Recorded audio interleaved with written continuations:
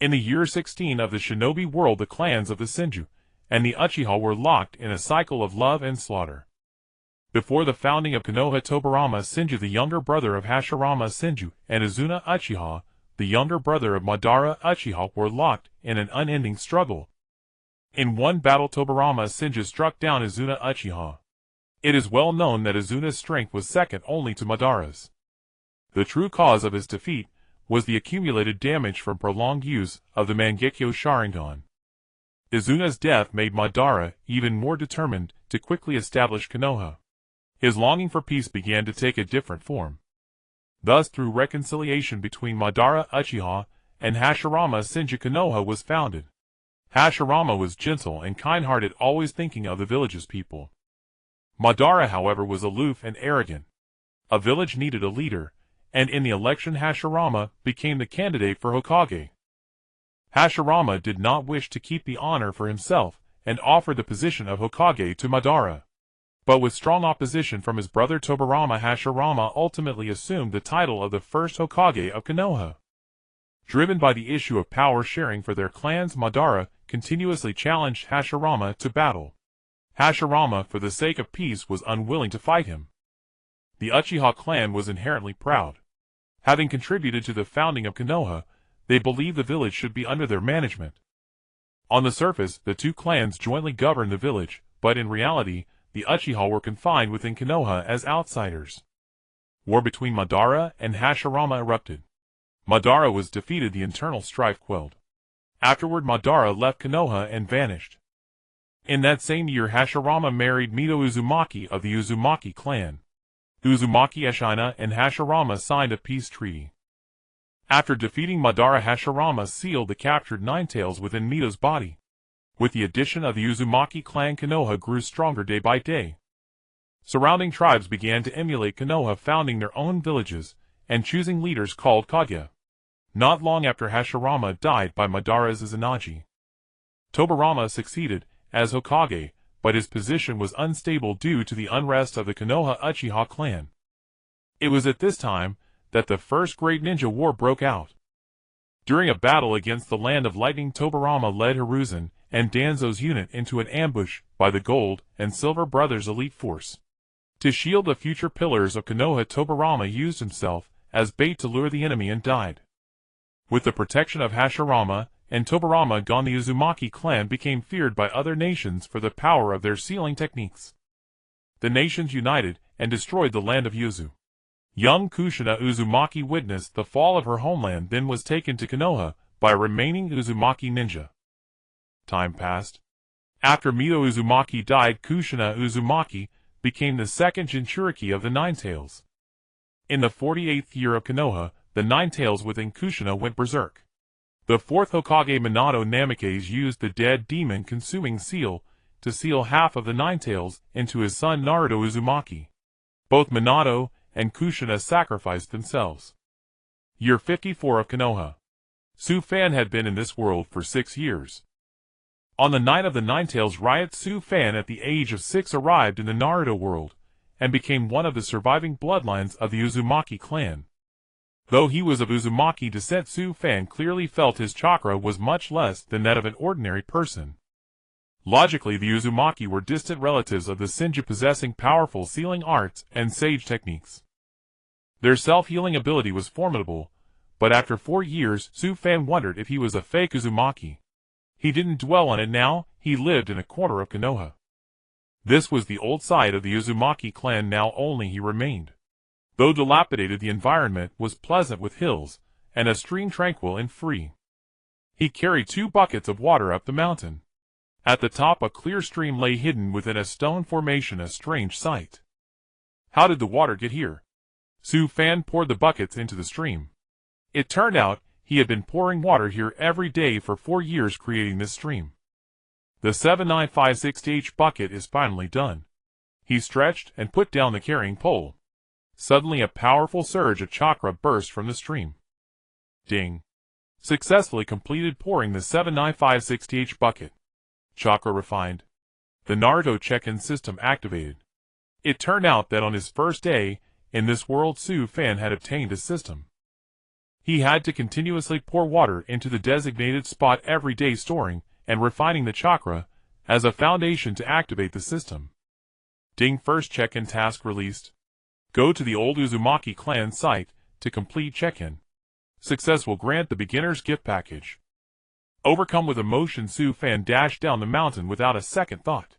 But at the foot, he noticed some ninja who did not belong to Konoha moving in. They were right at the location of the old Uzumaki clan site. From their formation, the one in front was the leader. Su-fan recognized their forehead protectors, Cloud Ninja.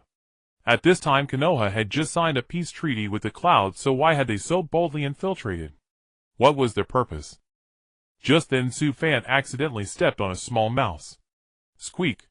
The mouse ran off screaming. The group of Cloud Ninja immediately looked toward Su-fan's position. The leader smirked and said to his subordinates, "Go kill him." Pulling out kunai, several Cloud Ninja charged. Su-fan clenched his teeth, jumped out of the bushes, and fled. Damn it, I have to circle around him and get to the old Uzumaki site.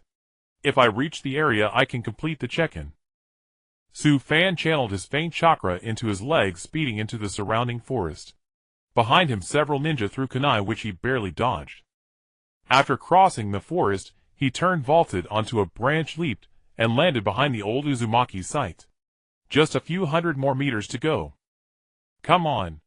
He pushed his chakra to the limit, his body barely keeping up, just as he was about to reach the old Uzumaki area. Several shuriken flew in and struck Su-fan. With a cry, he tumbled directly into the range of the old Uzumaki site. Is he dead? The Cloud Ninja leader sneered and turned to leave. Ding. First check-in completed. Received a beginner's gift package. Ding. Opened the gift package. Successfully awakened the powerful bloodline of the Uzumaki clan. Ding. Obtained perfect Uzumaki lineage and powerful sealing techniques. Su-fan's hair instantly turned a deeper red, and immense chakra erupted from his body. The kunai embedded in his back slowly fell out, as the Uzumaki chakra healed his wounds instantly. The Cloud Ninja were stunned. Red hair. This kid? Could it be? A few of the leader's subordinates drew short swords and charged. Su-fan had never felt such powerful chakra. For a moment, he almost lost control. So this is the power of the Uzumaki clan. He glanced coldly at the charging ninja, and said, "Adamantine Sealing Chains." From Su-fan's back, several golden chains shot out. The ninja were terrified before they could react. The chains pierced their bodies, sealing all their chakra.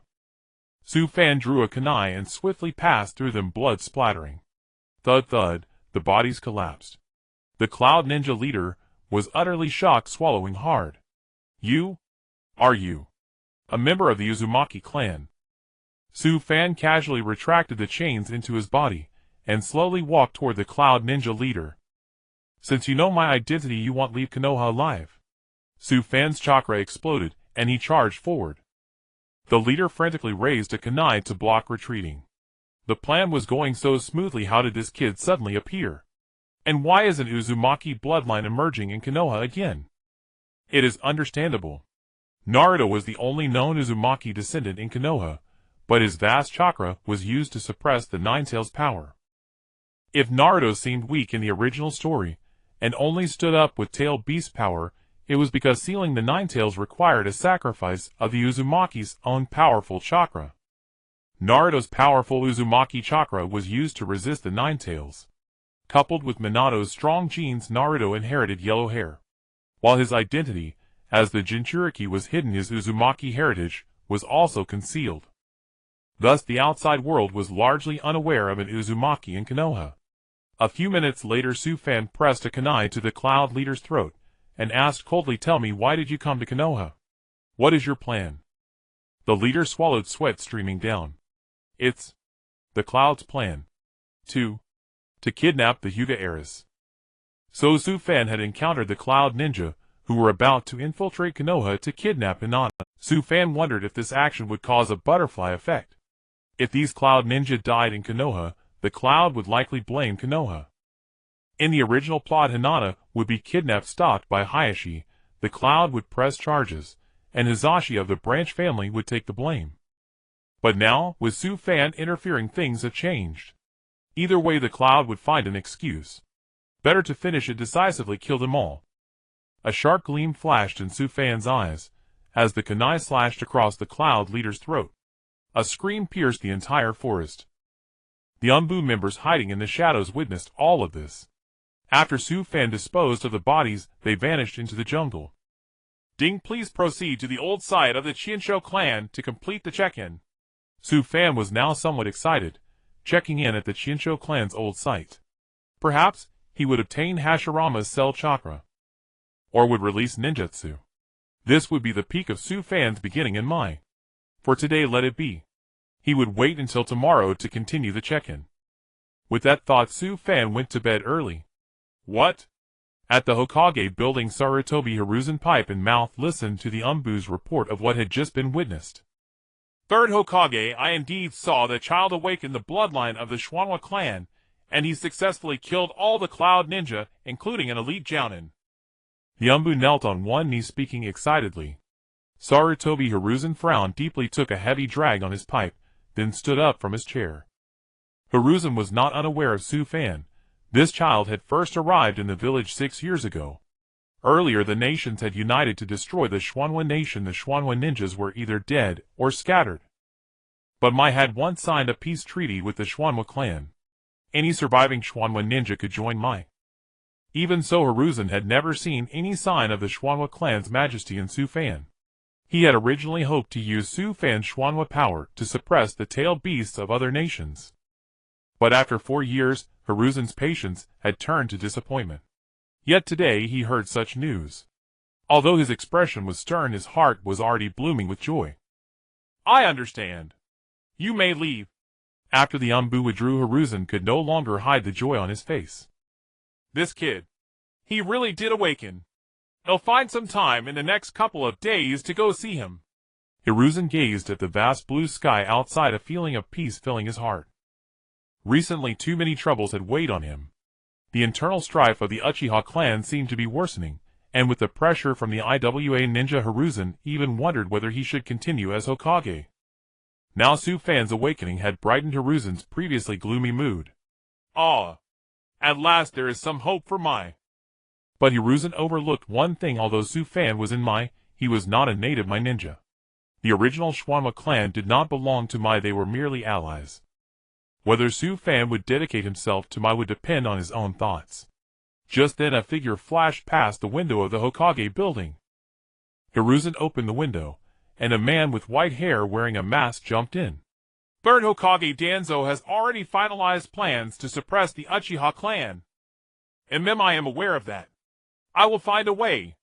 For now you have a new mission. Go to the old site of the Schwanwa clan and monitor Schwanwa Su Fan. Hiruzen turned and said flatly to the masked man. And what about Danzo? He cannot act directly against the Uchiha for now. Forget about him for the time being.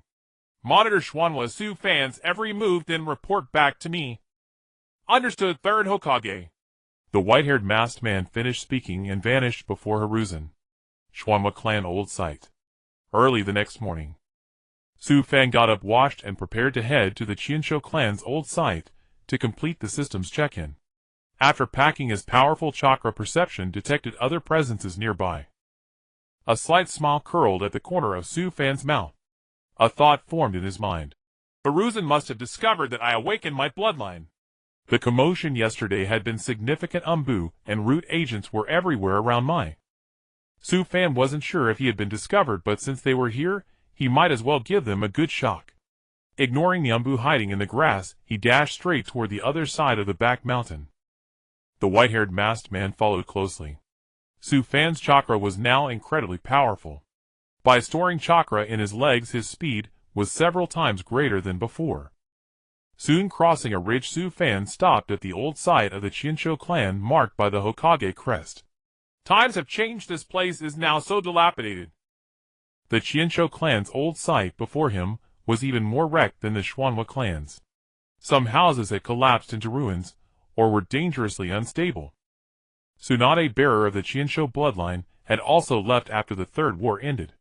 Now this place was truly uninhabited. I've arrived, so why hasn't the system prompted me to check in? Su Fan was a bit frustrated. Did he need to enter a house? But there were so many. With no other option, he wandered aimlessly through the old site. Suddenly he saw the stone tablet bearing the Hokage symbol standing at the far end of the old site. The area around the tablet was extremely empty, as if something lay beneath. He walked slowly to the Hokage symbol, staring at it, as it shone brilliantly under the sun, deep in thought. Though so much time had passed, the will of fire still glittered. As a devoted fan of the Naruto world, Su-fan naturally felt a desire to inherit the will of fire, especially now that he had come to this world. Then he must revive the glory of the Schwanwa and Chinsho clans. The Schwanwa and Chinsho were inseparable, bound by a subtle and intricate relationship. The moment he approached the stone tablet, Su-fan clearly felt his chakra surging wildly. What is happening? The light from the Hokage symbol grew increasingly dazzling. Su-fan couldn't help raising his right hand to shield his eyes from the piercing brightness. But as his hand touched the symbol, the ground around him suddenly trembled. A hidden passage appeared behind the stone tablet. Somewhat amazed, Su-fan walked inside. A cold wind blew, making him shiver. Inside was a long winding tunnel. The moment Su-fan set foot in the tunnel, all the torches along the walls ignited spontaneously. A path was illuminated before him, and at the end of the path, he felt a mysterious force calling to him. For some reason, Su-fan felt mesmerized, and walked forward uncontrollably. Once, he was inside, the opening behind him sealed shut. Some time later, the white-haired masked man followed. He searched everywhere for Su-fan, but found nothing. Strange. He definitely came here, but in the blink of an eye he's gone. After passing through a second threshold, a coffin appeared before Su-fan. Ding, arrival at designated check-in location. Please check in. Suddenly the system prompt appeared in Su-fan's mind, snapping him back to reality. What just happened to me? Why did I walk in uncontrollably? Where is this? Staring at the coffin, Su-fan was a bit dumbfounded. But since I've reached the check-in spot, let me check in first. Check in. Ding, check-in complete. Reward obtained, Kekkei Genkai would release. Su-fan froze, his mouth hanging wide open. He couldn't believe what release had just come to him like that. The check-in location was the Chinsho clan's old site. Could the person in the coffin be Chinsho Jujien? Su-fan carefully approached, then slowly pushed open the coffin lid. Sure enough, inside lay a handsome man. Though so much time had passed, his features remained unchanged, as if he were merely asleep. The fierce aura in his brow still carried a powerful pressure, even after all these years. Truly the god of ninja.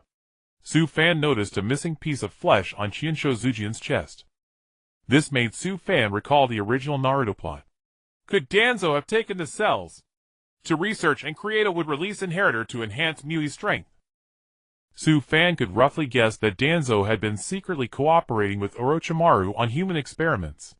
Zujian's cells were not compatible with just anyone the ninja used in experiments, either died or remained. Sarutobi Hiruzen turned a blind eye to it, helpless for the sake of Mai.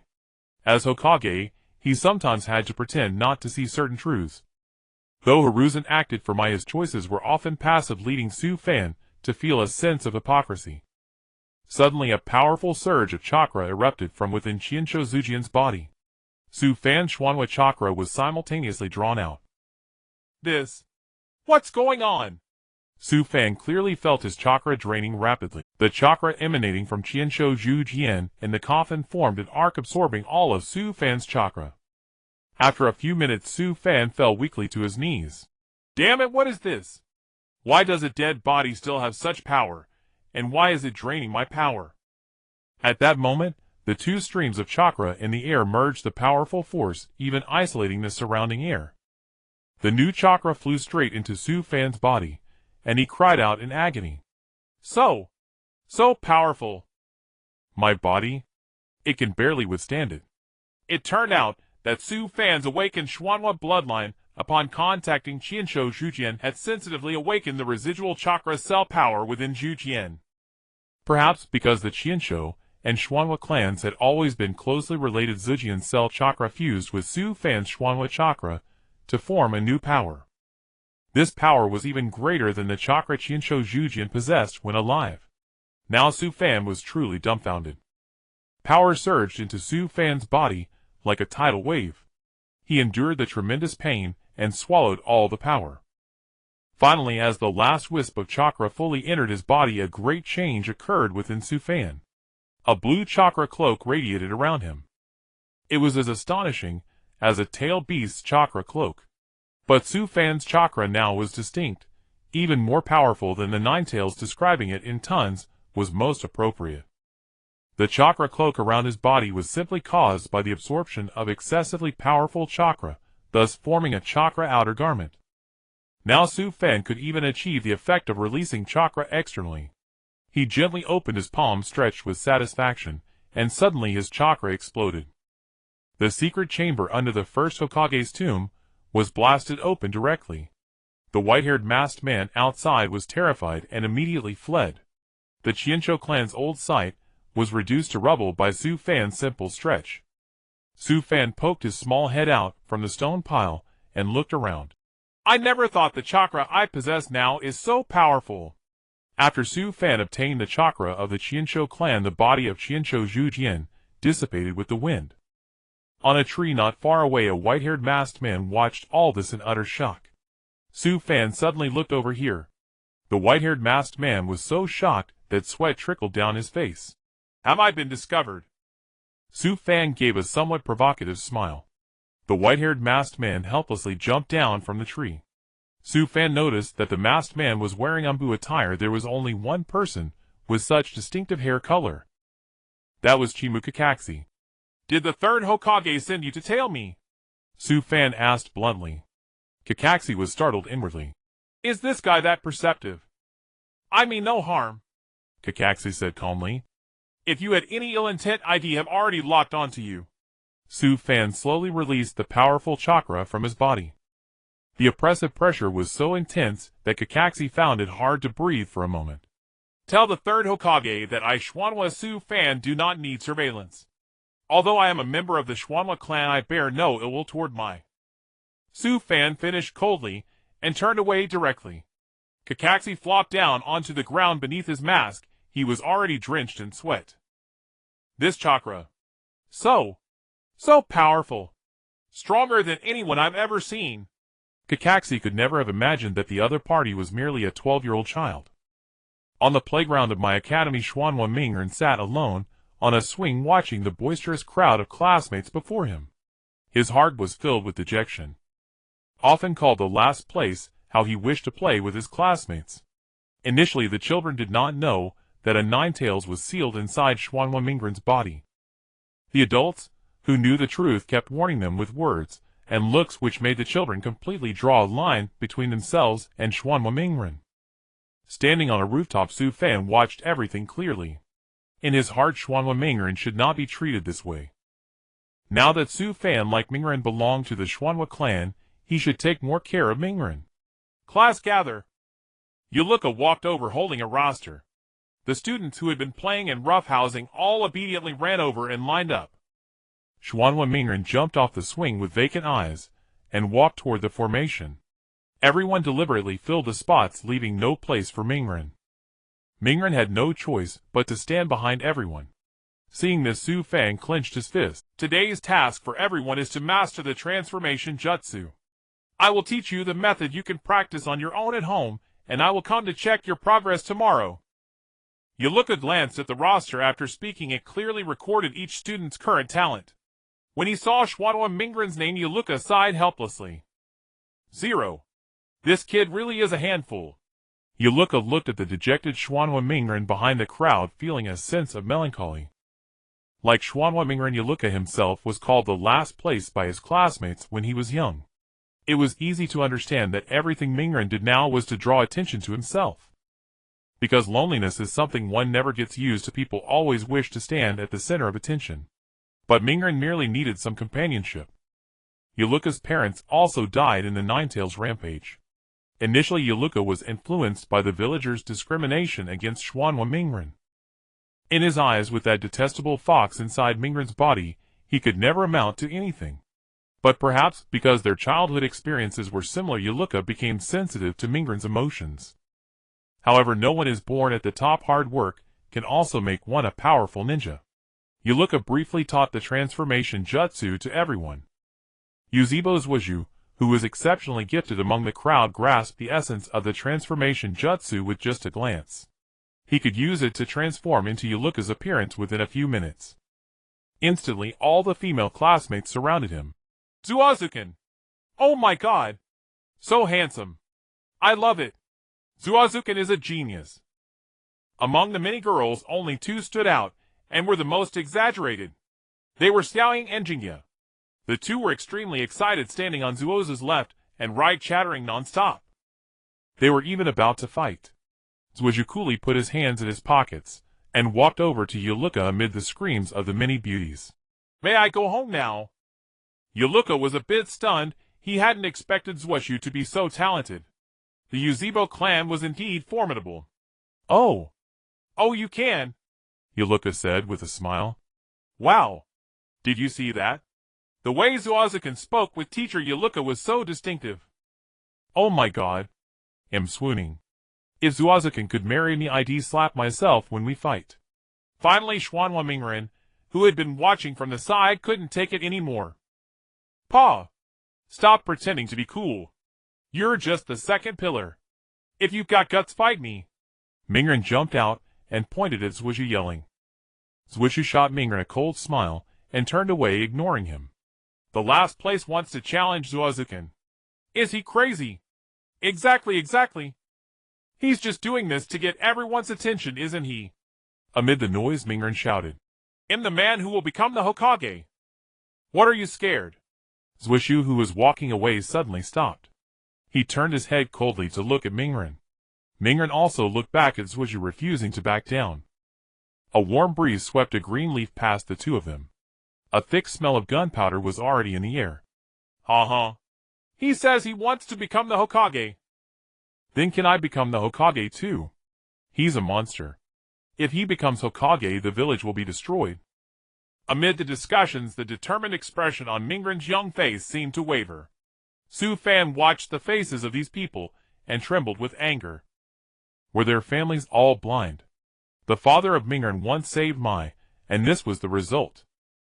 Even if Hiruzen was trying to protect Mingren by hiding his identity, now that the matter had spread to such an extent, was this merely simple protection?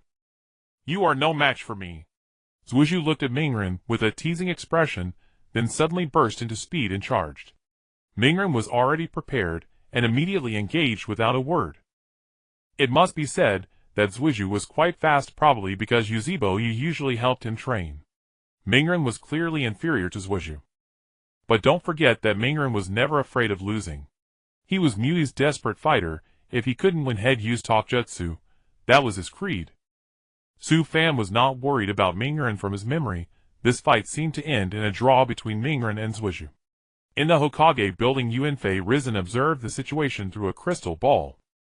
The most important one was still Mingren. As the Jinchuriki of the Nine Tails, for my every move Mingren made was under Hiruzen's surveillance. After all, the Nine Tails rampage had caused indelible damage to Mai at that time. Moreover, Mai was now weak. If Mingren could grow up faster, it would also be a trump card for the village. Mingren used brute force, but Zuishu dodged nimbly and kicked him. Although Mingren was not strong now, his mind was still sharp. He pulled back his strength to dodge, dropped sideways, then flipped, and landed behind Zuishu, throwing a punch. Zuishu was no pushover either. He spun around and swept a right roundhouse kick, colliding with Mingren's arm. Mingren was knocked back several meters. Zuazuken, go! So handsome! Really handsome! A female classmate fainted on the spot. Seeing this, Mingren grew even angrier and jumped straight at Zuishu, punching him in the face. Zuishu immediately felt the pain and retaliated in anger. The two exchanged blows, fighting fiercely. Yuluka watched helplessly and covered his right cheek. What a mess! Stop it! Yuluka came over and pulled them apart. Mingren's face was covered in bumps. Zuozu's face was the same. If teacher Yuluka hadn't stopped us, I would have defeated you. You? Dream on. In the end, they were separated. Zuishu left surrounded by many girls. Only Mingren stood alone on the playground, holding his cheeks and sighing in pain. Seeing this, Su Fan was about to go find Mingren. Suddenly, a man's appearance made Su Fan stop. Want to become stronger? I have an idea. Mingren looked up and saw the white-haired Shuemu staring at him with a sinister smile. Teacher Shuemu, I know a place where there's a scroll that can make people stronger, Shuemu said temptingly. But? How can I get something like that? Mingren became curious. You can just go and take it, just remember to put it back when you're done. Have you forgotten the looks they gave you? Shuemu's words made Mingren suddenly freeze. He could never forget the looks those people gave him, as if looking at a monster discussed mockery discrimination. In that instant Mingren's eyes were completely clouded by the scroll. From a distant Su fan watched Shuemu with interest. This is probably the plot where Mingren almost turned dark in the original story, and it's also the time he gained Iluka's recognition right. However, Shuemu's goal is also the scroll.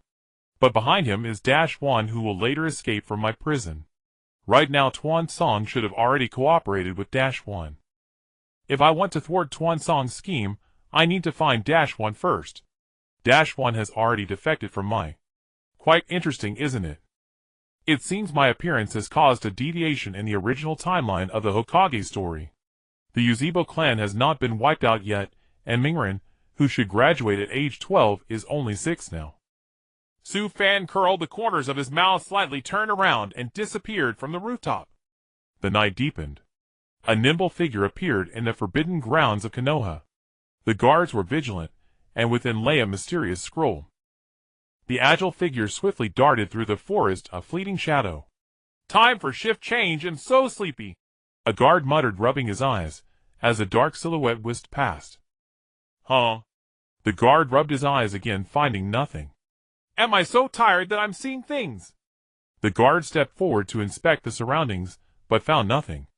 Behind a stone pillar, Naruto Uzumaki covered his mouth, stifling a laugh.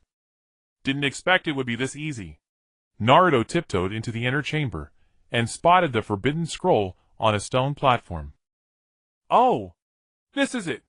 Naruto excitedly pulled down the scroll, but at that moment a mechanism was triggered.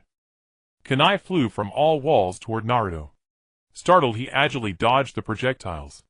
As he ran out with the scroll, his foot snagged a white tripwire. Clang, clang, the tripwire pulled, ringing the alarm bell. All guards were alarmed. What's happening? Has the scroll been stolen? The earlier guard rushed into the inner chamber, only to see Naruto Uzumaki flashing by overhead, with the scroll on his back. The demon fox has stolen the scroll. In an instant, panic spread, as everyone searched for Naruto. Perched comfortably on a tree branch in the forest, Su Fan leaned back. Maybe that old bastard Sarutobi is peeping at Naruto right now. Naruto stealing the scroll is just one of Sarutobi's plans, to test whether Naruto, the Ninetales Jinchuriki, is safe. Naruto will be stopped by Iruka and gain his recognition. All I need to do is intercept Mizuki, and through him find Orochimaru within the original plan. Then everything remains normal. Su Fan smirked wickedly, and closed his eyes, awaiting Mizuki's arrival. He couldn't understand why Sarutobi Hiruzen always went through so many hoops. Naruto's lineage was known to all of Konoha except Naruto himself. How pitiful parental love endures. If Minato Namikaze and Kushina Uzumaki knew what their child was facing now, how would they feel? Iruka! A ninja found Iruka on a Konoha path. Naruto Uzumaki stole the forbidden scroll and escaped. What? Iruka was shocked, knowing that the nine-tailed demon fox resided within Naruto. If Naruto utilized the forbidden scroll, the Ninetales might be unleashed, plunging Konoha into crisis once more. Damn! How could this happen? Iruka clenched his fists, and quickly followed the ninja to search for Naruto. On a grassy clearing, Naruto Uzumaki hugged the forbidden scroll, laughing joyfully. He had unrolled it, his eyes full of curiosity, as he memorized every part. When Iruka found Naruto, the scroll was already rolled up. Naruto! Iruka leaped down from above. Iruka-sensei! I've already learned a powerful jutsu. Naruto grinned, showing Iruka the scroll in his hands. A bead of sweat trickled down Iruka's forehead. Opening a forbidden scroll so blatantly.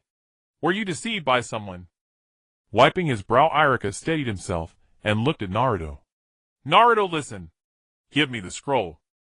Naruto felt confused. He sensed something off in Iruka's emotions. The Nine-Tails' ability was to perceive good and evil, and emotions were sensitive to it. Naruto clearly felt the agitation in Iruka's fluctuating aura. He stepped back, involuntarily clutching the scroll tightly. Iruka-sensei. Naruto swallowed nervously. Iruka was actually worried that Naruto had been tricked. If the third Hokage got involved, the consequences would be dire. But if Naruto returned the scroll willingly, the situation might not be so bad. Iruka-sensei, with this scroll, I can get stronger. Aren't you happy? Naruto looked at Iruka in bewilderment. Naruto, there are no shortcuts to becoming Hokage. Only persistent effort brings new hope. Taking shortcuts will only lead you to ruin. Iruka anxiously tried to calm Naruto. But everyone seems to reject me. They only see me as a dead last. If I become stronger, maybe they'll see me differently. Naruto's face was full of hope. He yearned for the village's friendship. He was tired of playing alone every day without anyone to accompany him. Iruka took a deep breath and approached Naruto. Naruto, a strong person must get used to loneliness. To gain everyone's recognition, it's not about becoming stronger, it's about them seeing your effort. That sentence struck Naruto's heart heavily. He hesitated, the scroll in his arms almost slipping from his grasp. Seeing this, Iruka's anxious heart finally relaxed. Iruka is lying to you. Why would he kindly tell you that dead last? Suddenly both of them looked up. Mizuki stood atop a tree, sneering coldly. Mizuki-sensei, why are you here? Naruto was surprised at Mizuki's appearance, not understanding his words. Naruto Uzumaki, have you forgotten how the villagers look at you? Mizuki's gaze turned eerie, and he smirked at Naruto. When Naruto saw that look, his chakra instantly became chaotic. It's that look. As if I'm a monster. Naruto's anger surged, his emotions becoming unstable. Mizuki, shut up. Iruka tried to stop him. And why do I say Iruka is deceiving you? Mizuki's face was now filled with disgust. Mizuki, stop. Don't say any more. Iruka panicked, shouting at the top of his lungs to prevent Mizuki from continuing. Because Iruka's parents were killed by the nine-tailed demon fox on the night of the Nine-Tails rampage. And the thing inside your body is that very fox. In an instant, Naruto's heart jolted violently. He looked at Iruka in disbelief. Grief and guilt surged within him. So he was the demon fox. Finally, Naruto understood why the villagers rejected him, and looked at him that way. Iruka's pitiful eyes met Naruto's, his heart growing uneasy. Naruto gritted his teeth and pointed at Iruka. Why do you have that look too? Does even Iruka-sensei hate me? Damn it! Suddenly Mizuki on the tree pulled out several kunai and threw them at Naruto. Iruka saw this, and dashed over, shoving Naruto aside. Naruto, watch out!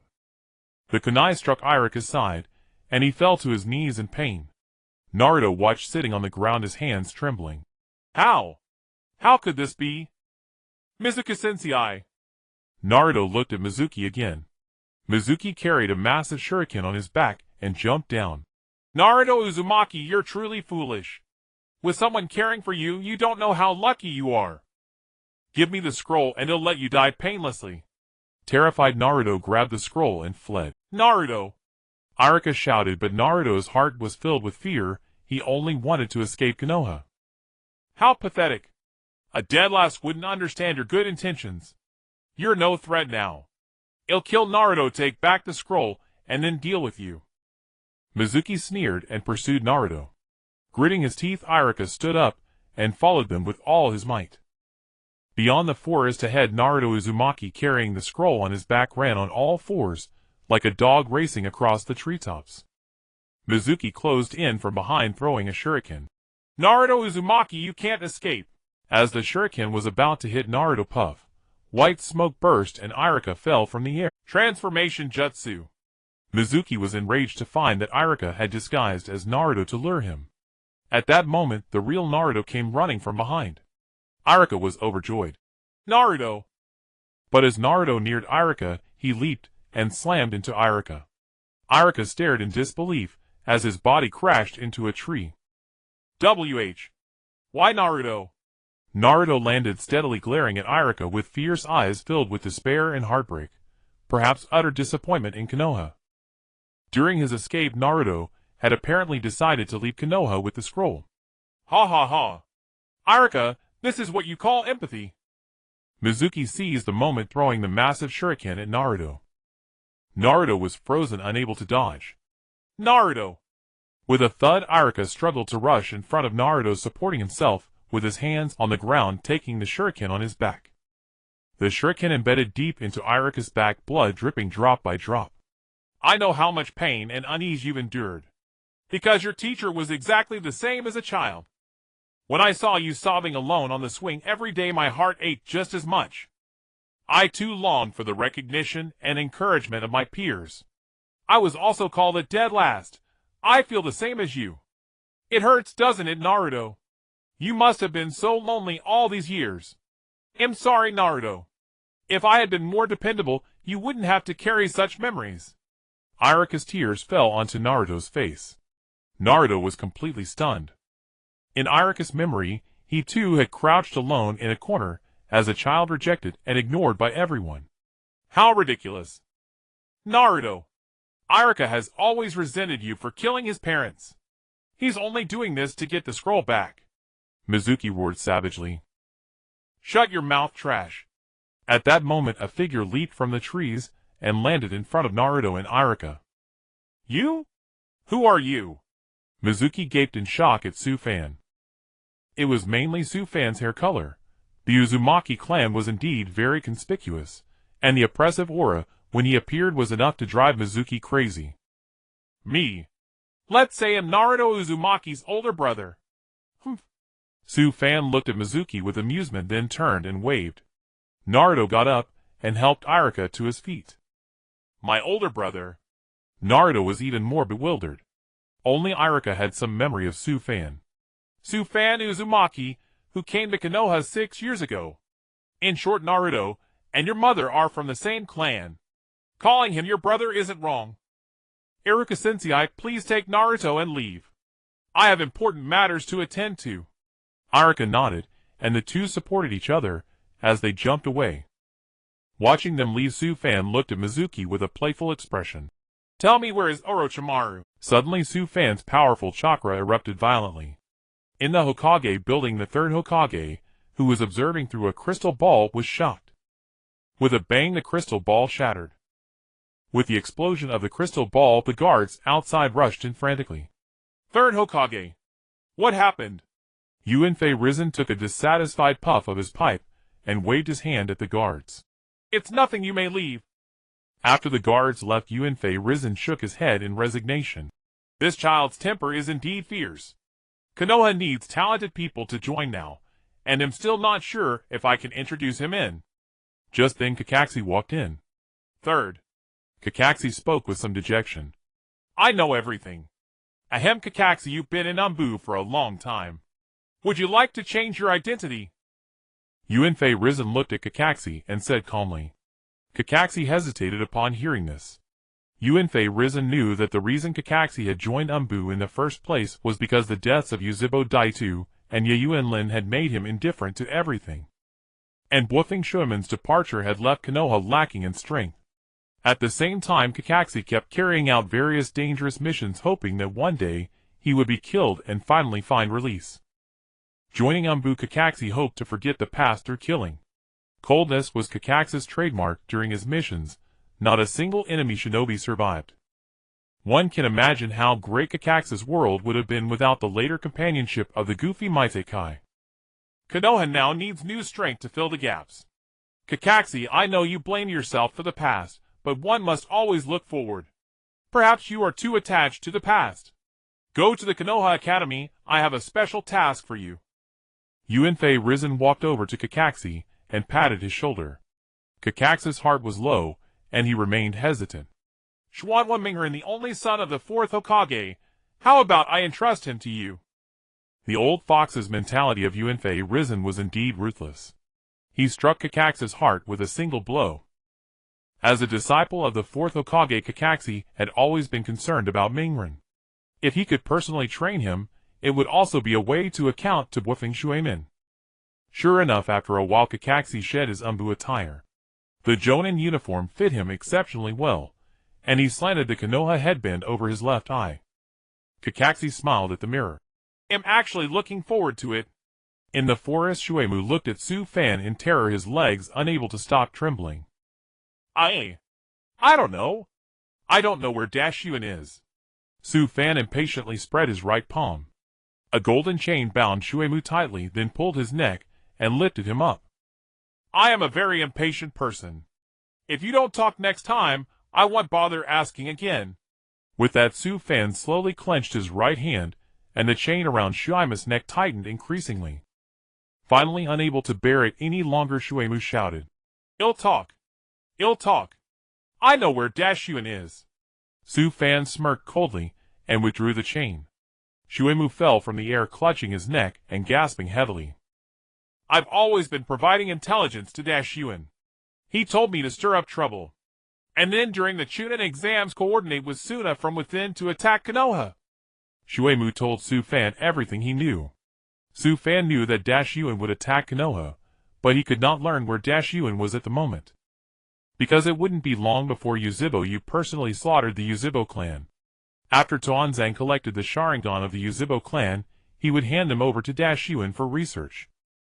From this it seemed that Dashyun should be near Suna, or perhaps inside Suna itself. But given the current situation, as long as the massacre of the Uzushiogakure clan could be prevented, the internal strife in Konoha could be easily resolved. Su Fan was no saint, but since he had appeared in Konoha, at the very least, he needed to ensure its safety. He would have to personally solve these thorny problems. Now! Can you let me go? Shuemu trembled as he looked at Su Fan and asked. Let you go? Do you think that's possible? Su Fan frowned, and a wooden spike pierced straight through Shuemu's body. Before dying, Shuemu stared at Su Fan in shock. Perhaps he would never believe that Su Fan could use would release. Ding. Participated in the scene of Yaluka recognizing Mingren, obtained Mingren's exclusive reward, multiple shadow clone technique. Su Fan was overjoyed at this. So it turned out that simply participating in Naruto's plot could also yield rewards, not just through check-ins. With this, Su Fan's happiness was about to begin. Originally unwilling to get involved, Su Fan now changed his mind.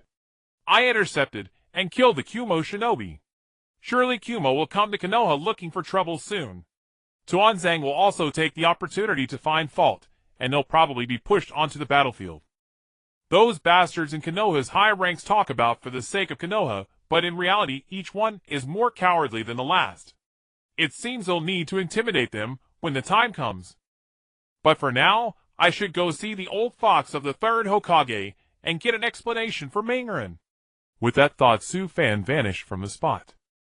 At the Hokage building, Hiruzen, who had finished all his work, suddenly sensed a powerful chakra approaching.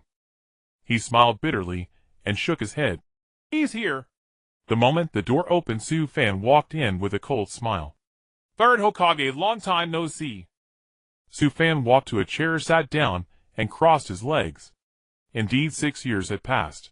Since Su Fan entered the village, he had been alone. Apart from Hiruzen secretly observing him a few times, he had faded from memory. Ahem, Su Fan, what brings you here today? Hiruzen knew well what was coming. Earlier he had observed Su Fan's action through a crystal ball, and suspected he was here to demand justice for Mingren. Do you feel responsible for the treatment Xuanhua Mingren has received? Su Fan said flatly. Hiruzen smiled awkwardly. This is a form of protection for Mingren. You can understand that, can't you? No, I can't. Su Fan placed the words bluntly on the table, his expression fearless, as he looked at Hiruzen gradually releasing his aura. Hiruzen frowned at Su Fan, muttering inwardly, after all, I am the third Hokage of Konoha. Do I have no face at all? Eating expired cup noodles and drinking expired milk, being rejected every day, having no money on him. Is that your so-called responsibility and protection? Su Fan's chakra burst outward, and Hiruzen was shocked. What kind of enormous chakra was this? Even he could not fully withstand it. Sweat dripped from Hiruzen's forehead. Pretending to be calm, he gritted his teeth, and finally spoke to Su Fan. The fourth Hokage's departure was meant to make Mingren a hero of the village. That was a cost. But at that time, the Ninetales' impact on Konoha was too great. Countless people lost their homes. Mingren's current suffering is a recognition of his future. compared to Mingren, the village is more important. I cannot decide how everyone thinks.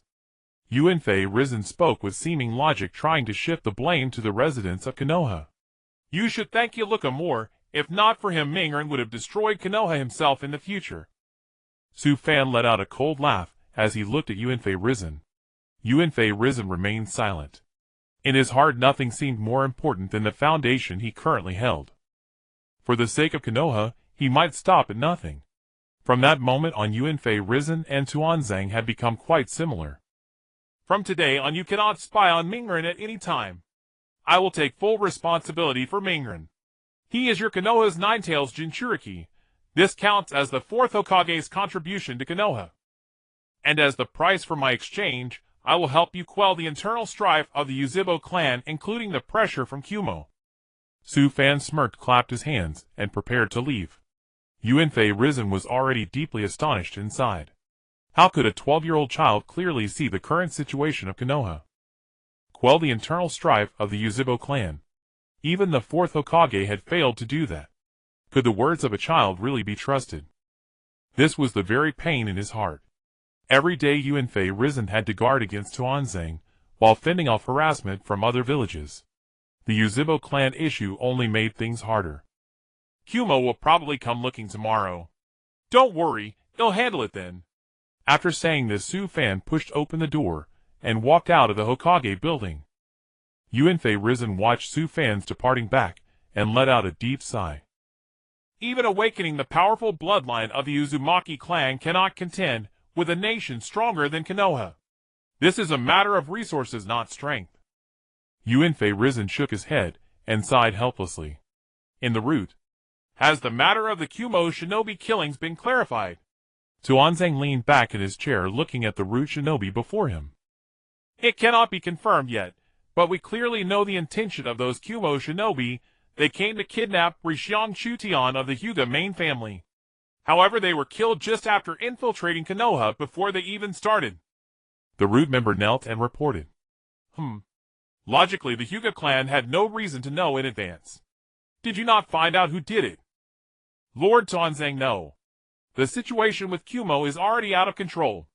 They will likely come to demand justice tomorrow. Tuanzang looked distressed. They attacked Konoha while we were allied with them. They are indeed reckless, but since their intention was not carried out, and they were killed, Konoha will have a hard time getting out of this. My lord, however, those shinobi died at the old site of the Uzumaki clan. A child has been living there. Oh! Tuanzang suddenly became interested. When Su-fan first came to Konoha, Tuanzang hadn't paid attention, so he was unaware. That child's name is Xuanhua Sufan. Tuanzang's gaze turned sharp. Uzumaki clan. Interesting. Since someone was at the scene, there is a way to resolve this. Tuanzang's heart was filled with darkness. His intention was to put Su-fan on the table and offer him as an explanation to Kumo. Though Sufan was ordinary, he was at least a member of the Uzumaki clan. Kumo would surely be very interested. How is Dashuan? Tuanzang asked again. Lord Tuanzang Dashuansama has successfully infiltrated the Land of Wind. He will appear during Konoha's second Chunin exam to help you seize the position of Hokage. Good. The position of Hokage is within reach, but we also need to resolve the issue of the Uzushiogakure clan first. That way those old men in the high ranks will have nothing to say. You may withdraw. Yes. In the darkness, a sinister aura flickered in Tuanzang's eyes. To become Hokage, he would stop at nothing. It's time for me to see Uzushiogakure. Before the breaking dawn, Mingren sat before Yuluka. Mingren, you are the only student I truly acknowledge. Though my recognition may be insignificant, I hope you will no longer be lonely in the future. Yuluka smiled gently at Mingren. I'm really sorry, teacher Yuluka. Mingren scratched his hair awkwardly. It's all right, Mingren. Close your eyes, I want to give you something. When Yuluka finished speaking, Mingren jumped up excitedly. Is it a surprise? Teacher Yuluka. After closing his eyes, Yuluka took a forehead protector from his chest and personally put it on Mingren. Mingren, congratulations on successfully graduating. Mingren opened his eyes in excitement. At that moment, the rising sun ascended, and its gentle light shone on Mingren's forehead protector, creating a glint of reflection. Tears welled in Mingren's eyes, as he looked at Yuluka. Now you have become a true Jinin. Today I'll treat you to ramen, all you can eat. Really, teacher Yuluka? Awesome. Ramen. Ramen. Mingren jumped for joy, and Yuluka looked at him with great affection. Early the next morning Mingren was told that he would be assigned to a team today. Sufan had already arrived at Mingren's house, and was sitting at the table eating ramen. Morning. Sufan took a big mouthful of ramen and mumbled. Hey! Why are you here? Mingren leaped out of bed pointing at Sufan in utter confusion. You never close your windows at home, so it's only natural that I could come in. Sufan drank a large gulp of ramen broth, and let out a comfortable burp. Mingren watched Sufan eating so deliciously, and couldn't help swallowing. I threw away your expired ramen and milk, and bought you new ones specially. You don't have to eat stale food anymore. After saying this, Sufan took a cup of ramen from the bag behind him, and placed it in front of Mingren. Want one? Mingren nodded vigorously, and jumped off the bed. Once the ramen was cooked, Mingren devoured it ravenously. Seeing Mingren eat so happily, Sufan felt gratified. Can I know your name? Mingren suddenly looked up at Sufan. Sufan smiled at him. Xian Luo. Sufan. You said yesterday that you are my brother. Is that true? Mingren looked at Sufan's eyes, with anticipation, yearning deeply for friendship and family. Of course. Your mother is also from the Uzumaki clan, and so am I. That makes me your elder brother in a way. Sufan said calmly. Mother. Mingren had never met his mother, so in his mind, there was only imagination, including his father. Mingren, do you know? Your parents were great heroes of mine. They once sealed the nine-tailed demon fox inside you to protect my, hoping that one day you could use its power to change the village. Sufan tried to transform Mingren's heart.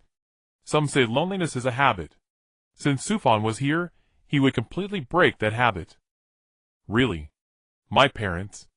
Mingren looked at Sufan excitedly, hoping he would tell more about his parents.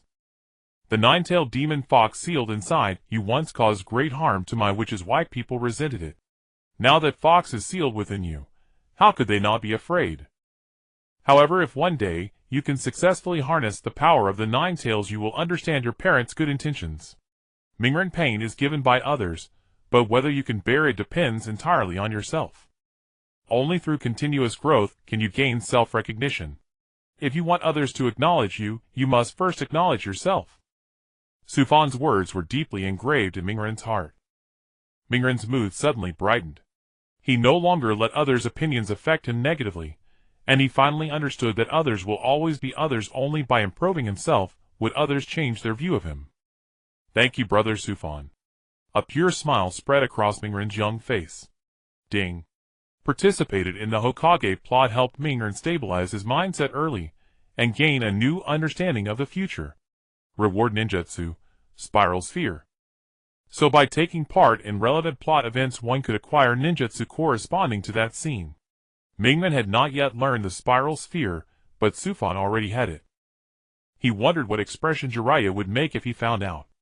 After breakfast, accompanied by Sufan, Mingren went to my academy. When Mingren entered the classroom, he saw two familiar faces, Haruno Sakura and Uchiha Sasuke. I never thought I'd be in the same squad as you, second pillar. Mingren walked over and pointed at Sasuke. Sasuke ignored him, giving him a cold glance before turning away. The door opened and Kakashi walked in holding a book. Make out heaven. Hello, I'm Hatake Kakashi. For now I won't tell you that I'm your new teacher.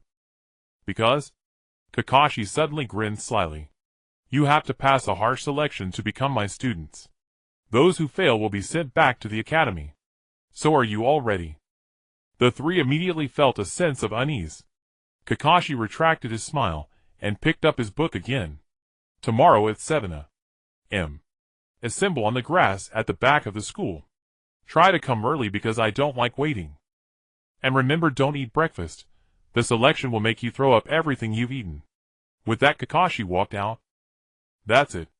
Mingren stared blankly as Kakashi left, then his face fell. What's with that guy acting all cool? Leaving the classroom, Kakashi suddenly noticed Sufan on the playground. Sufan shot him a sharp look. Startled, Kakashi quickly forced an awkward smile. Kakashi had no idea that Sufan had accompanied Mingern to school. If he had known, he probably wouldn't have been so aloof just now. Night fell. In the Uchiha district, Danzo appeared alone in a patch of grass. "Come out, Uchiha Itachi." Danzo spoke calmly. Itachi jumped down from a tree and stood before him. "You know why I came looking for you today." Danzo opened his eyes and looked at Itachi. Under the moonlight, Itachi stared at Danzo in silence, his face full of cold indifference. "Now the relationship between Mai and the Uchiha clan is growing more distant. I know the Uchiha are about to stage a coup." Danzo turned around. "How do you know?" Itachi was not aware of this situation. As far as he knew, the Uchiha clan had not yet reached that point. Itachi knew that Shisui had committed suicide because Danzo had coerced him. Originally, Shisui had intended to use Konoha Tsukumi to change the relationship between the Uchiha clan and Mai, but Danzo did not trust the Uchiha and stopped him. Danzo also took Shisui's Sharingan. He harbored an even more sinister plan, to annihilate the entire Uchiha clan, thus permanently solving Mai's problems. When I stopped Uchiha Shisui, the Uchiha clan was already preparing for the coup. Shisui's sudden death momentarily intimidated them. Soon after, the Uchiha clan reignited their fiery ambition. Do you want to know who led them to choose the coup? Danzo looked at Itachi, his expression turning intriguing. Itachi already had an inkling, but being intelligent, he would not say it directly. The only person capable of guiding the Uchiha clan now was his own father, Uchiha Fugaku. Though the Uchiha were entrusted with important duties, by Mai the entire clan was increasingly marginalized from the core of power. The clan was deeply dissatisfied with Mai's high-ranking officials, and Fugaku, as the clan had planned the coup. It seemed that Mai's upper echelons had already discovered the Uchiha's plot. But Itachi never expected his own father to be the mastermind behind the whole affair. I think you know how to choose. Think carefully, for your little brother's sake. Itachi suddenly furrowed his brow. The long blade on his back flashed. Danzo stood still, but a single strand of his hair fell. If you so much as touch Sasuke, I won't hesitate to kill you with my own hands. Itachi stared disdainfully at Danzo, his voice icy. Then it all depends on your choice. My situation is critical now. The Cloud Ninja are about to provoke conflict with Mai. If the Uchiha launch a coup at this juncture, Mai will face destruction. Danzo finished and turned away. Itachi fell silent. He knew exactly what the Uchiha clan's actions would entail. If they staged a coup at such a critical moment, not only Mai, but the Uchiha themselves would be annihilated. A peace-loving person, Itachi found himself in great turmoil. He could easily interpret Danzo's words as a threat. He himself could endure anything, but not when it came to Sasuke. Suddenly a whirlwind tore open space behind him, and a masked man stepped out. Have you made your decision? Itachi shook his head. I haven't decided yet. Give me a day to consider it carefully. The masked man stroked his hair in some annoyance, then vanished. A cold breeze brushed across Itachi's cheek. That night, he was deeply conflicted, for peace, for his brother, for what exactly? Could the Uchiha coup really not be averted? He looked at the short blade in his hand. Its reflected light revealed his own visage. Itachi took a deep breath and closed his eyes. A night passed. At 6 in the morning, Mingern leaped up excitedly. Today is the first day of learning ninjutsu. I must get there earlier than anyone. He dressed quickly, skipped breakfast, and dashed all the way to the designated spot. To his surprise, Sasuke and Sakura had also arrived early. All three looked forward to today's test. Teacher Kakashi should be here soon. When he sees how early we arrived, he'll be thrilled. Mingren laughed loudly. Meanwhile, Sufan was sound asleep at home. He had planned to accompany Mingern for a few days, but hadn't appeared early because he knew Kakashi had a habit. That habit was being late, and not just a little late. The three went from anticipation to mild irritation, then to unbearable frustration, and finally to utter exhaustion. At noon, Kakashi finally appeared. Sakura complained, I didn't eat dinner last night to lose weight, and I skipped breakfast this morning. And now we have to wait until this time. I'm starving. All three were famished. When Kakashi arrived, they lacked the energy to even speak. Their earlier joy had turned into resentment. Good morning, Oh, it's already noon. What's with those expressions? Kakashi walked over with a smile. Mingren jumped up. You told us to come early, but you show up at this hour. That's terrible. Kakashi gave an apologetic grin. Old habit. Now let's begin the test.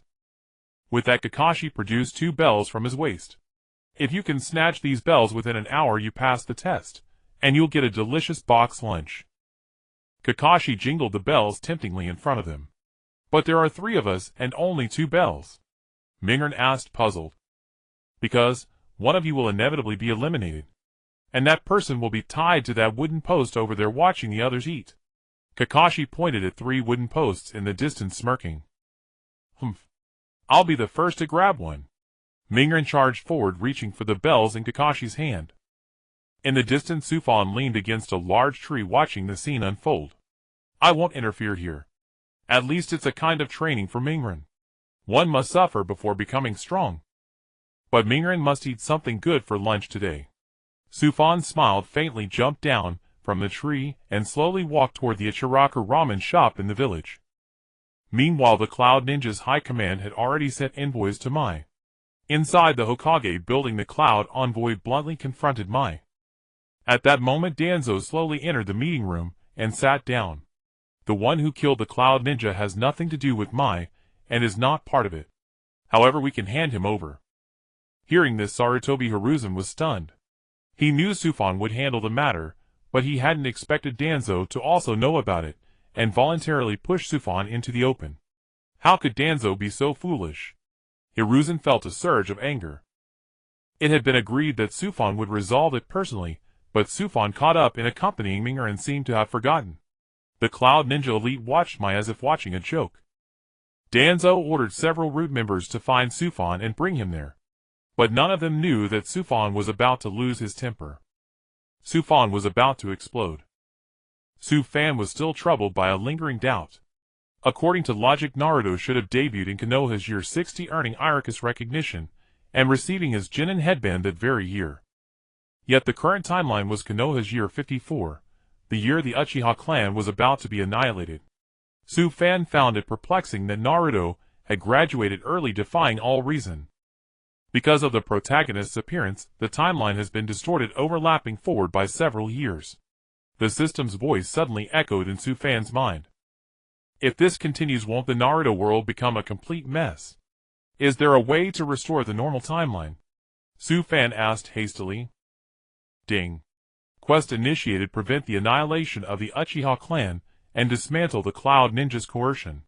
Upon completion, the timeline will revert to Konoha's year 60, and you will receive a luxurious check-in gift pack. This was getting interesting. The Uchiha clan's internal strife wasn't a spur-of-the-moment event. Its seeds were sown from the very founding of Konoha. The most critical issue was the Uchiha clan's leadership. Peace was still possible within the village. Sufan walked through the village, heading toward Ichiraku Ramen. Suddenly 4 root ninja materialized before him like apparitions. Uzumaki Sufan, Lord Danzo wishes to see you. The leading root member spoke to Sufan with open hostility. Sufan smiled faintly. He had indeed forgotten his promise to the 3rd Hokage today. But amusingly, Sufan's guess proved correct. Konoha was pushing him onto the battlefield. For now, Naruto would have to wait. After all, Kakashi would leave a bento box for Naruto in the end. What mattered most now was means. Sufan's true means. Lead the way. A slight smirk curled at the corner of Sufan's mouth, as a plan already formed in his mind. Danzo. This incident occurred within Konoha's territory. Why should it be blamed on a child? On the wooden corridor, outside the meeting room, Sarutobi Hiruzen demanded angrily. Is Konoha truly capable of easily fending off the Cloud Ninja's pressure? Danzo looked at Hiruzen with a somewhat peculiar expression, though confusion dominated his face. Danzo's confusion lay in why Hiruzen cared so much about a child. Perhaps there are other options. Konoha still has hidden strength to reveal. How you mean the Hyuga clan? If you push them into the Cloud Village's arms, you'll be playing right into their hands. Hiruzen, you can't possibly be unaware of why the Cloud Ninja entered Konoha, can you? Danzo eyed Hiruzen with suspicion.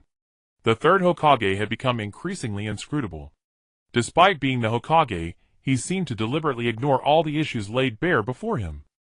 Admittedly, Hiruzen's plan to sacrifice the Hyuga clan was nothing but appeasement.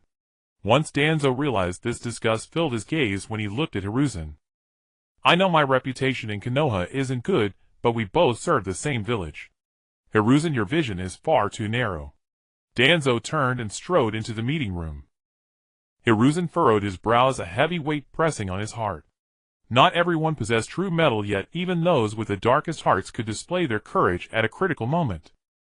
Hiruzen had lost his nerve, not for himself but for the village and its people.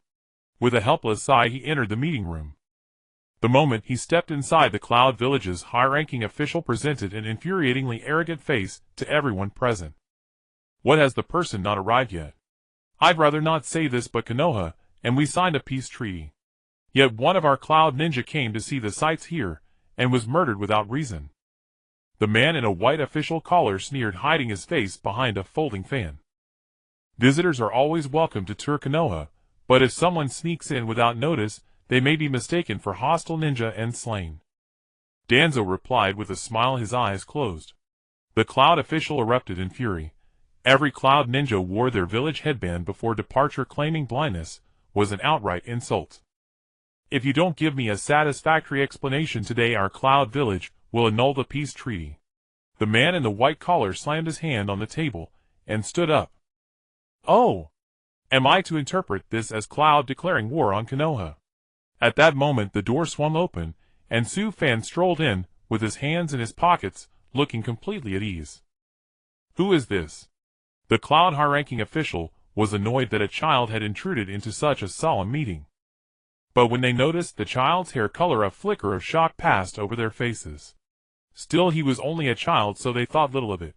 The original Uzumaki clan had been far too powerful, instilling fear in all nations. You wanted to see me? Well, I'm here.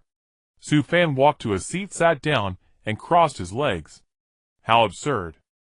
Are you Konoha people sending a child to explain this matter? The Cloud official bellowed in rage. Konoha was showing them no respect. The Konoha high-ranking officials glanced at Danzo, their faces betraying embarrassment. His move seemed unfathomable. Your Cloud Ninja died right in front of this child's residence. Have you all gone mad?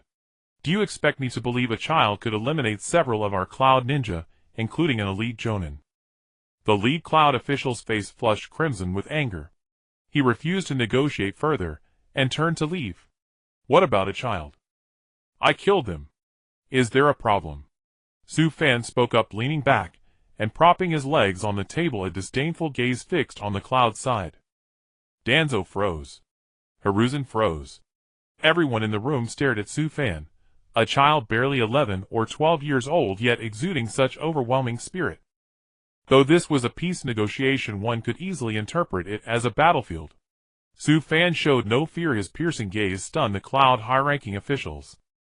Your Cloud Ninja came to Konoha to do evil, and I killed them. Now you come here to save face.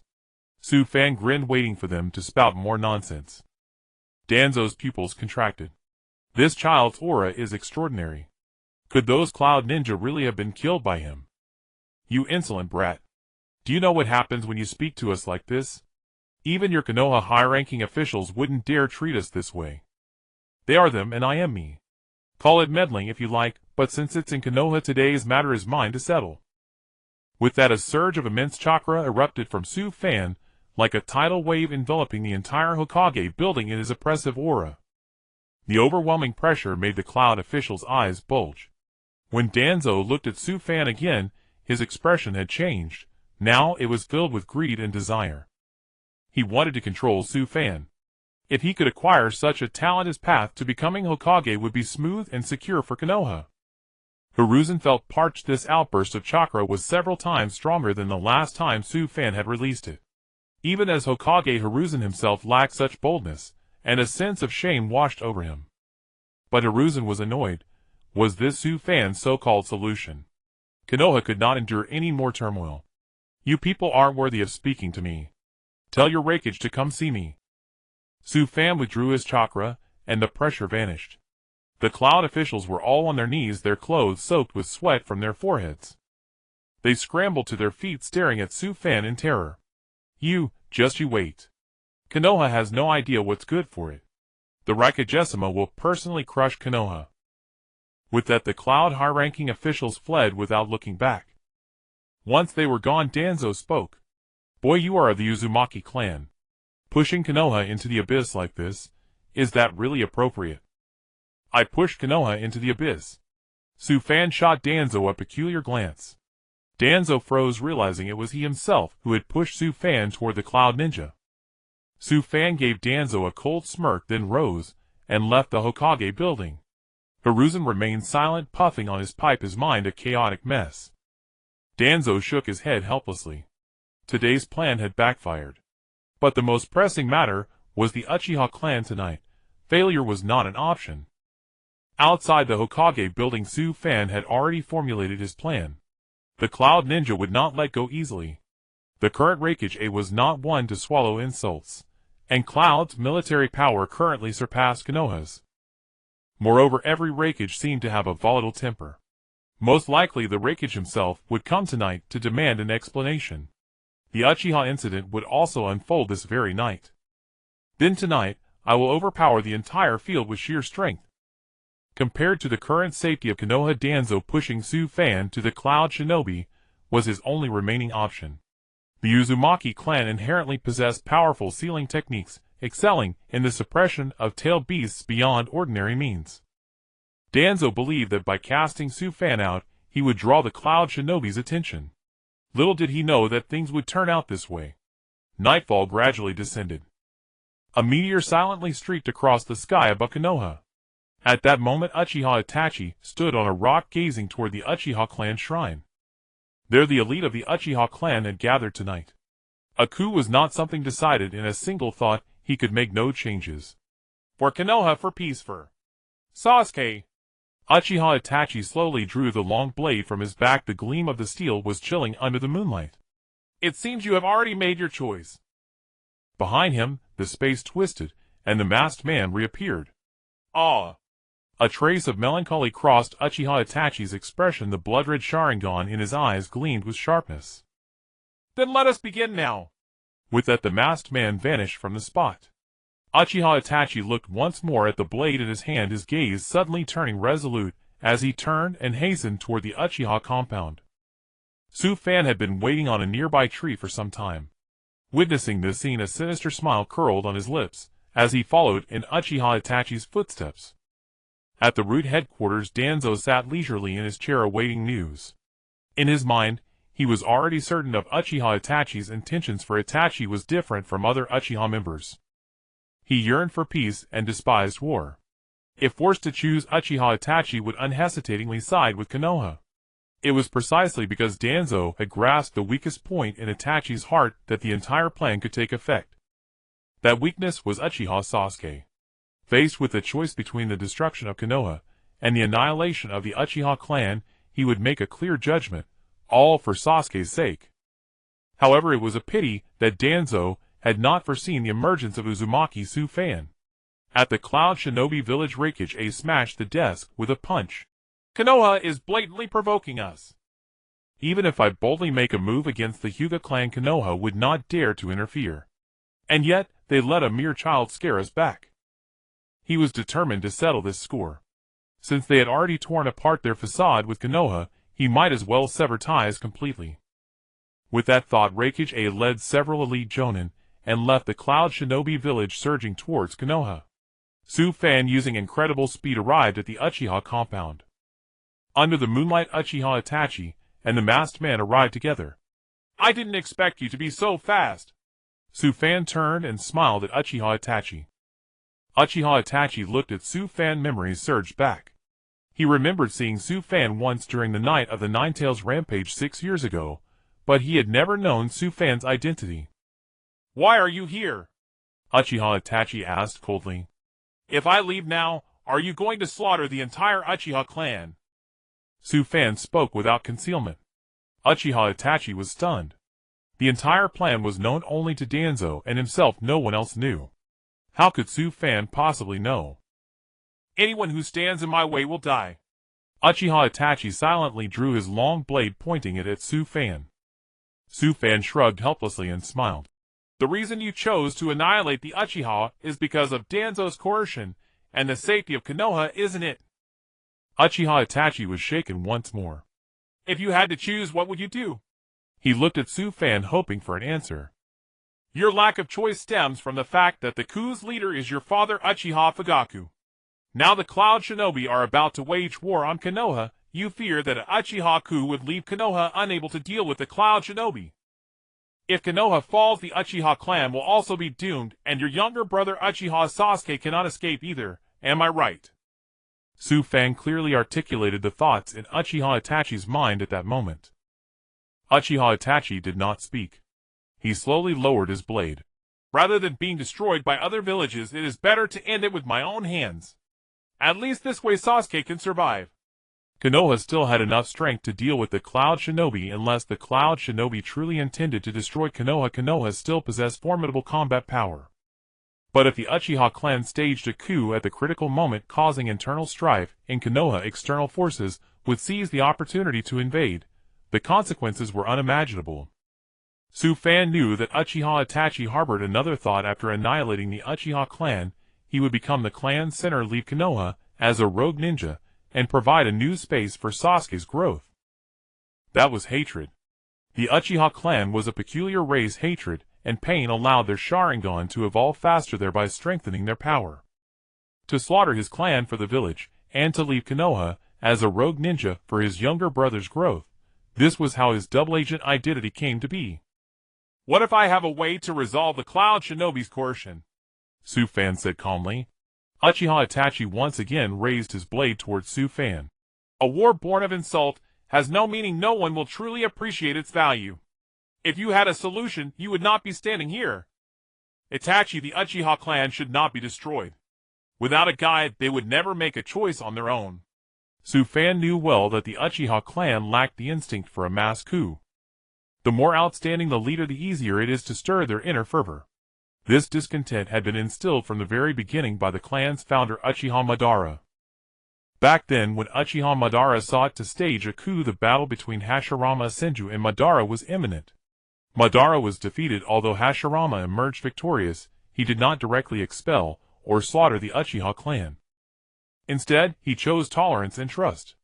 The Uchiha clan also chose to compromise, ultimately discarding Uchiha Madara as a bargaining chip. That was the real reason Madara left the village.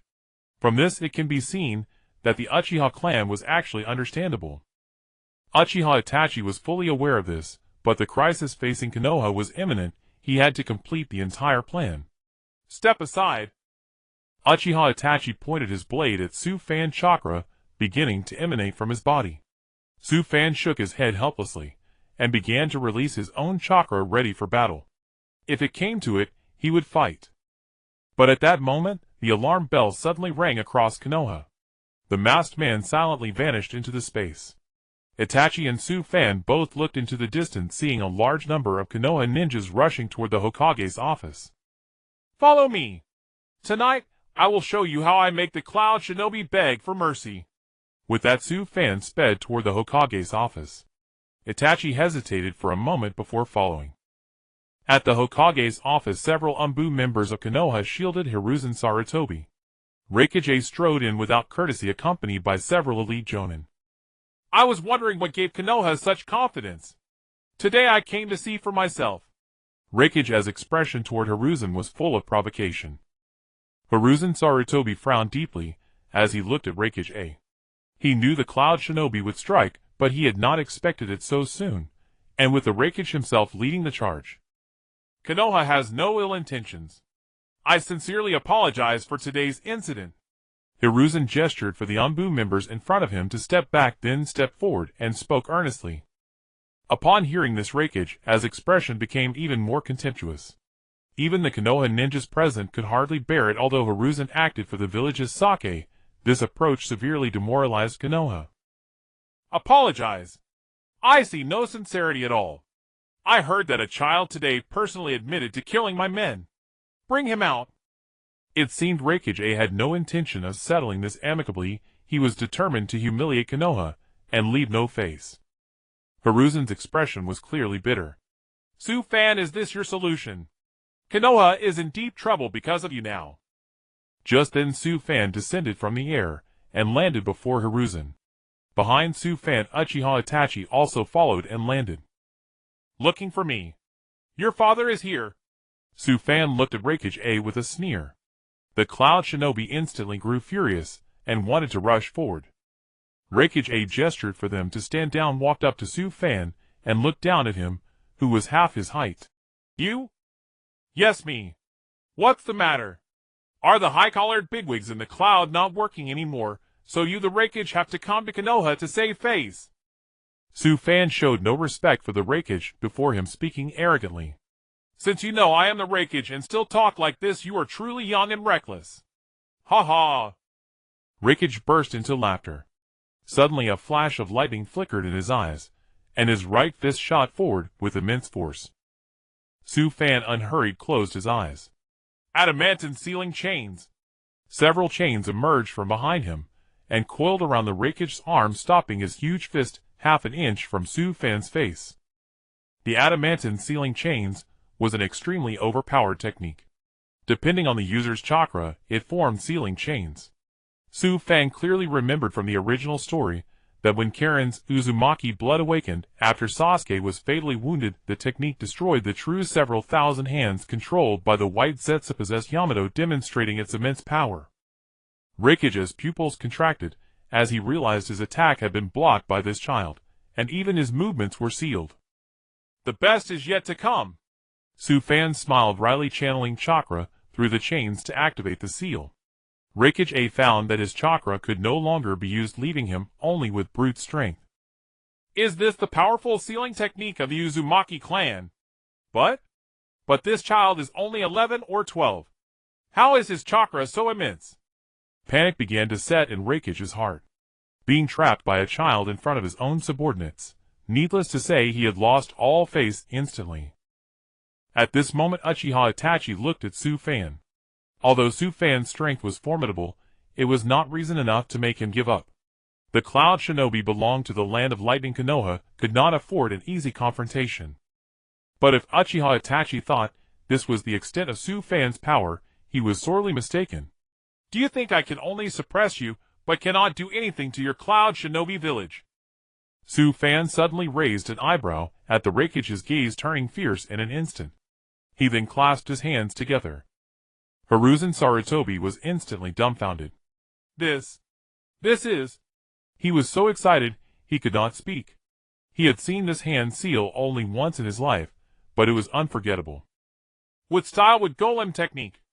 The ground beneath the Hokage's office suddenly trembled violently. A surge of powerful chakra swept through the entire village.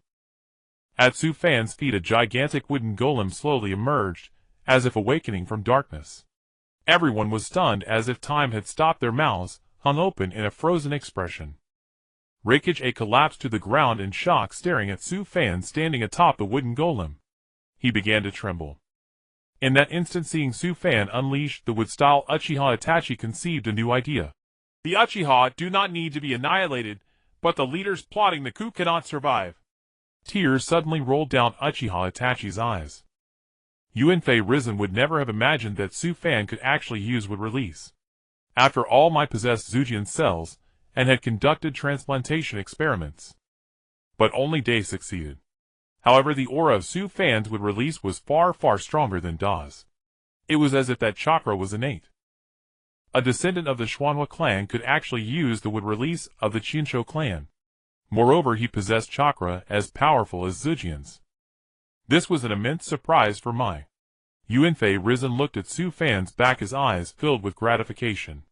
After all, Su Fan had promised him to quell the Yunrin's coercion, including the Uzibo clan's internal strife. But if they could keep him in Mai, then Yui's status among the nations would directly return to its peak era. No matter what, Su Fan must be kept.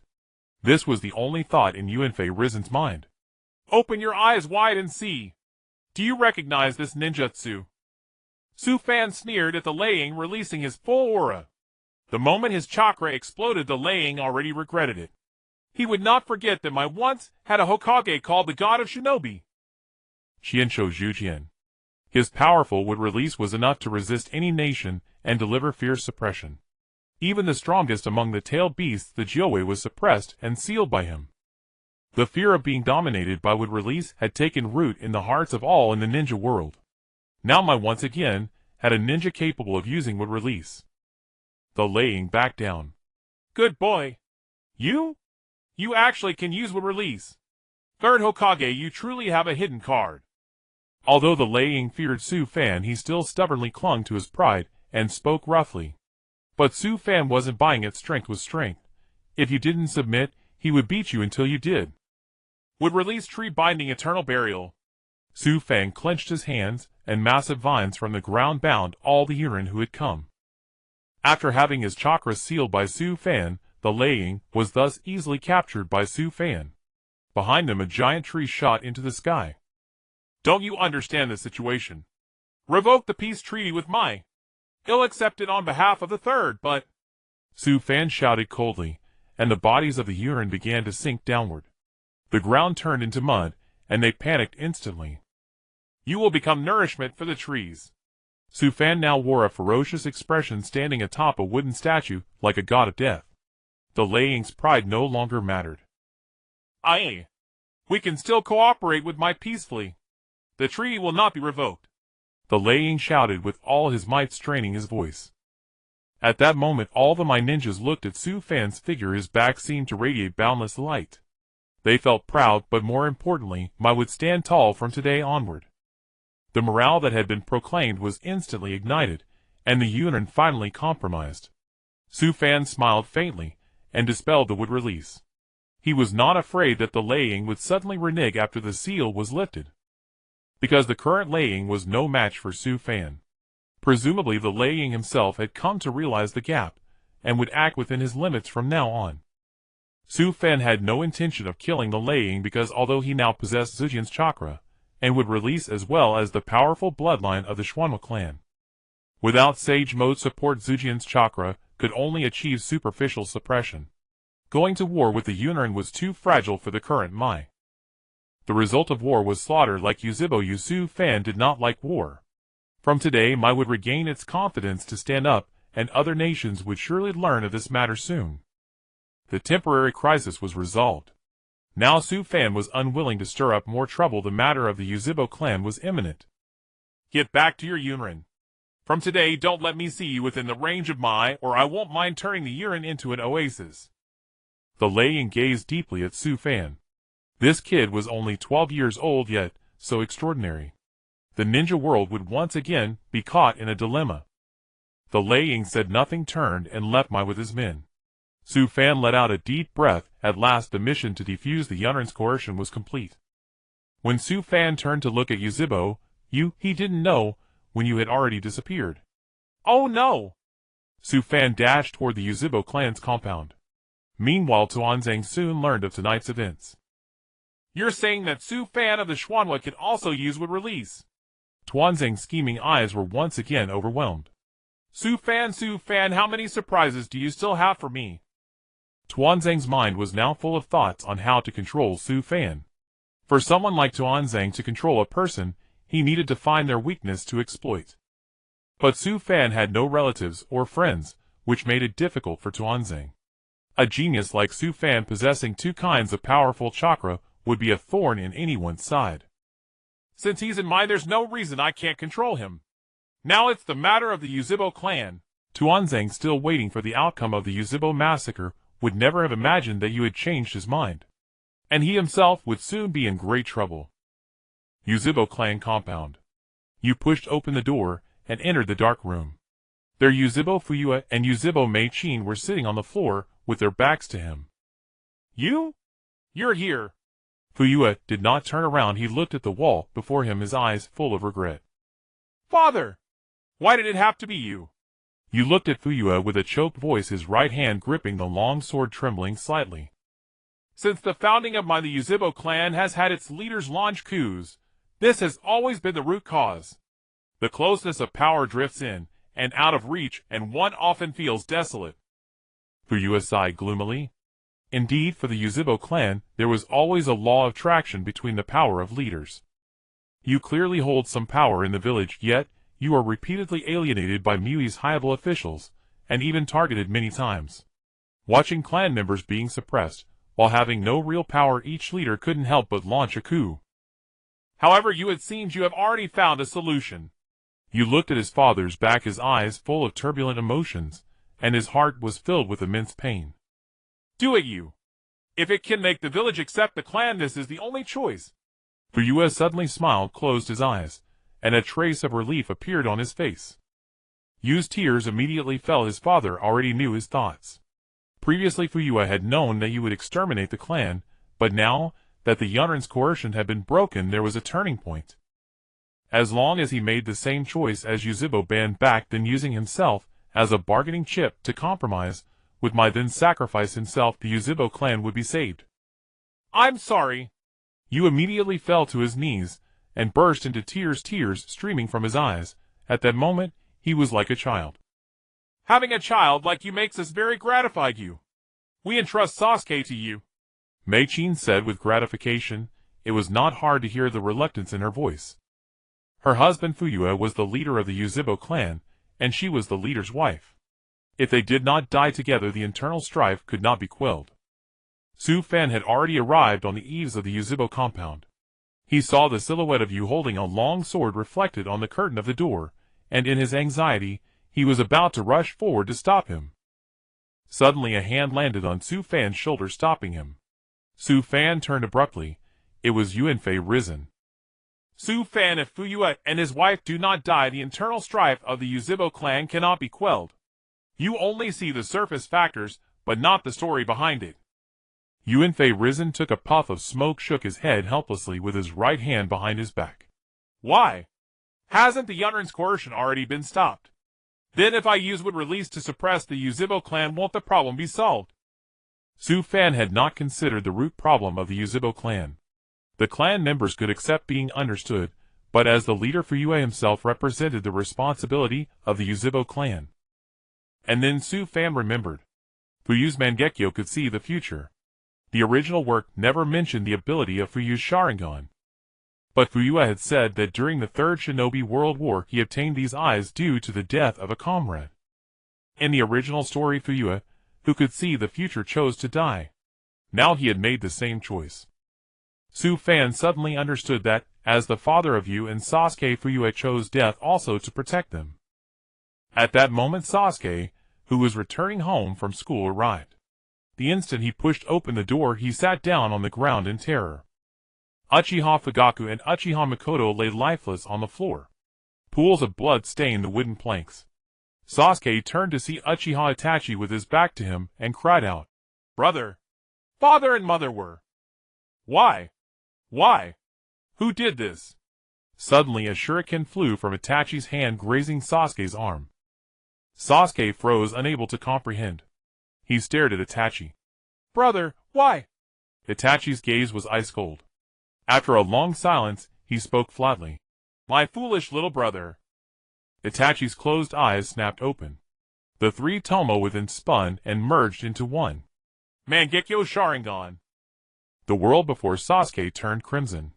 Blood splattered everywhere, and a harrowing scream echoed from within the house. "Stop it, brother!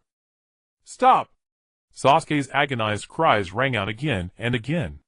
Su Fan let out a helpless sigh. This was a trial Sasuke had to endure, a choice Itachi had made for himself. Thud. Several minutes later, Sasuke lay limp on the ground, utterly drained. It seemed the Jinjutsu inflicted by Itachi had deeply traumatized him. Why did you do this?" Sasuke slowly raised his head to look at Itachi.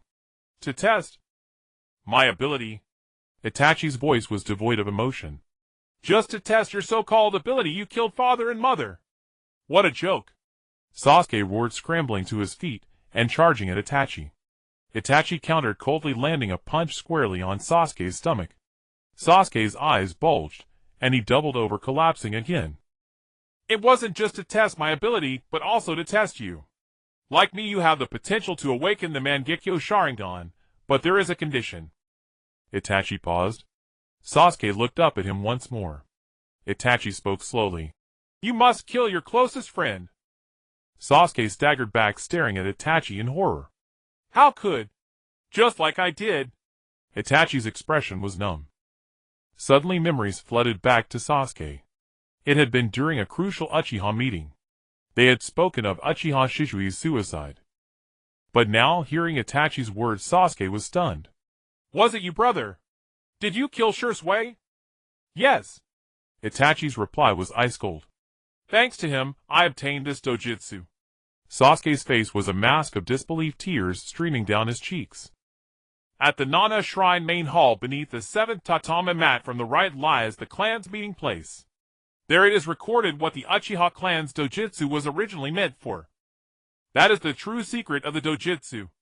If you can awaken your eyes, then including myself there will be 3 of us with the Mangekyo Sharingan. In that case, I would have a reason to let you live. Itachi let out a derisive laugh. But now you are not even worth killing. Foolish little brother. If you want to kill me, hate me, loathe me, then crawl through life in disgrace. Flee, cling to that slim chance of survival. One day when you possess eyes like mine, come before me. Itachi's Sharingan pulsed with power as he fixed his gaze on Sasuke. Overwhelmed by the force, Sasuke collapsed unconscious. Everything Itachi had said to Sasuke was meant to fuel his hatred, to drive him to grow stronger. Shishui's death was not by his hand. Shisui had jumped from the cliff himself. The power of the Uchiha clan thrived on hatred, it was their very essence. Itachi exploited this trait, blinding Sasuke with vengeance, so he would become formidable. As Itachi turned to leave, his eyes lingered on Sasuke, brimming with reluctant affection. This was his only brother. In a memory, Sasuke sat beside Itachi. Father always pays so much attention to you. Sasuke looked at Itachi with disdain. Itachi's eyes were filled with tenderness. Am I a nuisance? It doesn't matter. After all, a shinobi lives being hated. Brother, that's not what I meant. Sasuke quickly clarified. What you said is true. Actually, I think you're... He paused, his cheeks flushing red. Itachi ruffled Sasuke's hair with a smile. A very outstanding person, aren't I? If you possess power, you'll be isolated from others and become arrogant, even if you were once desired and needed. But you are my one and only brother. As the obstacle you must overcome, I will always be with you. Even if you hate me, that is what it means to be an older brother. So Sasuke, I will always be by your side. Su Fan sighed helplessly, knowing in his heart that Itachi would eventually choose to leave the village, even if the Uchiha clan had not been annihilated. The crime of killing the Uchiha clan's leader was tightly bound to Itachi. Sarutobi Hiruzen would personally negotiate with the clan. Without the leader, the problem would be manageable. With Su Fan's help, the Uchiha clan feared with style jutsu immensely. A lingering dread from Hashirama's son just reigned. So Itachi, just like Uchiha Madara, has been abandoned by his clan as a bargaining chip. Su Fan felt a deep regret for Itachi. One of his most beloved characters from Konoha, a man of profound conviction, self-sacrifice, and the true embodiment of the will of fire. The mission must be complete, but why hasn't the system notified me yet? Su Fan was puzzled. Then a name struck him, Danzo, the puppet master behind the entire affair. If Su Fan had killed Danzo from the beginning, the Uchiha incident might still have happened. Because the Uchiha clan's problems were rooted deep, Danzo was merely the catalyst. If Danzo survived, he would slaughter the remaining Uchiha. Is the system judging based on the future outcome? Sarutobi Hiruzen had already returned. Su Fan knew Itachi would meet him before leaving. Come out! Su Fan suddenly turned toward the wall and spoke. Quite perceptive. A masked man emerged from the wall, eyeing Su Fan with interest. As you wished, Itachi has left Konoha. The two stood merely a meter apart, their gazes locked coldly, as if a fight could erupt at any moment. That wasn't my wish. It was Itachi's own choice. But your ability is peculiar. It reminds me of someone. The masked man's voice was deliberately disguised, but Su Fan knew him to be Uchiha Obito. Uzumaki Kushina. Su Fan stated calmly. Obito's body trembled slightly. He couldn't fathom how Su Fan had read his thoughts. This man before him was utterly inscrutable. Who are you?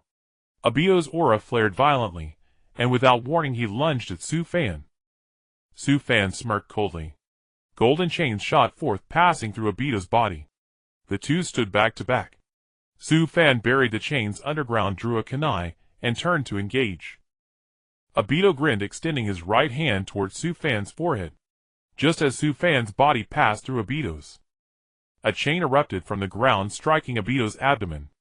Obito recoiled in shock as he realized his chakra had been sealed. Uchiha Obito, have you forgotten the thrill this technique brings you?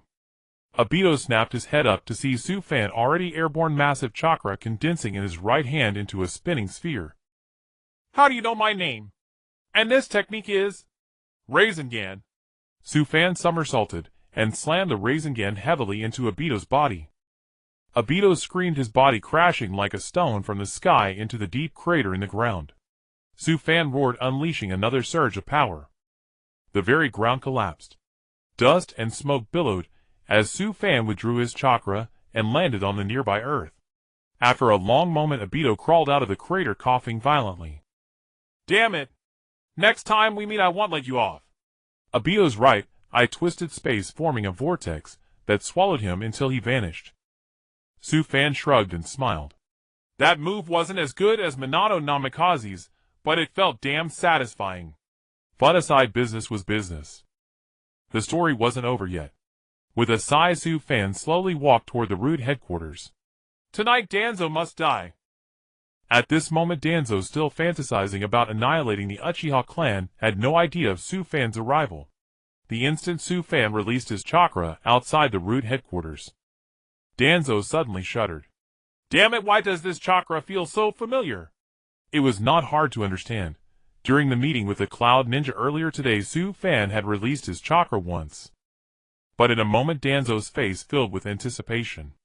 Deep within the shadowy Root headquarters, footsteps slowly approached Su Fan. I didn't expect you to come to me in person. That really surprises me. In the moonlight, Danzo's face emerged from the darkness. That I have to come to you myself surprises me as well. To Su Fan, the current Danzo posed no threat at all. Compared to the original story, Danzo did not yet possess the arm covered in Sharingan eyes. Because the Uchiha clan had not been destroyed, it could be understood that after the Uchiha were wiped out, Danzo, as the leader of Root, naturally had the right to dispose of the bodies. One of Root's duties was to dispose of ninja corpses to prevent secrets from leaking.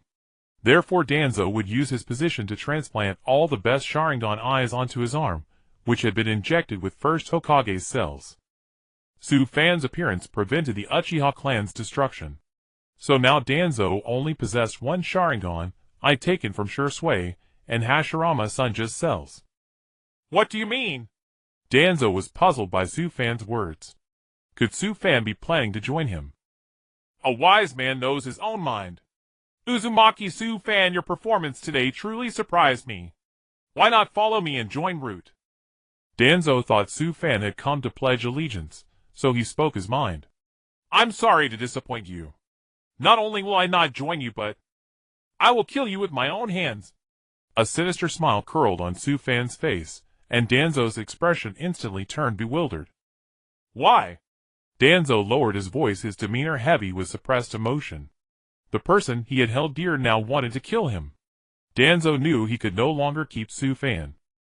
Since he couldn't keep him, a trace of killing intent began to emanate from Danzo. Let me tell you, Itachi Uchiha has already left the village. Fugaku Uchiha and Mikoto Uchiha are dead. The Uchiha clan will compromise with Konoha. Congratulations, your so-called extermination plan has failed. Su Fan told Danzo everything that had happened that night, then looked at Danzo's expression, hoping to find some amusement. Hiruzen Sarutobi had personally gone to talk with the Uchiha clan. The matter would likely be settled tonight. Hearing this, Danzo fell silent. He looked at Su Fan in confusion. Since Shursui, I have never trusted the Uchiha clan. I thought that by annihilating them, I would end Konoha's internal strife once and for all. You are wrong. You have always been arrogant, believing that what you decide is Konoha's decision. You say you have never trusted the Uchiha. What about Konoha? Haven't they trusted the Uchiha since the first Hokage? Su Fan struck a nerve, laying bare the truth in Danzo's heart. Idealism. Though he had Konoha in his heart, his eyes saw only himself. He made arbitrary decisions, thinking his choices could change the village. Danzo, have you truly forgotten? From the very beginning the Uchiha clan was part of Konoha. Sufan shook his head helplessly. Danzo's obsession ran too deep. He treated the annihilation of the Uchiha as a stepping stone to becoming Hokage. Danzo represented only himself, not Konoha. No one can stop me on my path to becoming Hokage. Danzo's chakra suddenly erupted as he charged at Sufan. Expressionless Sufan coldly watched Danzo's attack. As Danzo closed and his right arm slammed down violently. Boom! Sufan was hit, his body lurching backward. Danzo's lips curled slightly, thinking he had succeeded. Suddenly Sufan's body transformed. Brown spread across him, and soon Sufan turned into a wooden figure. Would release would clone. Danzo frowned and spun around. Sure enough, Sufan appeared behind him. Sufan lunged with a kunai. Danzo quickly formed hand signs and aimed at Sufan. Wind release vacuum wave. From Danzo's mouth came a sharp sickle-like gust. The Sufan in front of him, after being hit, also turned into a wood clone that instantly bound Danzo. You seem a bit careless. Can't a wood release clone have combat capability? Danzo's face was struck by the wood clone behind him, sending him flying. Danzo tumbled backward in a daze, rolling several meters before crashing into a pillar and coming to a halt. Hey, you are strong, truly strong. I haven't seen someone as powerful as you since the first Hokage. It pains me that I cannot control you. As the dust settled, Danzo emerged slowly. His expression had changed. Sufan knew that Danzo was about to use his trump card, Konoha Tsukumi. But Sufan would not give him the chance. With the cross-shaped hand sealed, tens of millions of Sufan suddenly appeared around Danzo. Multi-shadow clone technique. With Sufan's immense chakra, these shadow clones possess greater power, roughly 1,000 more than Naruto had once summoned. Just by overwhelming him, Danzo could not activate Konoha Tsukumi in time. Even if he did, it would have little effect on Sufan. In the original story, Shijui's Konoha Tsukumi was hailed as the strongest Jinjutsu. However, its cooldown was extremely long. Only with Hashirama's formidable chakra could it be used consecutively. Sufan had no interest in the Sharingan, so he wouldn't bother taking that eye. Now Sufan's body possessed Hashirama's chakra. Thus Konoha Tsukumi would only affect Sufan for a short time. It was virtually impossible for Danzo to defeat Sufan. Even Madara Uchiha, as formidable as he was, fell to Hashirama. Danzo had only this one trump card. Seeing Sufan create a vast number of shadow clones, Danzo frowned. He sensed that these clones possessed chakra different from ordinary shadow clones. Danzo, your fate is sealed. If you don't die, the Uchiha cannot be saved, Sufan said calmly. Danzo burst into bitter laughter as thousands of Sufan's shadow clones charged at him.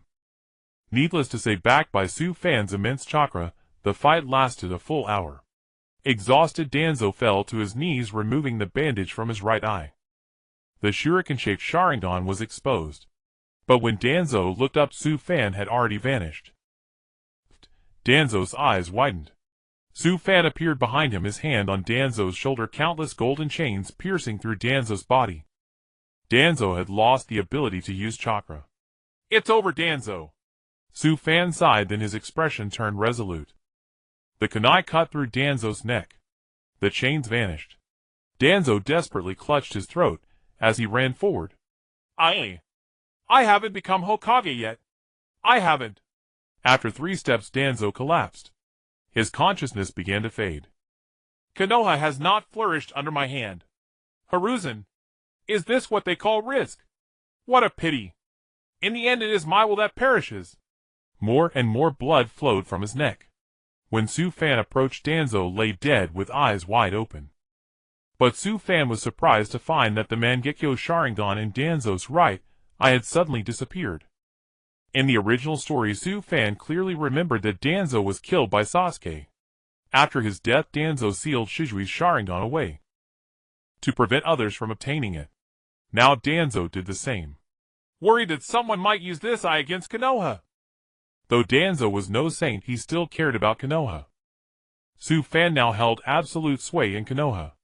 Even after killing Danzo, Hiruzen Sarutobi would not hold him accountable. In fact, he would be delighted if Sufan stayed in the village. Fan wiped the blood off his kunai and shook his head helplessly. It's over. Ding. Congratulations, host, for successfully dismantling the Cloud Ninja's coercion and preventing the Uchiha massacre. Ding. The timeline will revert to Konoha year 60 tomorrow morning. Ding. Please check in immediately to claim your reward. Check in. Ding. Check-in successful. Congratulations. You have obtained 5 Nature Transformation Mastery. Ding. Detected your involvement in the Uchiha clan arc. Reward mastery of all Uchiha fire release techniques. Tonight Fan was utterly exhausted. He dashed toward his home. Tomorrow morning everything would return to normal. No one would notice anything amiss. Fan slowly opened his eyes in the morning. The timeline had returned to Konoha year 60. Although yesterday was still year 54. When the timeline returned to normal, though it was only the blink of an eye. But the events that should have occurred over these 4 years still proceeded according to the original storyline. Among them was a major change in the internal turmoil of the water country. The third Mizukage died, and Yagura succeeded, as the fourth Mizukage, but was firmly controlled by a Beto disguised as Uchiha Madara. All of this was the hidden subplot of the original story in Fan's memory. Closely related to these was the matter of Momochi Zabuza. Zabuza, who had originally been wholeheartedly devoted, discovered the abnormality of the fourth Mizukage. The water country initially flourished under the fourth Mizukage's rule, but later blinded by the power before him, he gradually lost his former self. This was the reason Zabuza attempted to assassinate the fourth Mizukage and became a rogue ninja. The next plot point was the first battle faced by Kakashi's team. With Momochi Zabuza and Haku. I have to get involved no matter what so I can earn the plot participation reward. Fan stretched lazily, got out of bed, and stood up. The air here is decent living in the mountains. Not bad at all. Konoha. Kakashi's team carried a cat and handed it over to a plump woman. The plump woman was overjoyed at the sight of the cat, immediately taking it and rubbing it vigorously against her face. Great. Mommy's big baby, you're finally back. Thank you. The plump woman thanked the 4 of them excitedly. Naruto scratched the back of his head and smiled. You're welcome. It's what a ninja must do. After completing the mission, the 4 returned to the Hokage building. Sarutobi Hiruzen held a mission report and said, The next mission for Kakashi's Team 7 is to help the elder counselor take care of his children. Or it's running errands to the neighboring village. No. Naruto suddenly shouted, crossing his arms in front of his chest to show his dissatisfaction. No more of these missions. I want to take on tougher missions. Give me something else. Sasuke, standing nearby, silently agreed with Naruto. Kakashi sighed helplessly. I knew he was about to start acting up. Arika stood up directly. You idiot. You're just a rookie beginner. Everyone starts by gaining experience with simple missions. But, all the recent missions have been so boring. Naruto couldn't help grumbling again. Kakashi, unable to hold back any longer, punched Naruto on the head, sending him sprawling with his feet in the air. That's enough, you idiot. Naruto, clutching his head in pain, started to throw a tantrum on the ground. Naruto, it seems I need to tell you the true meaning of missions. Ow. Sarutobi Hiruzen took a deep drag of his pipe, fixed his gaze on Naruto, and began to explain seriously. Listen, every day the village receives many tasks that need our help, from babysitting to assassination. The mission list records all kinds of requests. These tasks are divided into 4 ranks, A, B, C, D, based on difficulty. People in the village are roughly classified by ability, starting from me as Jonin, Chunin, and Jinin. And the requests are assigned by the higher-ups to the appropriate ninja according to ability. A rank for Jonin B, and Crank for Chunin C, and Drank for Jinin. As long as you complete the mission successfully, the client pays us. That said, you've only just become Jinin, so at most you can only do Drank tasks. Sarutobi Hiruzen earnestly explained the definition of mission requests to the group. I had tonkatsu ramen for lunch yesterday, maybe you'll have miso today. Naruto wasn't listening at all. He and Kakashi were sharing what they would have for lunch. Seeing this, Sarutobi Hiruzen instantly became furious. Listen. Kakashi scratched his hair and looked at Sarutobi Hiruzen. My apologies. Ah, the old man always lectures me like this. But I've grown up. I'm no longer the little brat who just plays pranks like the old man always thinks. With that, Naruto turned away and ignored Sarutobi Hiruzen and the others. Sarutobi Hiruzen wanted to get angry again, but thinking of Sufan's temperament, forget it. However, hearing Naruto's words just now, he suddenly felt comforted.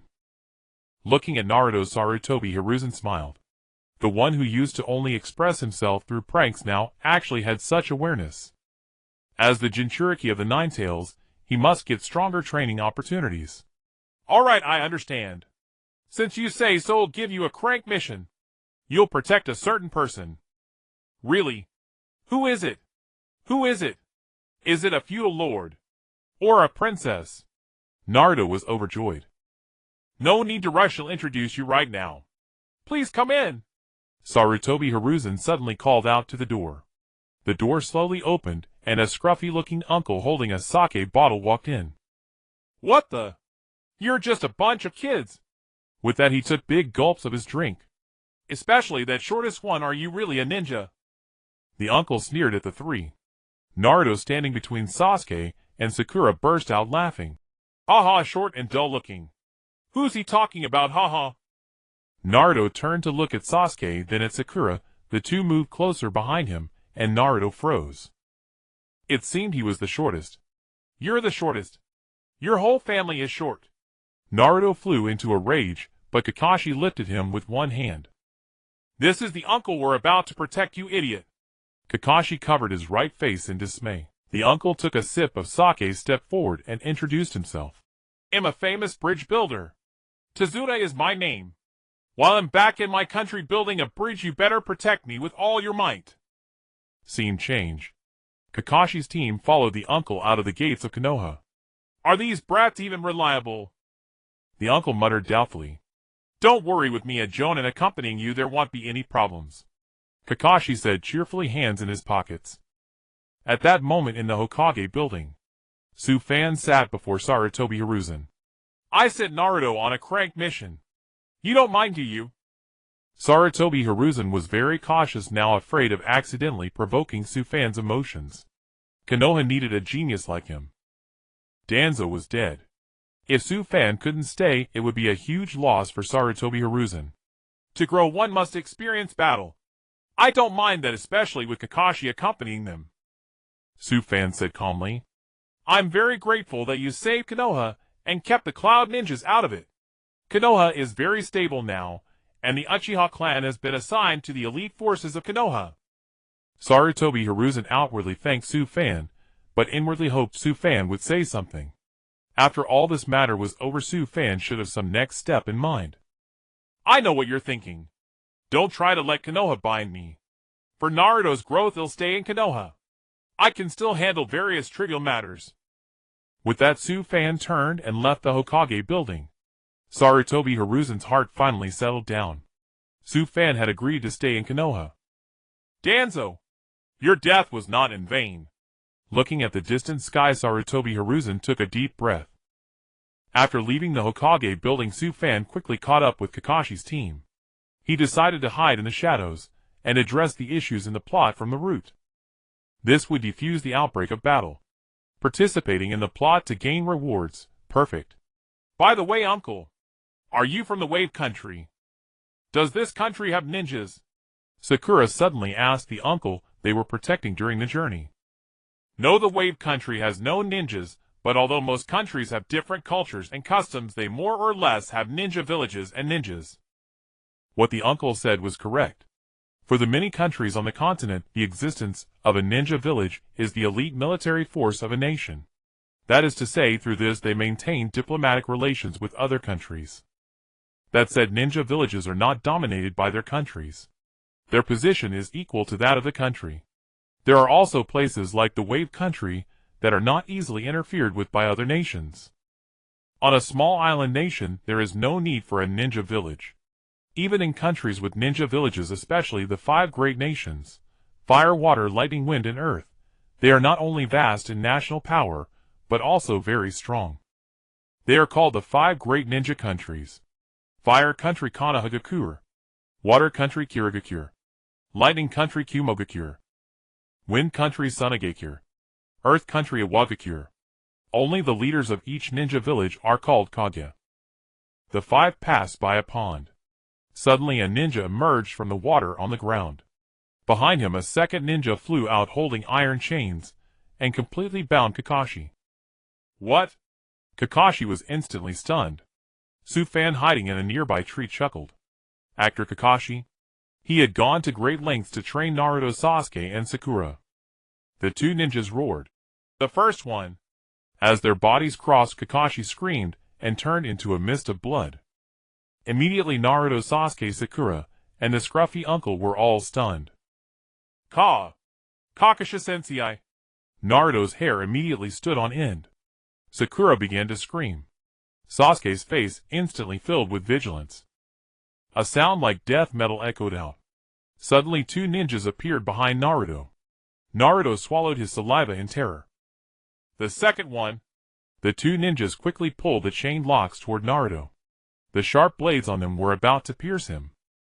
At this moment Naruto's face was full of fear, frozen in place. Suddenly Sasuke flipped and leaped up. Midair Sasuke took out a kunai and a shuriken from his pant leg. Aiming at the gap between the two ninjas' chains, Sasuke threw the spitting shuriken. The moment the shuriken touched the chain lunged forward rapidly. It finally lodged directly into the tree opposite, firmly pinning the chain into the wall. Then Sasuke threw his kunai, hitting the vacant center of the shuriken. Clang! The two ninjas were stunned. The chain they had pulled apart now seemed to bind them both. Another ninja fiercely shook the arm wrapped in the chain. Damn it! Can't break free. By now Sasuke had landed on the arms bound by the chain. Grabbing both their arms, Sasuke let out a cold laugh and kicked them in the head with his back foot. Both were hit and leaned backward simultaneously, the chain locking them tightly together. Just then the two exchanged a glance and directly unfastened the chain. Both stopped in their tracks. One turned and charged at the scruffy old man, while the other rushed at Naruto. In front of the scruffy old man stood Sakura. The arm that had been bound by the chain now revealed sharp blades. Naruto screamed in fear. Coming! Coming! I have to defend. I have to defend. Sakura watched the charging ninja, her forehead drenched in sweat. Old man! Get back! Sakura dashed in front of the old man, pulling out her kunai. Sasuke sped in front of Sakura, spreading his arms. As a ninja you must protect the mission target first. Just as he was about to close in on Sasuke. Boom! Both ninjas had their throats caught and instantly fainted. Naruto had managed to dodge, but the side of his right hand was struck by the attacking ninja. Kakashi looked at them with annoyance, holding both ninjas' throats with both hands. Yo! Kakashi-sensei!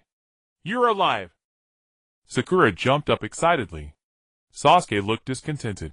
Stealing the spotlight! Naruto finally got up from the ground and looked at the spot where Kakashi had been hit. The ground was littered with sliced pieces of wood. Kakashi-sensei used the substitution jutsu. Naruto, sorry I couldn't come save you sooner, and you got hurt. But I didn't expect you to stand there frozen. Kakashi lazily tied the two ninjas to a tree. Phew! Looks like we're safe. The scruffy old man wiped the sweat from his forehead and exhaled. Anyway, Sasuke performed well, and Sakura too. Kakashi spoke slowly to Sasuke and Sakura. At that moment Naruto was completely stunned. I did nothing at all. But? Sasuke, this is his first real battle. Wasn't he scared at all? Calm as ever, not even a speck of dirt on his clothes. And he even protected me. Yo, you didn't get hurt, did you, coward? Sasuke shoved his hands in his pockets, then turned around and sneered at Naruto. What? Naruto's expression suddenly turned angry as he clenched his fists. Sasuke! It looked like he was about to charge at Sasuke. Naruto! Kakashi suddenly stopped him. This guy's fingernails have poison. You need to get the poison out quickly. Cut open the wound and let the poison blood flow. Kakashi said calmly, looking at Naruto. Naruto trembled as he stared at his right hand, fear creeping onto his face. By the way, Mr. Tazuna, I have something to ask you. Kakashi then turned to the scruffy old man they were protecting, curiosity in his eyes. After tying up the two attacking ninjas, Kakashi pointed at them and spoke. These are Chunin from the Mist, right? Those guys are famous for fighting to the death no matter the cost. Upon the nearby tree, Su Fan witnessed everything below. Su Fan knew that from the very beginning Kakashi had expected an attack. Because the weather was extremely clear that day, it hadn't rained. Yet the ground they had walked on had several puddles. As for why Kakashi, knowing this, still let Naruto, Sasuke, and Sakura handle it. If Kakashi had wanted, he could have killed the two ninjas in an instant. But Kakashi held back deliberately to figure out the enemy's true target. In other words, Kakashi wanted to know whether the enemy was after the scruffy old man or one of their squad members. Su Fan nodded quietly. Indeed, Kakashi lived up to his reputation as the copy ninja Kakashi. Having such battle intelligence was truly impressive. He could clearly analyze the events of the fight, something ordinary ninjas struggle to do during combat. Just a little low on chakra. We didn't know you were being targeted by ninjas. Your commission only asked us to protect you from armed groups like gangsters or bandits. Now this is a prank mission or higher. You simply use the excuse of protecting you until the bridge is built. If the enemies are ninjas, we would have no hesitation in setting this as a high-price prank mission.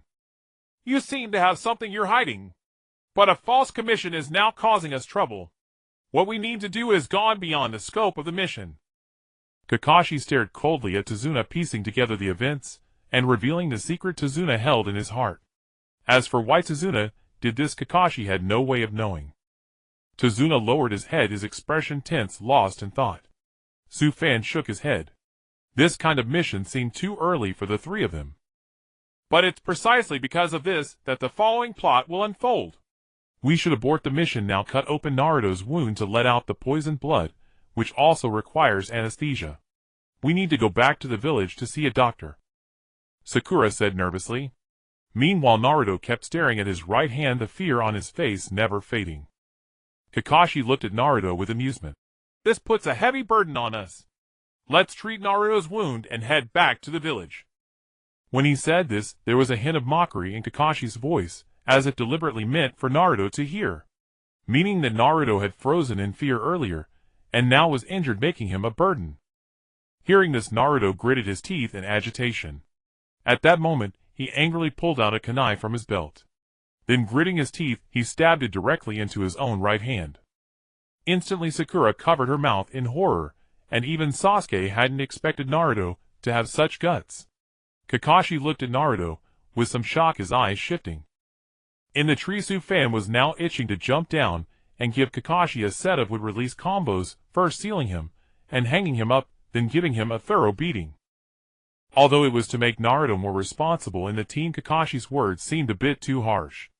Naruto's heart was always fragile and couldn't stand being touched.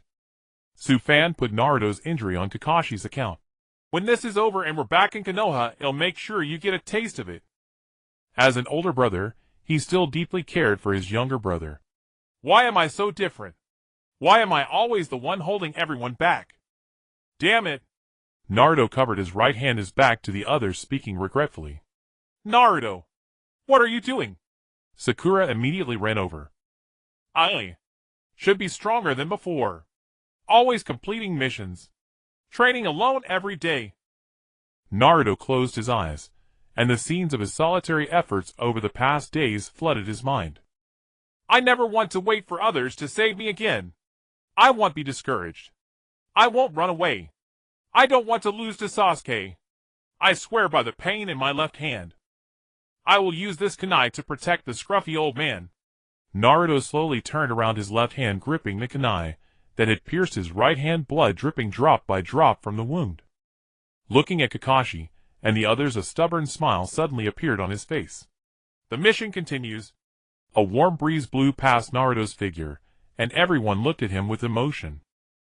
Naruto, it's good you let the poisoned blood out at the right time, but if you lose any more blood, you'll die from excessive blood loss. Kakashi rolled his eyes and broke the moment bluntly. Everyone fell silent. Naruto looked at Kakashi in bewilderment, sweat dripping from his face involuntarily. If you don't stop the bleeding quickly, it's really dangerous, you know. Kakashi suddenly appeared beside Naruto, squinting with a grin. Naruto started hopping around. No! That can't be! How could I die from something like this? Sure enough, his cool moment lasted less than 3 seconds. Su-fan sighed helplessly. Kakashi crouched down. Let me see your hand. Naruto extended his trembling right hand. Naruto, you seem to have a tendency to hurt yourself. That's not good, is it? Sakura came over and rolled her eyes. Kakashi placed Naruto's right hand on his palm, and Su-fan, still in the tree, also stared at the wound on Naruto's hand. Suddenly Kakashi's eyes widened. The wound on Naruto's hand was nearly healed. This must be the power of the nine-tailed fox. Su-fan saw red chakra appearing around the wound on Naruto's right hand, rapidly healing it, and he couldn't help but smile.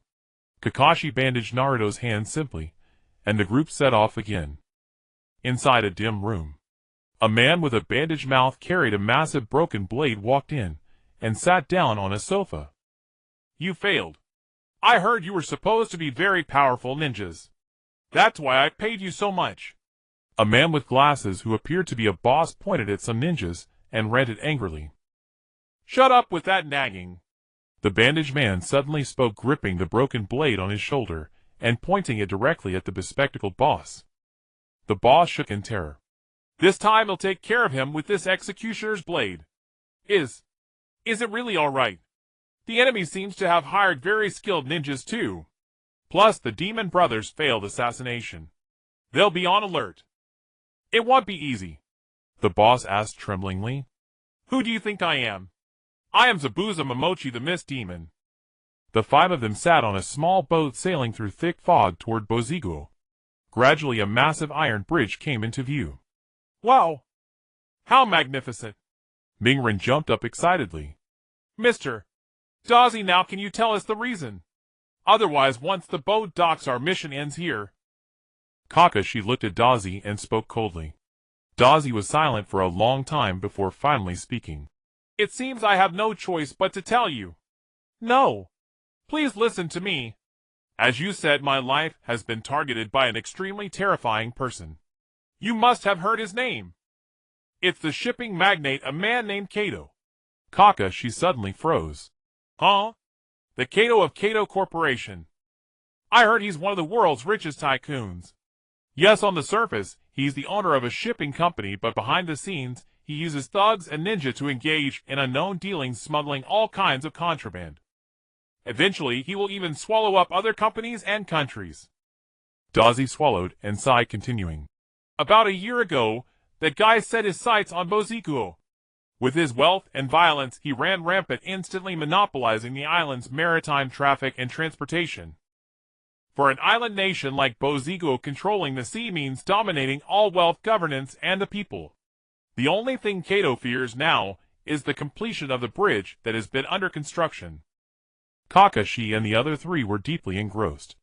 I see, so the bridge-building uncle becomes an obstacle to Kato. Xiaoying said softly. But I really didn't expect that the opponent is dangerous enough to deploy ninja. Why did you hide this when entrusting us? Kakashi asked gloomily. Boziguo is an extremely poor country. Even the daimyo has no money.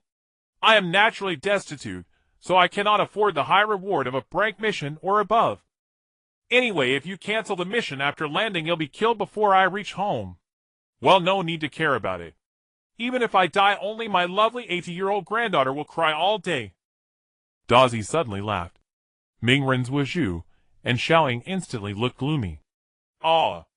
And then my daughter will hate the ninja of Muyi for life and will live alone. No. Anyway, it's not your fault.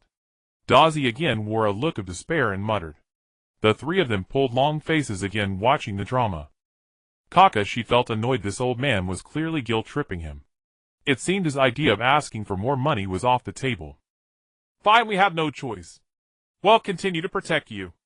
Kakashi scratched his hair helplessly. Oh. I'm truly grateful. Dazi's expression changed instantly, stunning the 4 of them.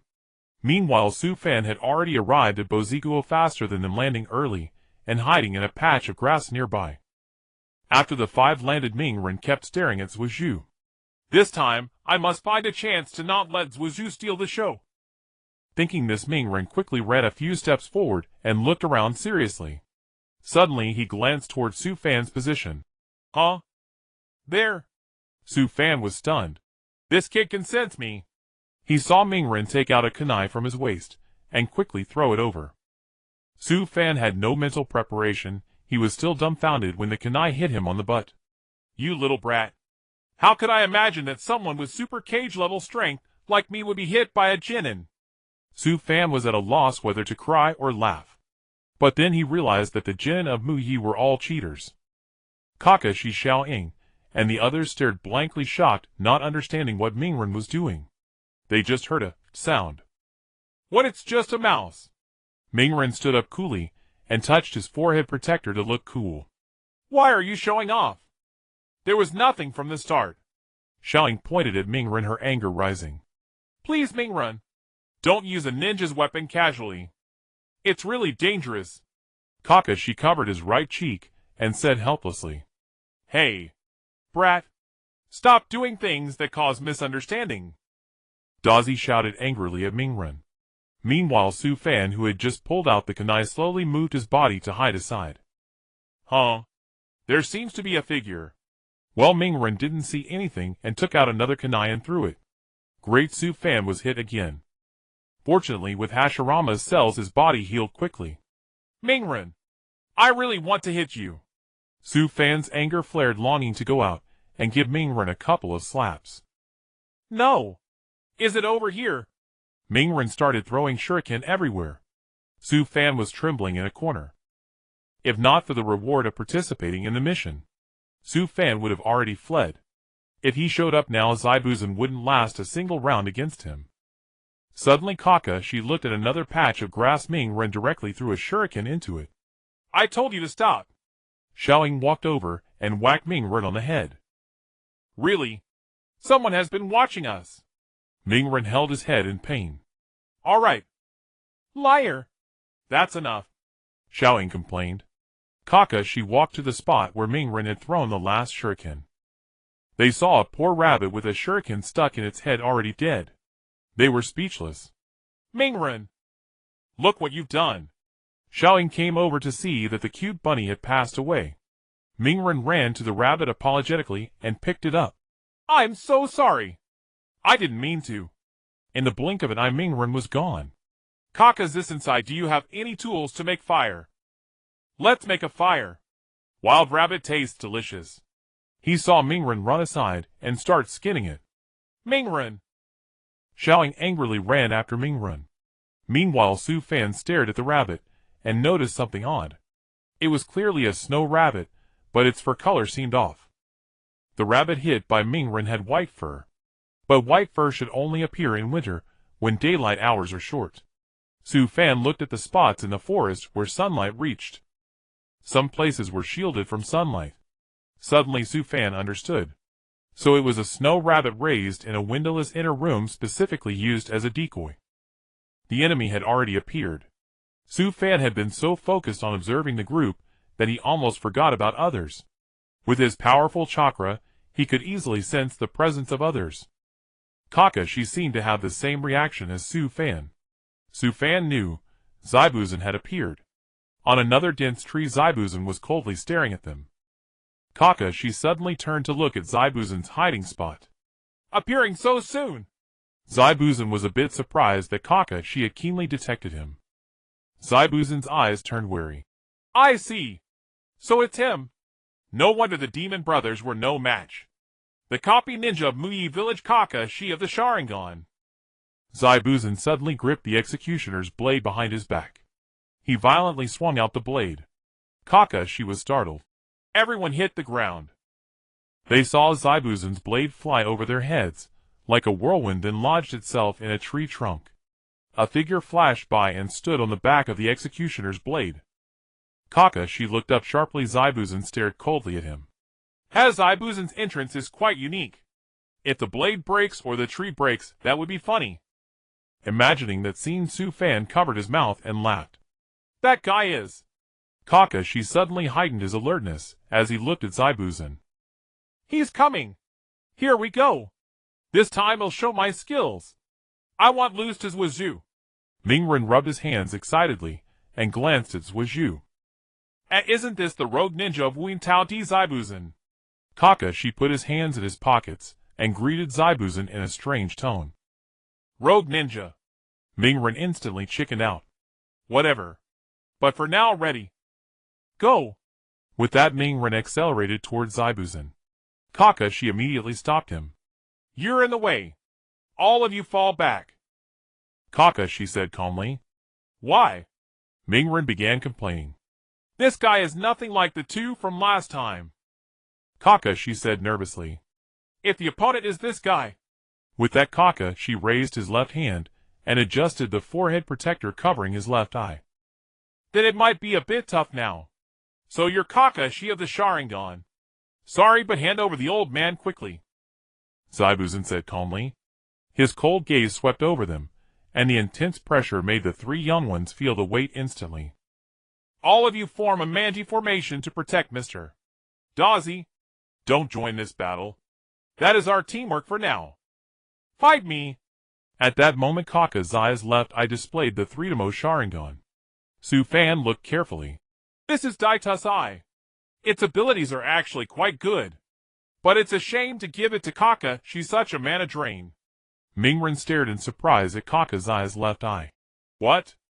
What kind of eye is that? Oh. Didn't expect to see the legendary Sharingan so soon. Am honored. Zaibuzen let out a disdainful sneer. What exactly is the Sharingan? Mingren jumped up in frustration. The Sharingan derived from the gaze is a power exerted through the pupils. That is, the user of the dojutsu possesses the ability to instantly see through and reflect all Jinjutsu, Taijutsu, and Ninjutsu. The Sharingan is one of the eyes unique to dojutsu users, but its abilities are not limited to that.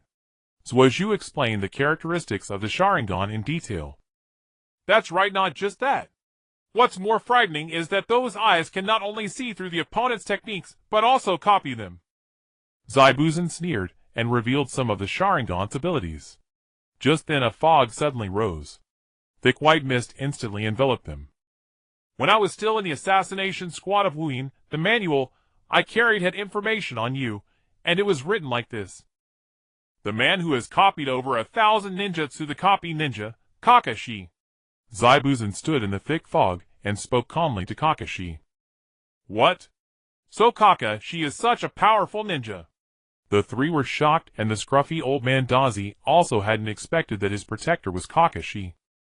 Only Zhuozhu looked at Kakashi with wariness. What's going on? Even within the Uchiha clan, only some have the special constitution for the Sharingan. Could it be Kakashi? I've talked too much. Now I'll end this quickly. Zaibuzen's figure disappeared rapidly, and the executioner's blade on the tree also vanished. Su Fan smiled at this moment.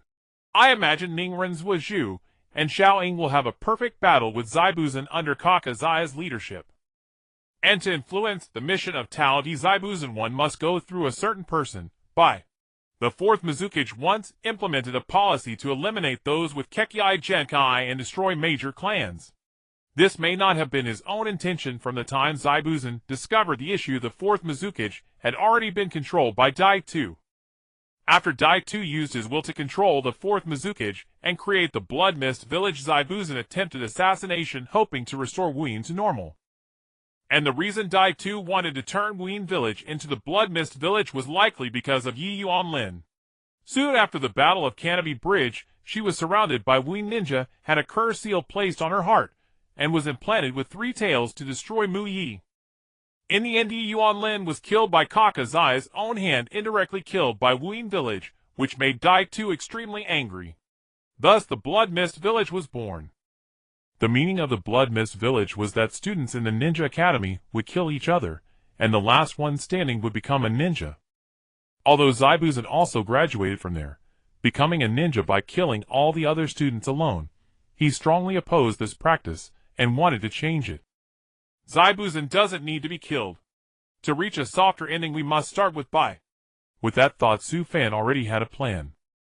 Zaibuzen vanished before their eyes. He reappeared on the water, pouring a vast amount of chakra into the surface, creating a whirlwind. Ninja Art Mist Concealment Technique. A thicker fog swept in, limiting Kaka's team's visibility to within 2 meters. Su Fan clearly sensed that Zai Bujan had vanished from his previous position. If Zai Bujan were to strike, he would surely eliminate Kakashi first. Zai Bujan, a man famed for his mastery of silent killing, this battle was bound to be the first protracted fight for Kaka's team. Kaka's Cielo and Yin had not yet reached complete mastery. He could not see through Zai Bujan's mist concealment technique. However, Su Fan made his move at this moment. He released his immense chakra, manipulating the surrounding trees to absorb all the dense fog. What's going on? Mingren was stunned, clearly puzzled as to why the enemy's jutsu had suddenly failed. Kakashi frowned deeply, warily scanning the surroundings.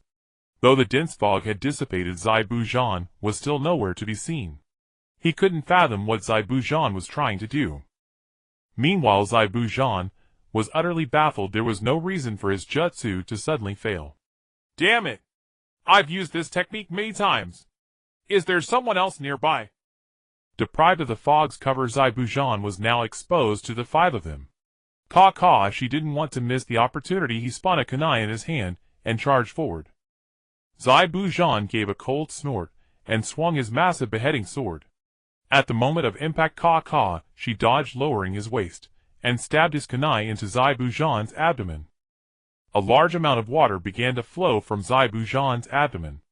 The real Zai Bujan appeared behind Kakashi. Kaka, is inside behind you? Behind you! Mingren shouted. The Zai Bujan that had been struck turned into water. Die! Zai Bujan swung his blade directly through Kaka's body. In an instant, Kakashi was split in 2, but then he too transformed into water. Huh? A water clone technique? Could it be? Zai Bujan was stunned. Su Fan saw through it all. While Zai Bujan was executing the mist concealment technique, she had already copied some of his jutsu. Don't move! At Zai Bujan's throat, Kaka's kunai suddenly appeared. Amazing! Mingren exclaimed, awed by the exchange. He. Zai Bujan let out a cold laugh. You think it's over? You don't get it! Such child's play can never defeat me. But you are quite skilled. Zai Bujan's body suddenly turned into water. This one's fake too. Mingren shouted nervously. Zai Bujan emerged from the water nearby and slashed at Kakashi, who quickly ducked to evade. The massive sword struck the ground, kicking up a cloud of dust. Zai Bujan flipped, palm gripping the hilt, using momentum to swing his body forward and deliver a kick. Kakashi was struck and sent flying far away. Kaka's inside was kicked away. Xiaoying panicked. Zai Bujan quickly rushed toward the falling Kakashi, and in the blink of an eye he appeared behind him, hands rapidly forming seals. Water-style water prison technique. Damn! Kakashi had no time to react, and was trapped inside the water prison, unable to move. Now all I have to do is kill those brats and it's over. Zai Bujan sneered and executed the water clone technique. You brats, do you really think that wearing a headband with pride makes you true ninja?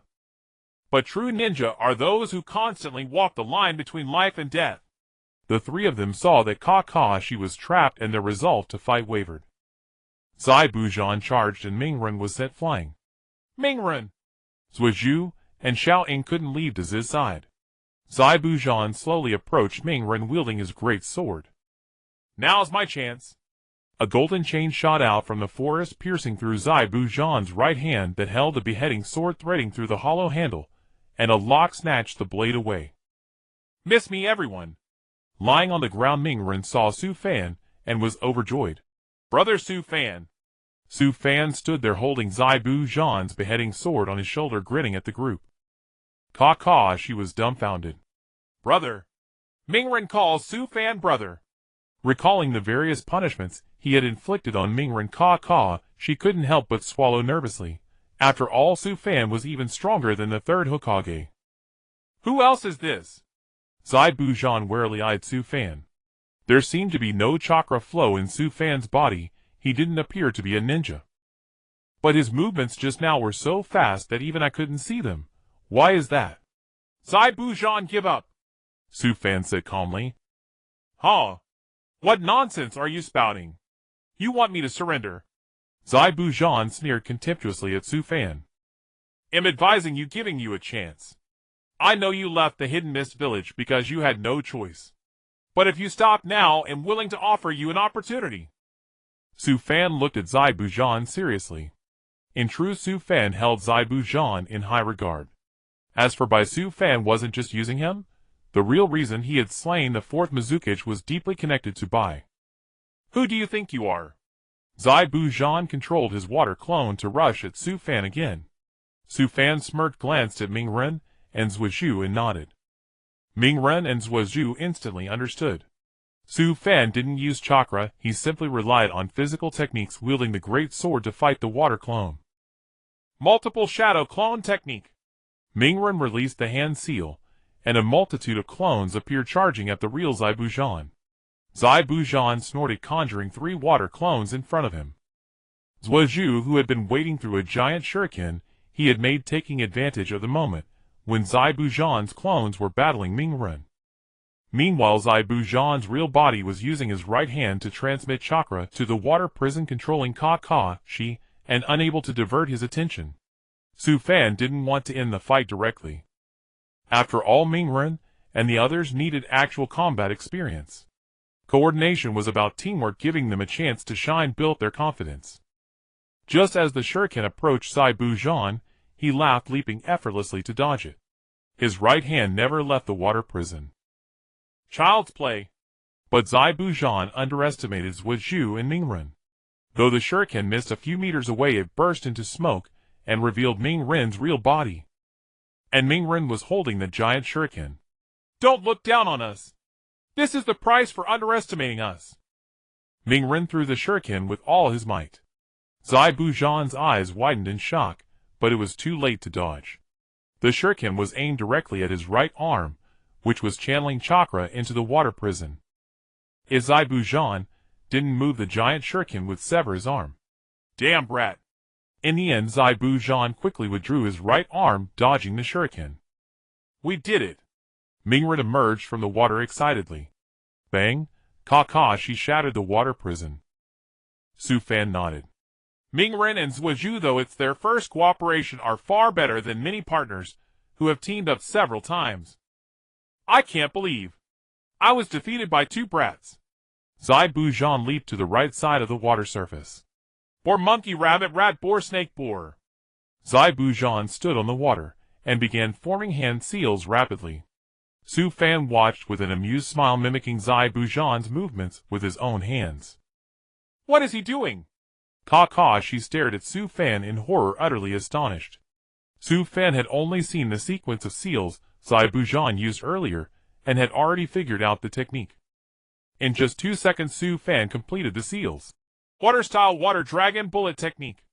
A massive water dragon surged from the surface and flew straight at Zai Buzhan.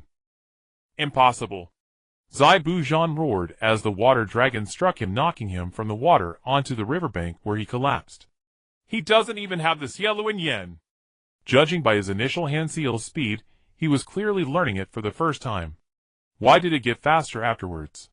Did he master it just by seeing it once? Kekkei took a deep breath and looked at Su Fan.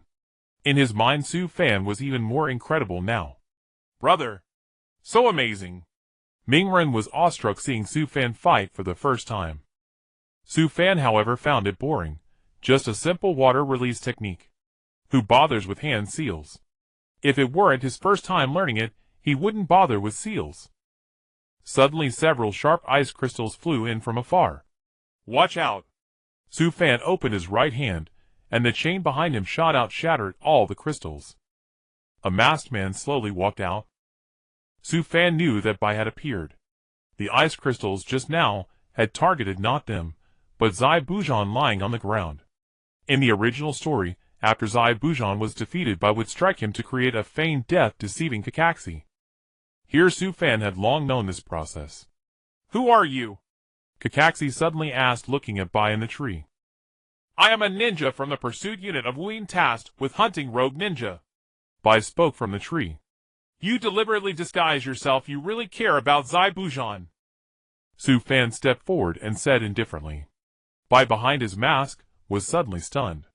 He looked at Su Fan bewildered. How did this guy discover me? I clearly didn't reveal myself.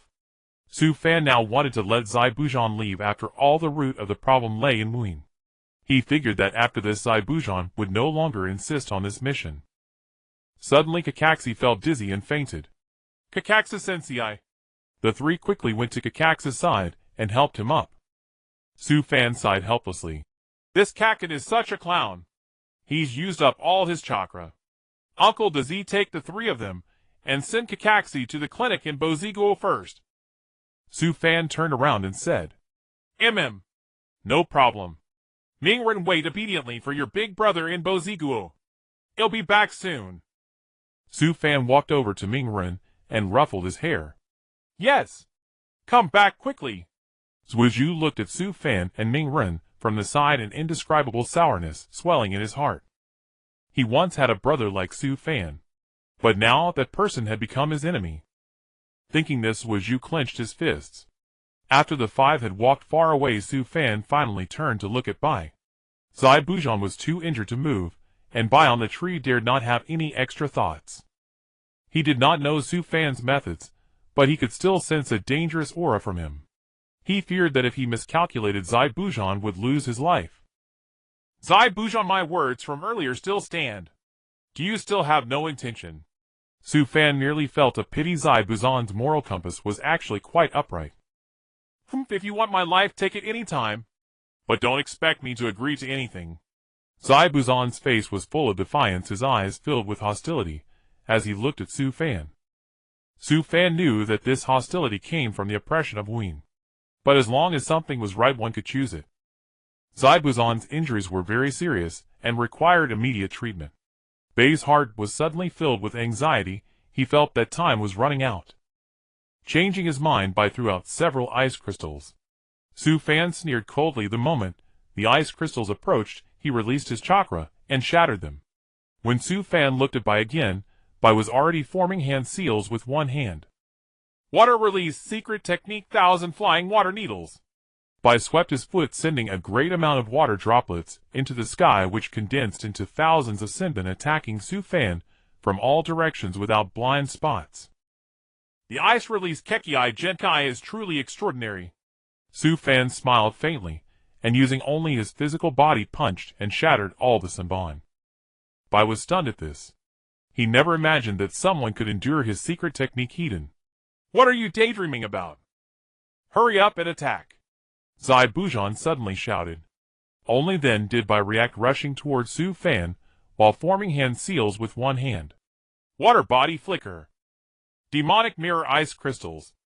In a flash, Bai appeared behind Su Fan, then his body vanished, and instead ice mirrors surrounded Su Fan completely. Zai Bujan sneered and stood up from the ground. He had full confidence in Bai's technique. It was Bai's trump card. An ordinary ninja could not easily escape from it. Your cold ice needles make me feel chilly. How about trying my passionate flame? Su Fan placed his right hand near his mouth and suddenly looked down at the ground. Fire release, great fire annihilation. A massive fireball instantly engulfed the entire forest. The scorching flames melted all the ice mirrors Bai had created. In an instant, the forest turned into a sea of fire. Bai's real body fell from the air beside Zai Bujan, then spat blood. Zai Bujan widened his eyes in horror. You? What kind of person are you? He had never seen such powerful chakra and ninjutsu.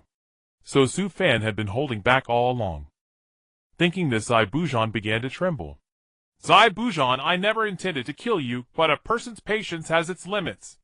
If you keep ignoring my words, you will truly die. Su Fan walked over to Zai Bujan, squinting and smiling. I understand. Zai Bujan swallowed hard and stepped back 2 paces. All right, I'll give you time to think. The two of you can leave.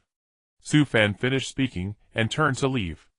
Are you really willing to let us go like this? Zai Bujan's face showed disbelief. Su Fan suddenly stopped. Because I believe that some things can be compromised. Don't you think? Turning around with a smile, Zai Bujan's expression softened, and the hatred in his heart instantly dissipated. After Su Fan left, Bai tremblingly got up and supported Zaibujan. Zaibuzen-sama, let's leave this place. Get away. Useless thing. Zaibujan pushed Bai away and turned to leave alone. Bai behind his mask suddenly burst into tears. Zaibuzen-sama. Zaibuzan's mission had failed, so he had no face to return to Kaduo. But his reputation would surely suffer. Thinking of this, Zaibujan still felt some hatred. But unfortunately Su Fan was too strong, he could only harbor hatred. Bozigo. Kakashi woke up in bed. Oh! Senior, you're awake. Opening his eyes, his daughter was standing beside Kakashi. I'm sorry. Kakashi sat up, scratching his hair apologetically. Yo, Kakken bro is awake. Su Fan walked in from outside. Kakken bro. What a unique nickname. Mingren immediately covered his mouth and laughed. Kakashi was speechless. But seeing Su Fan return, Kakashi knew that the matter with Zaibujan had been resolved. Kakashi had seen Su Fan's skills, someone who could make the Raikage of the Cloud Ninja compromise with mere chakra. Su Fan, you're back. Did you defeat this big shot Zaibujan? Mingren hopped over to Su Fan and asked. Of course, such a thing is simple for me. Su Fan's cool factor immediately rose. Mingren's face was full of admiration. In this mission, the best performers were Zhuju and Xiaoying. Mingren, you still need to improve. Kakashi said, but as soon as he finished, his expression towards Su Fan seemed a bit strange. I mean, Mingren did well too. But he still needs to work harder. Yes. Work harder. Kakashi quickly explained. Performance is their own recognition, it's nothing. Kakashi Sensei is right, Mingren, you still need to work hard. Su Fan agreed with Kakashi and looked at Mingren. Coward. You haven't finished the shuriken throwing task. How ridiculous. Zhuju said, looking at Mingren with a mocking face. Damn it. Just wait. I can finish the task right now. It'll definitely impress you. With that, Mingren ran straight out. It seemed he was going to practice shuriken. Su Fan shook his head helplessly. Mingren's temperament still needs refining. You'll have your work cut out for you, Kakashi. I wouldn't dare. Kakashi immediately broke into a sweat and waved his hand hastily. On the outskirts, Mingren was throwing shuriken one after another at the trees. I don't want to be a burden. Even Su Fan said, I need to improve. I have to work even harder. After throwing the remaining shuriken in his hand, Mingren directly climbed the tallest tree. Mingren wanted to reach the top of the tree to prove his stamina. Clenching his teeth, half an hour later, he finally reached the top. I finally did it. In his surprise, Mingren fell from the tree. Just then a beautiful-looking woman appeared and caught Mingren. A beautiful-looking man. It was Bai. But Mingren did not know that he was the man who had worn a mask when saving Zaibujan. Instead, he mistook him for a woman. Big sister. Thank you. Mingren joyfully jumped down from Bai's arms. You're welcome. Bai smiled and took out some mushrooms from his basket. I've seen you training for a long time. Have some. Mingren took the mushrooms and ate them ravenously. Sister, are you from this island too? Mingren asked while eating. I'm just passing through. Bai explained. What about you? We are ninjas from here in Bozigo to help Uncle Dazi complete his mission. But I've been holding everyone back. Mingren suddenly became unhappy. I've always wanted to be ahead of everyone. As an orphan since childhood, I have no one who understands me. They often mock me as the dead last. Mingren seemed to be explaining to Bai why he had been training so hard. Hearing this, Bai fell silent. He suddenly recalled his own tragic childhood. In the image, he was crying bitterly in a freezing night, his mother killed by his own father's hand. And in the end, he was saved by Zaibujan. But I'm not afraid at all. In the man who will become Hokage. Mingren finished the mushrooms and stood up directly. I believe you will surely succeed. Bai also stood up, then bid farewell to Mingren. On the way back, Bai felt very distressed, probably because he shared similar experiences with Mingren. He didn't want to see Zaibujan continue like this. At that moment, beside Zaibujan stood a trusted subordinate of Ka Duo. Think about it, are you really willing to let your honor be destroyed in an instant? Get lost. This big shot is not going to participate anymore. Zai Bujan felt irritated. Even if they have a powerful ninja, we have numbers. Bozigu is already impoverished. Kaduasama's plan is to kidnap all the children of Bozigu tonight. That way the old geezers on the island will despair, and then we can get anything we want, ha ha. Maybe they will even personally destroy the bridge they built. Zai Bujan remained silent. He did not intend to participate in Ka Duo's mission and rejected the subordinate again. By hiding outside, overheard the entire conversation and immediately became anxious. Because Bai knew that Ka Duo's methods were extremely cruel. If those children were caught, there would only be one outcome: death. Ka Duo had first captured and killed the parents of the children in Boziguo, and now he wanted to kidnap the children. But Bai's own background made him sympathize with these children. Putting down what he was holding, Bai quickly rushed to the bridge. There as many as 1,000 rogue ninja were gathering tonight. Make as much noise as possible. I want them all to know who's the boss here. Kato, wearing black glasses, lit a cigar as he commanded the 1,000-odd rogue ninjas before him. Yes. Instantly the rogue ninjas advanced toward the land of waves. Boss, even if we capture the village children, the elders won't destroy the bridge in a short time. How about I lead some men directly to the bridge? Kato's confidant suddenly spoke up. I leave it to you. The night was deep. The surrounding sea water was still, and under the moonlight ripples spread layer by layer on the surface. Suddenly a scream shattered the tranquility. Let me go! You villains! A child was scooped up by one of Kato's men and carried outside. At that moment a shuriken flew over and struck the ninja directly. Ah! The ninja cried out in pain and released the child in his arms. Turning his gaze, Sasuke stood at the door with his hands in his pockets. From several houses in the distance, screams also echoed. Kakashi wiped the blood off his kunai and pushed aside the dead rogue ninja before him. As expected, the one behind Zabuza has appeared. Kakashi looked up, and in the darkness, over 1,000 rogue ninjas charged into the village over mountains and hills. Is that the villain called Kato? Naruto scratched his head and asked in confusion. Ah. Yes, that's right. I just didn't think they'd target the children first. This is bad. With so many ninjas, if they all attacked, Kakashi wouldn't have time to stop them in a short while. Where did Su Fan go? Kakashi searched everywhere for Su Fan, but couldn't find him. At such a critical moment.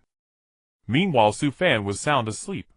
Whether as a powerhouse after his reincarnation, or as a mortal before, his lazy habits of eating, drinking, and sleeping couldn't be changed. Give me back my child! A woman cried out, and rushed out to take the child from the rogue ninja's hands. The rogue ninja snorted and swiftly thrust a kunai at her neck. Ice release secret technique, exploding ice crystal. A sharp ice spike flew straight into the rogue ninja's forehead. The rogue ninja fell to his knees, and the woman seized the chance to grab her child and run back into the house. Explode. Instantly heads flew everywhere, a bloody scene. The masked Haku walked over coldly.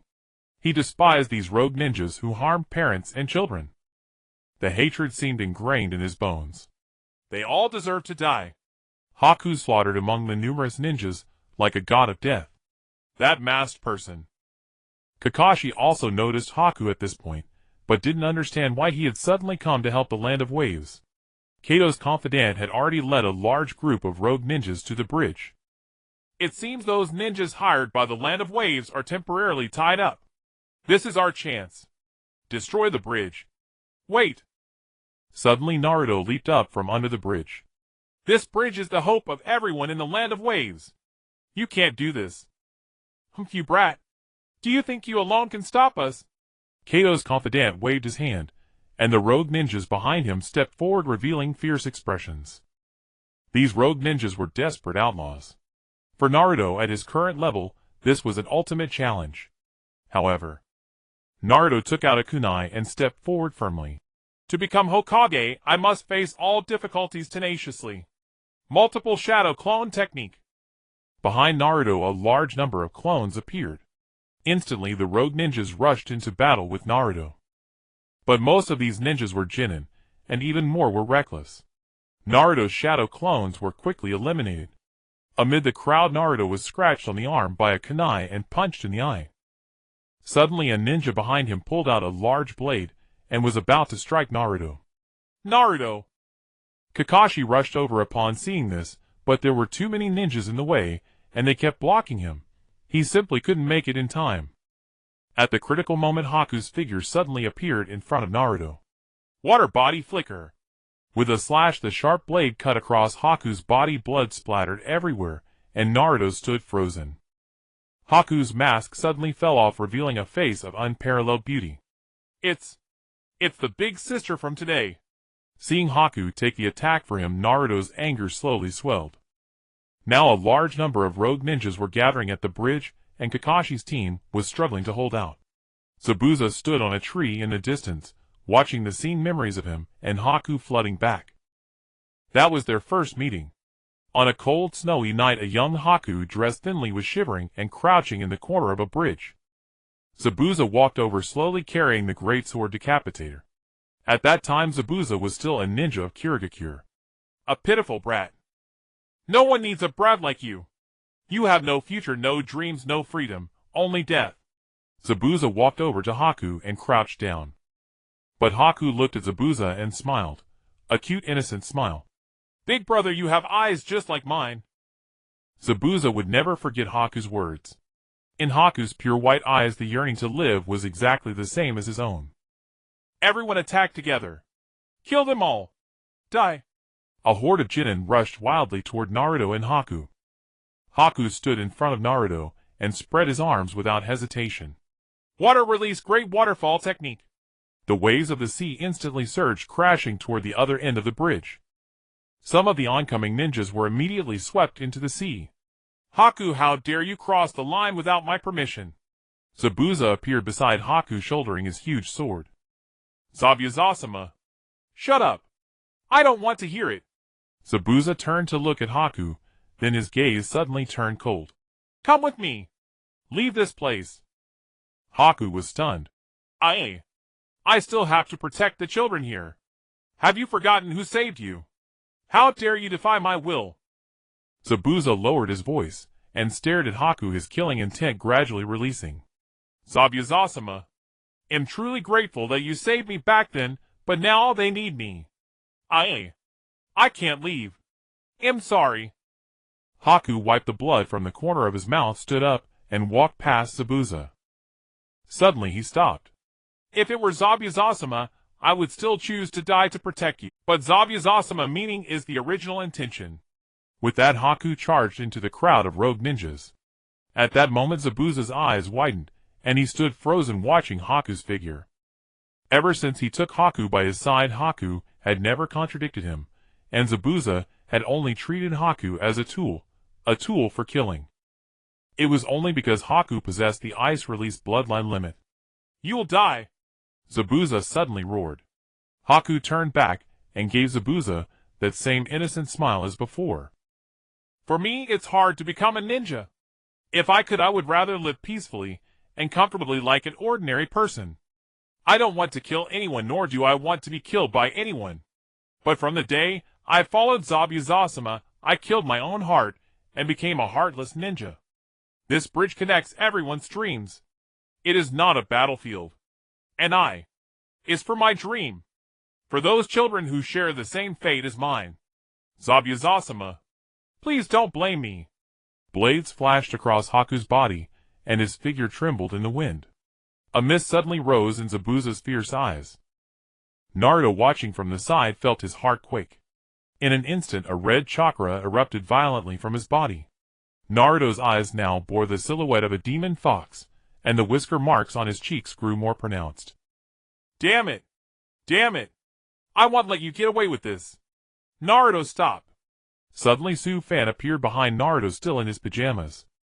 Su Fan slowly released chakra from his right hand and touched Naruto's hair. In that moment, Su Fan entered Naruto's inner world. This chakra. Is it Hashirama? No. Why is there also the power of the Uzumaki clan? The sleeping Ninetales opened its eyes in terror, and Su Fan stood before the seal. Hey, you stinky fox! Su Fan greeted the Ninetales lazily. Inside Naruto's body you'd better behave, or it'll make you feel very unpleasant. TCH Brat, you're just as cocky as Naruto. You want to covet my power too, huh? I can lend it to you. The Ninetales gave a sinister smile. Su Fan's expression remained blank. He spread his hands, and instantly a mass of golden chains climbed up the Ninetales' body, binding it tightly. This sealing technique contains the chakra power of the Senju clan, which has absolute suppression over you. Don't think about playing tricks, it will only make you more painful. Su Fan gently tightened his palms, and the chains grew tighter.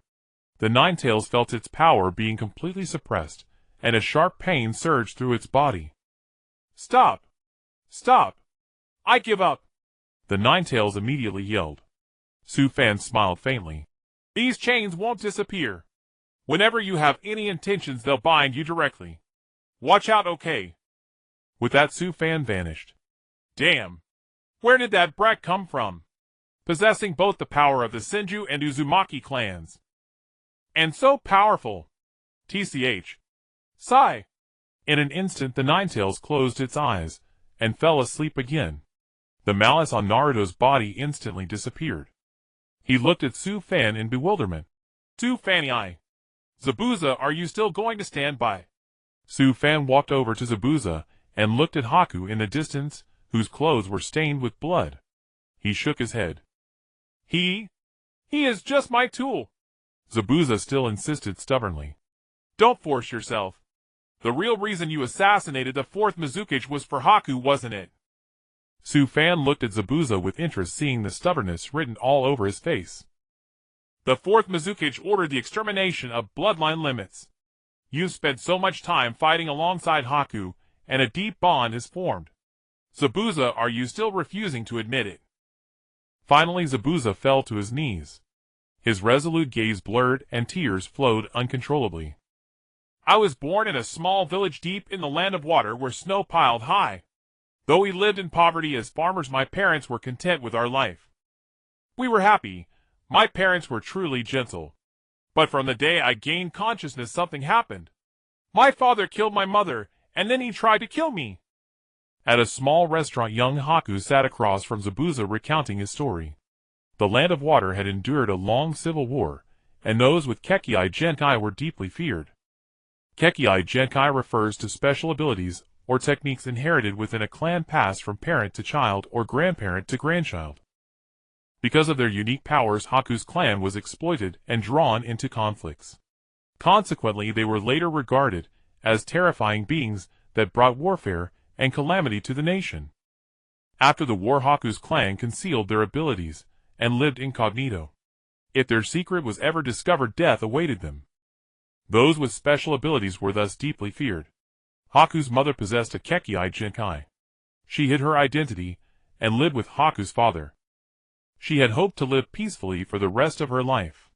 In a snowy field, young Haku suddenly exclaimed in delight to his mother, "Look! Mother! What an amazing ability!"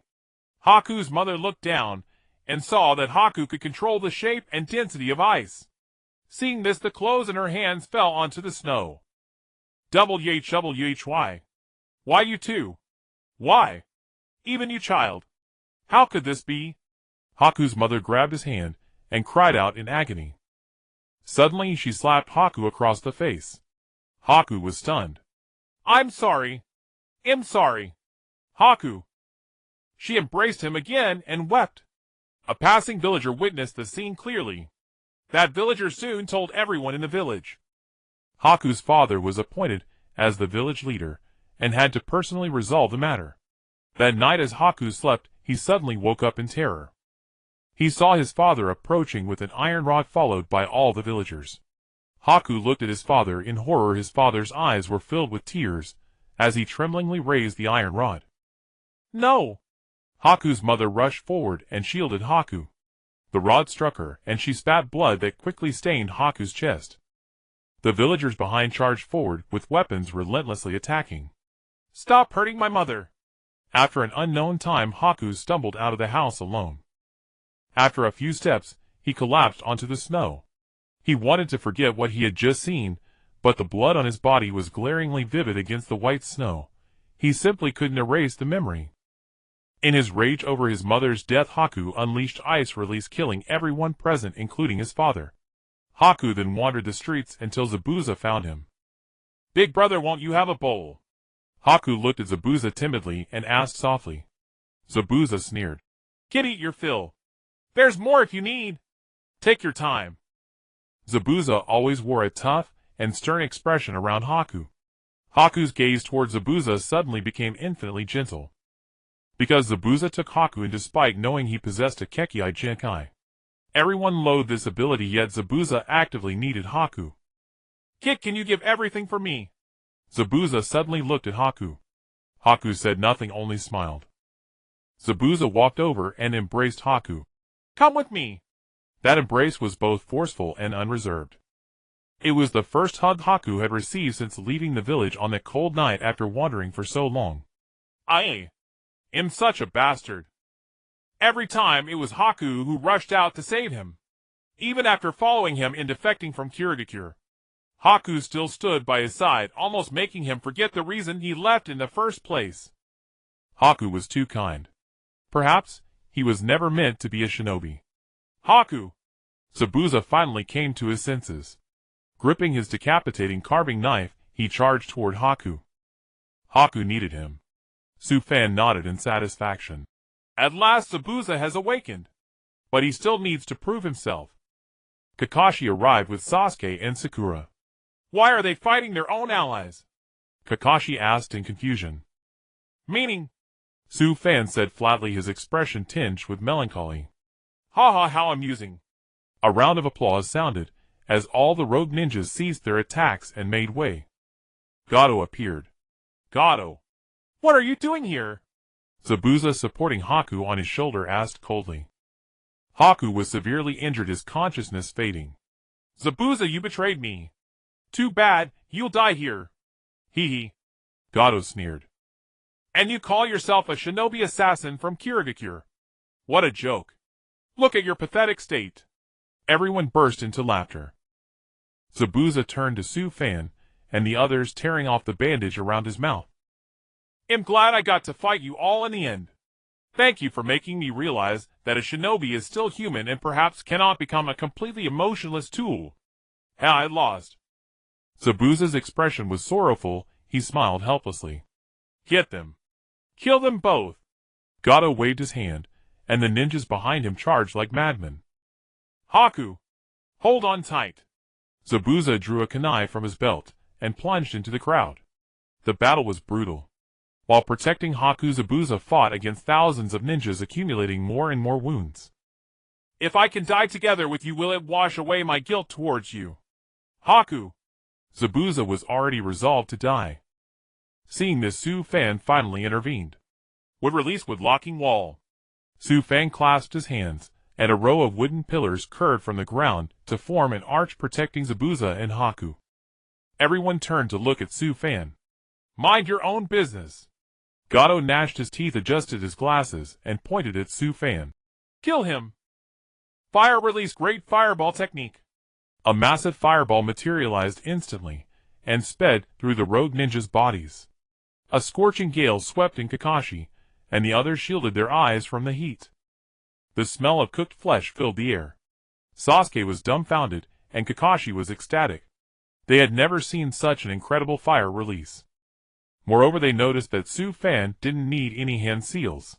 Big brother, teach me." "Oh, I want to learn this jutsu." Naruto jumped excitedly, eyes full of anticipation. Sasuke swallowed hard. "This is probably your own research. Not from my Uchiha clan." The flames died down, and all the rogue ninjas were reduced to ash. The bridge fell silent, as if no battle had occurred. Over 1,000 rogue ninjas. Kakashi gasped, mentally elevating Sufan to the status of idol. Dispelling the wood-release barrier, Sufan and the others approached. Zabuza was now battered, holding Haku's body. "Thank you for protecting us just now." Zabuza finally spoke. Though reluctant, Sufan knew Zabuza was a true man at heart, so he had no ill intentions. "Zabuza, I know you've always wanted to faithfully serve the 4th Mizukage in Kurogakure. But his recent actions were not his will. Someone was manipulating him. Su Fan explained. Manipulation.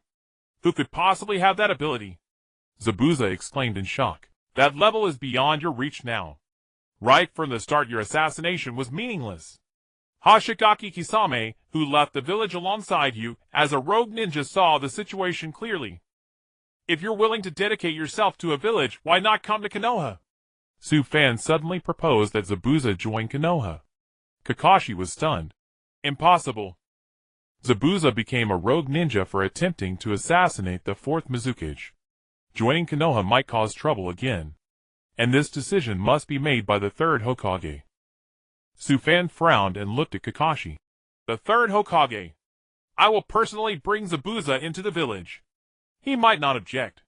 Or are you questioning my strength, Kakashi? Kakashi broke out in a cold sweat. No. It's just. As long as it's not Kirigakure. I will devote myself. Zabuza stood up excitedly. Very well. Take Haku. Heal here first, then return to Konoha with me when the time comes. Su Fan said calmly. Ding. Detected the host's involvement in Zabuza and Haku's storyline. Change the original tragic outcome. Reward all water release and ice release jutsu. Ding. Gain Kirigakure assassination technique mastery. Ding. Gain Kekkei Genkai ice release. The host's Kekkei Genkai can stack without limit. Ding. Earn the loyalty of Zabuza and Haku. Suddenly Su Fan noticed Sasuke's eyes. On the night Itachi killed Fugaku and Mikoto, Sasuke's Sharingan had evolved from 1 tomo to 2. Was it because Naruto was injured earlier, and the shock triggered his Sharingan to evolve? Truly a remarkable ability. Well then let's take a break in this scenic place. After a brief moment, they prepared to leave for Konoha. As they departed, Master Tazuna cast a thoughtful glance at Naruto, reappraising both Sasuke and Sakura.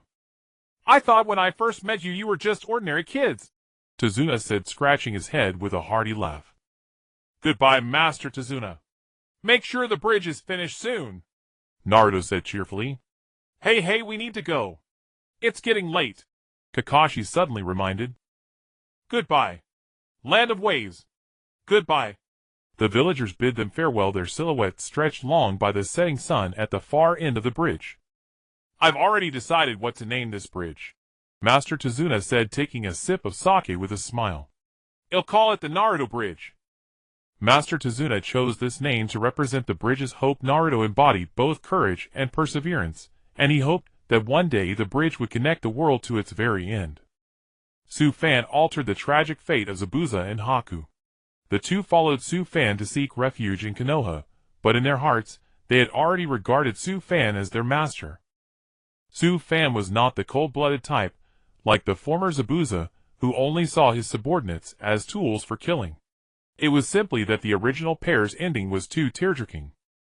After their transformation, the two developed unwavering loyalty. This left Su Fan quite speechless.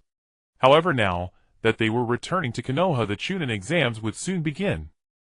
Although Danzo had been killed by Su Fan, Orochimaru's plan would still proceed. The beginning of the Konoha Crush plan was about to unfold. Big brother Su Fan, you're so strong. Are you a Jonin like teacher Kakashi? Sakura suddenly asked on the way back. Su Fan was the same age as Naruto, and the others 12 years old, and he looked no different. However, his demeanor gave off a very seasoned aura.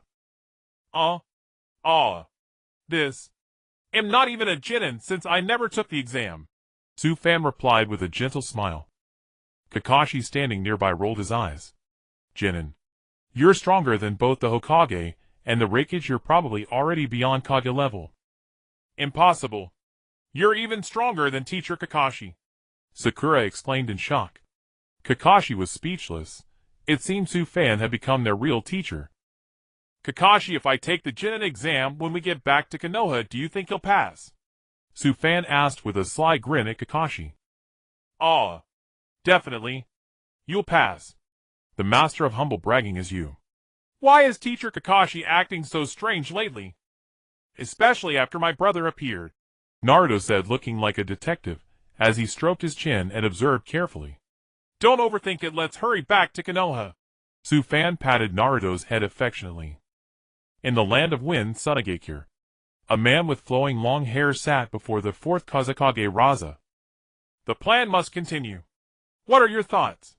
The long-haired man suddenly stood up, walked to the window, and slowly turned around. Orochimaru, is your obsession with this plan to take revenge on Konoha or on your teacher Hiruzen Sarutobi? Raza asked with a cold sneer. Orochimaru abruptly fixed his gaze on Raza, a trace of agitation flickering in his serpentine eyes, and a look of unease appeared in his regard. This unease stemmed from Raza's question. He didn't know if allying with Raza was right or wrong. Now that Danzo was dead, the only information about Su-fan was that he could use would release. Orochimaru even suspected several times that Su-fan might be a successful specimen that escaped from his laboratory, or perhaps someone suddenly resurrected. You don't trust me. Orochimaru's voice came out hoarse, his expression unsettled. Ha ha, Orochimaru, you worry too much. I'm handing Gaara over to you myself, how could I not trust you? Raza said soothingly. Orochimaru knew clearly that the fourth Kazekage collaborated with him solely to launch an attack on Konoha after Orochimaru killed the third Hokage. Although Orochimaru wanted to kill the third Konoha was where he was born. He never intended to destroy it. Compared to the pitiful villagers, only Hiruzen Sarutobi was truly hateful. There were originally 3 participants in the Konoha crush plan: Orochimaru, Danzo, and Raza. Danzo had been conspiring with Orochimaru long ago. Even during the election of the 4th Hokage, Danzo actively supported Orochimaru as Hokage. Thus, it was no surprise that they joined forces. As long as the 3rd Hokage was gone, everything would be easy. If Orochimaru and Danzo's plan succeeded, Danzo would inevitably take the lead. After Orochimaru personally killed the 3rd, he would certainly lose his footing in Konoha. Danzo would then step in to deal with Orochimaru, establishing his prestige. Under the great crisis that Konoha faced, he would successfully resolve it. Regardless of his seniority qualifications or achievements, never mind the dirty deeds Danzo did behind the scenes, in this matter he would undoubtedly be the hero of Konoha, and becoming Hokage would be within reach. However, Danzo was killed by Su-fan, putting pressure on Orochimaru's original plan. Without Danzo's protection, Orochimaru had to secure a retreat after killing Hiruzen Sarutobi. Now Orochimaru had his own hidden village, a very small one, but with formidable combat strength. That village was Otogakure. Then we will enter Konoha under the guise of the Chunin exams. The plan continues, Orochimaru said amiably to Raza, and they exchanged smiles. But Orochimaru had other ideas in his mind. Back in Konoha, Su-fan brought Zabuza and Haku to the Hokage's office. Hiruzen Sarutobi had known that Su-fan would join Kakashi's team for this mission, so some things were expected. 3rd Hokage, you always say Konoha needs to recruit talent. Today I brought you 2 talents. What do you think? Su-fan sat in his familiar cross-legged pose, leaning back comfortably. Zabuza and Haku gasped in surprise. That was the Hokage. And Su-fan was so unrestrained before him. Of course, as long as you recommend them, it's no problem. I trust you. Thank you very much this time, Hiruzen said with a smile. Thighs. You agreed just like that. Zabuza was dumbfounded. He had assumed joining Konoha would require various tests and surveillance. But now it seemed there weren't that many rules. Zabuza, Haku, welcome to Konoha. I have heard a little about your strength. As former assassins of the Hidden Mist, joining Yambu and carrying out various secret missions shouldn't be a problem, right? Hiruzen said. Hiruzen was indeed a sly old fox. He was deliberately doing Su-fan a favor. Standing beside him, Nara Shikaku was already shocked. Even for talented individuals, joining Konoha required passing various elections and tests before being assigned a position, let alone the Yambu. Only ninjas with absolute talent and strength could join the Yambu. And the 3rd Hokage had simply conceded like this. Really? Haku thanked the Hokage-sama quickly. Neither of them imagined that upon joining Konoha, they would immediately become part of the Yambu and serve beside the Hokage. All of this was thanks to Su-fan. Only Su-fan had such privileges. His own strength had already surpassed Kage level, so people he introduced were definitely trustworthy. Hiruzen Sarutobi was being two-faced, trying to please Su-fan. But Others have positions. Su-fan, I would like you to have an identity in Konoha as well. Hiruzen blushed slightly as he spoke. Su-fan nodded. Indeed, if he wanted to accompany Naruto, he at least needed official recognition of his strength so that Naruto would strive forward. It wouldn't be good to keep putting it off. I might as well take an exam. You arrange it. I know Konoha's rules. Everything requires proof of rank. I'll handle that myself, Su-fan said. Su-fan decided to first take the Genin exam and obtain a Konoha identity. Ahem. That's easy for you. Regarding this Chunin exam, Hiruzen was worried. Su-fan's strength was too great, terrifyingly so. It was fine against other countries, but if they encountered their own people in the Chunin exam, what would happen? Then forget it. Su-fan didn't really want to take any exams anyway. Wouldn't it be better to just sleep? No. You should still participate. You won't get this chance often, Hiruzen quickly said. Finally, there was an opportunity for Su-fan to gain an identity in Konoha. If Su-fan missed this, who knew when he would participate again? Su-fan's temperament was erratic, and Hiruzen could not predict it. All right, he'll try. Hold back, Su-fan said with a faint smile as he left the Hokage's office. Now he needed to find Iruka and first obtain the qualifications to become a Genin. Iruka-sensei, I'm here to take the Genin qualification exam. In the training ground of Konoha Academy, Iruka was instructing newly enrolled children. Su-fan. Iruka looked up in mild shock upon seeing Su-fan. Though he had never witnessed Su-fan's true strength firsthand, he knew full well that Su-fan had slain Mizuki. The third Hokage chose not to pursue the matter, an implicit acknowledgement of Su-fan's standing. Yet Su-fan's power ran far deeper than this feat alone suggested. No problem, just give me 2 minutes. Iruka entrusted the academy to another instructor and led Su-fan to the very classroom where the Genin exams were traditionally held. The Genin exam is simple. All you must demonstrate is the transformation technique. Is that so? Before Iruka could finish speaking, Su-fan had already activated the transformation technique, morphing seamlessly into Iruka's likeness. You've passed. Iruka sighed inwardly, mildly exasperated. This had been entirely unnecessary. Yet protocol demanded adherence. Formalities must be observed. Thank you, Iruka-sensei. With a warm smile, Su-fan accepted the Konoha forehead protector from Iruka's hand and departed the academy. Just beyond its gates he encountered Naruto and Sasuke preparing for a mission. Sakura appeared to be absent that day. Brother Su-fan. Naruto dashed over elated, then instantly electrified upon spotting the forehead protector gleaming on Su-fan's brow. Brother Su-fan has already become a Genin. That was astonishingly fast. Naruto gazed with undisguised envy, recalling his own arduous path to Geninhood. From now on I'll walk beside you. Su-fan smiled tenderly at Naruto, while Sasuke standing nearby bristled with quiet resentment. How laughable. Just as dull as that dead last's older brother. Sasuke spoke suddenly, his expression hardening into numb detachment. Su-fan recognized it instantly, the lingering scar left by Itachi Uchiha, the wound that had hollowed Sasuke's heart, turning it away from Konoha forever. Each day brought routine missions. On the surface, Sasuke performed with meticulous diligence and apparent team cohesion. Yet beneath that veneer, the chasm between him and Naruto's circle widened steadily. What did you say? Naruto flared with instant fury. Naruto! Su-fan gently restrained him. Sasuke, compared to your brother, you're profoundly disappointing. Su-fan locked eyes with Sasuke, a challenge etched in every arrogant line of his face. Damn! Sasuke clenched his fists, trembling, not from rage alone, but from cold calculation. He remembered Su-fan's fire release, fiercer, more refined, even surpassing Itachi's own. Where then had this prodigy emerged from? Humph! Sasuke turned sharply, refusing further engagement. Su-fan offered a faint knowing smile. Swagger demanded substance. At that moment, a perfectly square stone slab materialized on the ground before them, bearing 2 small circular holes. Naruto rolled his eyes. Too obvious.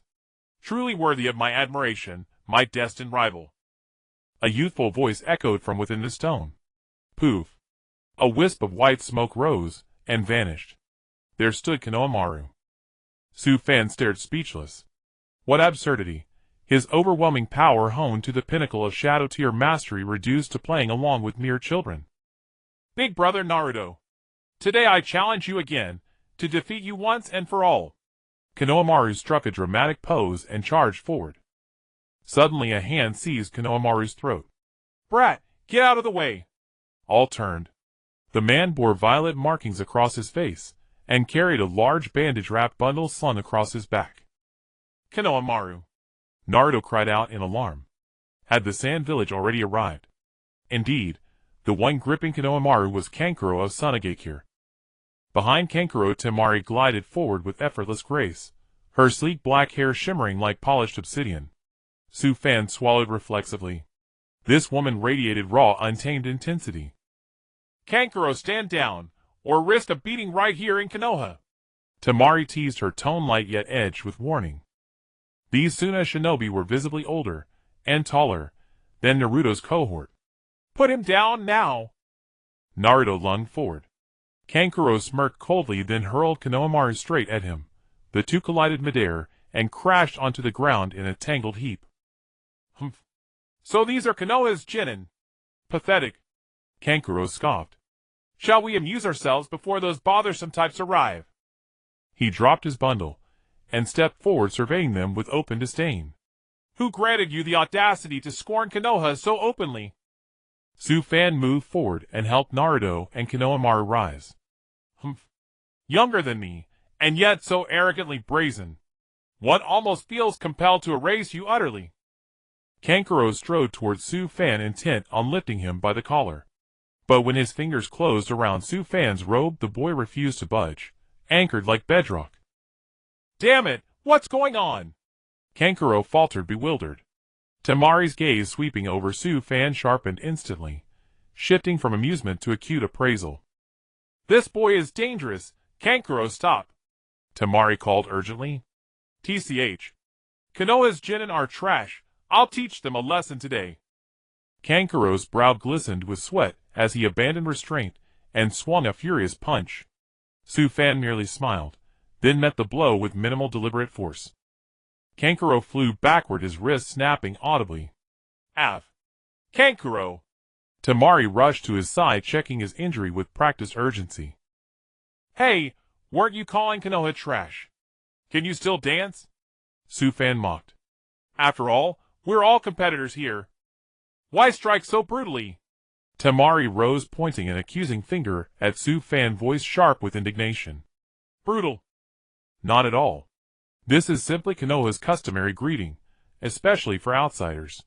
Since Konoha itself is deemed trash, it naturally prefers such vigorous salutations. In fact, the more severe the injury, the warmer the welcome. Su Fan murmured softly, eyes half-lidded, voice deceptively gentle. However, his expression darkened in an instant, cold, lethal, absolute. What I showed Kankuro just now, that was pure unvarnished unwelcoming. Temari's breath hitched, her body trembled involuntarily. For she had felt it, the killing intent. Not the fleeting aggression of a novice, but the suffocating aura of a seasoned killer. And yet, he was younger than she was. That gaze, she would remember it for the rest of her life. I apologize. Temari bowed her head. Behind her, Naruto and Sasuke stood utterly stunned. And it was all because of Su Fan. Sasuke stared at Su Fan's retreating back, chest tightening. His entire being burned with the need to grow stronger, to find Itachi Uchiha and exact vengeance. Nor could he abide anyone surpassing him. Such superiority would render his own relentless training meaningless. Having Suna shinobi bow before you truly grates on the nerves. A voice drifted down from above. Everyone turned. Gaara hung upside down from a high branch. Gaara. Temari's voice wavered, thick with wounded pride. When did he even appear? We sense nothing. Sasuke's forehead broke into a cold sweat. From Gaara, he felt killing intent, dense, ancient, and chillingly final. And Gaara's gaze swept over them, as though they were already corpses. Was this truly a Suna genin? His speed rivaled Kakashi's. Su Fan had sensed Gaara's arrival long before. His confrontation with Kankuro had been staged precisely to draw Gaara's attention. What is your name? Gaara asked, voice flat and frigid. Uzumaki Su-fan. I will kill you myself, during the Chunin exams. Su-fan smiled calmly. Welcome. That serene, unshaken composure startled Gaara, long enough for him to pause, then depart with Temari and Kankuro in silence. Hokage Tower. Before the third Hokage, Hiruzen Sarutobi, stood Konoha's assembled exam proctors. Judging by the gathering, you all understand the gravity of the situation. The Chunin exams begin in 1 week, and official notices have already been dispatched to allied nations. Several Suna genin have already arrived in Konoha. Hiruzen drew deeply on his pipe, exhaling a slow, contemplative plume of smoke. Formally announced the Chunin selection exam commences on July 1st. Kakashi Hatake Asuma Sarutobi and Kurenai Yuhi nodded in unison, each eager to lead their respective teams into the coming trials. Su-fan had been assigned as a reserve member of Team Kakashi. Meanwhile, Insuna Orochimaru stood flanked by 3 genin. Their forehead protectors bore the insignia of Otogakure, not Suna. The plan has been relayed. You may initiate it en route. Orochimaru's voice slithered low and venomous. Rest assured, Lord Orochimaru, we shall fulfill our duty without fail. Are you prepared? Then let us depart. At that moment, the fourth Kazekage Raza descended from the Wind Daimyo Tower. Gaara and the others have already arrived ahead of schedule. With only 1 week remaining until the Chunin exams commence, the fate of Suna rests upon your shoulders. Rest easy, heh. Raza and Orochimaru set off toward Konoha, but Raza remained blissfully unaware that Orochimaru had already resolved to kill him. En route, Orochimaru made his decision: eliminate Raza, then assume his identity as the fourth Kazekage, thereby infiltrating Konoha undetected. To use me as your tool to dismantle Konoha. You underestimate me entirely. Heh. As the selection exam for ninjas was about to begin, the instructor responsible for the new genin was called to step forward. In the Hokage building, Sarutobi Hiruzen addressed the numerous examiners. Out came Kakashi Asuma Sarutobi and Yuhi Kurenai. How are the ninjas under your supervision? Are there any genin you would recommend for this exam? This is certainly not a problem. Formally, any genin who has completed more than 8 missions can be recommended to participate in the exam at your discretion, although often they need to complete double the tasks to gain enough experience to qualify. Sarutobi Hiruzen spoke lightly. It is indeed too early for them. Irika beside him felt a pang of melancholy. Starting with Kakashi. Kakashi stepped forward with his hands in his pockets. Team 7 led by me Kakashi consists of Uchiha Sasuke, Uzumaki Naruto, and Haruno Sakura. I recommend them to participate in the Chunin selection exam in my name. Yuhi Kurenai said. Team 8 led by me includes Hyuga Hinata, Inuzuka Kiba, and Yamanaka Ino. I recommend them to participate in the exam in my name just like Kakashi. Asuma Sarutobi stated. Team 10 led by me consists of Nara, Shikamaru, Akimichi, Choji, and Yamanaka Ino. I recommend them to participate as well in my name. Suddenly a murmur arose from behind. All 3 have made recommendations. New genin participating in the Chunin exam. It hasn't happened in 5 years. Kakashi, is it okay if you include Uzumaki Suvan in your team for this Chunin exam? Sarutobi Hiruzen suddenly interjected. This. Kakashi was taken aback, not expecting the third Hokage to allow Suvan to participate in this Chunin exam as well. What? Suvan seems to not even qualify as a genin yet. An hour ago, Suvan already passed the genin exam. To expedite the utilization of talents in Konoha, Kakashi Suvan will join your team as a substitute. Sarutobi Hiruzen gave Kakashi a knowing glance. I understand. Kakashi sighed helplessly. On a bridge in Konoha, Suvan was training with Sasuke, Sakura, and Naruto. Kakashi approached them. I have good news for you all. You can all participate in this Chunin exam. With that, Kakashi produced 4 application forms for the Chunin exam. Chunin exam? Is it really possible to participate? Naruto excitedly snatched it and examined it carefully. First of all, this exam is not mandatory. The choice is ultimately yours whether to participate. Kakashi spoke calmly. However, if you can quickly pass the Chunin exam, you will gain access to more interesting missions. Without a doubt, they would all choose to participate. Suben's main reason for wanting to join was due to the invasion of Orochimaru. If he could be involved in such a plot, the rewards would be extremely rich, and it concerned Sarutobi Hiruzen's life and death. Even though Suben had joined Konoha, was still facing challenges. After Danzo's death, Sarutobi Hiruzen had reorganized the route, addressing various aftermaths. Although the Uchiha clan was currently stable, many issues still remained unresolved.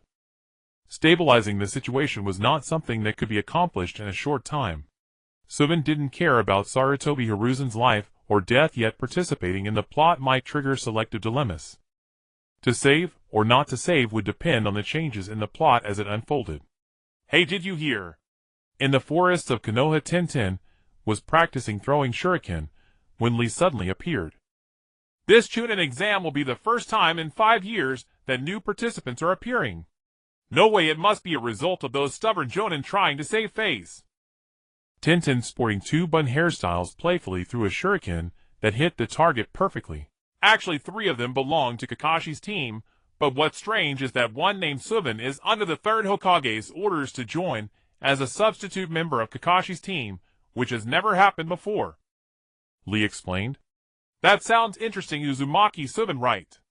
Niji emerged from behind a tree. However, they will be our bridge to promotion. 7 days later, ninjas from various nations arrived at Konoha. To enter the Chunin exam venue, one must apply. At the entrance for applications, Lee was sent flying by a punch. Please let us in. Tenten helped Lee up and pleaded with the 2 Chunin in front of him. The entrance for applications was marked 301, the place for signing up for the Chunin exam. The 2 Chunin at the entrance were Izumo and Kotetsu. Poor little brats, you think you can join the Chunin exam? You'll get killed, don't you know? The 2 laughed mockingly at the crowd. That's too much, Tenten said angrily. What did you say? The 2 continued. Listen carefully, this is our kindness. The Chunin exam is a significant challenge. Many who give up being ninjas do so because of this exam, and we have seen many who are unable to recover from their despair. Moreover, being a Chunin means being at the level of a team leader. If missions fail and subordinates die, the captain bears all the responsibility. Can you little brats really handle that? Is there a problem with turning away those who cannot pass the exam? The 2 burst into laughter. Can you 2 end this silly act? At that moment, Suben and the others walked over. So this is Uzumaki Suben. He's somewhat handsome. Tenten blushed slightly, somewhat infatuated. However, what Suben was saying was unintelligible to those behind him. Only Sasuke snickered coldly. Possessing the Sharingan, he had seen through everything. Oh! Did you notice? Kotetsu squinted and smiled faintly. We are going to 301. This is the necessary path to 301. 201. Your tricks are quite dull. Suben yawned out of boredom. To see through Jinjutsu so easily is not simple. But how will you break it? At that moment, Sasuke stepped forward, his blood-red Sharingan spinning, and the environment before them twisted and vanished. The doorplate number changed to 201. You have some skills, but let's see what you can do. Without hesitation, Kotetsu charged forward, and Sasuke furrowed his brow, preparing to counter. At that moment, Lee, quick on his feet, appeared between the 2 and blocked them. That guy is really fast. Sakura was stunned. Sasuke stopped but looked curiously.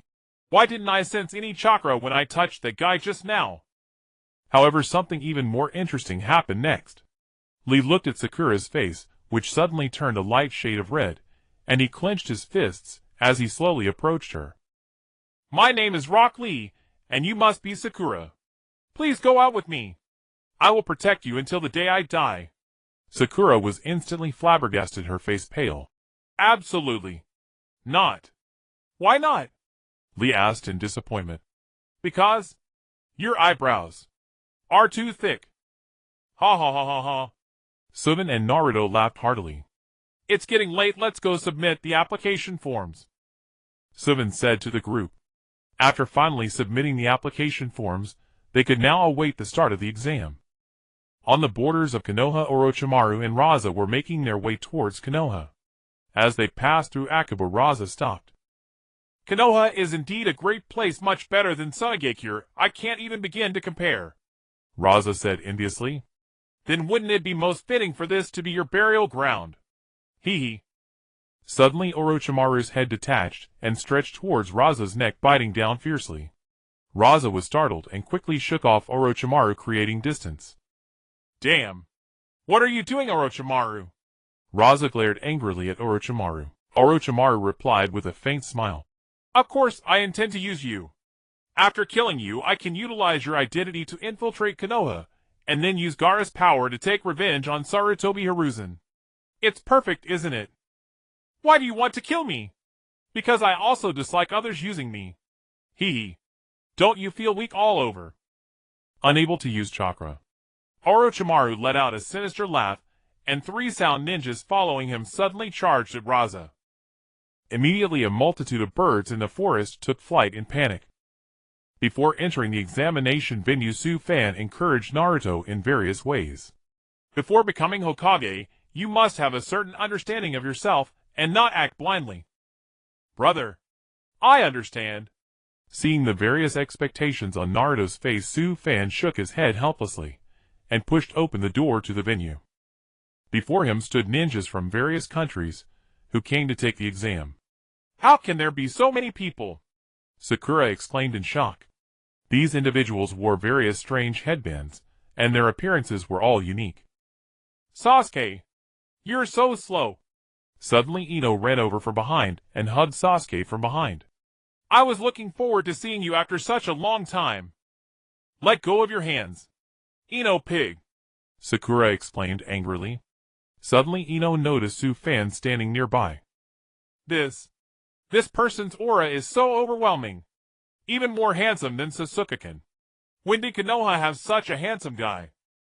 Instantly Ino released her grip and rushed to Su Fan's side. Hello. My name is Yamanaka Ino. May I ask how you are called?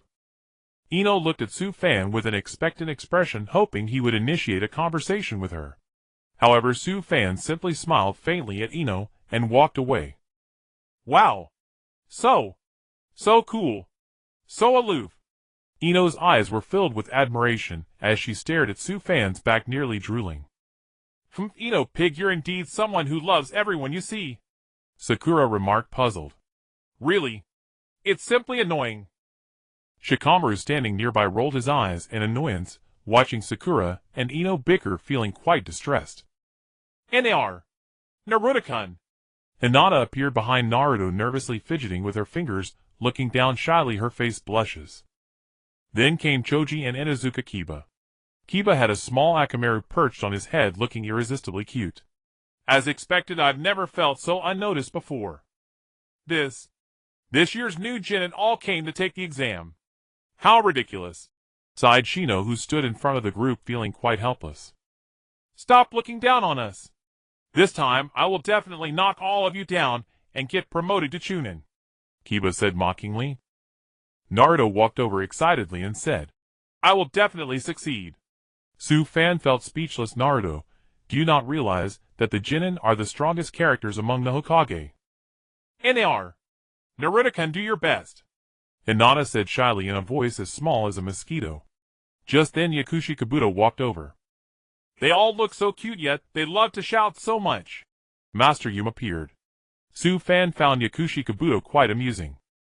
Unbeknownst to him, a tragic fate awaited. This must be Yakushi Kabuto's 7th participation in the Chunin exam. As the exam is only held once every 2 years, this year marks the 4th year already. Su Fan looked at the ninjas in the venue. These ninjas came from various countries.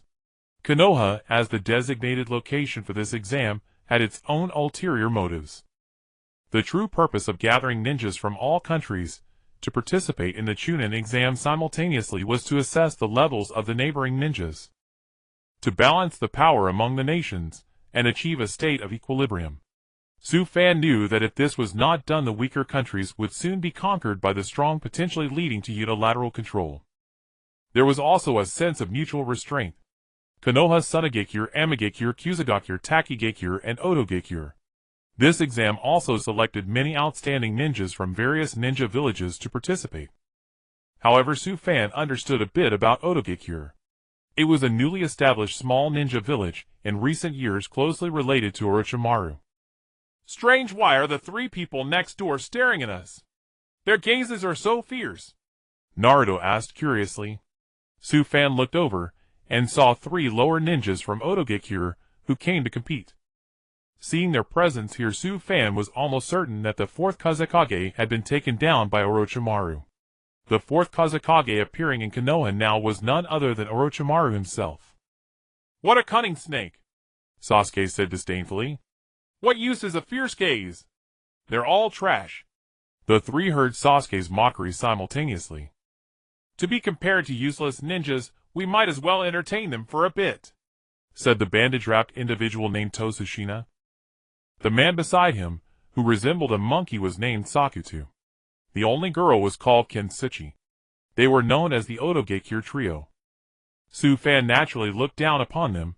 They would be formidable opponents for Naruto and the others. The figures of the three vanished in an instant, rushing towards Sasuke and the others.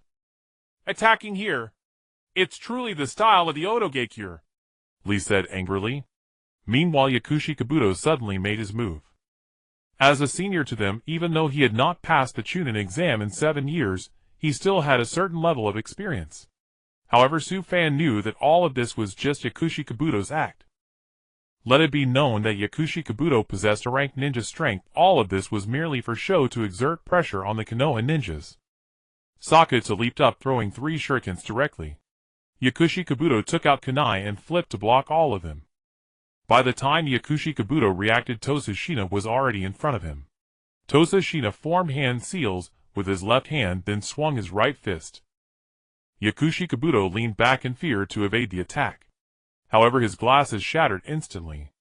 I clearly dodged. Why did my glasses break? Stop! You bunch of useless fools! At that moment, Ibiki appeared with a number of Chunin.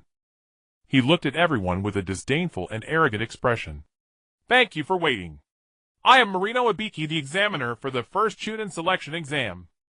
First of all, I must clarify that anyone who violates the rules or does not heed my commands will be eliminated. The first exam consists of a written test on ninjutsu and related knowledge lasting 1 hour. With that said, everyone entered the designated classroom and took their seats. As a seasoned fan of Hokage, Su-fan found such an exam quite easy. Conversely, Naruto. But it didn't matter. As a substitute, Su-fan could replace Naruto's score, and as long as all 3 passed together, they could move on to the next exam. When Su-fan saw Hinata sitting beside Naruto, he naturally felt relieved.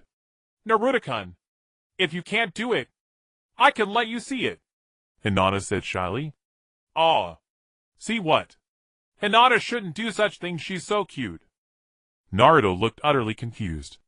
Su-fan wished he could go up and smack him twice. This is the peak of foolishness. People were being eliminated at a rapid pace, and number 25 had already been eliminated. Everyone was busy using their special abilities to complete the test. Among them, the most impressive was Sasuke. Sharingan.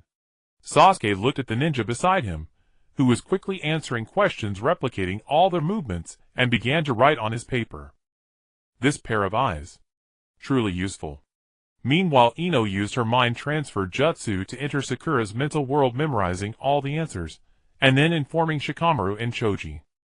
Truly, they thought of every possible way to pass the exam. It's undeniable that Konoha's 9 young ones were quite clever. Except for Naruto. Soon after eliminating those who were out, they continued to participate in the next exam, called the Forest of Death. The examiner was Mitarashi Anko. It seemed the time for Orochimaru's appearance was drawing nearer.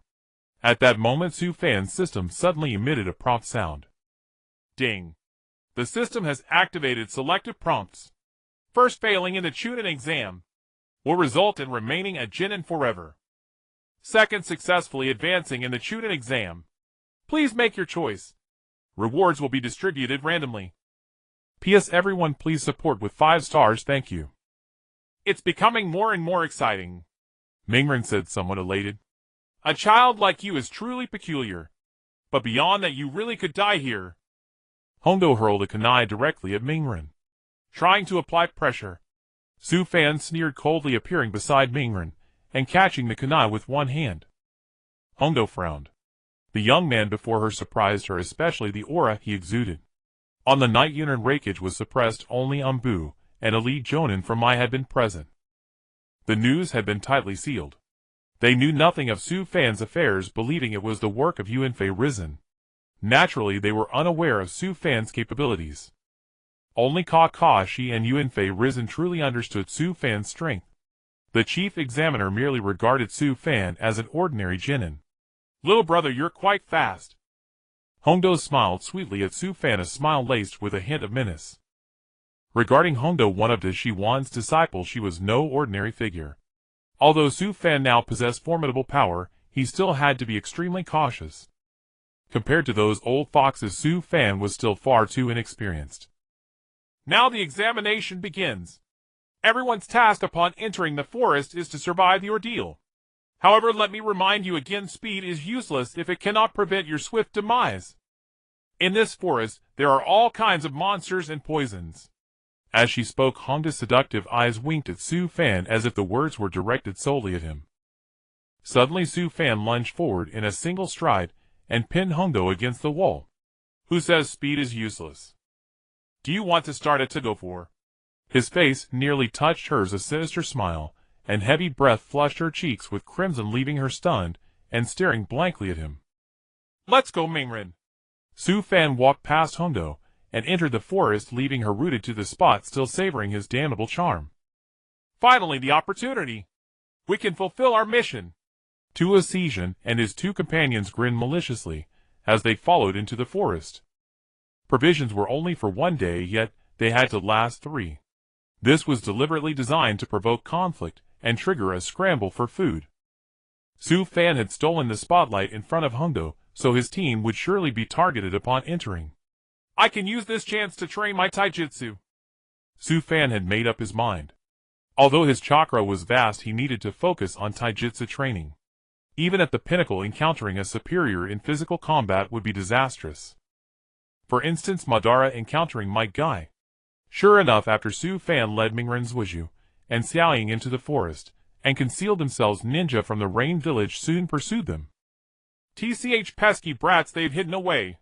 The leading Rain ninja scoured the area for traces of Su Fan and his team.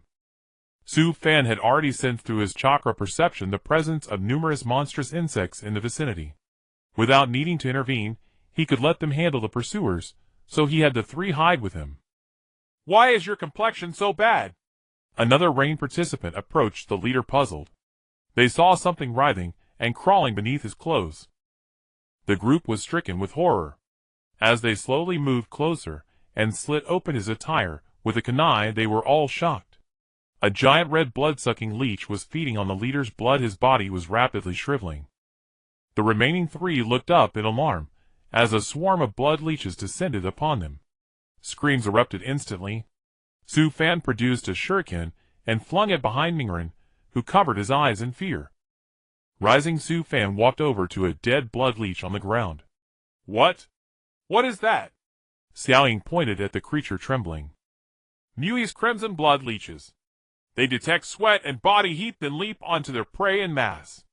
After 5 minutes of blood-sucking, you're off to the next world. Su Fan said flatly.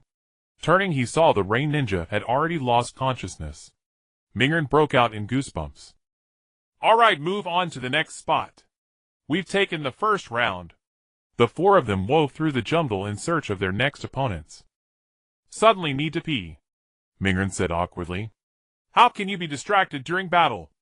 Idiot. Xiaoying grumbled. Sorry. Mingren stepped into the nearby bushes to relieve himself. Aw, that feels great. Sorry to keep you waiting. The moment Mingren reappeared, Su Fan had already thrown a kunai that struck him in the chest. Mingren recoiled in terror, but the kunai had hit, though it missed his heart by a considerable margin. What are you doing? Xiaoying and Zuiju shouted at Su Fan. Su Fan smiled faintly, looking at Mingren. Tell me, what are my name and theirs? Mingren was stunned. His stammering gave him away. Seeing this, Zuiju acted. Frowning, he kicked out and engaged Mingren in combat. The 2 exchanged fierce blows until Mingren threw a kunai and leaped back to create distance.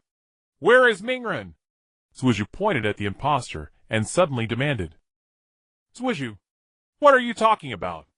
Xiaoying was still confused. But the moment the fake Mingren emerged from the bushes, Su Fan had sensed the difference in Chakra's signature. It was probably Zuo's Sharingan that also detected the anomaly prompting his attack. Your transformation technique is even worse than Mingren's. Su Fan sneered. A puff of white smoke erupted from the figure standing before Zuiju, revealing a rain ninja wearing their headband. You rain ninjas sure have peculiar hobbies. Su Fan opened his right hand, and a vine coiled around the enemy ninja. Is this the would-release ninjutsu? Zuiju stared in awe at Su Fan's ability to manipulate trees to suppress enemies with mere chakra. What are you waiting for? Su Fan looked at Zuiju, who suddenly understood. Drawing a kunai, he charged forward and dispatched the rain ninja. At the spot where Mingren had urinated, Su Fan found him bound and gagged with cloth. Su Fan sighed helplessly. His overwhelming perception prevented enemies from even getting close, but that also deprived his teammates of training. With Mingren, Zuiju, and Xiaoying essentially spectating the exam offered them no real growth. He had to let them experience battle on their own. From now on, you three will handle the fights yourselves. You'll form a solo unit. Su Fan turned and stated calmly. You should have said that earlier. Zuiju thrust his hands into his pockets and walked away coldly. Xiaoying smiled awkwardly and followed. Big brother, why can't I be on your team? Mingren protested. Because you need to grow. I can protect you always, but what when I'm not there? To become Hokage, you must rely on yourself. Su Fan explained seriously. All right. Then take care of yourself. Mingren obediently replied. Go fight with confidence. If danger strikes, I will appear. Su Fan ruffled Mingren's hair affectionately. Soon Mingren followed Zuiju. The three-man team headed deep into the jungle, while Su Fan went the opposite direction alone. Little did they know, deep in the forest a pair of serpentine eyes was watching them, waiting silently for their arrival. Unknown to them, deep in the jungle a pair of serpentine eyes watched the trio, patiently awaiting their arrival. The three of them walked through the jungle, having lost Su Fan's protection. Naruto and Sakura became fearful, constantly sensing a pair of eyes deliberately staring at them. Why haven't we seen any other teams after walking for so long? Sakura said nervously as she swallowed her fear. Sakura, don't be afraid. If anything happens, I will protect you. Naruto said with a cheerful smile. Suddenly a thick drool fell from the top of Naruto's head, leaving both Sakura and Naruto in a state of confusion. What is that? It's disgusting. Shut up. Sasuke suddenly turned around, glaring at the top of their heads. The two of them were so frightened that they didn't dare to make a sound. Slowly looking up, a gigantic python was staring at them. What? What should we do now? Sakura's legs couldn't help but tremble. Sasuke carefully took out a shuriken from his waist and threw it towards a nearby tree with a flick of his wrist. Boom! The giant snake immediately turned and knocked down the tree, creating a cloud of smoke. Naruto and Sakura sat down on the ground, sweat streaming down their foreheads. What are you waiting for? Get up and get out of here! Sasuke shouted at the two of them. To encounter such interesting little brats here, this really gets more interesting. As the smoke cleared, a person with both male and female features emerged. She extended her long tongue and licked her lips. Naruto felt a wave of nausea. Hey! Are you a man or a woman? Naruto pointed at the person and asked curiously. It's best not to be distracted in battle if you don't respect others. The person gave a sinister smile, and the giant snake behind Sasuke suddenly appeared, opening its massive mouth to pounce down. Get away! Sasuke pushed Sakura aside. Among the three, Sakura was the weakest. He thought Naruto would dodge as well, but Naruto was too frightened. The giant snake swallowed Naruto whole. Sasuke and Sakura were completely stunned. Naruto! Faced with such an enemy, Sakura was truly scared, tears welling up in her eyes. For the newly graduated genin, this seemed too cruel. Seeing their companion swallowed by the giant snake, they instantly lost their fighting spirit. It's your turn, you two! The person chuckled, releasing a wave of killing intent. Sasuke and Sakura sensed the killing intent, and suddenly illusions of being killed appeared before them. Although it was just an illusion, the impact was still overwhelming. Every cell and bone in their bodies began to tremble uncontrollably. The source of the terror truly came from within. This uncontrollable feeling made them acutely aware of the risk of being killed. Both fell to the ground, struggling to sit up, wondering if they could even stand. Is this just pure killing intent? Sasuke struggled to control his legs, trying to stand, but it was futile. When Sasuke turned to look at Sakura, she was already crying, tears flowing uncontrollably down her face, her body trembling from time to time. We can't go on like this. We have to escape now. Sasuke clenched his fists, looking at their enemy. Move! Move! Sasuke urged his body desperately, but trembling he pulled out a kunai from his pants leg, and with great willpower slowly stood up. Don't worry, death is painless and comes swiftly. Sasuke saw the person approaching with a kunai, and his desire to survive grew stronger. He shouted, plunging the kunai into his right thigh. At the moment the enemy threw the kunai, he activated his Sharingan. Swiftly dodging the flying kunai, he scooped up the fallen Sakura and escaped from the ground. Hee. What interesting eyes you have. What? He instantly transformed into a giant snake and chased after them. I really like your eyes. Ha ha. The ninja from earlier crawled out from the giant snake's body, laughing maniacally as she looked at Sasuke's eyes. Then she chased the two through the jungle trees, collapsing one after another. Damn it! My chakra is running low. I have yet to find Itachi for revenge. I can't die like this. Sasuke's Sharingan suddenly faded, chakra reaching its limit, and he finally fell from the sky while holding Sakura. As they fell, the giant snake quickly coiled around the ground, opening its massive mouth to wait for their descent. Just as they were about to drop into the snake's mouth, a powerful chakra erupted from the side. The giant snake, caught off guard, was blasted away by a punch, trees snapping under the impact, and the snake rolled on the ground, losing its breath. You really had me worried. The ninja on the giant snake slipped off its skin, frowning as he looked up. He saw Su Fan holding both of them by the waist, rescuing them. Su Fan! Naruto! Naruto was eaten by the giant snake. Sakura's face instantly revealed an indescribable sense of grievance as she saw Su Fan resembling a savior and threw herself into his embrace. Thank you, Sasuke reluctantly said. Su Fan shook his head helplessly. Sasuke, you tried your best. The battle is indeed not easy, but the enemy before us is beyond your capabilities. Even Kakashi-sensei would struggle against them. What? The two exclaimed in shock. They looked at the ninja on the ground and felt a wave of fear in their hearts. Indeed, the previous battle hung between life and death, and Sasuke could clearly feel that the ninja's strength was unlike that of a genin. The methods were extremely cruel, as if they were here to slaughter them.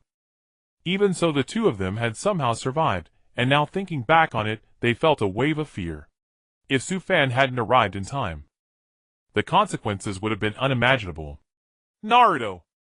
Sasuke fell silent, suddenly feeling very guilty towards Naruto. After all, he was a teammate. Just now, he chose to save Sakura instead of Naruto, and he felt an overwhelming sense of guilt. Don't worry, Naruto won't die so easily. Su Fan smiled at the two. Suddenly, the giant snake's body behind the ninja reacted greatly. Its belly expanded rapidly, and then burst open. I finally made it out. The air outside is indeed fresh. Surrounding the giant snake's body, a multitude of Naruto's shadow clones appeared. Su Fan nodded secretly. Although Naruto had little combat experience, he always brought unexpected surprises. Naruto! The two were deeply touched to see that Naruto was fine. Since all three of them were safe, Su Fan could fight with full strength. Because the enemy before them was no ordinary foe. One of the legendary Sannin Orochimaru, what an honor! Su Fan looked at the ninja on the ground, and suddenly wore an amused smile. What? The three of them displayed terrified expressions, not expecting that the enemy before them was one of the legendary Sannin. Isn't Orochimaru a traitor to Konoha? Sasuke asked in confusion. Kid, you have quite the strength. If I'm not mistaken, you must be Uzumaki Su Fan. Orochimaru finally revealed his true self, looking at Su Fan with a face full of anticipation. I thought you would appear during the competition, but I didn't expect you to be so restless, Su Fan said calmly. You even calculated this, you really are something. I intended to appear as the Kazekage of Sunagakure in the competition, but right now what interests me more is you. Appearing here, don't be surprised, because soon you will become my experimental tool. Hee. Orochimaru crazily licked his lips. Outside the Death Forest, several chunin from Konoha discovered 3 bodies of those who had come to participate in the competition in a corner. Lord Akane, we need you to handle this matter since it has occurred in this area. Akane nodded, and then walked toward the bodies. The 3 bodies had lost their faces, their features flattened. However, their clothing could easily identify which country's ninjas they belonged to. It seems that those wearing the same clothes have already entered the forest. Wait. This ninjutsu. A cold sweat suddenly broke out on Akane's forehead. Without a doubt. Is it that guy's ninjutsu? Suddenly Akane raised his right hand to cover the curse mark on his neck. Quick! Inform Lord Third Hokage. Immediately request 2 Umbu squads to head to the Death Forest. I need to go in first to ensure the safety of the participants. Turning abruptly, Akane said anxiously to several chunin. Yes. That guy actually came to Konoha. Thinking of this, Akane quickly entered the Death Forest, rushing deeper into it. Deep within the forest, King Forest, Su-fan and Orochimaru were staring at each other. I'm really curious, are you my experimental subject? Orochimaru said with a chuckle. Only you would have such peculiar preferences, but why not try and see? Su-fan smiled calmly. As the wind stirred the grass, the atmosphere between the two became tense, and suddenly Orochimaru struck. Shadow Snake Hands. In an instant, multiple giant snakes summoned from Orochimaru's sleeves lunged at Su-fan. P.S. I hope everyone can watch more ads. Clicking to urge updates can also allow you to watch ads, as each ad view contributes to my book's revenue, about 10 cents per video. I don't ask for much, just your support, thank you. Fire Release Dragon Fire Technique. Su-fan directly unleashed a line-shaped flame akin to a dragon. As the 2 opposing ninjutsu clashed, Su-fan proved superior. Orochimaru hurriedly dodged as trees were snapped in 2. In the blink of an eye, Su-fan had already appeared before Orochimaru. A left hook followed by a heavy right kick sent Orochimaru stumbling backward. Su-fan gave Orochimaru no chance to catch his breath, his speed suddenly surging as he charged forward. An opponent like Orochimaru was perfect for practicing taijutsu. With a flip, Su-fan slammed his fist down, while his right hand spun, the kunai at his waist, quickly gripping its tail and thrusting it toward Orochimaru. Orochimaru gave a cold laugh, spitting out the Kusanagi sword to block the attack. The kunai in Su-fan's hand suddenly snapped. Frowning, Su-fan kicked out, and the 2 distanced themselves. He not using would release. I suppose I'm being underestimated. Orochimaru sneered at Su-fan. You're just a stubborn snake. Not convinced. Come bite me. Su-fan laughed heartily. Feeling insulted, Orochimaru flew into a rage and leaped over the wooden stakes to charge at Su-fan. Su-fan disdainfully tossed aside the broken kunai and met his assault. A stubborn snake is still a stubborn snake. Su-fan didn't believe Orochimaru would continue fighting purely with taijutsu. After all, it was not his forte. Sure enough, after 2 exchanges, Orochimaru could no longer hold back. Wind Release Great Breakthrough. A sudden gale swept towards Su-fan, its intensity unmistakable, stinging like a blade. Moreover, the wind only grew stronger. Hundreds of nearby trees collapsed instantly. Earth Release Earth-Style Wall. Su-fan slammed his hands onto the ground, and a massive earthen wall rose, blocking the wind entirely. When the wind ceased, Orochimaru had vanished from his spot. His speed was too fast for the naked eye to track, but Su-fan could sense his presence. Now Su-fan understood the importance of dojutsu. Compared to sensory abilities, having a distinctive pair of eyes was far more convenient. Whether it was the Sharingan or the Byakugan, he would go with the flow. Orochimaru sprinted rapidly around Su-fan as if waiting for an opportunity. Earth Release Swamp of the Underworld. The soil beneath their feet turned into liquid, forming a vast quagmire. Orochimaru's speed was instantly hampered as his body sank into the swamp. Now you don't have to run so hard, do you? Would release adamantine attacking wood. Su-fan summoned hardened wooden spikes from the ground, aiming at the immobilized Orochimaru. In an instant, the wooden spikes struck Orochimaru. but he disintegrated into a heap of mud. Substitution technique. Orochimaru appeared on another tree, eyeing Su Fan warily. Nothing seemed to go smoothly. He knew Su Fan was merely toying with him, using barely half his strength. If Su Fan were to get serious today, would truly be a loss. With that thought, Orochimaru decided to retreat. Su Fan knew he couldn't kill Orochimaru now. They would meet again eventually. Someone who could cheat death himself couldn't just die so easily. Hee. Truly surprising. Your physique is also peculiar, possessing multiple chakra natures. I sense the power of Hashirama within you. Next time we meet, I'll cut you into 1,000 slices. With that, Orochimaru turned to leap away. Just then Anko arrived. Stop right there. She drew a kunai from her waist and hurled it at him. Orochimaru gave a cold laugh, dodged the kunai, and continued his escape. Damn it! Anko stubbornly pursued him. Watching them depart, Su Fan shook his head helplessly, then walked over to check on the injuries of Sasuke, Naruto, and Sakura. You've all done exceptionally well today. That was Orochimaru, one of the legendary Sannin. You've already qualified as Chunin. Su Fan spoke calmly to the three. Only Sasuke harbored different thoughts. Seeing Su Fan's battle with Orochimaru had inflamed his desire for revenge. Sasuke slowly stood and approached Su Fan. Suddenly he dropped to his knees. W, what are you doing? Su Fan was stunned. Sasuke's action completely caught him off guard. I want to pursue immense power. That man was one of the legendary Sannin, but you weren't even using your full strength. You could have beaten him easily. I want revenge. Give me a chance, take me as your disciple. Sasuke gritted his teeth as blood constantly seeped from the wound on his leg. Su Fan looked at Sasuke at a loss for words. If he told the truth now, Sasuke would likely lose his motivation for training. Itachi Uchiha had orchestrated this entire situation, and Su Fan didn't want to disrupt it. In the original story, Orochimaru's target was Sasuke, and Sasuke would be bitten and gain the power of the curse mark. But because Su Fan's own formidable strength was too extraordinary, he attracted Orochimaru instead.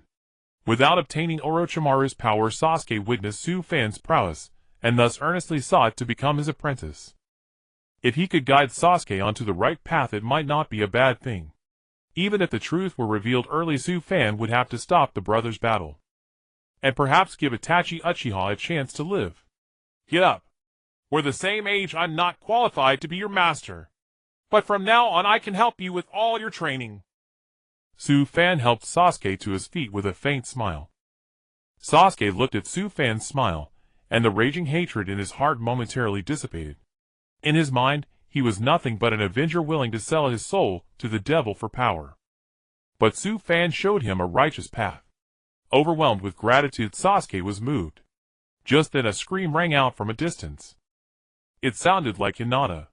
Su Fan wanted to give Naruto a chance to shine, and looked at him. But Naruto quickly turned his face away. What are you doing? Su Fan asked, bewildered. I'm scared. Naruto replied, looking embarrassed. Su Fan helplessly covered his right cheek. Fine head go himself. Naruto had just been swallowed by a snake, and although he escaped, was probably still traumatized. You three rest here. He'll be right back. Su Fan gave a brief instruction, and headed toward the source of the scream. Unbeknownst to him, the Sound Ninja trio had already targeted Sasuke, Sakura, and Naruto. They hadn't witnessed the previous battle, and had simply tracked the scent. Among them, the most threatening is Uchiha Sasuke. He'll take control of Sasuke. Once we eliminate the other two brats, the mission will be complete, Dosa said to his companions. Understood. Following the sound, Su Fan rushed into the nearby woods, and found Hinata, Kiba, and Shino held by Gaara's sand-binding coffin. All around lay the corpses of Rain Village ninja. It seemed Gaara had gone on a killing spree, and the three had simply stumbled upon the scene. Gaara was utterly merciless now, likely due to his childhood experiences. Gaara, stop. No more killing. Kankuro tried to intervene. Shut up. Say another word and it'll kill you too. Gaara glared coldly at Kankuro. Enraged, Kankuro grabbed Gaara by the collar. You'd even kill your own brother. Are you even human? Seeing this, Temari quickly intervened. Stop fighting. Gaara, there are no more opponents left. We can head straight to the tower. We must arrive before nightfall. But Gaara showed no sign of relenting. He spread his hands ready to unleash Desert Funeral. Su Fan frowned and leaped down from the tree. Water release water dragon bullet. A water dragon surged toward Wei-Luo. Wei-Luo's gaze was dark, and he calmly unleashed the sand shield encasing himself within a sand sphere. However, thanks to Su Fan's formidable chakra, the sand of Wei-Luo inevitably began to fall off upon contact with water. The water dragon struck the sand shield, which instantly disintegrated, breaking free from Wei-Luo's control. The sand-binding coffin on Chu Tian and the other two also automatically released. It's the guy from Ming Ren's team who saved us, exclaimed Quan Zhongya excitedly. Ming Ren's brother. Chu Tian gazed at Su Fan's figure with a peculiar feeling. The first time she was protected was not by Ming Ren. At this moment Chu Tian had developed a fondness for Su Fan. Troublesome fool. Are you courting death? Wei-Luo cast a sinister gaze at Su Fan, murderous intent surging forth. As a genin, how many have you seen who can unleash elemental chakra ninjutsu? You are no match for me, Su Fan said calmly. Wei-Luo's pupils shrank. He knew well that his defenses had been easily breached by Su Fan. Let alone a real fight, he might really struggle. Wei-Luo, there's no time left, said the Shouju behind him, suddenly her expression anxious, clearly frightened by Su Fan's gaze at that moment, still feeling lingering fear. Wei-Luo stared at Su Fan for a long time before finally turning and leaving. Temari let out a deep sigh. If I encounter you in the match, I won't go easy. As he left, Wei-Luo left these words. Su Fan smiled. Wei-Luo's pride lay in his ability to control sand. The one tail within him had always made him feel like an outcast. Yet he would ultimately consider using that power. In the match, Su Fan would utterly destroy Wei-Luo's confidence. On the other side, the three who were resting were suddenly ambushed by the three sound ninja. The first to appear was Tuashirjin, his entire body wrapped up like a mummy. Ming Ren, don't lose focus. Seeing only one person appear, Zhuozhu instantly grew anxious, because the other two might be hiding in the shadows. If they launched a sudden attack, it would be disastrous. Tuashirjin's first target was Zhuozhu. In an instant, he swung his right arm as he approached Zhuozhu. Zhuozhu fiercely blocked with his left hand, but a strange thing happened. Although he had clearly blocked the attack, he still flew backward and crashed into a tree. This left Ming Ren and Xiaoying utterly bewildered. Losing focus in battle is a major taboo, Tuashirjin said coldly, looking at Ming Ren and Xiaoying.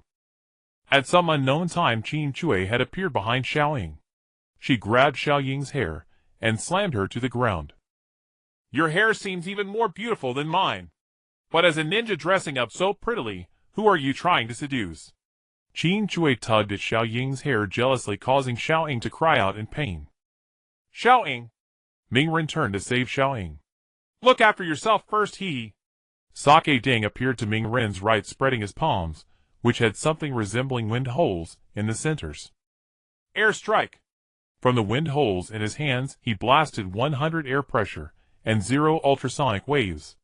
Ming Ren was instantly set flying and crashed to the ground. Do you know why you blocked the attack but still got knocked down? Tuashirjin said coldly, looking at the injured Zhuozhu. He pulled up the sleeve of his right arm, revealing a machine-like device on his forearm to Zhuozhu. This is the secret of my sound wave weapon. Even if you block the attack, the sound waves still release their force. Zhuozhu clenched his fists, stood up, and charged at Tuashirjin again. Tuashirjin dodged Zhuozhu's fist and slammed his right arm towards Zhuozhu's head. He intended to kill Zhuozhu. At that moment, Zhuozhu's Sharingan activated. He barely managed to dodge the attack, but the rebounding sound waves struck his eardrums. Zhuozhu collapsed to the ground in pain, clutching his head. Now face death. Ha ha! Suddenly Xiaoying took out a kunai and decisively cut off her own hair.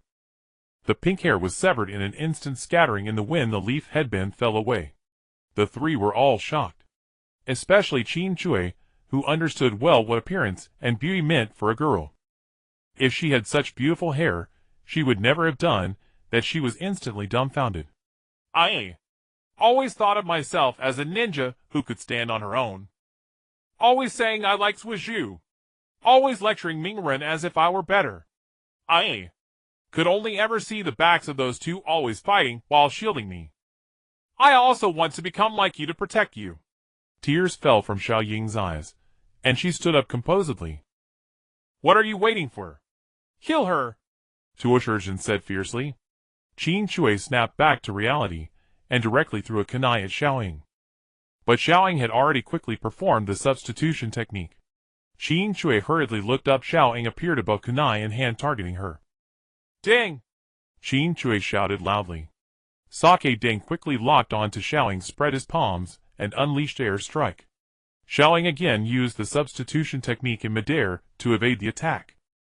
Even if I die, I will fight to the end. From behind the tree, Xiaoying's real body approached Qin Shui, gripping a kunai tightly. Qin Shui hastily threw a kunai. To Qin Shui's shock, Xiaoying chose not to dodge. Instead, she endured the pain of a kunai piercing her arm, and tackled Qin Shui to the ground. Xiaoying let out a roar, and plunged the kunai toward Qin Shui beneath her. Annoying brat. Tuoshirjin arrived in time, and delivered a punch to Xiaoying's chest. Xiaoying's eyes widened. The pain caused her to lose consciousness, and she rolled and fell before Mingren. In the end, Xiaoying failed. But at the moment she cut her long hair, Xiaoying had opened the window. To her heart, she was no longer the timid self she once was. And Mingren, who had just seen Xiaoying lose consciousness, instantly froze. Xiaoying! As his heart pounded violently, red chakra enveloped Mingren. Ah! Mingren let out a long howl to the sky. Immediately Tuoshirjin and the other two were stunned. Such formidable chakra! What kind of monster is this brat? The red chakra erupted wildly. Mingren opened his eyes, revealing red fox-like pupils. The Ninetails chakra cloak materialized around Mingren's body, and a tail appeared behind him. Kill you all! Kill you all! Sensing the seal within Mingren loosening, Su Fan felt truly exasperated. There seemed to be too many incidents today. But the system was not just for show. Su Fan had participated in many plot events, and the rewards would be accumulated and distributed. Otherwise, Su Fan wouldn't have been so kind as to meddle in so many matters. Naruto gradually lost his original consciousness, his body now under the control of the Ninetails. Be careful, you two. This kid is up to something. Tasujin warned his two teammates with vigilance. Qin Shui displayed a disdainful expression, acting all mysterious. He drew a shuriken and directly threw it at Naruto. Finally, Naruto moved. He swung his sharp palm and deflected the shuriken, moving so quickly that he appeared before Qin Shui in a blur. Qin! Sake Ding hurriedly unleashed a slicing wave, but for Naruto in his current state, it was merely an itch. The slicing wave hit Naruto with no effect. Naruto slowly turned his head towards Sake Ding, his eyes filled with murderous intent. Sake Ding was terrified and took 2 steps back. Naruto charged at him. Sake Ding was momentarily stunned by fear. Ding! Get out of the way! Tasujin cried out. But before Sake Ding could react, Naruto's punch pierced through his body. A large hollow formed in Sake Ding's abdomen, and he looked at Naruto in disbelief. Tasujin and Qin Shui trembled in fear as they witnessed their companion being killed by such a brutal method. Naruto. Sakura, who had just awakened, was terrified by Naruto's appearance, unsure if he was still himself. Recalling how everyone spoke of the Ninetails within Naruto, he now appeared so terrifying. Qin Shui, let's go. Find a way to escape. Tasujin could no longer afford to hesitate. If they did not escape now, both of them would die here. Damn it! Tasujin cautiously moved, hoping to calm Naruto's emotions. But Naruto's eyes remained locked on Tasujin. What should be done now? Su Fan rushed towards Naruto's position. By the time Su Fan arrived, the Sound Ninja trio had all been killed.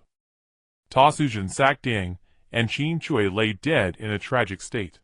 Naruto was struggling to control his emotions, as he could no longer govern his own body, fixating his target on Sakura and Sasuke. Su Fan gripped tightly. Thick wooden vines burst from the ground and wrapped around Naruto's arms. Quan Ruchan Chui Shou. Quan Ruchan Chui Shou. Su Fan's right palm spread open, and a powerful force directly suppressed the Ninetales chakra on Naruto's body. Naruto lost the power of the Ninetales, and immediately collapsed to the ground. Su-fan retracted his ninjutsu and jumped down. The jungle is indeed too dangerous, but I will stay with you all from now on to avoid any further trouble. The night grew darker. Su-fan led the three deeper into the jungle. Through the moonlight, a massive tower appeared before them. It seems we have arrived. Su-fan used his Shinkagura Shin-Eye, detecting a large amount of chakra hidden among the grass, including all ninja movements. At critical moments, some would lie in wait here to carry out the final slaughter of other ninjas. Suddenly, movement was detected in the nearby grass. The four looked over simultaneously as a figure burst from the grass. Upon closer inspection, it was Yakushi Kabuto.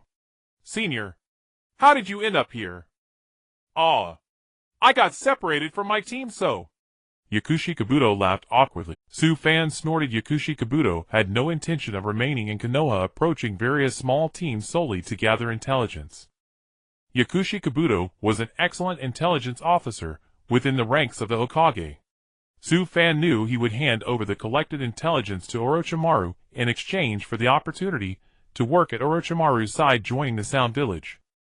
I've already participated in the Chunin exam 7 times and mostly familiar with the situation here. Why don't we all travel together for the next leg of the journey? Yakushi Kabuto tentatively glanced at the four. Among them, he was most curious about Su-fan, as he had no leads on any information about him, including the distribution of ninja ranks. What interested him the most was Su-fan. Then it'll trouble you, Senior, to lead the way. Su-fan smiled faintly. Having someone guide them for free was great, but to pry intelligence from him was utterly impossible.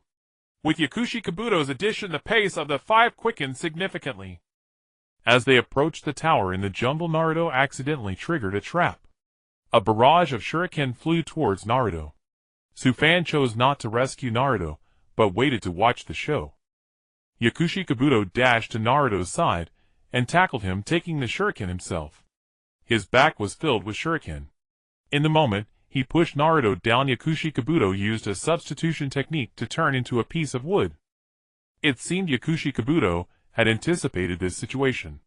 At a glance, he realized that he wouldn't have time to release the substitution technique. The lifetime Oscar-winning actor Yakushi Kabuto was truly deserving of the title. Don't lose focus. We are surrounded. Yakushi Kabuto shouted to the four. Sure enough, from the surroundings of the tree beams, things resembling water droplets crawled out. They transformed into rain ninjas before everyone's eyes. There were more than 30 of them. However, the appearance of this group of rain ninjas all looked identical. They seemed devoid of consciousness, and approached the 5 with kunai in hand. Yakushi Kabuto kept his eyes on Su-fan, hoping Su-fan would take action, thereby gaining intelligence about Su-fan's abilities. But Su-fan remained in different hands in his pockets, showing no inclination to act. Just what I needed. It's been suffocating all the way. Now I can finally fight. Naruto tightened his grip on the kunai and swung it at the nearest ninja. To his surprise, the body of that ninja split in 2 and surprisingly generated new ninjas. Thus, the surrounding ninjas increased in number. Su-fan looked towards a corner of the nearby tree. The real body was there. The ninjas released ninjutsu mixed with illusions and launched an attack, throwing kunai at the group. The hidden ninja let out a cold laugh. Let's see how long you can hold out. The night is exceedingly long. I can't wait. Multiple shadow clone technique. Naruto unleashed his clones, and numerous clones appeared around, mindlessly charging at those ninjas. One was cut down, and then the second and third appeared. More and more. Seeing this, Su-fan took several shuriken from his waist and locked onto the previous corner of the tree, tossing them directly. Were we discovered? The 3 rain ninjas hidden in the shadows were startled and leaped down from the tree. The illusion surrounding the 5 dissipated. Yakushi Kabuto stared at Su-fan, gritting his teeth. He could sense the enemy's position, but did not release his own abilities. Did he realize my intentions? Clearly, he could have released his abilities to directly slay them while they were unprepared, but instead, he chose the most foolish method, throwing shuriken. The game is over. Those 3 are yours to deal with. Any issues? Su-fan said to Naruto and the others casually. Don't worry, big brother. Let's show you what we can do. At this moment, they were only one step away from the tower. This was the final battle. Yakushi Kabuto felt a wave of unwillingness as he lost the intelligence on Su Fan's abilities. However, there was nothing to be done. He could only remember the abilities of Sasuke and the others. After a short while, Sasuke and the other two sat on the ground panting heavily. The three Rain Ninja had been slain. Kabuto Yakushi glanced at Naruto, Sasuke, and Sakura, secretly stunned. Although they were merely newly graduated Chunin, their strength was indeed remarkable. Especially Naruto. His chakra reserves were abnormally immense. As for Su Fan, he was too mysterious.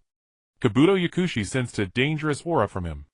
Such an aura should not have belonged to someone of Su Fan's age. At that moment, two of Kabuto's teammates approached from the side. Kabuto then bid farewell to the four, and followed his teammates into the tower. Sure enough, the moment they entered the tower, and opened the summoning scroll, the person who appeared was Orochimaru. Lord Orochimaru. Kabuto's face was full of reverence. Orochimaru did not even spare him a glance and said indifferently, I want to hear your opinion as a sound ninja. Kabuto pulled out a large number of intelligence cards from his pocket and handed them to Orochimaru. What about that Su Fan? How is he? Sorry, Lord Orochimaru. In the fight just now, he did not act, but he possesses powerful perception abilities. Kabuto lowered his head and said nervously, I know.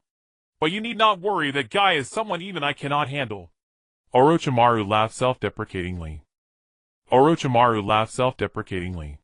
What? You? Kabuto's face was full of doubt. He quickly recalled the fight with Su Fan and the others. Although Su Fan's aura was not weak, he had not demonstrated any powerful chakra. He was merely a 12-year-old child. Could he really be stronger than Orochimaru? Now Kabuto thought about his acting earlier and blushed. Su Fan had probably seen through it long ago, but just didn't say anything. Orochimaru took the intelligence cards, walked over to Kabuto, and patted his shoulder. Welcome, join the sound hidden. With that, Orochimaru vanished into a puff of white smoke. Kabuto suddenly let out a sinister laugh. Meanwhile, Su Fan and the others entered the tower, and opened the scroll only to encounter Irika. Seeing that Naruto had actually passed the forest of death, Irika's face showed a relieved smile. He looked at Su Fan with gratitude, assuming that Su Fan had helped Naruto a lot along the way. Su Fan responded with a faint smile. Next, they entered the second floor of the tower. The third Hokage, Hiruzen Sarutobi, had been waiting for a long time. In the hall, the teachers and examiners of each team were present. Suddenly, Su Fan looked at an examiner beside him. The chakra on that person was very familiar to Su Fan. It was none other than Orochimaru, whom he had just clashed with. That ninja stared at Su Fan, extending a long tongue to lick his lips, revealing a sinister smile. Slimy snake. Just then, Anko had not caught up with Orochimaru's trail, and had already reported the situation to Hiruzen Sarutobi. She also revealed her own curse mark to him. Everyone confirmed that it was the rank missing Orochimaru from the wanted list. There were 12 people who passed the exam on sight. The second exam ended. The third exam officially began. Well done, your team is lucky. But as long as our team is here, you won't pass the exam. Because the next stage requires real skill. Alright, youth is sometimes sour, and sometimes stern. Kakashi. Standing beside Kakashi, Might Guy looked at him with a sundry expression. Huh? What were you just saying? Kakashi looked at Might Guy lazily. Oh my god! Might Guy clutched his head in anger. He turned around and clenched his fists. Not bad, my rival Kakashi. It's things like this that make you seem so cool. Damn it. Below the stage, Niji's team looked over at Might Guy. That's Sensei's eternal rival Kakashi. Completely outclassed in looks he. No. Guy Sensei is the best and strongest among all teachers. Rock Lee looked at Might Guy, his eyes shining. Hinata then looked at Su Fan, who was beside Naruto. The handsome figure who had saved her was unforgettable. Thinking of this, her face turned slightly red. Su Fan looked at Hiruzen Sarutobi on the platform. This old fox had ulterior motives in holding this exam. The real purpose was the joint exam of various countries. It was said to be for peaceful coexistence among allied nations, and to improve ninja skills. In reality, just like Kabuto's thoughts, it was all about gathering various kinds of intelligence. It was just that Kabuto's insight was ahead of time.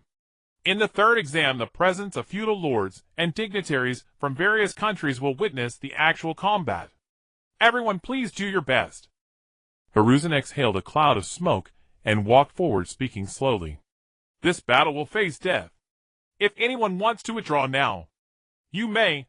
Looking at everyone, Hiruzen waited for some to give up the exam. What's with that making it sound so scary? Naruto muttered in Sufan's ear. The current allied nations were once neighboring countries that constantly waged war. To avoid mutual destruction, they specially chose a battlefield. That is the origin of the Chunin exam. Sufan explained in detail. But why do this? Isn't it just to select Chunin? Naruto continued to press. Indeed, it cannot be denied that this exam also has the mission of selecting ninjas capable of becoming Chunin. But on the other hand, it is also a place where ninjas bearing the prestige of their nation fight with their lives on the line.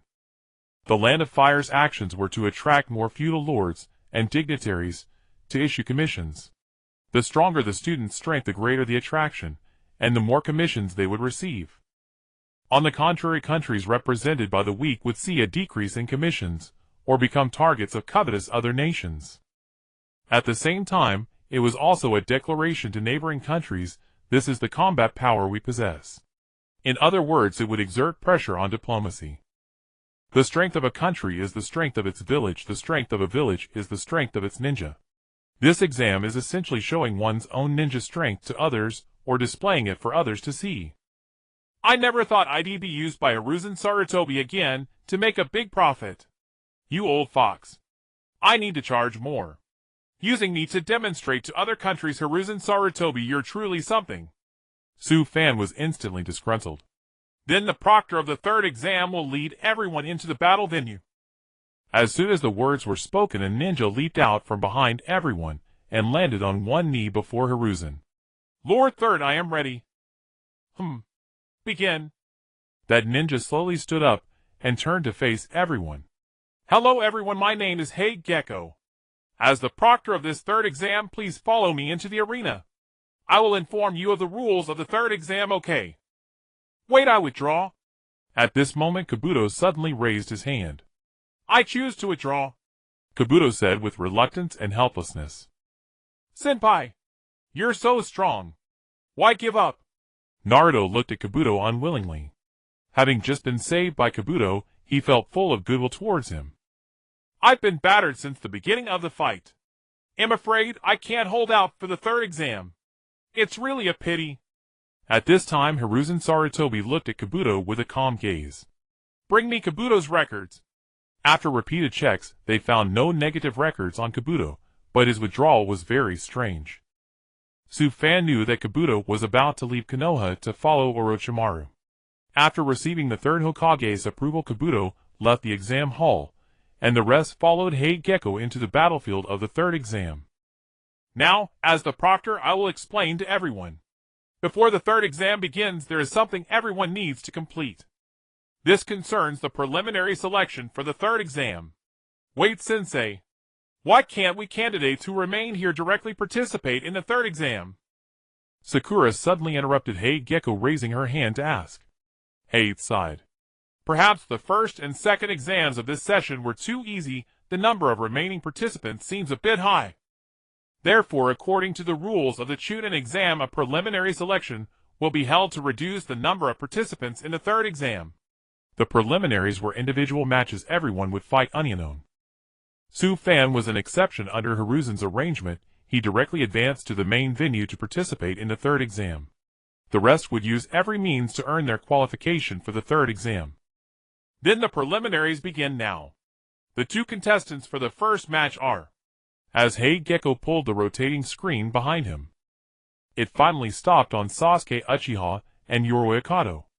Orochimaru looked at Sasuke and let out an amused laugh. A fine specimen indeed, possessing even greater power within than Itachi Uchiha.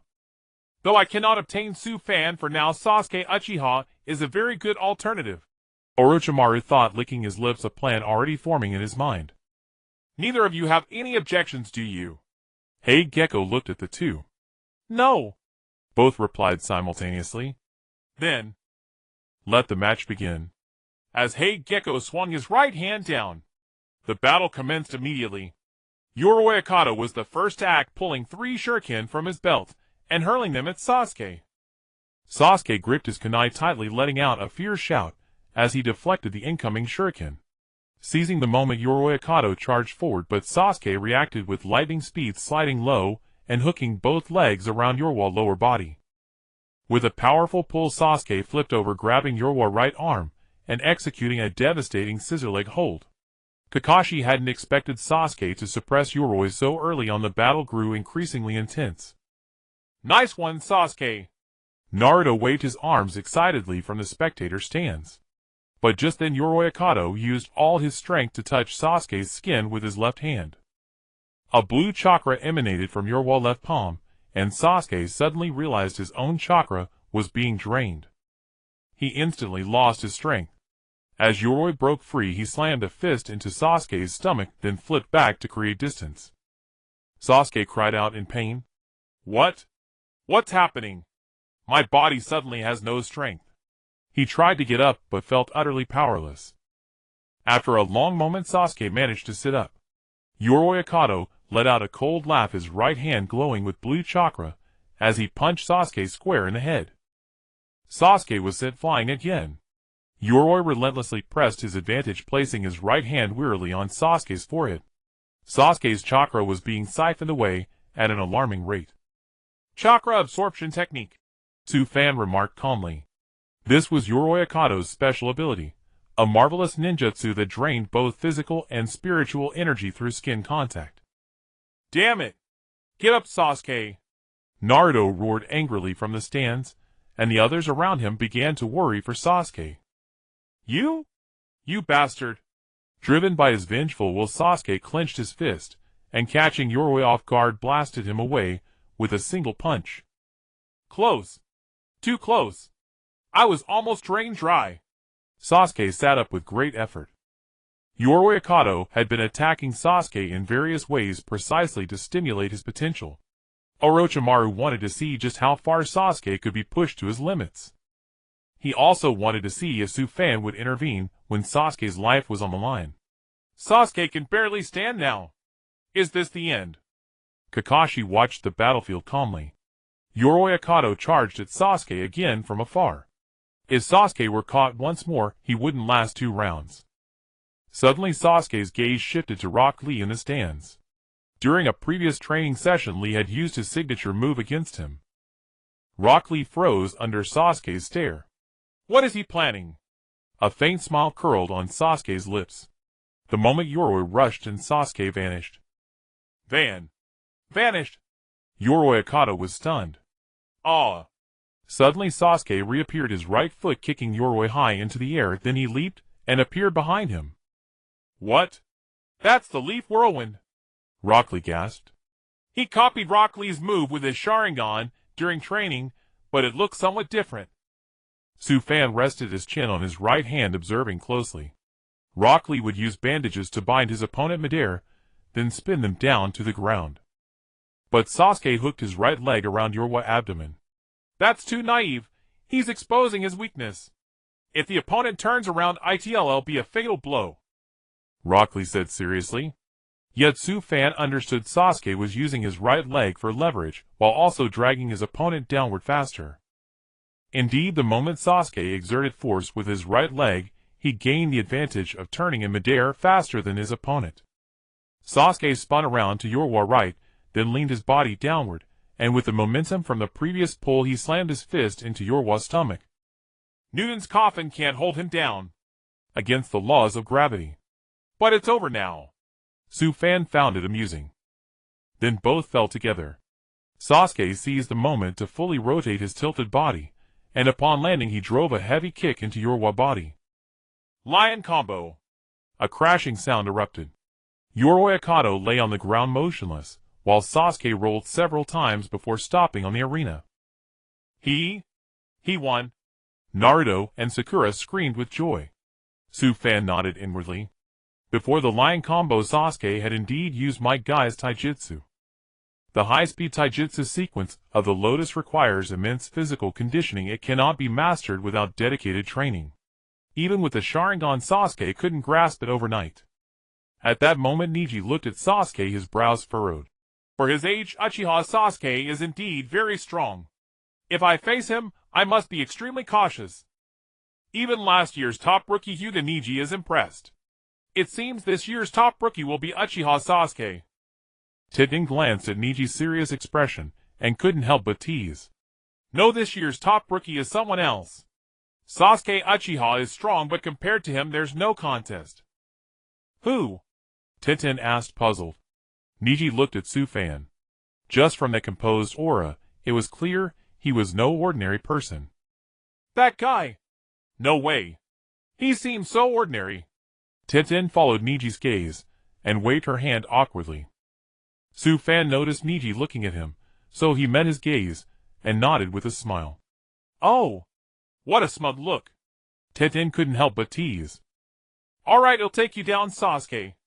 Kakashi appeared beside Sasuke in the arena. I didn't expect you to be this worn out, Sasuke, Kakashi said with a light smile. He hoisted Sasuke onto his back and walked out of the arena toward the medical room in the back. Just then the ninja transformed by Orochimaru quietly followed Kakashi into the backstage. Sly Snake, since you can't have me, you're going after Sasuke. If I let you succeed, wouldn't that make things far too dull? The match continued. In the infirmary, Kakashi was bandaging Sasuke's wounds. Behind him, the face of Orochimaru quietly appeared. Kakashi, long time no see. Kakashi's heart suddenly gave a violent jolt. You've grown quite a bit. That hoarse voice, Kakashi could never forget it. It was Orochimaru, who had long defected from Konoha. Orochimaru. Kakashi turned his head, froze, then furrowed his brow as he stared at Orochimaru. What are you doing here? Kakashi asked in a low, grim voice. Regrettably, I am not looking for you, Kakashi, but for the child behind you. Orochimaru let out a sinister chuckle. Why do you have your eyes on Sasuke? Kakashi asked uneasily. Orochimaru's face turned to Kakashi, suddenly showing an envious expression. You're so fortunate, you already have it. Didn't you lack that too back then? Kakashi's body trembled. Your left eye Sharingan. Hee hee. Speaking of which, I've always wanted it too. The power of the Uchiha. Orochimaru licked his lips maniacally. As he spoke, he began to slowly approach Kakashi. With each step Orochimaru took, cold sweat trickled down Kakashi's forehead. Don't come any closer to Sasuke. Kakashi's right hand lowered, forming the hand seal for Chidori. A fierce lightning gathered in Kakashi's palm, forming a ball of electricity. The sparks crackled through the air, the sound of electrical discharges reaching Orochimaru's ears. Seeing Kakashi wield such a jutsu, even Orochimaru paused. Even if you are one of the legendary Sannin with my current power, I can still take you down with me. Hee hee. Ha ha ha. Orochimaru burst into laughter. What's so funny? Kakashi seemed enraged, glaring viciously at Orochimaru. You seem to have forgotten that Sasuke is an Avenger. Protecting him like this will only make him feel more worthless. I can lend him power. Orochimaru smirked slyly, then suddenly elongated his neck, his head flying past Kakashi towards Sasuke behind him. Damn. A sneak attack. Kakashi cried out in alarm, but Orochimaru was too fast. He couldn't stop him in time. Just as Orochimaru was about to reach Sasuke, he opened his gaping maw, aiming for Sasuke's neck to deliver a bite. Chidori. At the critical moment, Sufan's right hand gathered a streak of high-speed lightning and sliced through Orochimaru's neck in one blow. He had learned the technique at a glance while watching from the shadows when Kakashi used it earlier. With his talent for mastering all 5 chakra natures, understanding it instantly was no challenge. Chidori. Sufan. When did you learn that? Kakashi stared at Sufan in utter disbelief. Orochimaru's severed body fell to the ground. Stop playing dead, you slimy snake. Get up and talk. Sufan rolled his eyes at Orochimaru's motionless body. Orochimaru then grew a new head and rose from the ground. Uzumaki Sufan, you've interfered with me many times now. Sufan smiled faintly. Look who's talking. If you didn't touch the people around me, would I strike at you? We've always kept to our own paths. Orochimaru gritted his teeth, glaring at Sufan. He had been so close to implanting the curse mark into Sasuke and luring him away from Konoha. You've thwarted my plans time and again. Even if I still desire your mysterious body, I can no longer tolerate you. This time Orochimaru seemed truly enraged. Hidden Shadow Snake Hands. He spread his right hand, and countless small snakes shot out from his sleeve, their tongues flickering as they lunged fiercely at Sufan. All this does is make you look foolish. Show me your real skill. Sufan gave a cold shout, using his immense chakra to shatter the swarm of snakes pressing in on him. Orochimaru spat out the Kusanagi sword and clashed with Sufan. The blade was incredibly sharp, with the special property that ordinary weapons could not block its strikes. If it aimed for a body part, it would hit without fail. Thus Sufan was especially cautious during the fight. He executed a midair side flip to evade Orochimaru's attack, and upon landing drove a kick into Orochimaru's leg. Orochimaru couldn't dodge in time and tumbled toward the ground. As he fell, he viciously stabbed the Kusanagi sword at Sufan. Sufan frowned, summoned Chidori in his hand, and used a counterattack to drive the lightning straight through half of Orochimaru's body, thereby avoiding the Kusanagi's homing strike. As he landed, Sufan turned his back to Orochimaru. Orochimaru's neck rapidly elongated, and he opened his mouth wide to bite Sufan. Still pulling that old trick. You're so boring. Sufan stomped the ground, instantly releasing his chakra outward. A blue cloak of chakra enveloped him, exuding an overwhelming pressure that rapidly amplified the force behind his movements. Sufan grabbed Orochimaru by the neck, let out a roar, and tore it apart with brute force. With a swift dash, he punched Orochimaru in the chest, sending him flying backward. The hidden chamber behind the infirmary was breached, and several pillars inside were smashed in succession. Dust filled the air. Sufan gave Orochimaru no chance to rest. He dashed into the hidden chamber, and pulled the Kusanagi sword from the ground as he ran. Just as Orochimaru got up, Sufan leaped, let out a shout, and cleaved the sword from Orochimaru's brow down to his tail. Orochimaru sneered, his body splitting in two, each half transforming into a giant snake that swallowed Sufan whole. Evil snake arm explosion. In an instant, the snake that had devoured Sufan detonated from the chakra surge. The explosion dissolved into a rain of black blood. From the blood rain, Orochimaru's main body emerged. Hee. Nothing left but ashes. Kakashi and Sasuke stared in horror. Sufan. Is he dead? But at that moment, Orochimaru's expression suddenly turned wary. He rapidly scanned his surroundings. Then he jerked his head upward. Nani! Above him, Sufan was plummeting, his right hand channeling a massive high-speed compressed Rasengan. That overwhelming pressure threw Orochimaru into instant panic. Slimy snake. Taste the joy of wind. Great ball Rasengan. Ah! Sufan smashed down with all his might, the ground cratering beneath the impact. Summoning technique Manda. Suddenly a colossal tremor shook the area. Even the arena felt the tremors. Hiruzen Sarutobi frowned and shouted to everyone. Quick! All examinees evacuate the arena under the guidance of the proctors. What's going on? Temari asked in bewilderment. TCH, who knows what Konoha is up to? Gaara, amid the chaotic crowd, desperately searched for Sufan. Gaara was determined to kill Sufan with his own hands. The moment everyone evacuated the arena, the tower collapsed. A gigantic violet snake burst from the ground and coiled upright. That was close. Or I'd have wasted another body.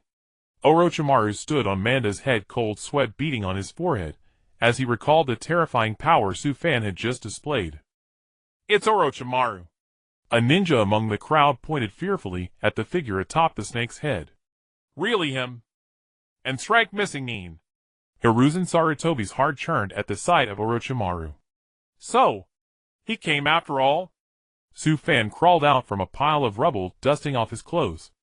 I didn't control that blow well. Who knew the slimy snake would summon mid-attack? But from the look of it, he's ready to get serious. He'll go all out too. With style, with human technique. In an instant, chakra exploded around Sufan. The trees nearby absorbed his chakra, and rapidly grew.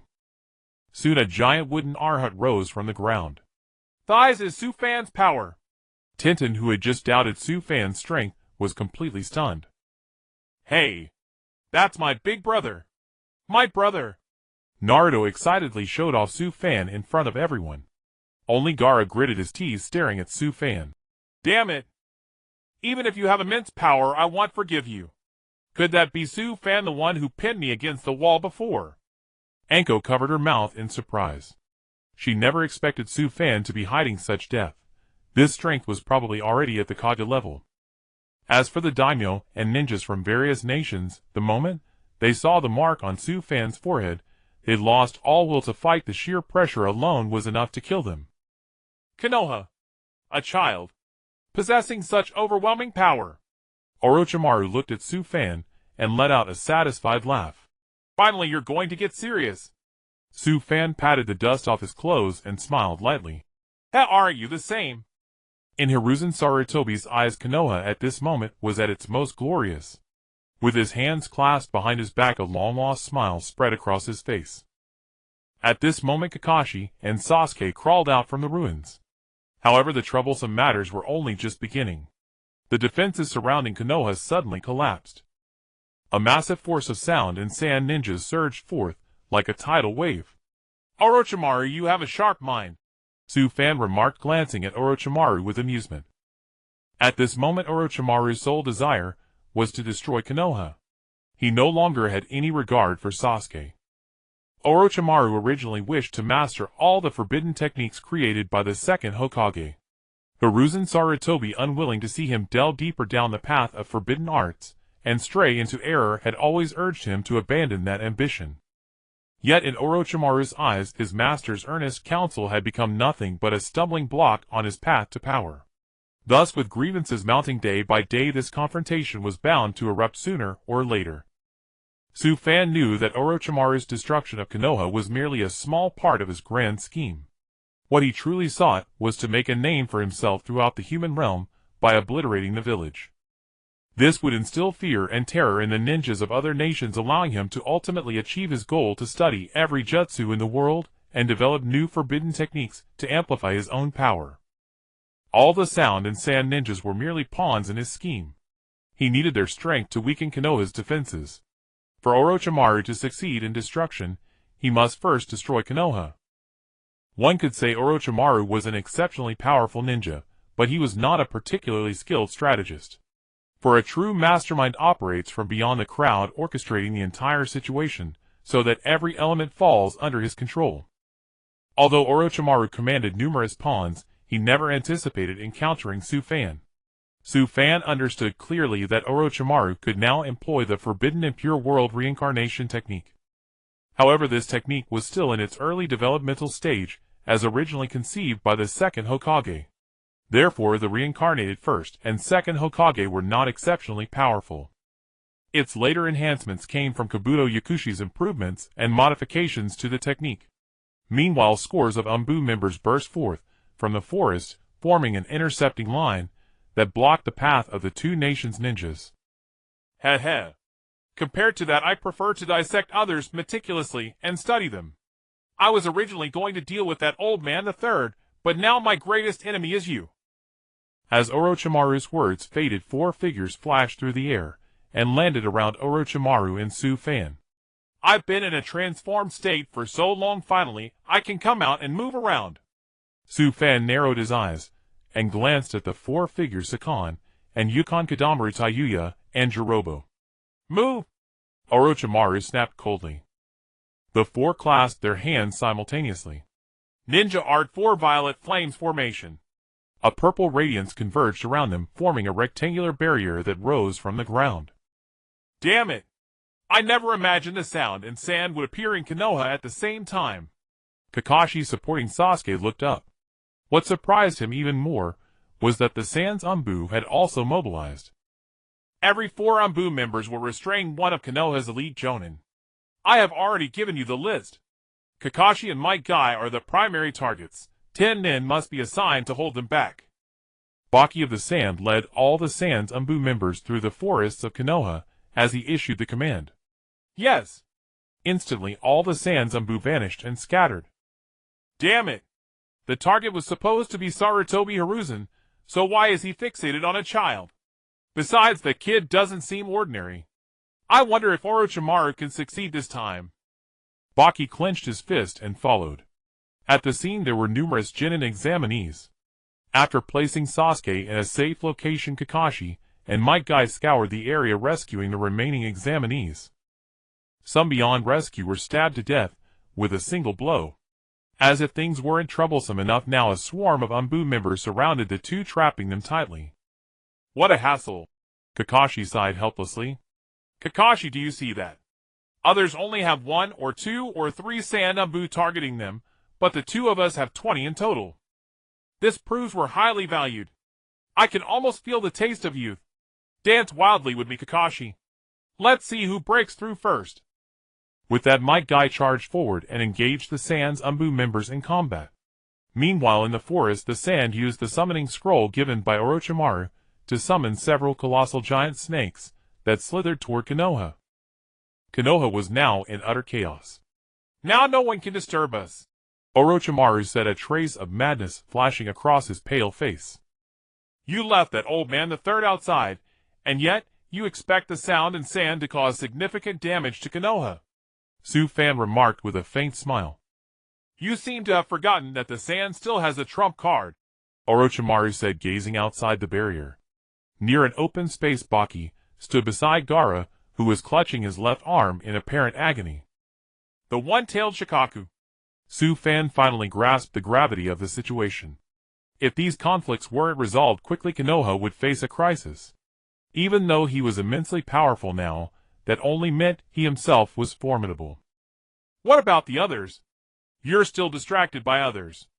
Uzumaki Su Fan, hand your body over to me, Orochimaru commanded Manda to charge forward. Su Fan clenched his hands, channeling chakra into the wooden golem. At once, the golem began to move. Manda twisted and coiled around the wooden golem's body in a single fluid motion. Orochimaru leaped down from Manda and sprinted swiftly towards Su Fan. Earth release, earth flow river.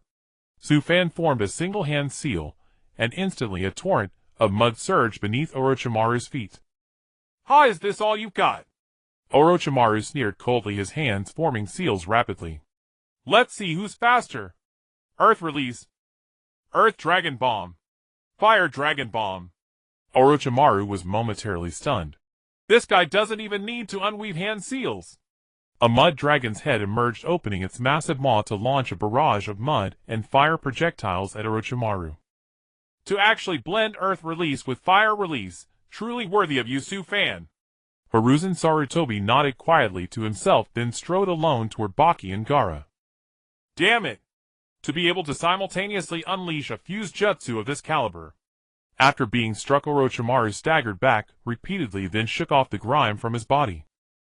I'm curious, how would your wood release measure up against Hashirama-san's? Orochimaru chuckled coldly, slapping both hands directly onto the ground. Summoning technique. Su Fan's pupils contracted. Exactly. The impure world reincarnation technique. The first coffin slowly rose, marked with the character first. Then the second coffin appeared, marked with second. To Su Fan's surprise, a third coffin also emerged, marked with the character fourth. Yet just as it rose halfway, it suddenly sank back down. Suddenly Su Fan recalled that Minato Namikaze had used the dead demon consuming seal. His soul could not be summoned through impure world reincarnation. Even in the original story, it was only near the end that Orochimaru exploited a loophole, with the death god retrieving the souls of those sealed within it. If Minato Namikaze had appeared, that would have been disastrous. It seems the third one won't work.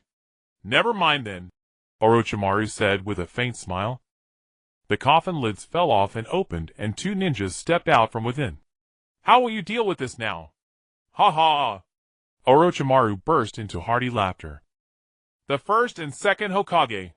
Cold sweat slowly trickled down Hiruzen Sarutobi's forehead. Before him, Gaara was gradually transforming into his possessed form. Baki clenched his fist as he watched Gaara. Still lacking. The power hasn't been fully unleashed. At this level you can't possibly deal with the third Hokage. Is this Konoha? And who is this young man before me? Hashirama appeared and glanced around. To be summoned by my own forbidden technique, what a nuisance. Tobirama wore a helpless expression. Let's begin. This young man possesses what release just like you, but he's of the Uzumaki Bloodline, Orochimaru remarked with a smirk. I never imagined Konoha would have a youth of such talent these days. But speaking of which, shouldn't the third Hokage be that monkey? Hashirama seemed to be talking a bit too much. Toying with time never leads to a good outcome. Now allow me to unleash my full power. Sufan brought his hands together in a seal. Would release birth of the tree world. Multiple trees rapidly sprouted from the ground, rising, as if uprooting themselves, conjuring an entire forest in an instant. Now this place is my domain. Compared to you, big brother, it's not inferior at all. Feijian looked at Sufan with interest. We must first restore them to their original forms. Yuan then took out 2 talismans, and simultaneously placed them into the minds of Qianshou Zhujian and Qianshou Feijian. The bodies of the 2 began to emit white smoke, and their consciousness started to fade away. Yuan used the talismans to erase the original personalities of their souls. It can be said that the first and second Hokage had now become puppets that Yuan could freely control. The current impure world reincarnation is absolutely incapable of unleashing their full strength from their past lives. The 2 then began to move. They separated and rushed towards Sufan at great speed. Feijian was the fastest. He landed behind Sufan and engaged in close combat. Sufan felt that the force of Feijian's attacks was indeed not strong to some extent. Sufan could even block them without any pressure, and the impure world reincarnation had too many weaknesses. Sufan could see through them at a glance. Within 3 moves at most, Sufan kicked Feijian flying. The moment he kicked Feijian away, Sufan unleashed a fire-style Great Fire Annihilation. Chakra gathered in Sufan's throat, and then he spat out a fireball resembling a falling meteor toward the ground. Instantly a sea of flames formed around. Water Formation Wall. Amidst the flames, Feijian formed hand seals, and released a water-style blocking and extinguishing Sufan's fire. As expected of the previous generation Hokage, their strength is truly formidable, Yuan said cheerfully from the side. Next, Feijian manipulated a torrent of water and surged towards Sufan. This is not water style, it's ocean style, right? Lightning style. Lightning transmission. Sufan converted his chakra into lightning and infused it into the water. Instantly lightning surged wildly through the water, numbing Zhujian and Feijian with electric current. Dashuan, is this your proud capital? Then open your eyes wide. I will show you my true strength. Sufan roared and his chakra erupted violently. The wooden golem forcefully tore Wanshi apart and punched Wanshi's head. Wanshi screamed and turned into a puff of white smoke. Wood style. Wood dragon technique. A wooden dragon climbed from the wooden golem's right arm and charged toward the first and second Hokage. Zhujian pressed his hands together expressionless. Wood style. Tree Sea Advent. On the foundation of Sufan's wood style, Zhujian's wood style overlapped. Thick wooden vines flew out from the forest and tightly bound the wooden dragon. At that moment, Sufan jumped down from the wooden golem and ran along the wooden dragon towards Zhujian and Feijian. Wood style Arsenal Tree. As he ran, Sufan clenched his hands, and multiple giant wooden vines appeared around Zhujian and Feijian. These vines quickly grew into large trees and slowly engulfed the 2. It's over. Adamantine Sealing Chains. Several golden chains from behind Sufan coiled around the large tree. After landing, Sufan held a single-hand seal. Reaper 4-symbol seal. Sufan had already prepared. He carved the 4-symbol seal onto 2 nearby corpses of the Sound Ninjas that had been killed. One was reserved for Dashuan, and the other for the first and second Hokage. Knowing Dashuan's plan, he had to prepare in advance.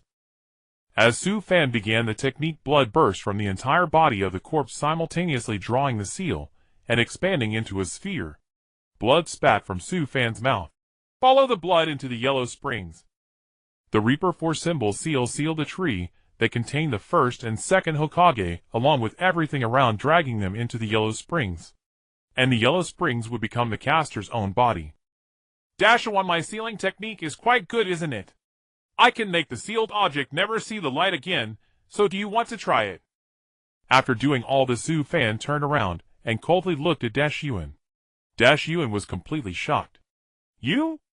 You actually sealed both of them? Dashun's face was full of unwillingness. He seemed to have almost forgotten that Su Fan was originally a member of the Uzumaki clan.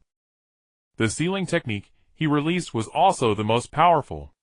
The impure world reincarnation was still in its initial development stage. This level was already its limit. Thinking of this, Dashyun wanted to leave. This plan had completely failed. If he waited for the barrier to be broken and Hiruzen intervened, then today would be truly disastrous.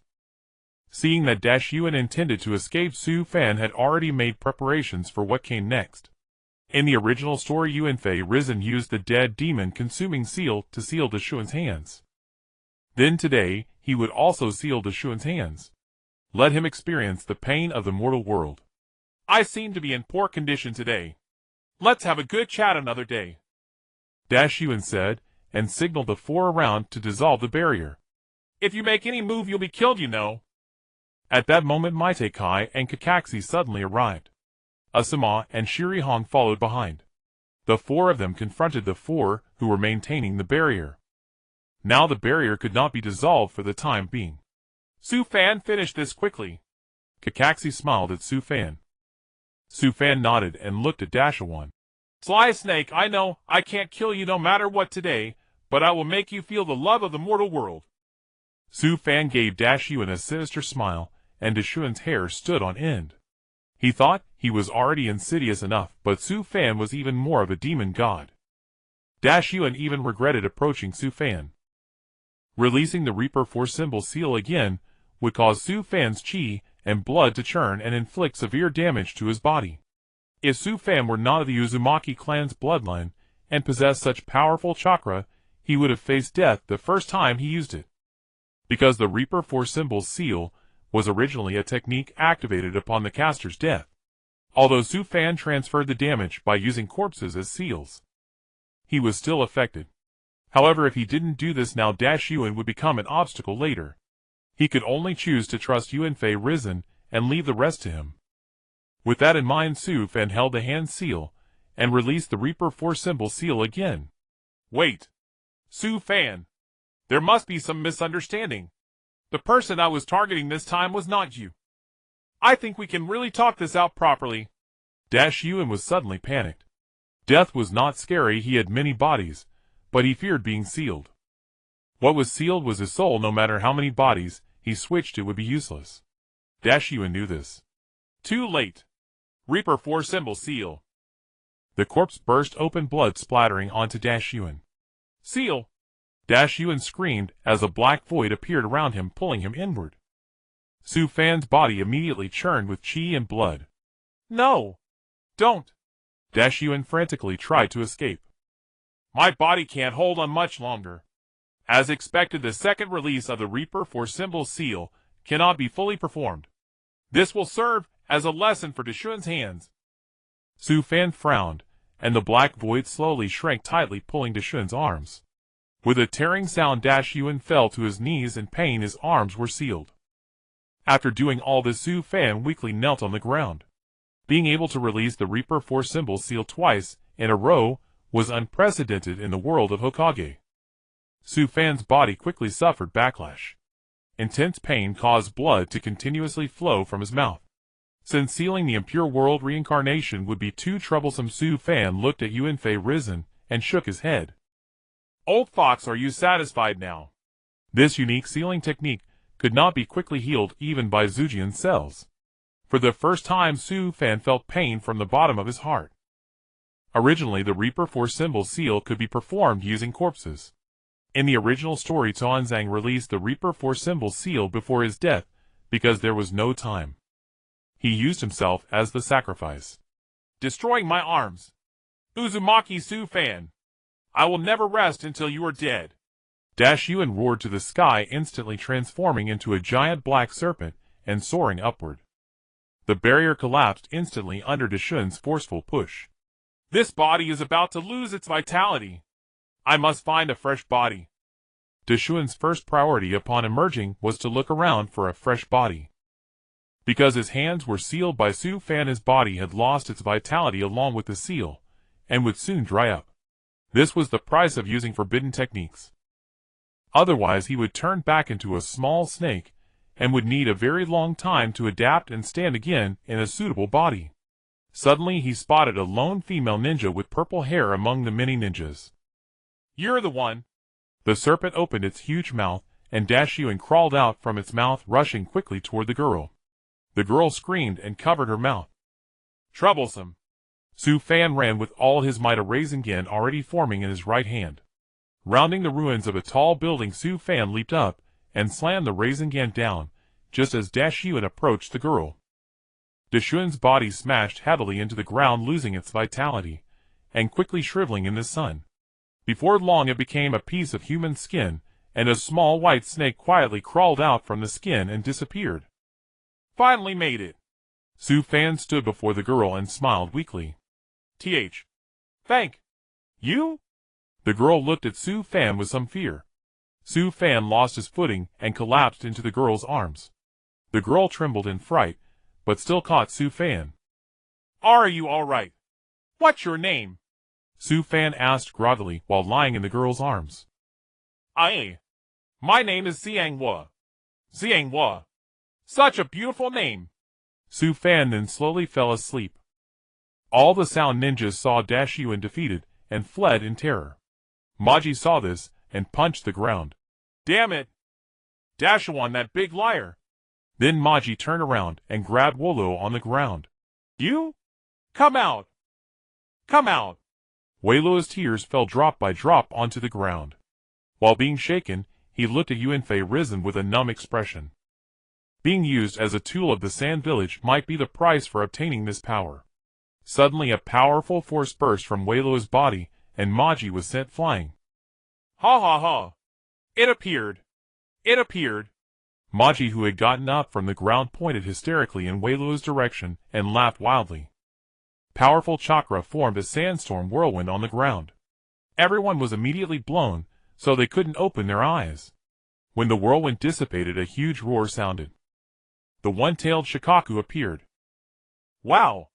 What is that?" Naruto looked at the giant Shikaku in bewilderment. "That's Sasuke's secret weapon." Kakashi walked over and said calmly. Hiruzen Sarutobi finally decided to act. He took off his white robe and bit his finger, then slammed his hand onto the ground. Summoning Jutsu Inma.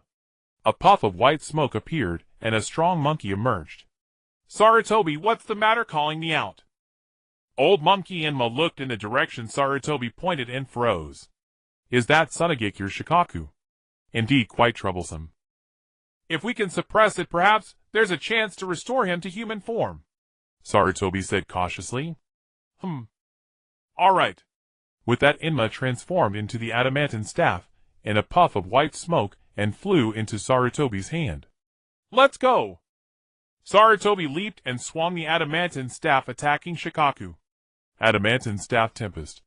The staff rapidly enlarged and extended, standing in the air, as Sarutobi spun it with all his might. A massive whirlwind began to form around the staff, pulling everything inward. Shikaku's bulky body remained unmoved. "Do you think such cheap tricks amuse me? Wind release drilling air bullet."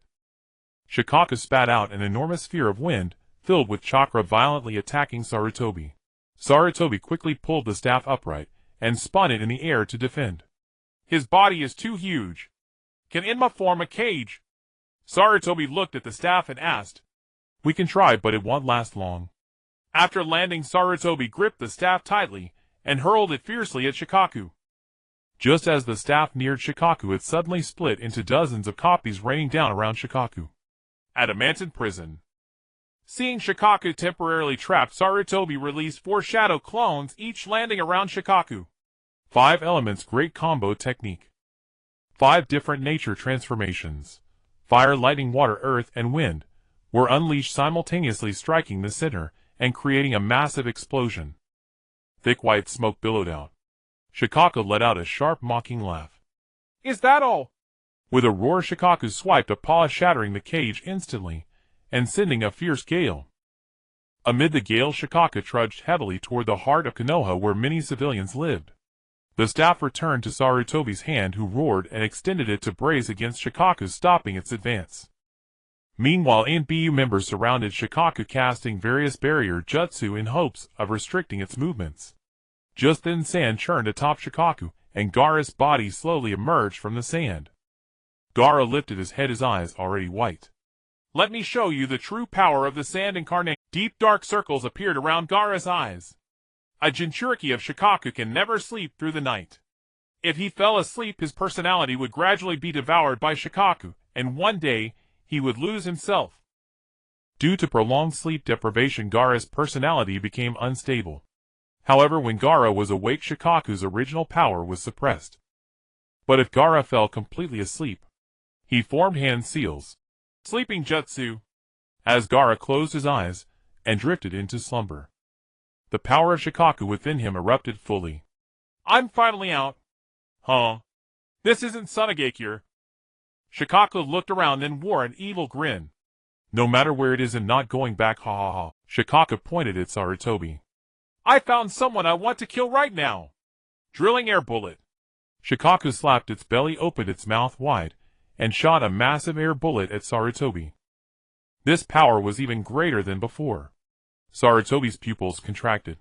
He dropped the staff, leaped up, and rapidly formed hand seals midair. Compound ninja technique, Earth Dragon Flame. Drilling air bullet. Shikaku continuously fired drilling air bullets, countering Sarutobi's technique. Too bad. Hee. When Sarutobi's technique ended, Shikaku still had one drilling air bullet left. The powerful impact sent Sarutobi flying backward. Now it's celebration time. Shikaku let out a sharp laugh, rapidly condensing chakra in its mouth. Wait. What is it going to do? Kakashi froze. Sarutobi rolled on the ground and steadied himself. A tail beast ball. The one-tailed Shikaku's tailed beast ball was extremely powerful, compressed from yin and yang chakra at a ratio of 2:8 into a sphere capable of shattering mountains and splitting the earth. At that moment, a massive figure suddenly leaped across the sky and landed heavily on Shikaku. Boom! Dust flew everywhere. What happened? What was that? Everyone stared in confusion. As the dust settled, a white-haired man stood atop a giant toad, striking a cool pose. Mount Myobicus, Great Toad Sage. Jiraiya has arrived. Ah, it's Lord Jiraiya. Kakashi let out a sigh. Against a giant like Shikaku, a similarly sized summon could counter it. Everyone. Sorry I'm late. Jiraiya laughed and scratched his hair, looking just like Naruto. Damn you. How dare you stop me?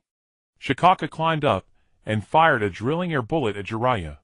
Jiraiya's cheerful expression suddenly hardened, his demeanor shifting. If we wake the Jinchuriki on its head, Shikaku's power will be undone. Gamabunta. Water release iron cannonball. Gamabunta spat out a massive water bullet, countering the drilling air bullet. Get close. Gamabunta leaped and fired iron cannonballs, continuously clashing with Shikaku. When Gamabunta landed before Shikaku, Jiraiya ran swiftly toward the sleeping Gaara. 5-element seal. With 5 different colors on his right fingers, he struck Gaara's abdomen. Gaara screamed in agony. His white eyes suddenly regained awareness. I won't go back. I want. Shikaku shrieked madly and instantly dissolved into a pool of sand. When Baki saw that even Shikaku was defeated, his determination to destroy Konoha shattered. It's over. Sunagakure's forces began to retreat. Baki hoisted Gaara onto his shoulder and prepared to leave. I won't pursue Sunagakure for this incident, but I hope you'll think twice in the future. Sarutobi walked over and said coldly, Forgive my foolishness. Sunagakure will never set foot in Konoha again. With that, Baki departed with Gaara. Due to the sudden incident in the Chunin exams, everyone's response to the emergency would be evaluated to determine if they could become Chunin. That was Sarutobi's thought. However, the decision would be made after dealing with the immediate situation. Approaching Sufan, Sarutobi knelt down to check his condition. Hydrangea, who was holding Sufan, trembled, but she remembered she still had an unfinished mission gathering intelligence. Any valuable information had to be collected. This was Conan's order. Hydrangea from the Rain Village had been sent by Conan to participate in the Chunin exams, under the guise of collecting intelligence. Unexpectedly, she was saved by Su Fan. Though grateful, she still had to gather intelligence. Su Fan never imagined that he would be the first to be recorded in her reports. Abilities, identity, rank. Don't be afraid. Leave him to us. Sarutobi looked at Hydrangea and smiled gently. Oh! Kakashi walked over and lifted Su Fan. As Su Fan left her arms, Hydrangea felt an inexplicable reluctance. The feeling of holding him was truly wonderful. Sleeping Lily and Hibiscus, her two teammates, patted her on the back. What are you thinking? Crushing on him? Ah. No. Not at all. The two looked at her. Since Su Fan appeared, she had been acting strangely, her eyes gazing at him with tender affection. Did you fall in love at first sight? Hibiscus covered her mouth, snickering. What are you saying? Have you forgotten our mission? Hydrangea whispered to them. As if you remembered. The way you look, you were practically... Hydrangea suddenly had an idea. Lord Hokage, I'd like to stay and take care of him for a few days. Is that okay? I also want to see Konoha as an exchange. I hope to learn more here. All right, but I'll have Kakashi accompany you. The third Hokage said, and led everyone away. Though he said Kakashi would accompany the three of them, it was actually to keep watch. Fortunately, they were at the edge of the forest of death, or Konoha would have suffered a huge loss. Hey kid. Naruto, busy tending to the wounded, turned around. Jiraiya sat atop a toad looking at him with a lecherous grin. Why do you look so creepy? Naruto grimaced in disgust. So this is Minato, and Kushina's child. Naruto Uzumaki. Jiraiya leaped off the toad and landed in front of Naruto, then pressed his right hand on Naruto's head and ruffled his hair. Nice to meet you. My name is Jiraiya. The rain had ceased, and the sky cleared. Two figures suddenly appeared atop the Hokage rock of Konoha. Though the village was spared total annihilation, the damage is severe. Such a thriving village. How pitiful. Beneath the sun's golden light, a pair of Sharingan eyes emerged with crystalline clarity. This is uncharacteristic of you. Surely you still harbor lingering affection for your homeland. Even you would say that. A man bearing a massive sword wrapped tightly in bandages spoke indifferently. No. Not at all. Both turned simultaneously. A delicate chime of bells rang softly from their cloaks. Sonogakure. Several ANBU members hurriedly reported to Baki. We've found the body of the Kazekage. Where? Baki rushed after them toward the location.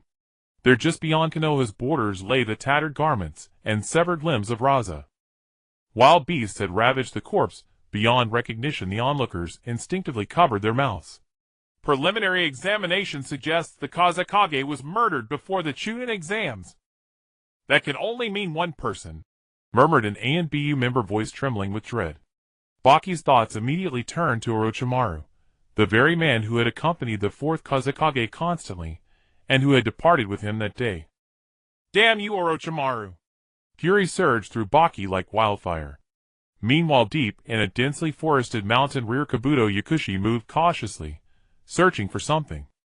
At last, he lifted a moss-covered stone, and a quiet smile spread across his face. I have found you at last, Lord Orochimaru. He withdrew a small jar from his satchel, opened it, and the slender white serpent slithered smoothly inside. Kabuto sealed the jar, then scanned the surroundings with meticulous care before departing. Somewhere beneath Otogakure, in a dim subterranean chamber, Kabuto rummaged methodically over a lifeless body. Moments later, the corpse's eyes snapped open. Lord Orochimaru, you have awakened. Kabuto gently helped him sit upright. Orochimaru winced as he gazed at his own hands. That accursed Uzumaki Su Fan. His strength truly surpasses even the third Hokage.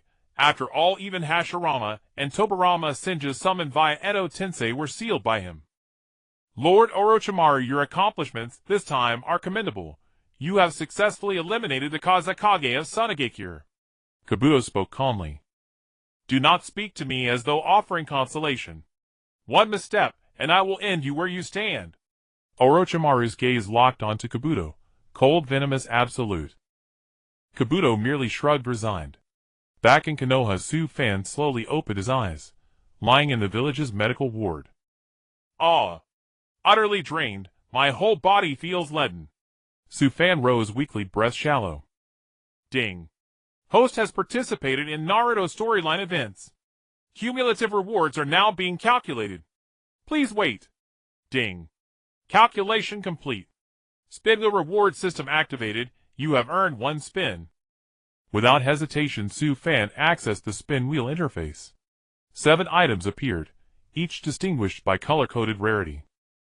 Green common, blue superior, purple exquisite, pink peerless, golden divine. Shursui Uchiha's Sharingan Tsukuyomi blue system item 1-time use. Hashirama Sage Chakra blue system item 1 hour duration. Byakugan blue system item 1-time use. 100 Shuriken green system item permanent. Ika Paradise green system item permanent. Initial Edo Tensei Hashirama blue system item 1-time use. Rinnegan golden system item permanent. Su Fan froze, staring stunned at the Rinnegan. Such a thing existed, and its divine radiance shimmered with unmistakable gold. Host may now perform 1 spin. Proceed. Yes, spin now. Su Fan clenched his teeth and commanded without pause. The wheel erupted into motion, his heart hammering against his ribs. The wheel slowed, its needle swept past 3 items, and hovered just 1 notch away from the Rinnegan. Su Fan's breath caught. He nearly screamed. Then, unexpectedly, the needle dropped 1 final notch. Ding. Congratulations, host. You have drawn Hashirama's Sage Chakra card. Duration 1 hour beginning at activation. TCH. Frustration flared across Su Fan's face. Host, do not despair. The spin wheel remains active. Participation in any Naruto storyline event grants additional spins. Moreover, each reward calculation carries a 50% chance of yielding a spin wheel refresh card, capable of instantly reshuffling all displayed items. The wheel refreshes automatically every 24 hours, but using a refresh card triggers an immediate reshuffle, dramatically increasing the odds of obtaining 7 permanent items. And used items may be dismantled in the system interface. Dismantling yields fragments proportional to item rarity. Fragmento-permanent item conversion rates are viewable within the spin wheel interface. Green rarity items yield 1 fragment upon dismantling. Blue rarity items yield 3 fragments, purple 10, pink 50, golden 100. All permanent items ranked below pink yield 20 fragments. When dismantled, those ranked pink or higher yield 200. Su Fan stared at the Rinnegan's exchange rate. 500 fragments required. This lottery felt eerily familiar, like something straight out of Tencent's playbook. When the wheel landed on peerless rarity, it pointed instead to coins. If Tencent were lost in the desert, Su Fan, with water in hand, would trade his spin for a bottle of mineral water. 100 fragments per bottle. 1 spin per draw. A masterclass in psychological design. Yet this system possesses remarkable flexibility. No restrictions bind the host. You may engage freely with any Naruto storyline event. That at least Su Fan found deeply satisfying. He closed his eyes, scanning his body inwardly. After 2 uses of the 4-symbol sealing technique, even Hashirama's cells struggled to regenerate swiftly. What I lack now is Hashirama's Sage Chakra cells. A wave of frustration washed over him. There were 3 known sources of Sage Chakra. First, Myobokuzen. Its Sage Chakra bears distinct toad-like qualities, and natural energy is notoriously volatile. Mismanagement risks petrification into stone frog form. In Sage mode, regenerative capacity is extraordinary. Elder Fukasaku once noted, unlike ordinary chakra, which depletes with use, Sage Chakra grows easier to wield the more it is employed. Myobokuzen Sage mode emphasizes offensive power. Second, Ryakudo. Canon offers scant detail, but Su Fan knew well. After Orochimaru's hands were sealed, he sought Ryakudo to master Sage Chakra, but abandoned training when his arms proved incapable of channeling such energy. Later, Kabuto, having absorbed Orochimaru's genetic material, succeeded in mastering Ryakudo's Sage Chakra. Its essence is profoundly serpentine. As seen in Kabuto's Sage mode, though he claimed transcendence into dragonhood, his eyes remained reptilian, his posture low and sinuous, only crowned with horns. Compared to Myobokuzen's toad-like nature, Ryukido's Serpentine Sage mode bestows immense vitality, preternatural perception, and the ability to absorb other shinobi, assimilating their abilities. Ryukido's Sage mode prioritizes sensory acuity. Third, the origin of Hashirama's Sage chakra, Shikatsu Rin. Or more plainly, Hashirama's Sage art was self-crafted, rooted in would release, a bloodline limit he uniquely possessed. And Su-fan met that requirement. Given Hashirama's stature, he undoubtedly maintained ties with all three great Sage realms, yet he chose the path most suited to himself, while Madara, misled by Black Zetsu, never cultivated such bonds in life.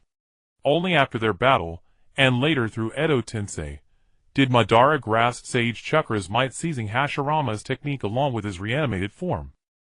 Shikatsu Rin is the hermitage of the slug Katsuyu, a being of unfathomable power feared even by Orochimaru. Within its misrouted domain resides only one Katsuyu, whose chakra manifestation is limited to a mere tenth of her full capacity. Hashirama Senju possessed unparalleled self-regeneration, capable of healing under any condition, and wielded divine strength. His rapid, massive cellular regeneration, coupled with boundless vitality, and Tsunade's contract with Katsuyu strongly suggest Hashirama mastered Shikatsu Rin Sage chakra. Shikatsu Rin Sage mode excels in restorative power. If fate held true, Hashirama's overwhelming prowess lacked only profound healing, hence his choice of Shikatsu Rin. Though Tsunade shares a summoning contract with Katsuyu, she never learned Shikatsu Rin Sage chakra, despite both Myobokuzen and Ryukido possessing such arts. It seems I must see it for myself, but first I must locate Tsunade. At that moment the door slid open. Hyuga Hanabi entered silently. You're awake. It's you. Su-fan suddenly remembered upon seeing Xiang Hua. Luli said. The original story was truly too tragic. Su-fan was also well aware of her purpose. Such a girl was truly a pity. And so beautiful. But if she could be made to stay in my... Su-fan let out a mischievous chuckle. What are you thinking about? Xiang Hua looked at Su-fan, her cheeks slightly flushed, staring with her big lovely eyes. Nothing, I just thought you were very beautiful, so I looked a few more times. Su-fan said playfully. Xiang Hua's face instantly turned crimson. I still don't know your name. Thank you for saving me. Uzumaki Su-fan. The room fell silent, and the atmosphere grew awkward. Are your injuries serious? Xiang Hua asked with concern. Don't worry, but are you staying to take care of me? Su-fan grinned slyly at Xiang Hua. She wore a purple Chinese martial arts dress, her short curly hair tied in an adorable and distinctive bun. Her figure was exquisite, exactly Su-fan's type. You saved me. Of course I can't just leave, Xiang Hua said hesitantly. But are you really a Xiaoren? Your strength seems even greater than the Huang's. Su-fan frowned. Was she starting to probe into his information? Now is not the time for useless talk, it would be very boring. Do you want to waste our alone time? Suddenly Su-fan put on a domineering CEO expression and looked at Xiang Hua. She was stunned by his words, her face blushing, deeply unsure of what to do, wishing she could find a hole to crawl into. No. I want to understand you. Xiang Hua suddenly mustered the courage and shouted. To herself, that must be it. Only by understanding him could she learn more information. But little did Xiang Hua know she had already fallen in love. These were all excuses. The true goal was to spend more time with Su-fan. At that moment, a woman's scolding suddenly came from outside the window. Su-fan got out of bed and looked outside. Zilai. Mingren. They were hit in the face with pots and pans, their faces swollen all over. They had probably been caught peeping at some girl bathing again. How is your recovery, Su-fan? Yuanfei Risen entered with Kakashi, surprised to see Su-fan already walking around. I owes you a great deal this time, Yuanfei Risen said with a faint smile. Su-fan was furious when he thought about it. If not for himself, Yuanfei Risen would have surely died. And he had used Su-fan as a shield to intimidate other nations. Thank me. For what? That was all my own choice. Su-fan turned away pridefully. Risen knew Su Fan was angry, so he put on a placating smile and said gently, You have rendered great service this time, so you can be promoted directly to Jingying Shangren of my. Still trying to manipulate me. Su Fan gained rewards from participating in various storylines. He didn't need to be led around by Risen. His only reason for staying in my was simple. For Mingren. As his older brother, the original Mingren had never experienced family affection. He must be with him every step of the way. Forget it. I've decided to remain a Xiaoran in Mai for the rest of my life. Don't try to persuade me. I'm not listening. I need to rest. With that, Su Fan lay down on the bed and pulled the covers over his head. Seeing this, Risen smiled bitterly and shook his head. Su Fan, I'm truly sorry.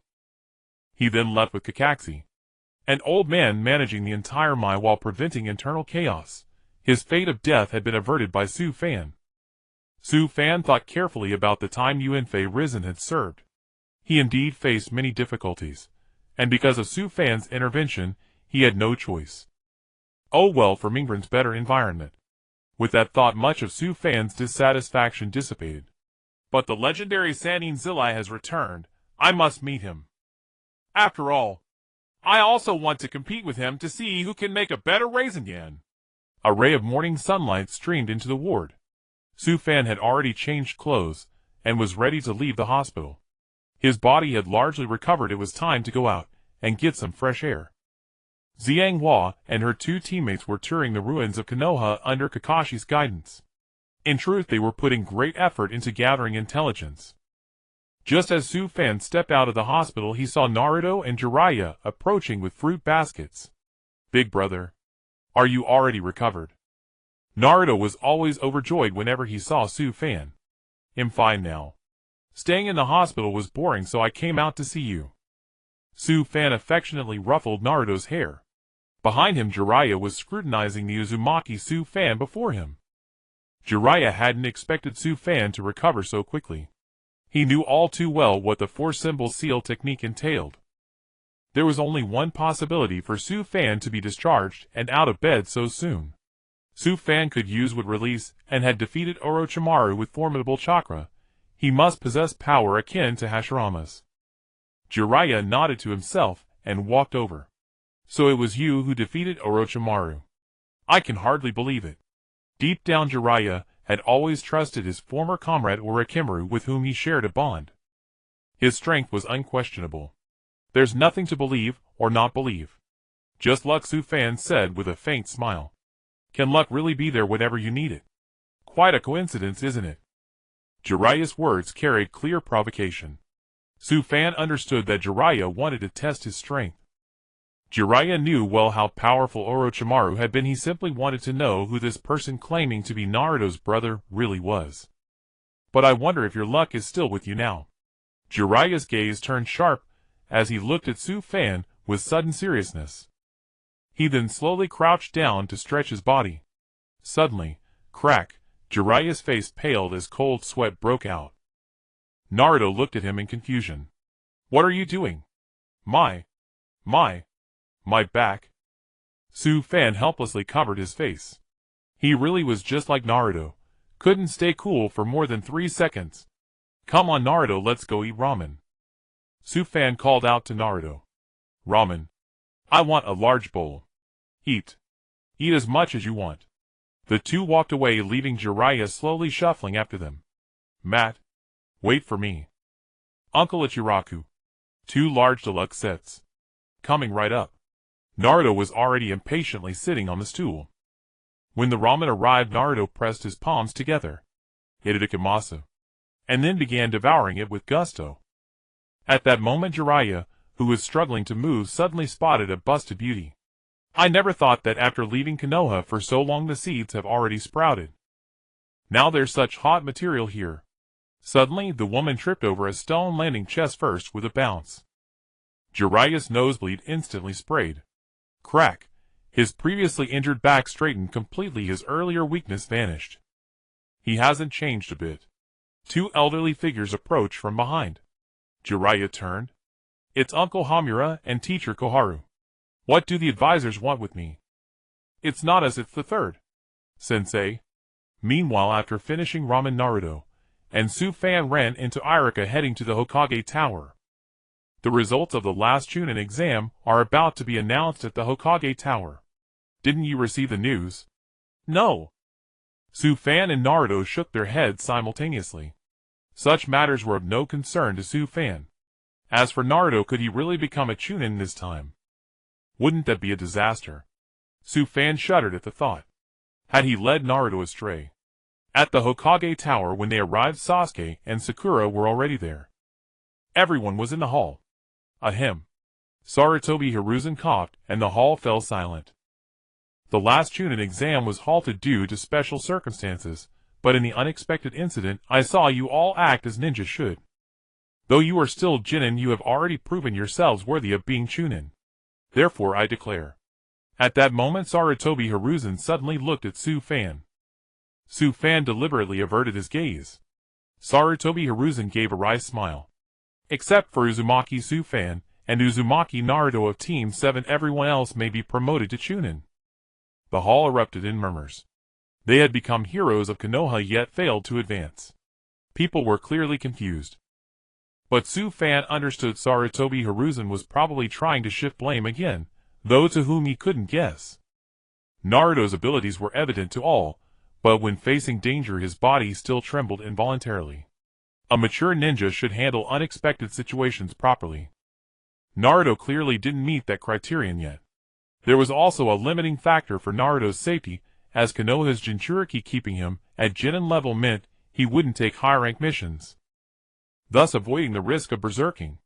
As for Su-fan, first Sarutobi respected his wishes. Su-fan hadn't accepted the Hokage's offer of exceptional promotion at the hospital. Second, he wanted Su-fan to keep Naruto in check as an equal, a better excuse to keep Su-fan around. He feared Su-fan might have other intentions, so he did this. A double win. The most astute Hokage Sarutobi Hiruzen lived up to his reputation. Both brothers failed promotion. Ha ha ha. Tenten and Rock Lee burst out laughing. Neji understood Sarutobi's reasoning very well. The wise see things their own way.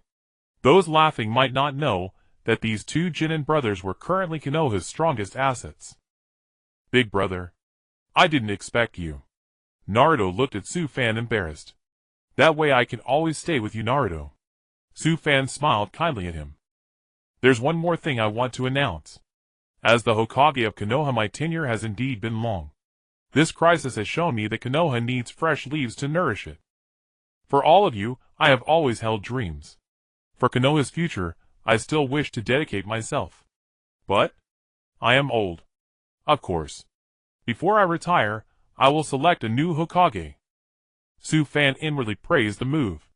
Passed the buck for one thing. Orochimaru's appearance had made it clear a crisis was imminent, so retiring now.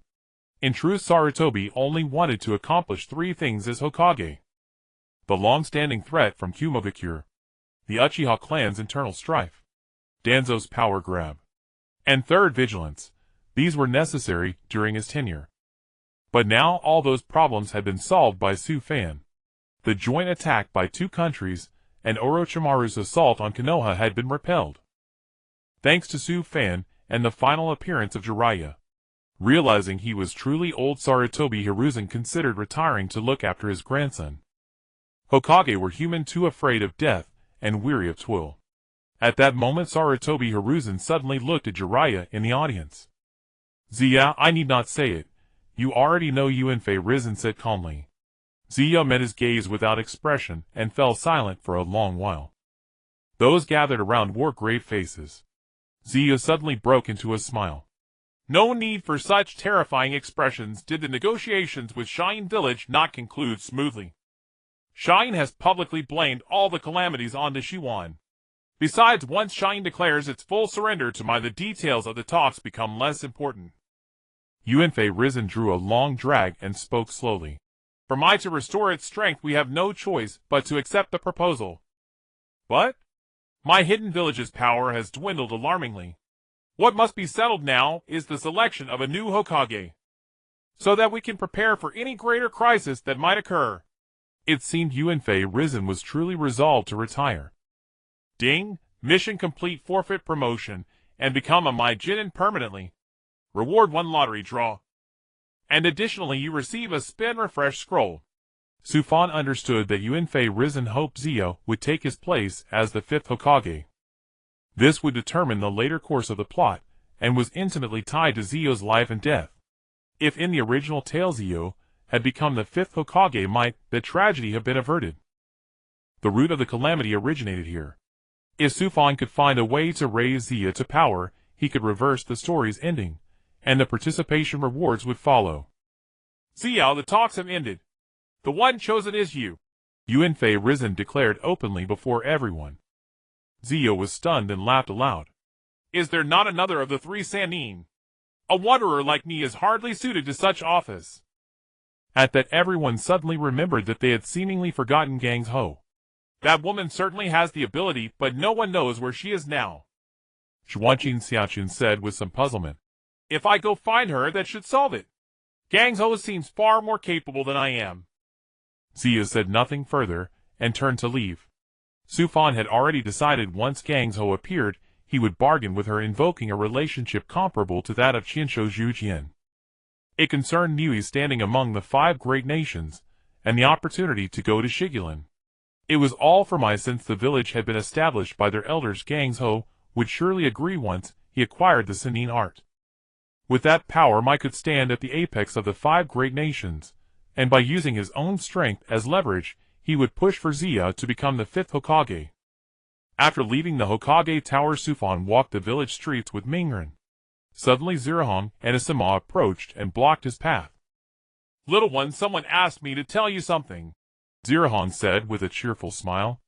Oh, you two seem very close. Sufan couldn't help teasing them. Zirahong blushed and looked at Asama. What? We were just out helping Hondo buy dumplings. She said she wanted to see you. However, if you refuse, she might come find you herself. Sufan froze at that. Is this a teacher-student romance? He swallowed and gave an awkward smile, waving his hand. No need. I still have things to do. You'll go ahead then. With that he grabbed Mingren and slipped away. Zirahong shook her head helplessly. As Sufan departed, a clear bell chime rang. As they brushed past, Sufan met the eyes of 2 cloaked men. In the blink of an eye he had run far ahead. One of the men suddenly stopped.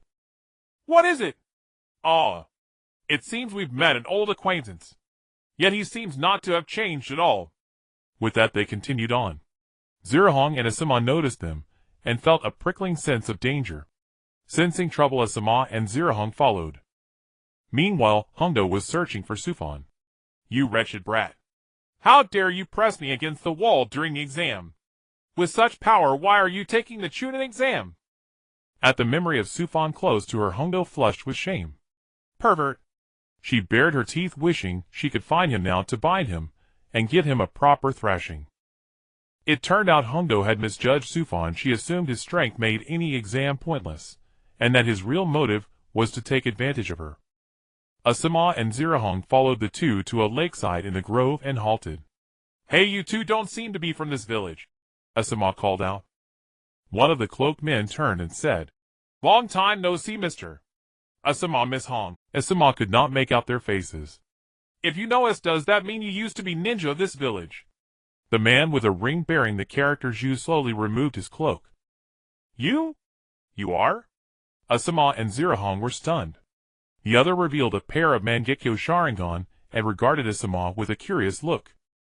Those eyes! There is no mistake. The My forehead symbol bore a horizontal slash. A rogue ninja, Uzushiogakure. A soft warm breeze brushed over them, and green leaves scattered. The other cloaked man chuckled. Are you acquaintances of Mr. You? Then, allow me to introduce myself. He removed his cloak, revealing a ring engraved with the character Nen on his finger. Gonchar Kijio, pleased to meet you, he said with a smile. Asama's gaze grew heavy and fierce. There will be no later. I will kill you both now. Gonchar Kijio glanced at Uzushiogakure with amusement. Mister, you, it seems the villagers hate you very much. You are class fugitives on the wanted list. I never imagined you would brazenly enter my. You have quite the nerve. With that attire you must have ulterior motives for entering the village. Asuma drew the weapon at his waist. Huh? With a thunderous crash, Gonshirikijio slammed the heavy shark blade to the ground behind him. This fellow is truly annoying. Shall I kill him myself? It seems we cannot leave the village quietly after all, but do not go too far. Uzushiogakure had already agreed to Gonshirikijio's plan. When Sufan and Mingren saw Kakashi sprinting toward the lake, they knew something was amiss. Should less divine eye. In the instant Sufan sensed it, he stared toward the shore in alarm. At last. You've come. Uzushiogakure, you long time no see. Just as Sufan prepared to move toward the lake, Hondo suddenly appeared. You bastard. I finally found you. Don't think of running away this time. With that, Hondo leapt down from midair. Seeing the rope at her waist, Sufan went pale. Hondo, sis. No, stop. There's an emergency. Sufan dodged her attack while explaining. Men's promises are liars. Hondo did not believe him and charged with a kunai. If I lie, then let Teacher Kakashi, Teacher Zirahong, and Teacher Asuma all bleed from their 7 orifices and drop dead. The 3 sneezed inexplicably. How can you utter such vicious words? Hondo finally halted. What else would make you stop? I've said it. Then they'll be going. I don't want to kill you. So, don't try to stop me. Uzushiogakure coldly gazed at Shirihong and Asuma. A man like you deserves to say that. Asuma suddenly gripped his weapon and charged forward. TCH, how annoying. Clang. Goijiao's Samahata slammed down fiercely, and Asuma hurriedly parried. Behind him, Hong stepped back, casting a glance at Uzushiogakure. The battle thus commenced. Hong rapidly formed hand seals, and then closed her eyes. Is this a genjutsu? Uzushiogakure watched calmly, inwardly amused. Showing off before an expert, like wielding a broadsword before Guan Gong or moonwalking before Michael Jackson. Hong's body quickly faded, and then dissipated into the air. I was actually suppressed by a blade tip. Such astonishing power. Asuma gripped his chakra blade tightly, struggling to block Goijiao's Samahata. Sweat dripped slowly from his brow, yet the cigarette in his mouth remained as perfect as ever. Just as Samahata was about to graze Asuma's arm, excitement lit up Goijiao's face. My great blade Samahata! Goijiao let out a fierce roar. The bandages on the blade burst apart, and Samahata's edge sprouted jagged scales that pierced straight through Asuma's arm. It's not meant for hacking, it's for slicing. Asuma instantly clutched his arm and retreated. Ong. You're too slow. Goijiao was shocked to find his body immobilized as vines slowly coiled up from the ground beneath him. Uzushiogakure watched the vines calmly. Shirihong emerged from them, lunging at Uzushiogakure with a kunai. This is over. The corners of Uzushigokure's mouth lifted slightly. His Sharingan had seen through everything. The moment Shirihong blinked, the scene twisted violently. Shirihong was horrified to find that she herself was now bound by the vines. A genjutsu of this level has no effect on me. Uzushiogakure stood before Shirihong and said indifferently, Is this a rebound genjutsu? Uzushigokure's cold kunai thrust directly toward Shirihong. Shirihong clenched her eyes shut and gritted her teeth. The genjutsu shattered the moment the blade approached. And yet, despite having a clear chance to kill with one strike Uzushiogakure, you merely sliced off part of Shirihong's hair. Just going easy as usual. Shirihong froze for a second, then quickly ducked. Uzushiogakure kicked, sending her tumbling into the lake nearby. Hong! Asuma watched in alarm. You don't have time to look elsewhere.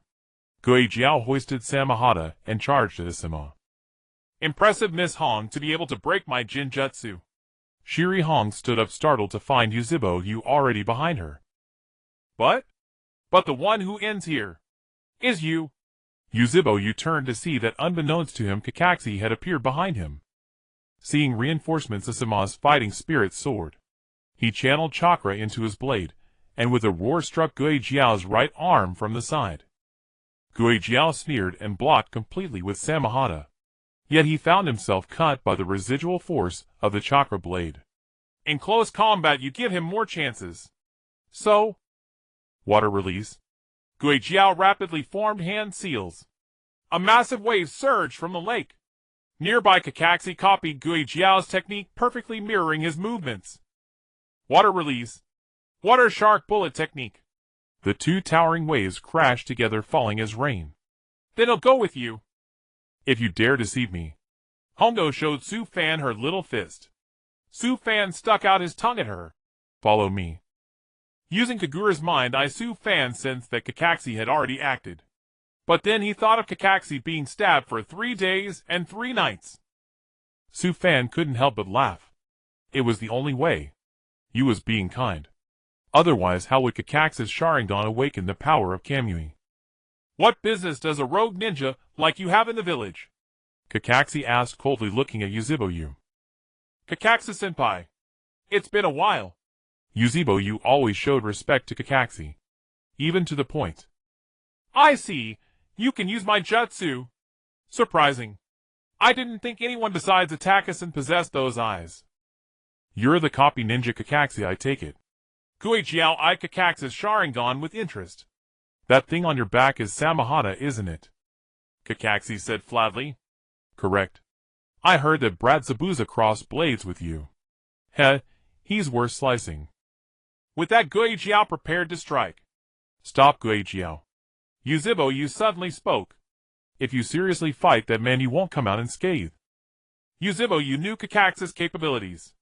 In his ANBU missions, he never left survivors possessing both fighting skill and extensive combat experience. No matter how powerful the enemy, his sharp mind always allowed him to fight on equal footing, thus earning him the title of 50-50. But his chakra was too limited. Uzushiogakure suddenly glanced toward the distant forest. Others are coming. So now let me tell you the reason for my visit. We're just looking for something. But Kakashi suddenly sensed an immense killing intent emanating from Uzushiogakure. Ninja art water release, water formation wall. Kakashi pushed Shirihong and Asuma aside, retreating swiftly. Uzushiogakure flung several shuriken in quick succession. As the shuriken fell, a water dragon burst upward from beneath Uzushiogakare's feet. Water release, water dragon bullet. Behind him, Guijiao released his own water dragon bullet to counter it. While I threw the shuriken, you cast water formation wall and simultaneously plan to attack from below with water dragon bullet. Impressive, Kakashi-senpai. Uzushiogakure said calmly. Using the Sharingan to this extent is indeed remarkable, but your body is not of the Uchiha clan for whom these eyes were meant.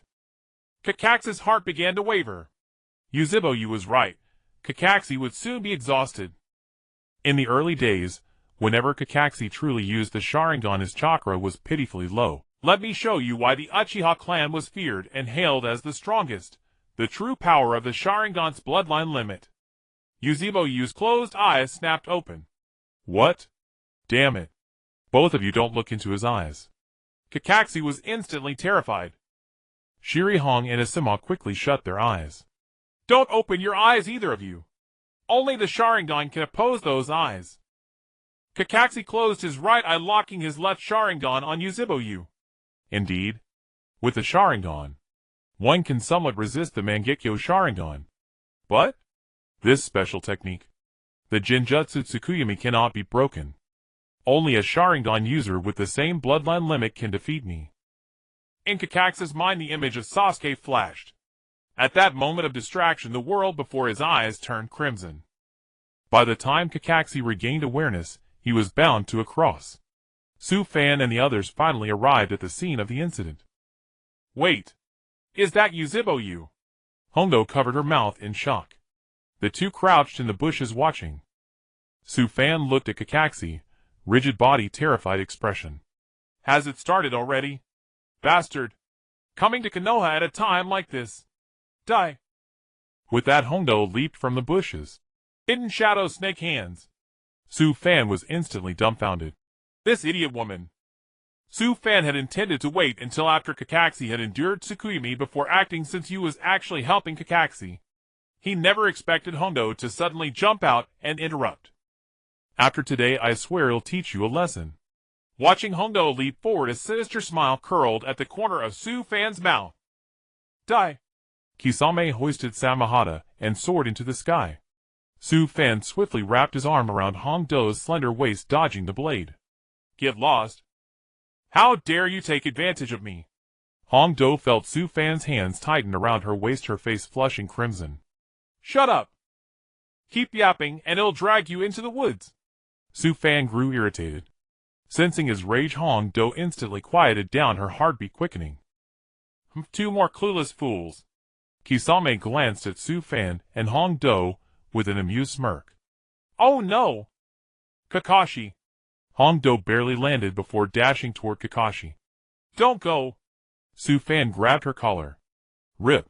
The back of her outfit tore instantly. Kisame in the distance was stunned. Su Fan gritted his teeth nervously. So white. Ah. Hongdo spun around and threw a punch. Su Fan pulled Hongdo into his arms, holding her around the waist. Stop struggling. You have no idea what's going on over there. Going there will only get in the way. Behave yourself now. If you cause any more trouble, I'll smack your bottom myself. With that, Su Fan brought his hand down mercilessly. The sound was so sharp that even Kisame felt like kneeling. Hongdo's body went limp instantly. Su Fan. You? You bastard. I've never been treated like this before. Hongdo's face twisted with grievance on the verge of tears. Hey. You too. Can you stop getting distracted during a fight? Kisame pointed Samehada at them, irritation swelling in his heart. Within Tsukuyomi, Uchiha Itachi stood before Kakashi holding a long blade. How long can you endure without a bloodline limit? With that, Itachi drove the blade straight into Kakashi's body. The pain was real. Kakashi's eyes widened, his breathing quickened from the agony. When Itachi withdrew the blade, Kakashi fainted from the unbearable pain. In the world of Tsukuyomi, even 3 days pass in an instant. Kakashi awoke from his faint to find his wound completely healed, as if nothing had happened, yet the pain had been so real. This is definitely an illusion. As Kakashi looked up, he was stunned. Another Uchiha Itachi appeared beside the first, also wielding a long blade. In the world of Tsukuyomi, I control time, space, and even matter.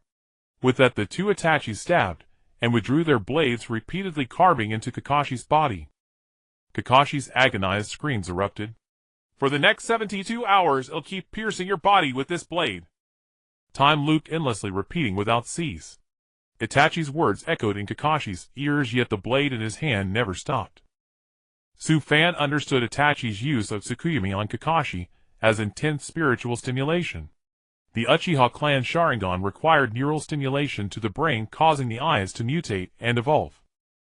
Kakashi was not of the Uchiha clan and lacked the full bloodline, so to elevate his eye required 100 times the stimulation of an ordinary person to take effect. But the prerequisite for evolution was to have an understanding of pain, wasn't it? Yet Kakashi kept calmly telling himself, "This is an illusion." But when he opened his eyes, he saw versions of himself bound to crosses everywhere, countless Itachis approaching with knives, no matter which body they stabbed. Kakashi felt the pain multiplied several-fold. Suddenly he fell to his knees, gasping for breath. Is it over? Su Fan turned to look from the chakra in Kakashi's body. It was clear he had reached his limit. To endure that technique without his spirit breaking. Kisame quickly returned to Itachi's side. But Itachi, overusing those eyes is very dangerous for you as well. Itachi's eyes began to tremble, showing the considerable backlash. Are you looking for Sasuke? No. Itachi's eyes stopped trembling and grew resolute. It's the 4th Hokage's legacy. However, Kakashi-senpai, you're no longer qualified to fight me. Let him come.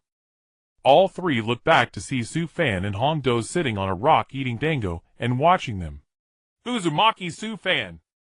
An old acquaintance. Kakashi finally collapsed onto the lake's surface.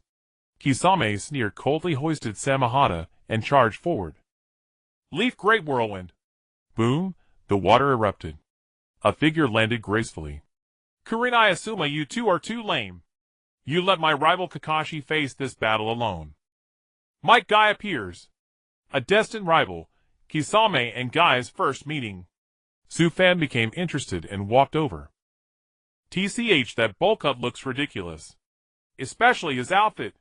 Kisame looked at Guy and nearly burst out laughing. Kisame, don't underestimate him. You seem no match for him. TCH. You'll kill him then. Kurenai and Asuma carried Kakashi away from the battlefield. My guy leaped into battle with Kisame. I didn't expect to run into you. I thought about it on the way here, but I had no idea what to do when I actually met you. But you haven't changed at all. Itachi looked at Sufan calmly. Want to know how Sasuke is now? Itachi's body trembled slightly. Sufan caught the detail. Itachi's thoughts were convoluted. Sufan wanted to straighten him out. Thinking about this man, who had always hidden in darkness, it was heart-wrenching.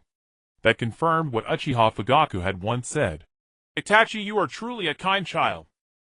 Such a person shouldn't be wandering outside. Tell me. At the mention of Sasuke, Itachi's eyes instantly filled with infinite tenderness, an expression impossible to hide. As the hurdle Sasuke needed to overcome for growth, Itachi had been doing what a brother should. Sasuke has become my disciple already. Sufan suddenly smiled. Itachi was stunned at first, then looked at Sufan with confusion, his brows furrowed, as if there were many doubts. After a long while the confusion on Itachi's face dissipated. He looked at Sufan and returned a smile that seemed like gratitude. Dismantling true hatred is the reverse surface of the heart.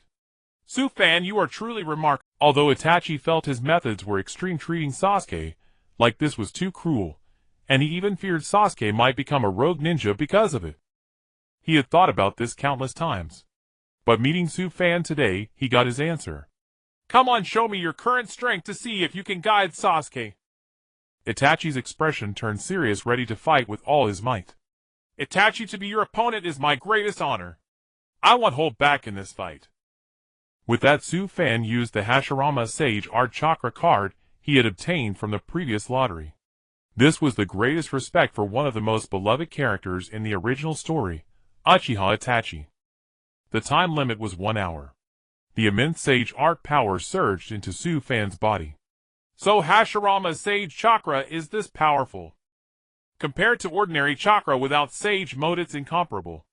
Itachi's expression shifted to shock. Sufan's aura seemed to have changed. Huh? Sufan brought his hands together. Red markings instantly spread around his eyes, and a red dot within a circle appeared on his forehead. A powerful chakra cloak rose around Sufan's body. This is... Itachi stepped back in alarm. Itachi, before we begin, can I ask you something? Go ahead. You kept calling him Kakashi-senpai just now. When you stabbed him with the blade in Tsukuyomi for 3 days and nights. Did it feel good? Itachi looked at Sufan with a bewildered expression. Not bad. Do not hold back or you might get hurt. Sufan clasped his hands together. With style silent binding technique. Enormous vines crawled from the ground behind him, swiftly extending toward Uchiha Itachi. Fire style fireball technique. Itachi's body rapidly retreated, releasing 3 fireballs in quick succession midair. The scorching fireballs pierced through the vines, burning them intensely. In the blink of an eye, Sufan appeared before Itachi. The moment their eyes met, Itachi dissolved into a swarm of crows. A crimson world materialized before Sufan's gaze. This is Genjutsu. In the illusory world, Sufan discovered that he had become a paper figure, while Uchiha Itachi stood on a higher plane looking down upon him. Sufan felt the flames beneath his feet slowly ignite. From the moment you appeared, you were already caught in my Genjutsu. In this world you now inhabit, I am the absolute master of all things. Uchiha Itachi spoke calmly to Sufan. Oh, is that so? Itachi's body suddenly trembled. The voice came from behind him. Sufan placed his right hand on Itachi's shoulder and said coldly, Unfortunately, the chakra within my body is of a mutated nature. Your Genjutsu may be completely ineffective against me. Possessing the mixed chakra of both the Uzumaki and Senju clans, this new mutation born from their union was something no one in the Naruto world had ever possessed. Even the strongest Konoha Tsukumi could be fully resisted by Sufan. The greatest power of Genjutsu is its devastating effect on weaker opponents, even if they are only slightly inferior. When two combatants face off, if one falls under Genjutsu, the gap between them becomes evident. Enough of this pointless game, Itachi. Show me your true strength. The Genjutsu dissipated. Uchiha Itachi frowned, producing 5 shuriken in his hand. As he spun and retreated, he unleashed a fire technique. Fire-style Hosenka Tsubame. He hurled the shuriken, coating them with flames that lunged toward Su Fan. Water-style waterways. Su Fan expelled a waterfall-like torrent from his mouth, surging toward the approaching fire. As the flames extinguished, the shuriken sliced through the water trails toward Su Fan. He leaped effortlessly, dodging their assault. Uchiha Itachi sprang into the air, engaging Su Fan in close combat. They tumbled from the sky to the ground, locked in battle. Su Fan spun and swept his right leg in an arc. Itachi blocked with his left arm, while spitting out a barrage of small fireballs. Su Fan sidestepped and delivered a heavy punch. Itachi crossed his arms to defend above his head, the ground instantly collapsing beneath him. Such immense strength! Uchiha Itachi began to falter. With his physical body enhanced by Sage Mode alone, Su Fan possessed power beyond Kage level. At present, Itachi had only just reached Kage level. Su Fan let out a cold shout, wrapping his legs around Itachi's waist as he flipped over him, gathering chakra intensely in his right fist. In the instant Su Fan's fist descended, Itachi's body abruptly exploded into a swarm of crows, scattering in all directions. A thick plume of smoke rose, leaving a massive crater in the ground. As the smoke cleared, white steam rose from Su Fan's body, and the wounds on him healed instantly. During Su Fan's full power strike, Uchiha Itachi had used crows to create a clone, hiding explosives within it. The moment of contact triggered the detonation. Did you swap bodies during close combat? Even though I possess overwhelming strength, you are cunning, Itachi. Then I will get serious. Su Fan brought his hands together, and enormous vines climbed from beneath his feet. He stood on the vines as they rapidly ascended. With style, adamantine attacking. The hardest part of the vines transformed into massive timber, its hardness capable of easily piercing through diamond. At this moment, Uchiha Itachi finally turned serious. If you can withstand this strike, I will cease to fight. Su Fan spoke calmly, gazing at Itachi, then clenched his fists. The colossal pillars behind him hurtled toward Uchiha Itachi at lightning speed. Itachi's expression shifted instantly. He had believed he could withstand it. Yet, as the pillar drew near, its sheer overwhelming aura proved too much for him to endure. Susanoo! A crimson giant erupted from Uchiha Itachi's body, rising toward the heavens. The wooden pillar struck Itachi's Susanoo, sending him hurtling backward. As the pillar pushed relentlessly, Itachi's expression grew increasingly frenzied. Trees behind him were snapped in two, one after another, dust rising with the wind. After being driven back nearly 100 meters, the pillar's power waned, and Itachi commanded his giant to slash it apart. Seeing this, Su Fan smiled. Being able to withstand it was indeed impressive. At least, he wouldn't need to unleash the true several thousand hands yet. Otherwise, Itachi would perish. You win. As I said, if you could withstand this technique, I would not strike again. The Sage Mode marks on Su Fan's face vanished instantly, and his power stabilized. Itachi's giant faded into the wind. He staggered to Su Fan and said bitterly, "No, you are the victor. You truly have the qualifications to guide Sasuke, Su Fan. Sasuke is in your hands." Uchiha Itachi then turned to Kisame. "It is over. Let us leave this place." While Kisame was in the heat of battle with my guy, he was displeased upon hearing they had to leave. "TCH had attacked us and not stopped me, I would have slain you today. And remember my name. Hoshigaki Kisame." Kisame descended from the sky, returning to Itachi's side, and placed Samahata back on his back. The two turned and departed from Konoha. "Wait. My guy wanted to give chase. Guy Sensei, I do not pursue. Stopping them is one thing, but killing them would be extremely problematic. For now let us check on Kakashi Sensei's condition," Su Fan said earnestly. After Itachi and Kisame left Konoha, Kisame looked at Itachi with a strange expression. "Judging from the flow of your battle, you were not at a disadvantage. So why did you claim defeat?" As he spoke, Itachi suddenly coughed out a mouthful of blood. He trembled, clutching his chest. "Itachi-san." Kisame hurriedly supported Itachi's arm. "The power within Su Fan's body is not of a single kind. Had I not manifested Susanoo, I would have been reduced to a corpse." "Impossible." Kisame was greatly startled. He had deliberately held back. And the source of his power may be unique in the entire ninja world. Uchiha Itachi had finally found an excuse to avoid capturing the Ninetales in Konoha. Kisame shook his head helplessly, and helped Itachi sit down on a nearby rock. Kisame, and that man you fought today, do not underestimate him in the future. He will be a very dangerous opponent. Uchiha Itachi spoke patiently to Kisame. TCH attack us and I gave him my name. The next time we meet he will recognize me and take a detour. Uchiha Itachi saw Kisame's arrogance and said no more. As for himself, his internal organs felt completely dislocated. After enduring Su Fan's strike, his blood was still roiling violently.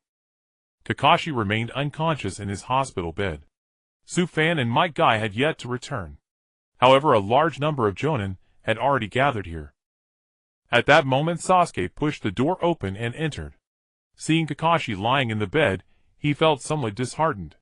What's wrong with Kakashi? Why is he lying in bed? And why are so many Jonin gathered here? A foreboding feeling arose in his heart. No, nothing happened, Asuma quickly explained. I heard that Itachi has returned. Is it true? And I heard he's looking for Naruto. At that moment, Yamashiro Aoba rushed upstairs anxiously. Asuma instantly covered his right cheek. You idiot! Sasuke's eyes suddenly went vacant, and his expression grew tense. He turned, shoved past Yamashiro Aoba, and ran out. That bastard actually came back to the village. And he's looking for Naruto. What's going on? After running downstairs, Sasuke began searching everywhere for Naruto. He sprinted without pause, rushing straight to Naruto's home. The moment he pushed open the door, Sasuke yelled Naruto's name. Naruto! Where are you? Damn it! If that bastard catches Naruto, he'll definitely die. I can't let him succeed. Frantic Sasuke saw no one answer, and ran off to Ichiraku Ramen. Little did he know that Naruto and Jiraiya were at that moment soaking comfortably in a hot spring. Sasuke's frantic search for Naruto was almost reminiscent of a love story. Su Fan and Might Guy, who had just returned, suddenly spotted Sasuke dashing through the streets. Hey! Sasuke! Where are you going? Su Fan called out in confusion. Seeing Su Fan, Sasuke ran over excitedly. Itachi! Itachi! He's back in the village. His target is Naruto. We can't let him catch Naruto. Absolutely not. Seeing this, Su Fan let out a helpless sigh. Itachi has already left. I met him just now. What? You? You've met him. Sasuke's frantic state suddenly ceased. He looked at Su Fan with eyes full of confusion. Ahem. Su Fan coughed twice at Might Guy, who instantly caught on. Ah, Sasuke, this matter involves the top brass of Konoha. No one can get involved, so you don't need to worry. As for Naruto... Might Guy looked back at Su Fan. Su Fan knew that Naruto must be with Jiraiya right now. Jiraiya had returned precisely because of Naruto, hadn't he? With the protection of Jiraiya, one of the legendary Sannin, even Uchiha Itachi couldn't harm Naruto. Naruto has a special protector. Don't worry, Sasuke. Go back and rest. No. My parents appear in my dreams every night. Covered in blood, they crawl toward my bed. They weep and tell me they're in pain. Tell me, what should I do? My vengeance is unfulfilled. How can I rest easy? Only by obtaining greater power. Only then can I fight Uchiha Itachi, that despicable monster. I am an avenger. Even if I have to sell my soul, I must gain immense power. Kill Uchiha Itachi. Sasuke vented ferociously at the two. Su Fan said nothing, merely listening quietly to Sasuke's outburst. To witness one's own parents murdered by the very brother who once cherished him most, no one could accept that. Sasuke, are you complaining that I haven't taught you anything? Su Fan said calmly. From the time Sasuke became his disciple in the Forest of Death, until now, Su Fan had made a promise, but had shown no action. For Sasuke, it was truly too agonizing. After venting, he lowered his head bitterly. No, it's my own impotence. Sasuke, how can you accept a power that strengthens your will through hatred?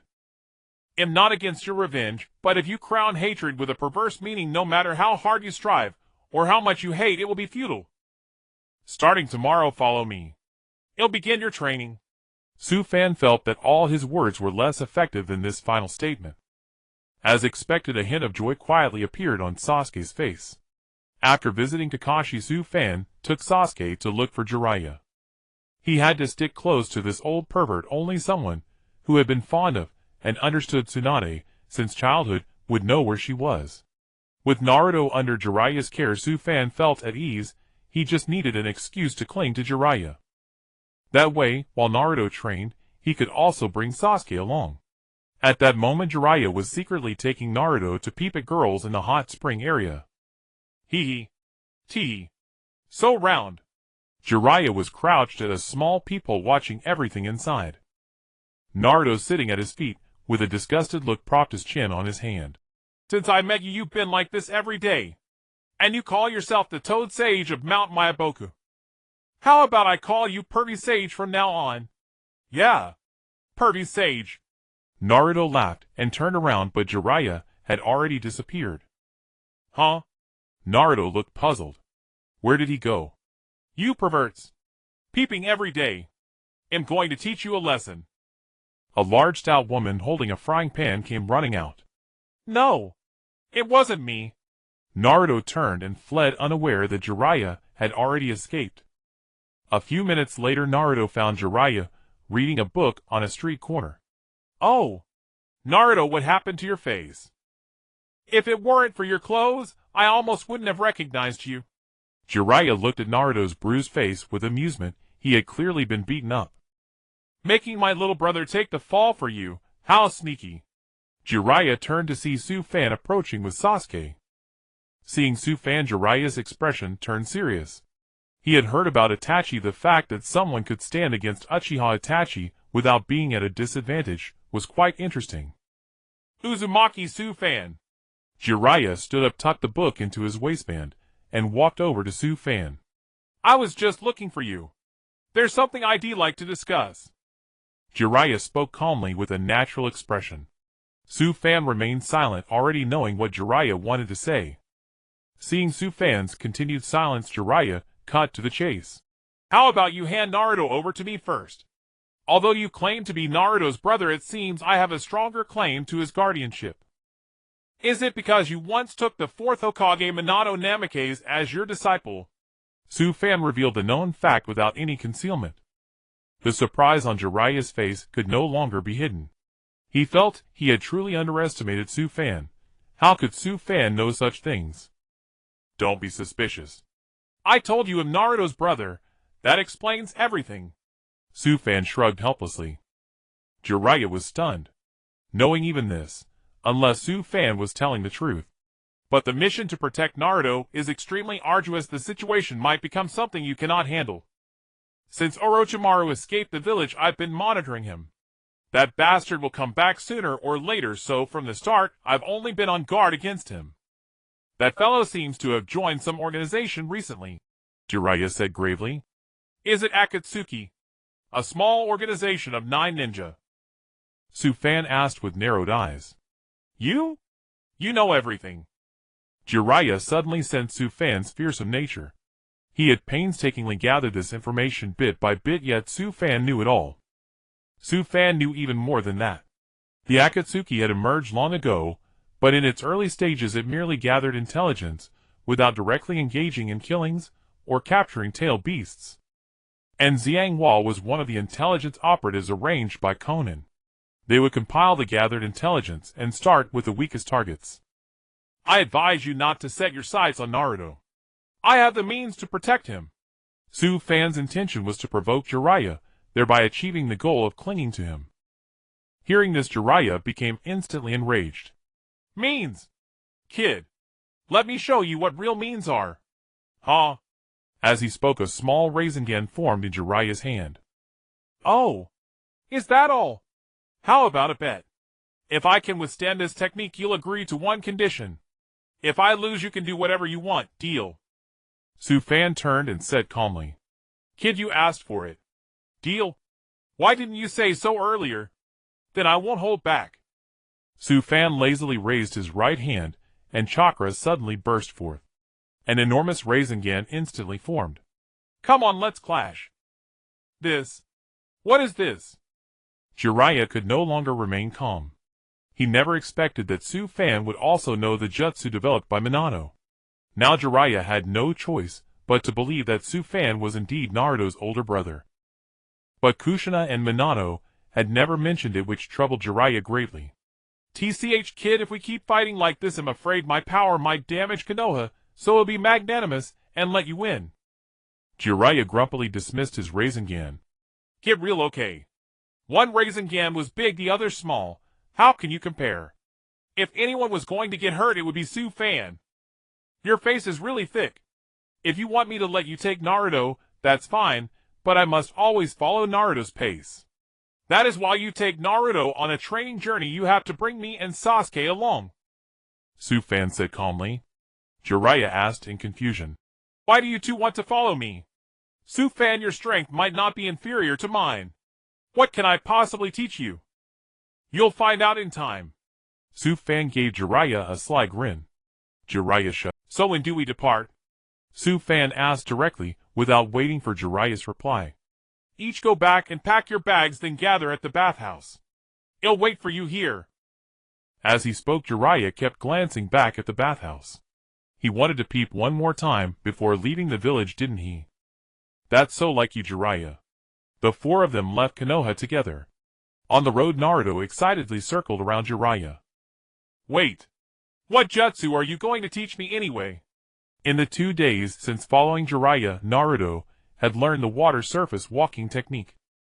It must be said that Naruto's talent was indeed formidable. He just lacked a teacher suited to him. And Jiraiya was the perfect match for Naruto. Will you teach me to walk on fire this time? Or walking in the air? Naruto's imagination was truly vivid. Hurry up and tell me, pervy sage. Naruto ran after him with an expectant look. Jiraiya suddenly stopped.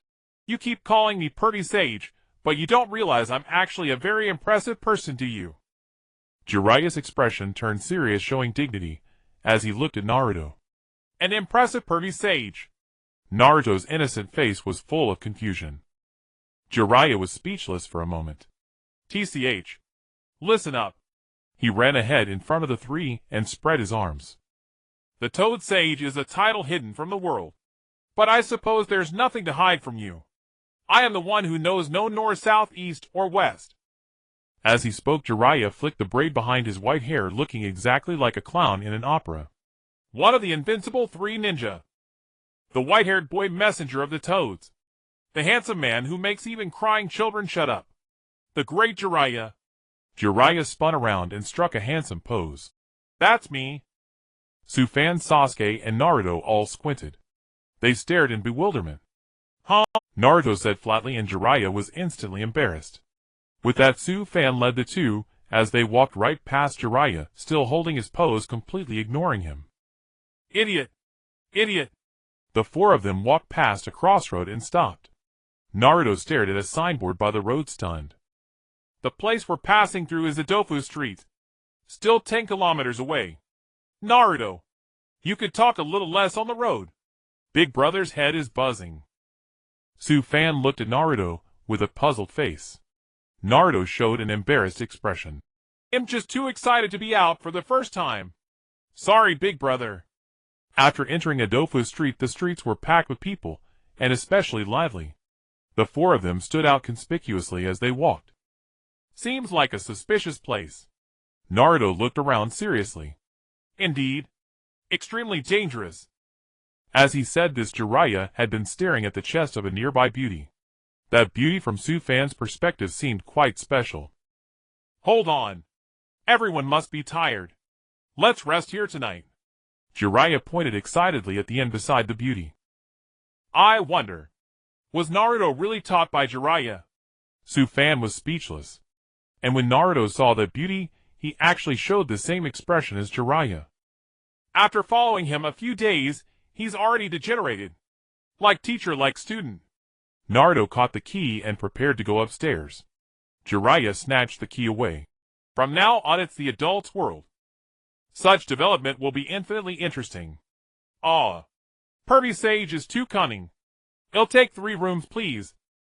Su-fan walked over and said calmly. A boring journey always needs time to rest. Su-fan tossed the keys to Naruto and Sasuke then leisurely went upstairs to sleep. At that moment 2 men wearing Akatsuki robes were walking on Adofu Street. The thin man on the left, with a scythe strapped to his back, said in annoyance, "This is supposed to be those bastards Itachi Uchiha and Kisame Hashigaki's mission, yet they're making us 2 go in person. Hayden, watch your attitude.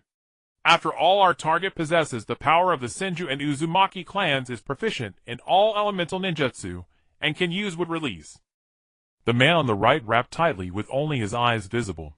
"TCH, if those 2 bastards had joined my church, then I could understand.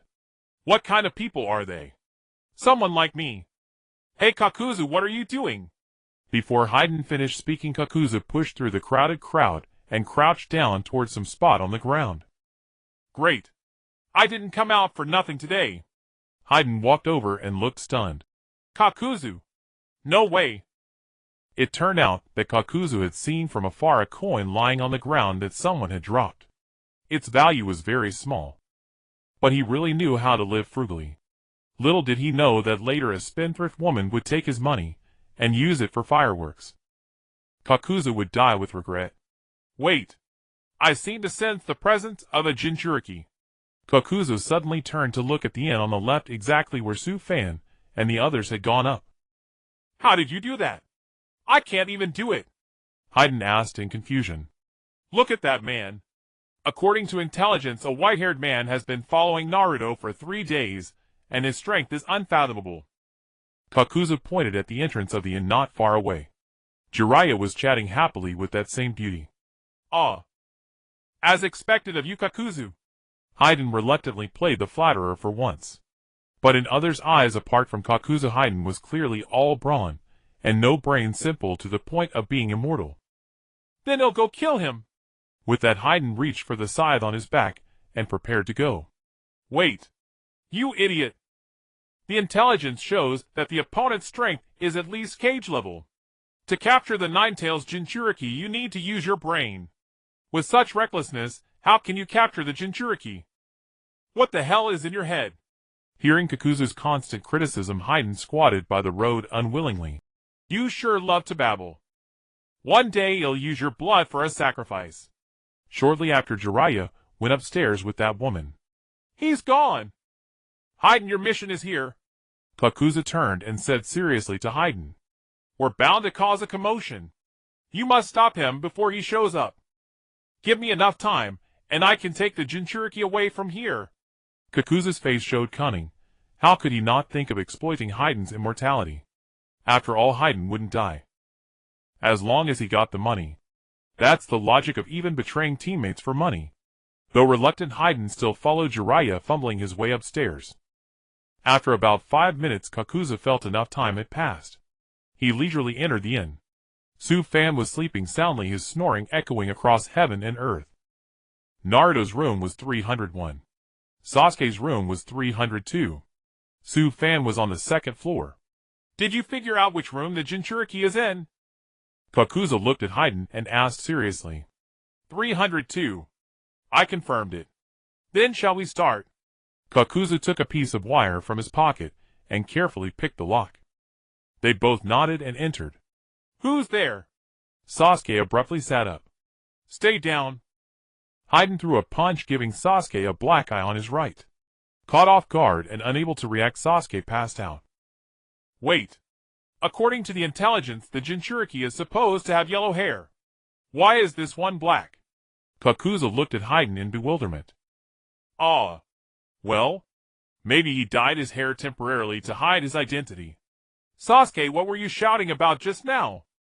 At that moment, Naruto came in, rubbing his eyes. After seeing the two clearly, he asked in confusion, "Who are you two?" "Hayden. You idiot. Where's the yellow hair? Get him." With that, he threw Sasuke aside and went to grab Naruto. "Die."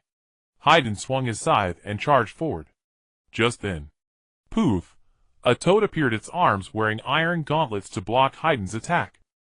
"The great Jiraiya makes a successful entrance." Naruto slowly turned around. There stood Jiraiya, with disheveled clothes, the earlier beauty hoisted over his shoulder. "Do you two think a mere woman can seduce me? Impossible. I had long since detected your presence. I acted this way deliberately to lure you out. As a man of honor, I shall never be corrupted by physical allure. Jiraiya's face was the picture of righteousness, unaware that his trousers had slipped down a notch. Indeed, with his pants back on, his words carried authority. That cheap trick of a woman batting her eyes got you all excited. Stop putting on airs, you lecherous hermit. Naruto spun around and pointed at Jiraiya, unleashing a torrent of ridicule. Don't call me that in front of so many people. Jiraiya scratched his head awkwardly. Anyway, these people are no ordinary foes. They appeared in Sasuke's room first, then tried to capture me. Naruto babbled incoherently. So you're the legendary Sanin Jiraiya-sama? Hayden gave a dismissive greeting. Coming here without even knowing the identities of the Jinchuriki and his companions. Is the Akatsuki really that incompetent? Jiraiya set the woman down on the ground and turned to face Hayden and Kakuzu seriously. You jest. Capturing Naruto is our top priority from the Akatsuki. Mind your own business. Kakuzu stepped forward and said coldly. Just then Sasuke woke up inside the house and rushed out. Sasuke, take Naruto and get out of here. He'll deal with these two. A faint smile curled at the corners of Jiraiya's mouth as he prepared to show his prowess. Sasuke instinctively slipped past Kakuzu, and Hayden grabbed Naruto and retreated. So you refuse? Kakuzu's killing intent began to seep out. If you two have real skill, stop bluffing with words. Jiraiya said calmly. You're so annoying. He'll take your blood as an offering to the heavens. With that, Hayden gripped his scythe and charged forward. Chaotic lion mane technique. Jiraiya's white hair suddenly lengthened and coiled around Hayden's body. What the hell? Hayden was suspended midair as the bindings tightened. Fire-style head harden. Kakuzu quickly formed hand signs, unleashing a sea of flames that engulfed Jiraiya's position. The searing heat forced Jiraiya to loosen his hold. Seizing the opportunity, Hayden swung his scythe, severed the long hair, and somersaulted back to Kakuzu's side. Hayden, don't underestimate him. He might be as powerful as both of us combined. Too many words. Hayden charged recklessly again. Simultaneously, Hayden gripped the lever at the base of his scythe, leaped into the air, and flung the weapon. A black elastic rope trailed behind the scythe. The scythe spun rapidly toward Jiraiya. Jiraiya countered with his white hair, but after a few spins, the scythe returned to Hayden's hand. With a roar, Hayden clutched the scythe and plunged down. Seeing this, Jiraiya flashed a sinister smile. Hayden! Get back. It's a trap. Kakuzu yelled in alarm. Jiraiya dodged aside, evading the attack. But as Hayden landed, he felt his legs sink into something trapped and pulling him downward. WH. What's happening? Hayden drove the scythe into the ground, trying to climb out. But the more he struggled, the faster he sank. Quicksand. Kakuzu glanced at Hayden's feet, only to realize the same was happening beneath him. He leaped and grabbed an iron railing overhead. Jiraiya smirked in satisfaction. I set this jutsu in place the moment you appeared. I was just waiting for your simple-minded teammate to strike. Idiot Hayden. Frustration boiled within Kakuzu. Baka baka. Kakuzu. Are you swinging on a swing? Get down here and save me. Hayden snarled at Kakuzu, hanging from the railing. Shut up, you moron. The only option is to evaporate this swamp with fire style. With that thought, Kakuzu released his grip and dropped into the swamp. You idiot. Why did you jump down? Hayden was stunned. Kakuzu quickly formed hand signs and plunged his hands into the mire. Instantly, fierce flames roiled within the swamp. Jiraiya's eyes narrowed. Using fire to assimilate the swamp. Impressive. Fed by Kakuzu's chakra, the flames rapidly dried the moisture, turning the swamp into parched earth. The two kicked the hardened soil apart and leaped out. You're certainly a formidable opponent. But with only you beside Naruto, if I engage you seriously, you won't be able to break away.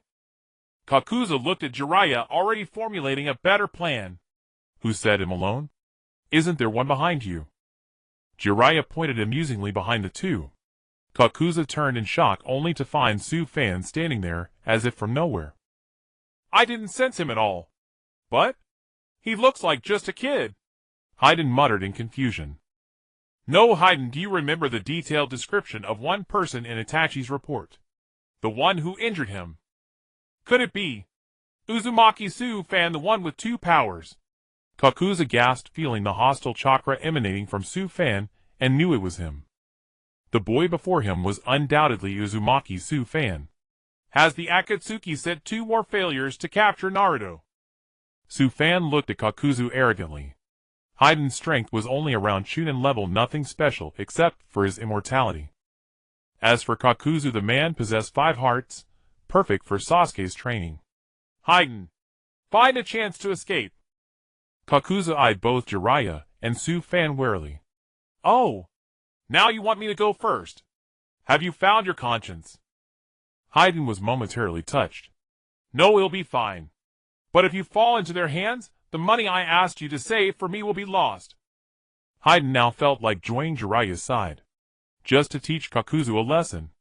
So you threw a shuriken at the first Hokage from 800 kilometers away and ran. That's your story, right? Su-fan looked at Kakuzu puzzled. How do you know about that? Kakuzu was utterly dumbfounded. He always boasted about fighting Hashirama Senju. But who knew the real truth? In truth, Kakuzu had infiltrated Konoha, spotted Hashirama's figure, launched a surprise attack, and after great effort killed him. But as he rejoiced, he realized it was only a clone of Hashirama. Kakuzu thought it over. Something was off. If a single clone took him so long to defeat, the real one would surely destroy him. So knowing his limits, Kakuzu fled. Though the benevolent Hashirama let it slide, the village elders would not. Kakuzu had attempted to assassinate the Hokage, and even though he failed, they wouldn't forgive him. So the Hidden Rain village shifted blame onto Kakuzu. Enraged, he stole the earth grudge. Fear ripped out the hearts of all the elders and defected. Do you know what an ant is? Su-fan glared coldly at Kakuzu, his chakra cloak gradually manifesting. This power. Kakuzu staggered back in shock. Before such overwhelming might, he felt like a speck of dust, utterly beyond reach. Was this the existence of an ant? Sasuke, if you want to learn ninjutsu, today's your chance. Don't miss the show.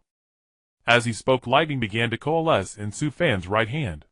Kakuzu's heart sank with bitter laughter. He was being used as a target. In theory, Kakashi-sensei must have demonstrated this technique to you before. With your Sharingan, you can easily find an opponent's weakness and strike fatally. As he spoke, Su-fan had already appeared before Kakuzu. So fast that Kakuzu couldn't react.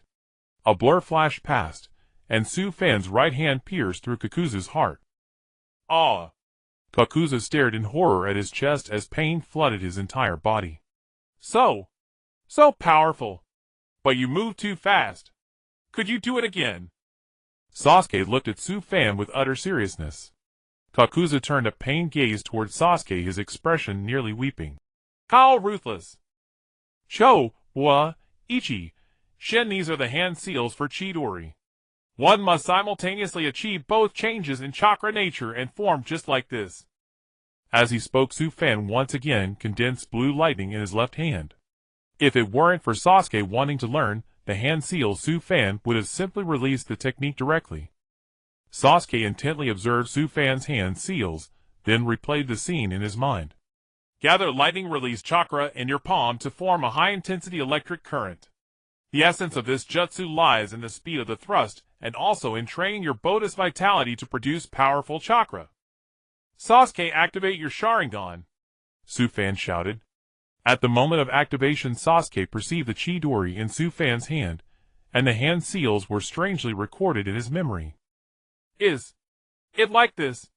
With that, Sasuke formed hand seals rapidly, his right hand pointing downward, as blue lightning quickly coalesced. Concentrate a large amount of chakra into the hand you used for the thrust. But the moment Sasuke condensed the chakra, the blue lightning turned orange. Su-fan frowned. Had he still failed to grasp the true meaning of Chidori? Given Sasuke's talent, mastering Chidori was only a matter of time, but at this moment, he still had not internalized its principles. Instead, while learning Chidori, he had inadvertently created his own power. That was. With a ferocious expression, Sasuke charged forward. As his speed soared, the lightning in his hand emitted a crackling sound so much like the chirping of 1,000 birds. Chidori. Kakuzu, who had been on the verge of death, suddenly opened his eyes, and leaped backward, escaping from Sufan's grasp. As Sasuke rushed up behind him, Kakuzu unraveled the chakra threads from his wrist. Tentacle fist. Kakuzu's wrist and forearm suddenly detached, releasing dense black threads from his arm that shot towards Sasuke.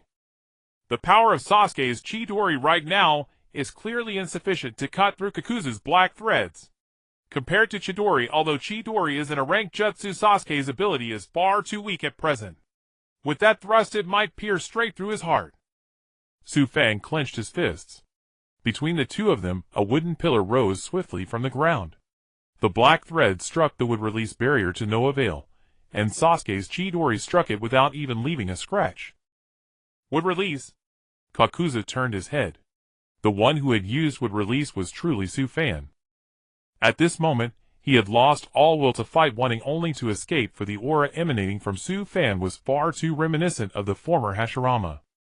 His legs began to tremble. Haiden, we have to retreat. Otherwise, both of us will die here today. Kakuzu had never felt such pressure, even after all those years of killing for money. For the first time, he felt his life was worth more than money. If he died, just how much would he be worth? Kakuzu actually pondered such a question even as he thought about escaping. Stay close to me, Kakuzu muttered to Haiden. Don't worry. I think now is a perfect time to run. Haiden suddenly shouted loudly. Jiraiya and Sufan exchanged puzzled glances. You idiot! Go! With that, Kakuzu leaped up and shattered the roof overhead, with Haiden following close behind. Sufan let out a cold smile, spread his right palm, and a thick wooden vine shot straight toward the two. Seeing this, Kakuzu panicked. No time. Earth, release her spear. He instantly hardened his skin, entering a defensive state, as his entire body turned pitch black. Grab my arm, Haiden. Kakuzu detached his right hand, and Haiden seized the black threads. Come on! Even knowing he might not be able to withstand the attack, Kakuzu braced himself. The wooden vine pierced through Kakuzu's chest as easily as if touching the surface of a cake. Another heart destroyed. Blood gushed from Kakuzu's mouth. Seeing this, Haiden yanked Kakuzu's body backward. As the vine stopped growing, Haiden dragged Kakuzu's body out. Hoisting Kakuzu's body, Haiden leaped away frantically. Pathetic. Sufan shook his head helplessly, watching the two retreat. Not bad, kid. With the help of this toad sage, you've managed to perform so admirably. Truly impressive. Jiraiya couldn't help boasting while tidying his white hair. TCH. Where's your face? Jiraiya froze, instantly turning to stone. Sasuke, the essence of Chidori lies in explosive release. You must simultaneously change the nature and form of your chakra while pushing your power to the extreme. You elevated your power too early. Sufan walked over to Sasuke and patted him on the shoulder. Sasuke raised his right hand and examined it closely. That power just now seemed not to have reached its peak. He had only felt satisfied at that level. Was this truly himself? Sufan sighed. Sasuke was too eager for power. Annoying. Looks like we won't be staying here tonight. The boss definitely won't welcome us. Let's go. Sufan yawned and headed downstairs. Jiraiya glanced awkwardly at the nearby beauty, scratched his hair, then led Naruto and Sasuke down the stairs. Some town. A young woman with light yellow hair, followed by an adorable little pig, walked slowly along a corridor. On her back, a single large character was clearly written. Gambling. A pink suitcase dangled from her hand. Stopping before a door, she kicked it open and strode inside. She placed the suitcase on the table inside. As she opened it, the short-haired woman sitting opposite gaped in shock. Thigh's money. Could it be? All right. Now we can not only pay off the debt, but also win it back. The light yellow-haired woman slammed her fist on the table, which instantly collapsed. Son. Sunadesima. This light yellow-haired woman was none other than one of the legendary Sannin, the Senju princess, with a single character gambling on her back, Tsunade. Her companion across from her was Shizune. As they walked along the road, Naruto kept recalling what had just happened. He didn't understand why the other party had issued a top priority order to capture him. Sufan seemed to see through Naruto's thoughts. He came over and patted Naruto's shoulder. Don't worry, everything will be fine. Then big brother, do you know the reason too? Naruto asked dejectedly. Rather than targeting you, it's what's inside your body that they're after. Sufan said calmly. Aye. What exactly is this thing inside me? Naruto wondered, touching his stomach. It was this thing that attacked Konoha village, causing everyone to fear it. But why are those people so desperate to obtain it? Sufan stroked Naruto's hair and said patiently. Indeed. Since ancient times, the Ninetales has appeared at the crossroads of era as a demon that destroys everything. So in the past, people regarded the Ninetales as a natural disaster to be feared. As for why those guys want what's inside you, the Ninetales will is infamous for its evil. Naturally, those people intend to exploit it merely to do evil deeds and seize the power of the Ninetales. Sufan did not reveal the truth. Naruto was not yet ready to face that level. It was too far beyond him. Telling him now would only add unnecessary pressure. It was better to let things unfold naturally. All right, everyone, speed up. Hopefully we'll find Tsunade soon along the way. Jiraiya gave the three of them a faint smile and slowly walked ahead. Outside a gambling shop, Shizune halted as she followed Tsunade. Come on! I'm sure my luck will turn this time. With that, Tsunade lifted the rolling shutter and stepped inside. Lady Tsunade, please wait. Shizune hurried in after her. Inside, a burly man frowned when he saw Tsunade entering with a suitcase in hand. The intimidating man appeared to be the shop's owner. That person is. Tsunade approached the table, sat down, and opened the suitcase. Can all this money be exchanged for chips? A faint smile curled at the corners of Tsunade's mouth. Behind her, Shizune tremblingly clutched her piglet. Lady Tsunade is so full of energy. A man with glasses leaned close to the owner and whispered. Who exactly is this lady? You don't know her. She's the one with that nickname. Nickname. The bespectacled man looked at Tsunade in confusion. Tsunade gave a faint smile, and the necklace on her chest emitted a radiant glow. If she truly had a title, it would undoubtedly be the fortune-bringing maiden. Boss, what exactly is her nickname? The man next to him, growing impatient, covered his mouth and asked discreetly. The owner stammered for a long time, cold sweat trickling down his forehead. The legendary. Suddenly everyone looked at Tsunade with ill intent, strange expressions on their faces. As if looking at a lamb. Stop dawdling. Let's begin. Tsunade tossed all her chips directly into the center of the table. Wow. Shizune behind her froze in shock. I'm in. Me too. Count me in. Instantly everyone present threw their chips into the center. Seeing this, Tsunade revealed a charming smile. Gentlemen. A pair of queens. She suddenly stood up, waving her hands excitedly. Hold on. The owner suddenly shouted. He slowly turned his pair of cards over and tossed them onto the table with delight. A pair of aces. Ha ha ha. Indeed, fortune-bringing maiden was too kind a term. She should be called the money-scattering maiden. Tsunade's face instantly turned pale. Trembling, she rose and left the gambling shop. In the underground laboratory of Otogakure, a piercing scream suddenly rang out. The miserable cry made one's scalp tingle. My arm. Ah.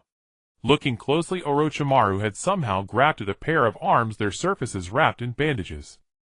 Lord Orochimaru, are you all right? A nearby servant asked in terror.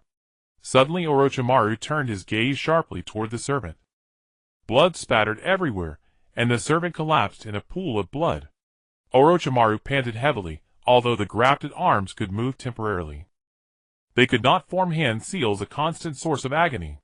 At that moment the door opened and Yakushi Kabuto entered. Seeing the blood everywhere, Kabuto felt a headache coming on. I have to clean the room as soon as I get back. Please take your medicine. Orochimaru stared at his hands dejectedly. I don't need those comforting pills. But I prepared this medicine myself. It should alleviate some of the pain. Kabuto adjusted his glasses as he stepped inside. The pain in these hands is like being burned. I never imagined it would be this agonizing. Orochimaru took a deep breath and leaned back against his pillow. Did you find that person? Orochimaru asked coldly, looking at Kabuto. Yes. I heard she is in a place called Duan Street. However, she is one of the legendary Sannin. It won't be easy to gain her consent. Kabuto replied calmly. Hee. Despite his suffering, Orochimaru let out a sneer. Good medicine is bitter, there's a reason for it. You may leave, I need to rest. As you wish. Passing through a bustling town, Jiraiya noticed an intriguing place. You three go explore on your own. I have some important business to attend to, Jiraiya said with a serious expression. Pervert sage. What serious business? Why can't we come along? Naruto stomped his foot angrily. You wouldn't understand the adult world. As a seasoned adult, I must deeply immerse myself to grasp its essence. Naruto, there are so many people here, be careful of pickpockets. Why not hand your wallet over to me for safekeeping? Jiraiya leered at Naruto. Naruto looked around. There were indeed many people, and Jiraiya's words seemed reasonable. So Naruto took off his backpack and prepared to hand his frog-shaped wallet to Jiraiya. Suddenly Su Fan stepped forward and stopped Naruto. Why sanctify such a shady place? Naruto's savings are hard-earned. Here, have some fun. Su Fan pulled a pouch of coins from his pocket and tossed it over. As Jiraiya caught it, his eyes gleamed. Su Fan, you really understand. With that, Jiraiya turned and vanished into the crowd without looking back. Money was the last thing that interested Su Fan. Basic operation of the infinite money source system, Su Fan was now the richest man in the Hidden Leaf. Come on, Naruto. Eat whatever you want today, it's on me. Su Fan smiled at Naruto. Behind them, Sasuke lowered his head gloomily. Almost forgot about you. Don't lose heart. Someday everything will work out. The three of them bought all kinds of delicious snacks from the street, then found a quiet spot under a tree and laid down. A cool breeze blew, bringing an incredibly refreshing feeling. Big brother Sasuke can already use that ninjutsu. When will I learn it? Naruto suddenly sat up and asked curiously. I almost forgot. Naruto should be learning the Rasengan around now. That was originally Jiraiya's job. But today Su Fan had given him so much money. By the time Jiraiya got back, he'd probably be too weak to stand, let alone teach. It was up to Su Fan himself. Following the original plot's method, Su Fan placed a ball in Naruto's hand. Once Naruto could control his chakra enough to burst it, he'd have grasped the essence. He drew a Lee-shaped mark on Naruto's palm, the focal point where the Rasengan forms and concentrates. Similarly, he drew the mark on a piece of paper and held it up to explain. When people look at a blank sheet, they don't know where to focus. Their eyes wander. But if you add a tiny dot at the center of the mark, your consciousness will lock onto it. This is called focusing on a single point. Once your mind is concentrated, your spirit stabilizes, and you can unleash unexpected power. Naruto looked at the mark in Su Fan's hand, then at his own palm, half understanding. Talent requires personal exploration. Naruto needed time to hone his skills. There was no rush. Though the Rasengan seemed complex, it was actually quite simple. The key lay in the mental infusion of chakra. By highly concentrating at the exact center of the palm, and gathering a massive amount of chakra, the rudimentary form of the Rasengan would take shape. Just then Jiraiya approached with a pale face. Su Fan glanced at his legs. They were visibly trembling. Guys, you might not believe it, but today was a real battle. I nearly went down. Jiraiya rambled with a straight face. Anyway, since it's so hot, I bought something nice. Want a popsicle? He pulled 4 blue popsicles from the pouch at his waist. He easily snapped them apart, and the 4 of them each took one, lying under the big trees, savoring the cool breeze. Sheer bliss. Gradually leaning against one another, they drifted to sleep amidst the chirping of cicadas. In the time that followed, Naruto and Sasuke remained in a state of relentless training. Meanwhile, Jiraiya wandered around clutching a photograph of Tsunade as he searched for any trace of her. Su Fan spent his days lounging under a tree, sleeping. At the Sound Ninja Laboratory, Orochimaru rose from his bed and changed into a color-split vest. Today was the day he would set out with Kabuto Yakushi to find Tsunade. Ever since Su Fan had sealed his hands and he had fled Konoha, he had remained cooped up inside the lab. When he finally stepped out into the open, the piercing sunlight forced his eyes shut. It's been so long since I last felt such scorching sunlight. Orochimaru gazed at the sky through the gaps in the leaves and drew a deep breath. Suddenly a sharp pain shot through both his arms. He trembled and fell to his knees, letting out a wretched scream. Lord Orochimaru! Kabuto Yakushi hurried over, crouched down, and pulled a vial of medicine from his pocket. After swallowing 2 pills, beads of sweat slowly trickled down Orochimaru's forehead. Weakly he looked at Kabuto and said, Once I find Tsunade, I can finally be rid of this agony. Kabuto adjusted his glasses with a calm expression and remarked, I know a fair bit about Lady Tsunade as well. After all, I used to be part of the medical corps. It's common knowledge now that she was the one who first proposed adding a medical specialist to the standard foreman squad. That was truly groundbreaking. The fate of a pure combat squad without emergency medical skills on the battlefield is all too obvious. Massive combat experience turned into the knowledge that produced the solution, but in truth the solution was born from the sacrifice of many lives. Orochimaru stood up and shook his head. People only begin to understand the essence of things when they lose something. After being hailed as a medical expert, she became one of the 3 legendary Sannin of this world. It all came down to sacrifice. With that, the 2 of them set off toward the outskirts of the hidden Sound Village. At the same time, Jiraiya was still scouring for news of Tsunade, her photograph in hand. As he passed by a gambling booth, a burly man called out to him. I know that woman in your picture. Oh! May I buy you a drink? Jiraiya spun around in excitement. No need, mate. I've already won a heap of money off that lady. The shopkeeper replied cheerfully. Lost again, huh? Jiraiya was instantly petrified. In front of a slot machine, Tsunade stared intently at the spinning reels. This was the last of her savings. If she lost again, she would be flat broke. 3 rows of slots. The first and second rows both landed on 7. If the third row also hit 7, she would win back everything she had lost today. Behind her, Hiruzen was so tense her breath came in short gasps, while Tsunade still pretended to be calm. Luck is a strange thing. Many outcomes are unpredictable. When the third row landed on 7, the machine suddenly blared a winning tune. A crowd swarmed over, standing behind Tsunade with envious expressions. Lady Tsunade won. Amazing! Hiruzen jumped up with joy, clutching her little pig. But Tsunade's face remained expressionless, as if something weighed on her mind. Instead of cashing out the winning coins, she continued playing. 5 minutes, 10 minutes, 15 minutes, 30 minutes. Tsunade's luck was extraordinarily good. She won streak after streak. Yet the more she won, the deeper her frown became. Because her fate was to lose whenever she gambled. Winning only meant that something terrible was about to happen. When she won for the last time, she cashed out all the money and left with a heavy heart. Something bad is bound to happen, Hiruzen. We need to leave this place immediately. Walking downstairs, Tsunade spoke calmly. Hiruzen, who had bought a mountain of snacks, was taken aback. But Lady Tsunade, this is a famous scenic spot. We haven't even toured it yet. Then let's go now. Right away. With that, Tsunade strode off toward a nearby scenic area without looking back. At the mountain pass, Orochimaru and Kabuto Yakushi finally reached the border of Tanzaku Town. Lord Orochimaru, ahead lies Tanzaku Town. Lady Tsunade is here. Kabuto spoke up. At last my hands can be saved. A faint smile finally appeared on Orochimaru's face. Even if the medicine is good, that lady is not just bitter-tongued, you know. Kabuto said, leading Orochimaru into Tanzaku Town.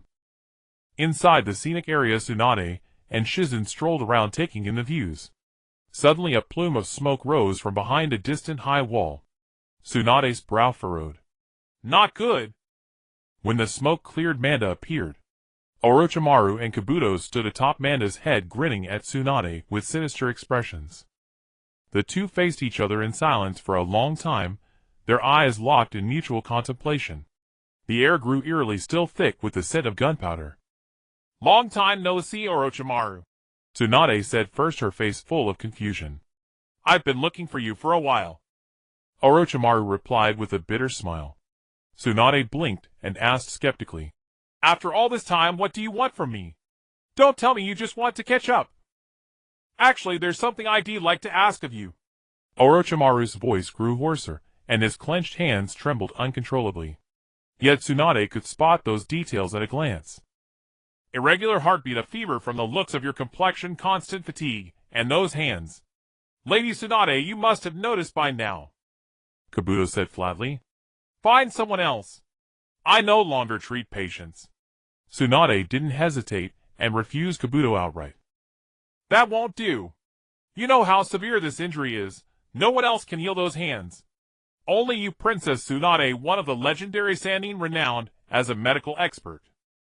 Kabuto persisted, trying to persuade Tsunade to treat Orochimaru. Those hands of yours are not just injured, are they? Some kind of special curse seal technique. What exactly did you do? Tsunade asked coldly. It's a long story.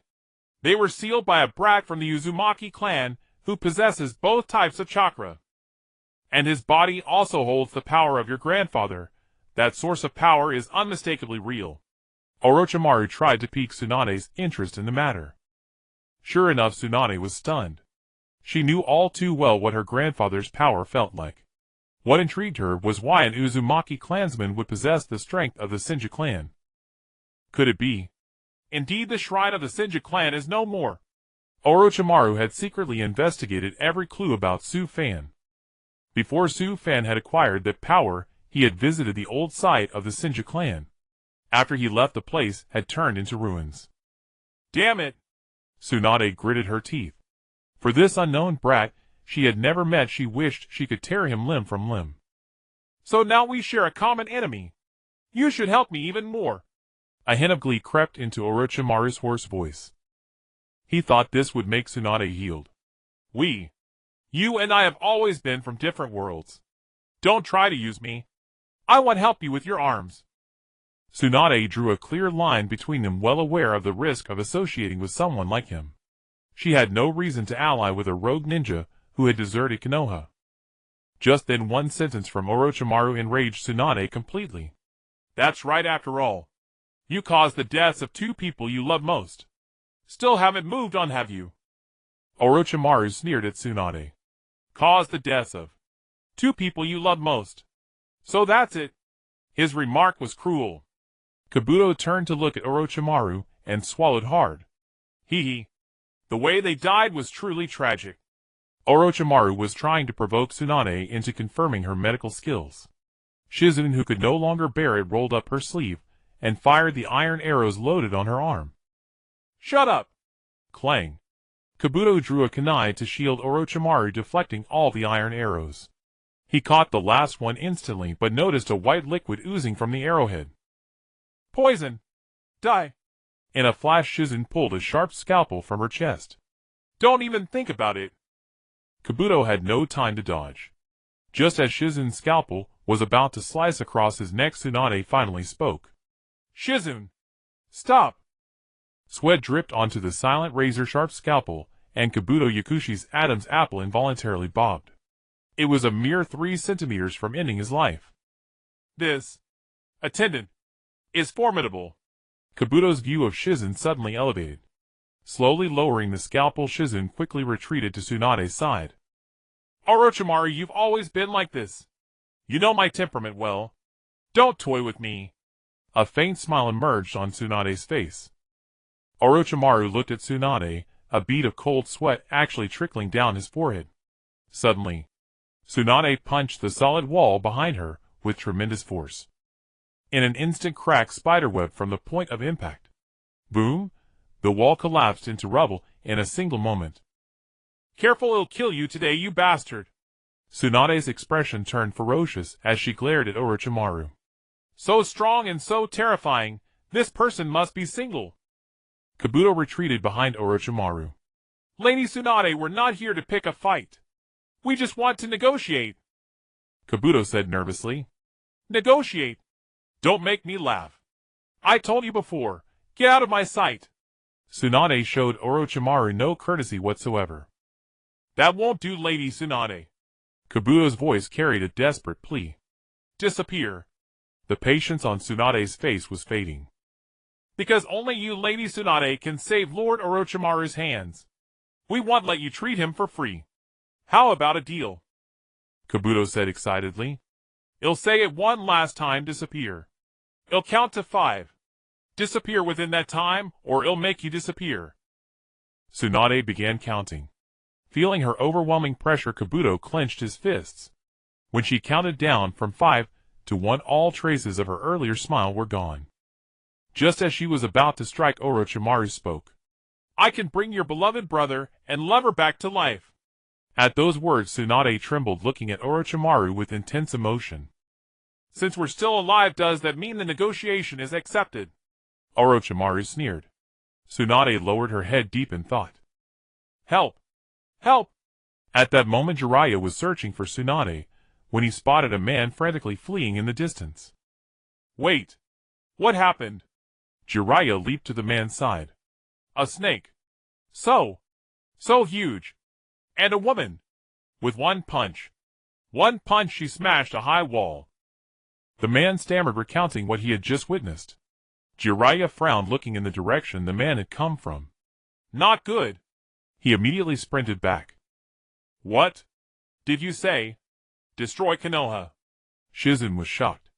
That was the condition Orochimaru proposed, as the price for resurrecting the 2 people Tsunade loved most.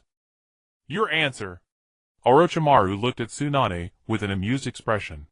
In Tsunade's mind, memories surfaced one by one: her younger brother Nawaki's warm, lovely smile, and her beloved Dankeido. The memories were so tender that Tsunade was torn. Lady Tsunade, don't fall for this scoundrel's trick. Shizen cried out, snapping Tsunade back to reality. Have you forgotten your wish and dream? If the 2 of them knew, they would never allow you to do this. Sensing Tsunade's wavering resolve, Shizen grew anxious. But Tsunade merely glanced at her. The deal Orochimaru offered was too agonizing. Seeing the Shizen's expression turned cautious. I know. Even now. You still can't forget. But Lady Tsunade, wake up. Please wake up. Shut up, Shizen. Tsunade suddenly flared up, leaving Shizen stunned. Tsunade's face was etched with inner conflict as she looked at Orochimaru, unable to make the right choice. You don't have to answer me now, but I expect a result within a week. Also, this forbidden jutsu requires living sacrifices. Please prepare 2 people, Orochimaru said with a sinister smile. Seeing Tsunade's hesitation, Orochimaru revealed a treacherous grin. He raised his trembling right hand to his mouth and bit down hard. Blood immediately dripped from the bite to the ground. The crisp sound of falling blood echoed in Tsunade's ears relentlessly. Then Tsunade's hands clenched nervously, and her body began to tremble. This was her hematophobia, stemming from the deaths of her brother and lover. It was Tsunade's weakness, the only psychological barrier she could never overcome. Though I'm weakened now, we still know your weak point. Tsunade, you still haven't conquered yourself. Orochimaru laughed mockingly at Tsunade. Obvious psychological warfare. Orochimaru. At that moment, Jiraiya leaped down from the air. Lord Jiraiya! Shizen exclaimed with joy. Jiraiya came to Tsunade's side and wrapped an arm around her waist. Just as Tsunade was about to faint, she collapsed into Jiraiya's embrace. Orochimaru, you know Tsunade hasn't moved on from that incident. Why are you pushing her so hard? Jiraiya glared at Orochimaru in fury. Head Jiraiya, you've changed a lot. If you were given such an opportunity, would you give it up? Orochimaru seemed to press the point. Whatever, it's up to Tsunade. I'm leaving. Don't go. I just got here and am craving snake meat today. Orochimaru turned around to find Su Fan had appeared with Sasuke and Naruto at some point. Su Fan. Orochimaru's face went pale. Seeing Su Fan made him cough with rage. But then he smirked. Tsunade, the one who wields your grandfather's power, has arrived. Tsunade suddenly glared at Su Fan, frowning. Su Fan covered his right cheek and said, Sneaky snake, you're trying to sow discord now, huh? Suddenly, overwhelming force surged towards Su Fan, and in an instant Tsunade appeared before him. The granddaughter of Hashirama indeed. Not bad power. As Su Fan spread his hands, a thick tree rose from the ground to shield him. It really is would release. This power also carries the scent of grandfather. Then, Naruto. Tsunade's punch struck the tree before Su Fan unleashing a tremendous gale. Crack, the tree snapped. The great tree split apart. The two locked eyes with each other. Amidst the flying wood chips, Su Fan revealed a sinister smile. Such a beautiful woman getting so angry will make you age quickly, you know. With style 4 pillars prison. Su Fan clasped his hands together, and massive timbers burst from the ground, forming a huge wooden prison that locked Tsunade inside. Tsunade calmly looked at Su Fan's red hair and handsome features. She still couldn't understand why Su Fan possessed this kind of power that felt familiar. Where did you obtain this power? Tsunade asked calmly. Isn't it natural for women not to trust men's mouths? How could you actually believe Orochimaru's words? Su Fan yawned as he looked at Tsunade. Answer me. Tsunade tried to break out of the wooden prison, but with one punch, the prison only twisted slightly, and was not destroyed. If Orochimaru resurrects your two most beloved ones, do you think they would still be human? Su Fan's words struck Tsunade's heart like a bullet. The dead cannot be revived. Even if revived, what would they truly be? At least compared to them, am I not more fitting? Su Fan then directly dissolved the wooden prison. Aren't you afraid he'll kill you? Tsunade saw Su Fan release the prison and gradually unleashed her killing intent. Save it! If you could kill me, you would have done so just now. It'll tell you the answers about me, and coincidentally, I have something to discuss with you. How about we deal with that slimy snake first? The four turned to look at Orochimaru, who felt an unprecedented crisis. Lord Orochimaru. He'll hold him off. Kabuto grasped his scalpel and rushed in front of Orochimaru. Orochimaru looked at Su Fan. This man seemed to be his nemesis. Whenever he was about to decide something, Su Fan's appearance would always cause it to go wrong. Are you determined to keep me here today? A hint of weariness showed in Orochimaru's hoarse voice. Orochimaru, I actually have no grievance with you, but there are some things I must do with my own hands. You don't need to know the reason.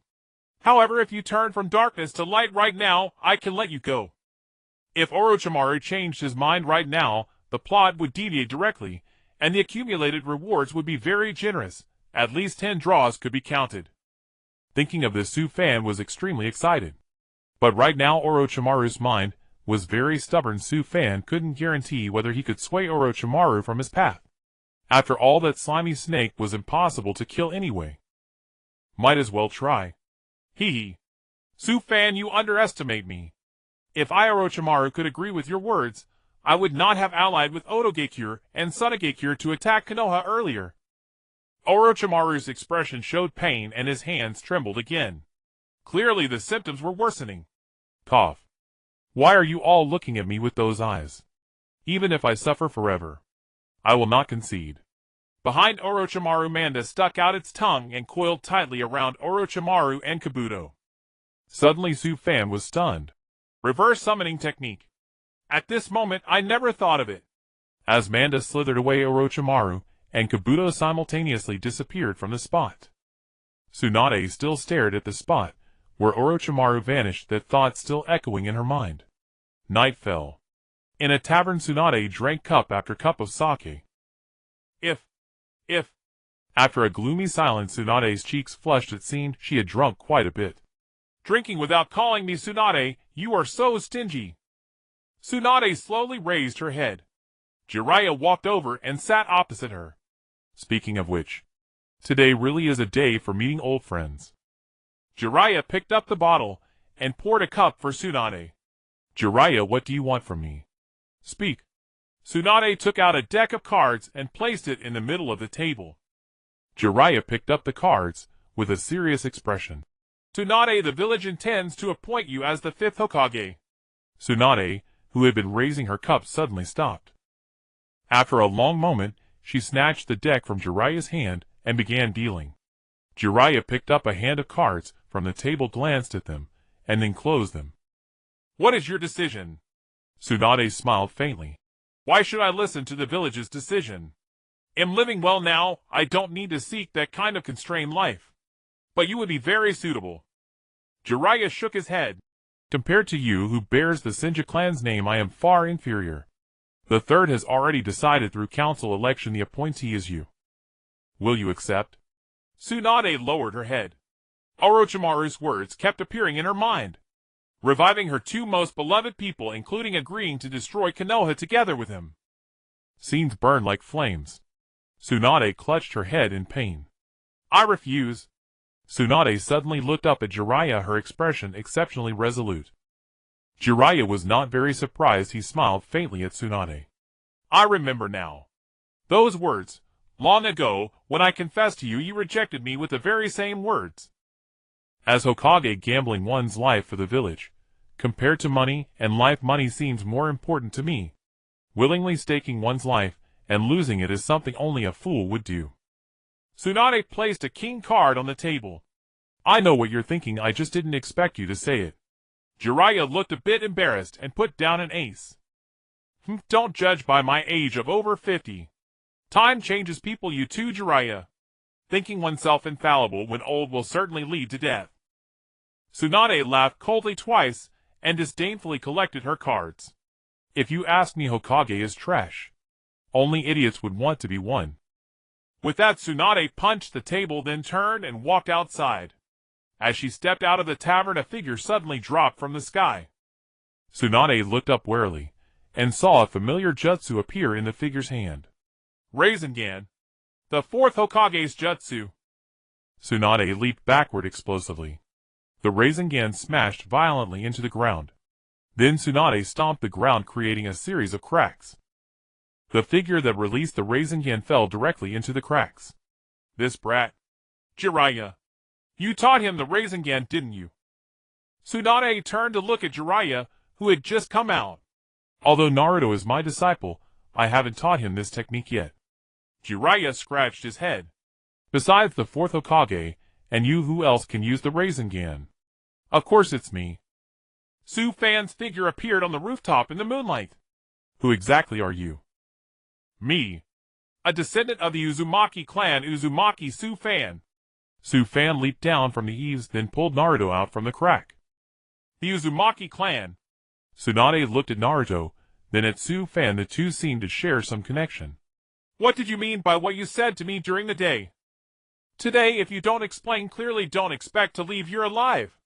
Su Fan smiled faintly. Big chest, but a big temper too. Simply put, I inherited your grandfather's power. And moreover, I have fused the power of the Uzumaki clan and the Senju clan together. What did you say? Everyone present was shocked. Jiraiya looked at Su Fan. This mysterious youth seemed to harbor a great secret, and Su Fan had no reason to lie. But why would the powers of two clans fuse? Are you joking? Tsunade was full of disbelief. Su Fan said nothing, spread his right palm, and behind him a golden chain slowly emerged. It's true. Tsunade covered her mouth in astonishment. But why does your body possess my grandfather's power? Tsunade looked skeptical. Simply put, you and I are distantly related. Long ago, the Senju clan and the Uzumaki clan shared some bloodline connections. The power of chakra originates from the bloodline of the clan. I was drawn by your grandfather's power into his tomb, and by chance may have awakened some bloodline connection. I never expected your grandfather's power would suddenly appear and fuse with me. Perhaps it was fate. The two powers merged and I gained a new chakra. With that, Su Fan opened his palm, and a seed spun and bloomed in his hand.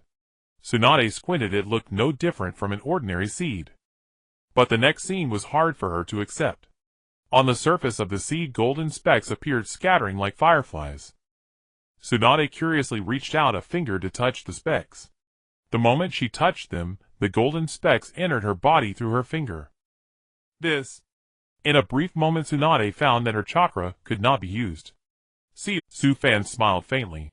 Would release as fused with the sealing ability of the Uzumaki clan.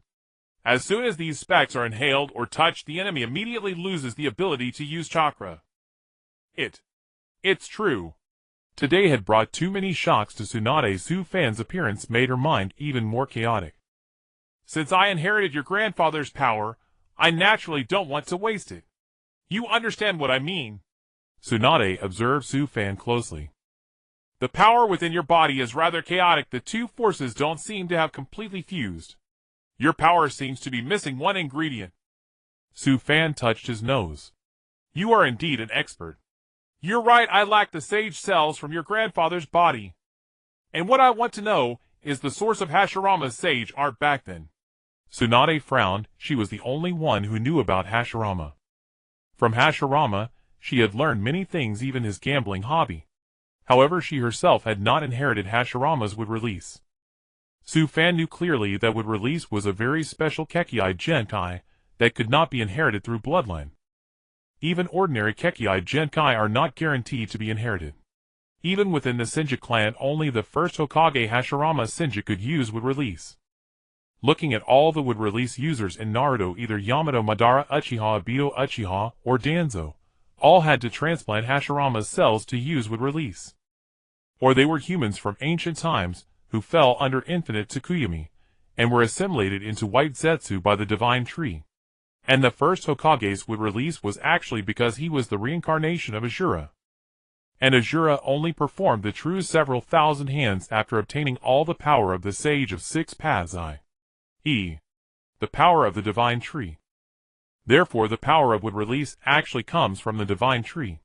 Moreover, the prelude to casting infinite Tsukuyomi is the birth of the divine tree, which also proves this. In other words, only those who are directly or indirectly connected to the divine tree can manifest the Kekkei Genkai of wood release. Therefore, although wood release is merely a Kekkei Genkai composed of earth and water natures, it has always possessed a reputation far surpassing that of dust release, a Kekkei Tota. Is this not because wood release essentially originates from the power of the divine tree? While possessing earth and water natures, it also has yang nature's ability to transform chakra into the source of life. It accelerates and controls plant growth. There are even rumors that the forest outside Konoha was planted by the first Hokage Hashirama Senju using wood release. Therefore, although Tsunade is the granddaughter of the first Hokage Hashirama Senju, she is neither a reincarnation of Asura, nor has she transplanted Hashirama's cells, nor obtained the power of the divine tree. Naturally, she cannot inherit wood release through bloodline. Of course, even if wood release were an ordinary Kekkei Genkai that could be inherited through bloodline, Tsunade might not necessarily possess the ability of wood release. In Naruto, most members of Kekkei Genkai clans rely on personal aptitude to awaken and develop their clan's Kekkei Genkai. Clan records and elders' teachings only provide some assistance. For example, not every member of the Uchiha clan can awaken the Sharingan, and even those who do may not necessarily awaken the Mangekyo Sharingan. Even the Byakugan of the Hyuga clan, which has a very high awakening rate, was clearly stated in Boruto to require extensive arduous training to awaken. Similarly, Karen of the Uzumaki clan only successfully performed the Adamantine Sealing Chains similar to Kushina's during the Fourth Great Ninja War. The Senju clan, which like the Uchiha Uzumaki and Hyuga clans originated from the Otsutsuki clan, is naturally no exception. Su Fan, however, received chakra forcibly infused by Hashirama himself. Originally, Su Fan could not inherit this power, but by a twist of fate it fused with the Uzumaki chakra within him, achieving stability. This power is special, surpassing the power of the Naruto world. The new chakra is unknown, and Su Fan has attained mastery over all 5 chakra natures. In a sense, Su Fan no longer belongs to the Uzumaki clan nor to the Senju clan. The bloodline within him is that of a new clan. Is it a slug? A bead of cold sweat rolled down Tsunade's forehead. At this moment she felt as if the Su Fan before her was a monster. So where exactly is Shikatsu Forest? At that moment Tsunade suddenly looked into Su Fan's eyes. A faint purple-black outline appeared in Su Fan's eyes, and a hint of a sinister smile appeared at the corner of his mouth. These eyes! Tsunade trembled, stepping back. Even Jiraiya furrowed his brow. Yet Su Fan himself remained unaware that his own eyes had transformed. Noticing their peculiar gazes, Su Fan walked toward the window of the tavern. He saw that the outlines of his eyes bore purple and black patterns. This. Su Fan drew a deep breath and closed his eyes. A surge of unfamiliar chakra enveloped him completely. A pair of purplish-black eyes seemed to appear in his mind. Ho Su Fan. Dojutsu Mortal Eye. Mortal Eye? When did? Mortal Eye could within a 1 kilometer range control opponents of weak will. It also possessed the Sharingan's ability to capture and replicate ninjutsu. Skill 1 Outline. Within the locked range, it could temporarily seal the opponent's chakra. Duration depends on the opponent's ability. Skill 2 Devour. It could release a special would release to entangle the opponent and devour a certain amount of chakra. Skill 3 Starry Sky. Using this dojutsu, one could clearly read the information within the target's mind, limited to a range of 10 meters. Beyond 10 kilometers, the ability was weakened and converted into the basic function of Kaguра's heart, allowing one to perceive the opponent's numbers and situation. Skill 4 Imitate. Different from ordinary transformation jutsu, this skill allowed one to take on another's appearance, and also utilize some of their basic ninjutsu abilities. Su Fan's eyes were of the low-grade purplish-black level, with most abilities still sealed. The eyes were divided into 4 grades: Deep Cyan mid-grade, Wynard high-grade. Upon completing the evolution of all 3 types of eyes, one could attain the supreme dojutsu ability, from Wynard to Black Gold. This eye could perfectly reflect all illusory techniques. These were merely its basic powers. To evolve the eyes, one required sacrifices to feed them. Sacrifices 1 Rinnegan and 1 Tensegan. To fully evolve the eyes, one also needed Hashirama's Sage Art in addition to acquiring both eyes. Sage Art was essential to elevate the power of the new physique to its peak and perfection. Only then could the new eyes achieve their utmost potential. When Su Fan opened his eyes, a sinister gaze fell upon Tsunade. Starry Sky. In that instant, Tsunade's will uncontrollably stalled. A strange sensation welled up. She clutched her neck and collapsed to the ground, vomiting everything she had eaten that night. Her mind was in turmoil, as if someone had just turned her brain inside out. What did you just do? Tsunade looked up at Su Fan in shock. Nothing, just scavenged a few things from your mind. Su Fan smiled faintly. These eyes were truly useful. Su Fan had already obtained the location of Shikatsu Forest, and everything about Hashirama had been recorded by him. Sage Art was only a step away. Tsunade, you are indeed not suited to be Hokage, but the village may still need your help. The healer's heart. Have you long forgotten your original intention? Look at the suffering, how they long for you to save them. Haven't you given it serious thought? As Su Fan finished, Jiraiya stepped forward anxiously. Tsunade is indeed the most suitable candidate for Hokage. Why do you say so? Su Fan gazed meaningfully at Jiraiya. This man who had always loved Tsunade deeply. If Su Fan did not prevent Tsunade from becoming the 5th Hokage, he would die a tragic death outside the well, ultimately sinking into the deep sea. Faith is something that requires a person's persistence. What we see is but a fragment. To see comprehensively and thoroughly, time is needed. The tragic ending of the original story made Su Fan unwilling to let it happen again. So today, no matter what, he would ensure Jiraiya became Hokage. Then Su Fan could rewrite his fate. For Naruto, and for his own once burning dream. Defeat me, and I will fully support your effort to make Tsunade the 5th Hokage. If you lose, then you must respect my decision. You? Become the 5th Hokage. Don't joke around. I'm really not suitable to be Hokage. Zillai laughed somewhat self-deprecatingly. As he spoke, he looked at Gongsho, his eyes slightly dazed. That's right, always giving the best things to the one he loves. That's just how Zillai is. Behind his grinning facade lies the face of a clown. Whether you're suitable or not, you'll only know after trying. Come on! Su Fan waved his hand. Zillai hadn't expected Su Fan to actually be serious. Even if your abilities are extraordinary, don't forget that I am one of the legendary 3 ninja. With that, Zillai furrowed his brow and charged at Su Fan, the sound of his wooden clogs echoing crisply. Su Fan's lips curled upward. He placed his left hand behind his back, ready to face Zillai with one hand. What an arrogant brat! Even if his strength is great now, trying to defeat Zillai with one hand is far from simple. Gangho looked at Su Fan's arrogance and shook her head helplessly. Kid, how dare you underestimate me? Today you'll show you the might of the Toad Sage. Zillai leaped forward, rushing to Su Fan's side, his right fist swinging fiercely against the wind. Su Fan refused to be outdone, his body agilely dodging Zillai's continuous attacks. Through his mortal eyes, Su Fan easily captured Zillai's attack movements, allowing him to quickly react and defend against the next strike. As a result, Zillai was clearly at a disadvantage under Su Fan's ocular power. While evading the opponent's attack, Su Fan could easily detect his weaknesses through movement capture. Zillai swung his right fist, his white hair from the back of his head, attempting to entangle Su Fan, while Su Fan repeatedly leaped back, constantly targeting Zillai's various weaknesses. Compared to his agile frame, Zillai's body reactions were slower. Su Fan seized the moment and kicked out, sending Zillai stumbling backward. Gongsho, watching from the sidelines, grew anxious.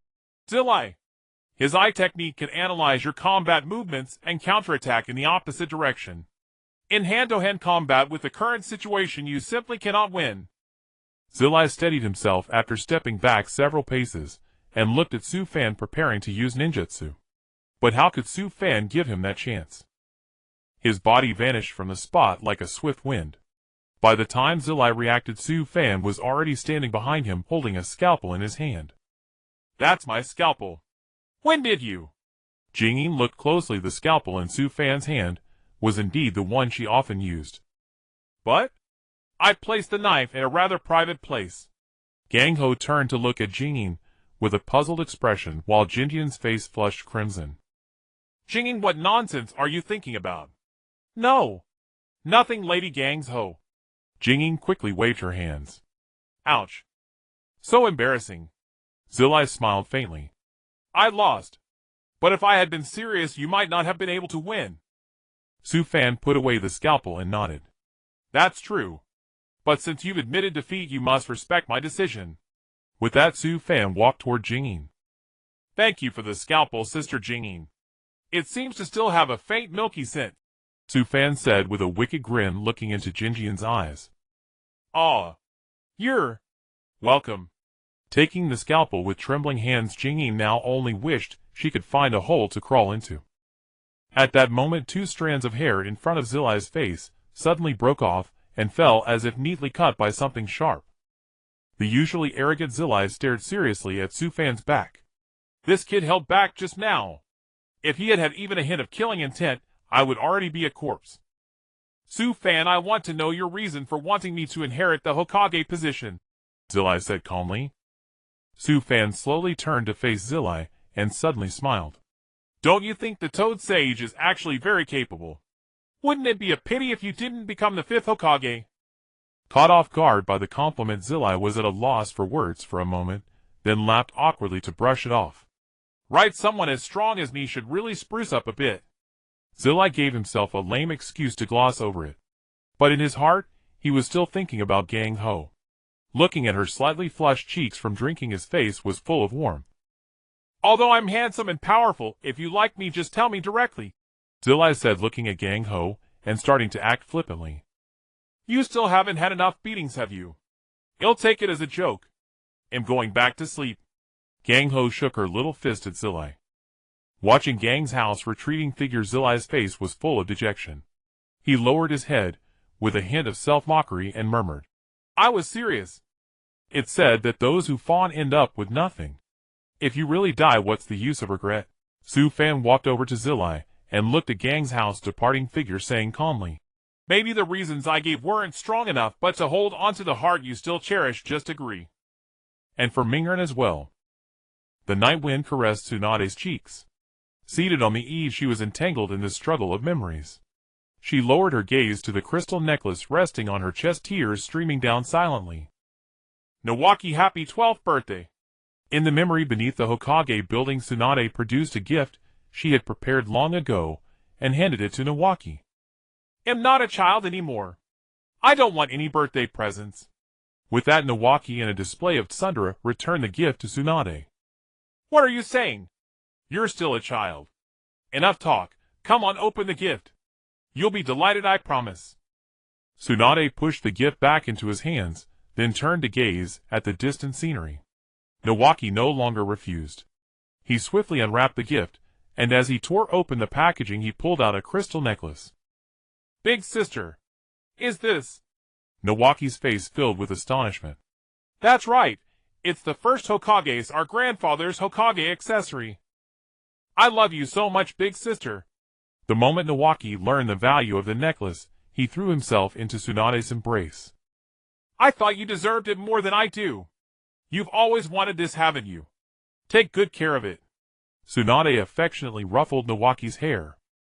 Not just this accessory, This village is grandfather's treasure too. I will protect it. With that, Nawaki excitedly fastened the necklace around his neck. Because I am the grandson of the first Hokage, the founder of Konoha. Gazing at the distant Hidden Leaf village, Nawaki was brimming with determination. Well said. Then it's a promise between men. Yeah. It'll become like grandfather, and one day inherit the name of Hokage. Because being Hokage is my dream. Beside him, Tsunade wore a gratified expression. Nawaki, take off your forehead protector. I have one more magical gift for you. Nawaki, looking puzzled, removed his forehead protector. Tsunade stepped forward, bowed her head, and kissed his forehead. Big sister. The bewildered Nawaki suddenly broke into a broad, carefree grin at Tsunade. Dark night. Tsunade gasped for breath. Passing through the pitch-black tunnel, she saw Orochimaru and Jiraiya waiting there early. And Orochimaru stood at the entrance of the morgue. Tsunade gritted her teeth and walked inside. Behind her, Jiraiya suddenly placed his left hand on her shoulder. You'd better not look at the body. Orochimaru's expression seemed utterly cold. He glanced at Tsunade and said flatly, What does it matter? Even if you see it, you can't tell it's her brother. Enough, Orochimaru. Jiraiya frowned and snapped coldly. Because it's war. Ninjas all end up like this. There's no doctor on the battlefield. But that kid was way too excited. As he spoke, Orochimaru pulled a necklace from his pocket. Especially the day after receiving a birthday gift. In that moment, Tsunade could no longer be strong. She staggered back 2 steps, nearly fainting. Jiraiya quickly steadied her from behind. In the end, she chose to face the dead Nawaki. At the grave, Tsunade wailed uncontrollably, her heart shattered to pieces. The sky was overcast, lightning flashed, and rain poured down in torrents. After that, at every meeting convened by the third Hokage, Tsunade proposed the creation of a medical unit.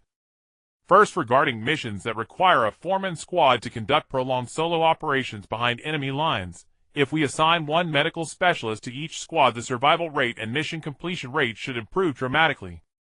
Therefore, I believe the urgent priority is to train medical ninjas with advanced medical skills and to develop medical institutions. Establishing such a system is the pressing issue. At every meeting, Tsunade repeated these words, but each time they were rejected by the third Hokage. Indeed, as you say, but we are in the midst of war.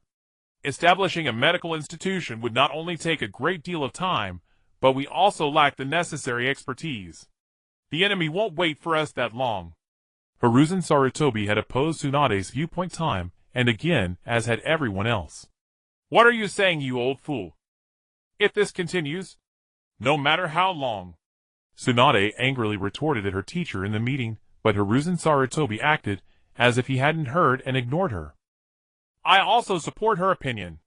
I don't want the ninjas who have sacrificed so far to die in vain. We should learn from this. Among everyone, only one person stood up. The hesitant Jiraiya froze. Even the raging Tsunade was startled. She curiously looked at the blue-haired man Kato-dan. After the meeting, as Kato-dan exited the Hokage building, Tsunade suddenly called out to him. Thank you for what you said earlier. Kato-dan turned around and smiled. You're right. But it's late. Let me walk you home. Huh? Is that okay? Where do you live? The opposite direction. Tsunade smiled awkwardly. Then never mind. It's fine. I'd like to talk to you more. For the first time, Tsunade met a man who shared the same ideals as her, and her heart slowly opened. Kato-dan also harbored the same dream as Nawaki, to become Hokage. She didn't realize she had already fallen for Kato-dan. On the day she set off for war with him, Tsunade gave him the necklace she had once given to Nawaki. One stormy night, with rain lashing against the wind, Kato-dan lay covered in blood in a pool of gore, after being rescued by his comrades. In the concealment of the jungle, Tsunade desperately tried to save him. Hang in there, Dan. On the brink of consciousness, Kato-dan kept calling her name. Tsunade, I don't want to die. I still have so many things I haven't done. Don't talk, Dan. His kidneys are gone. Even the renowned Sannin Sinodecima can't save him anymore. A teammate shook his head helplessly. The bleeding has stopped, Dan. You'll be fine, I swear. I'm glad. Dan smiled and closed his eyes. Dan. Answer me. Dan.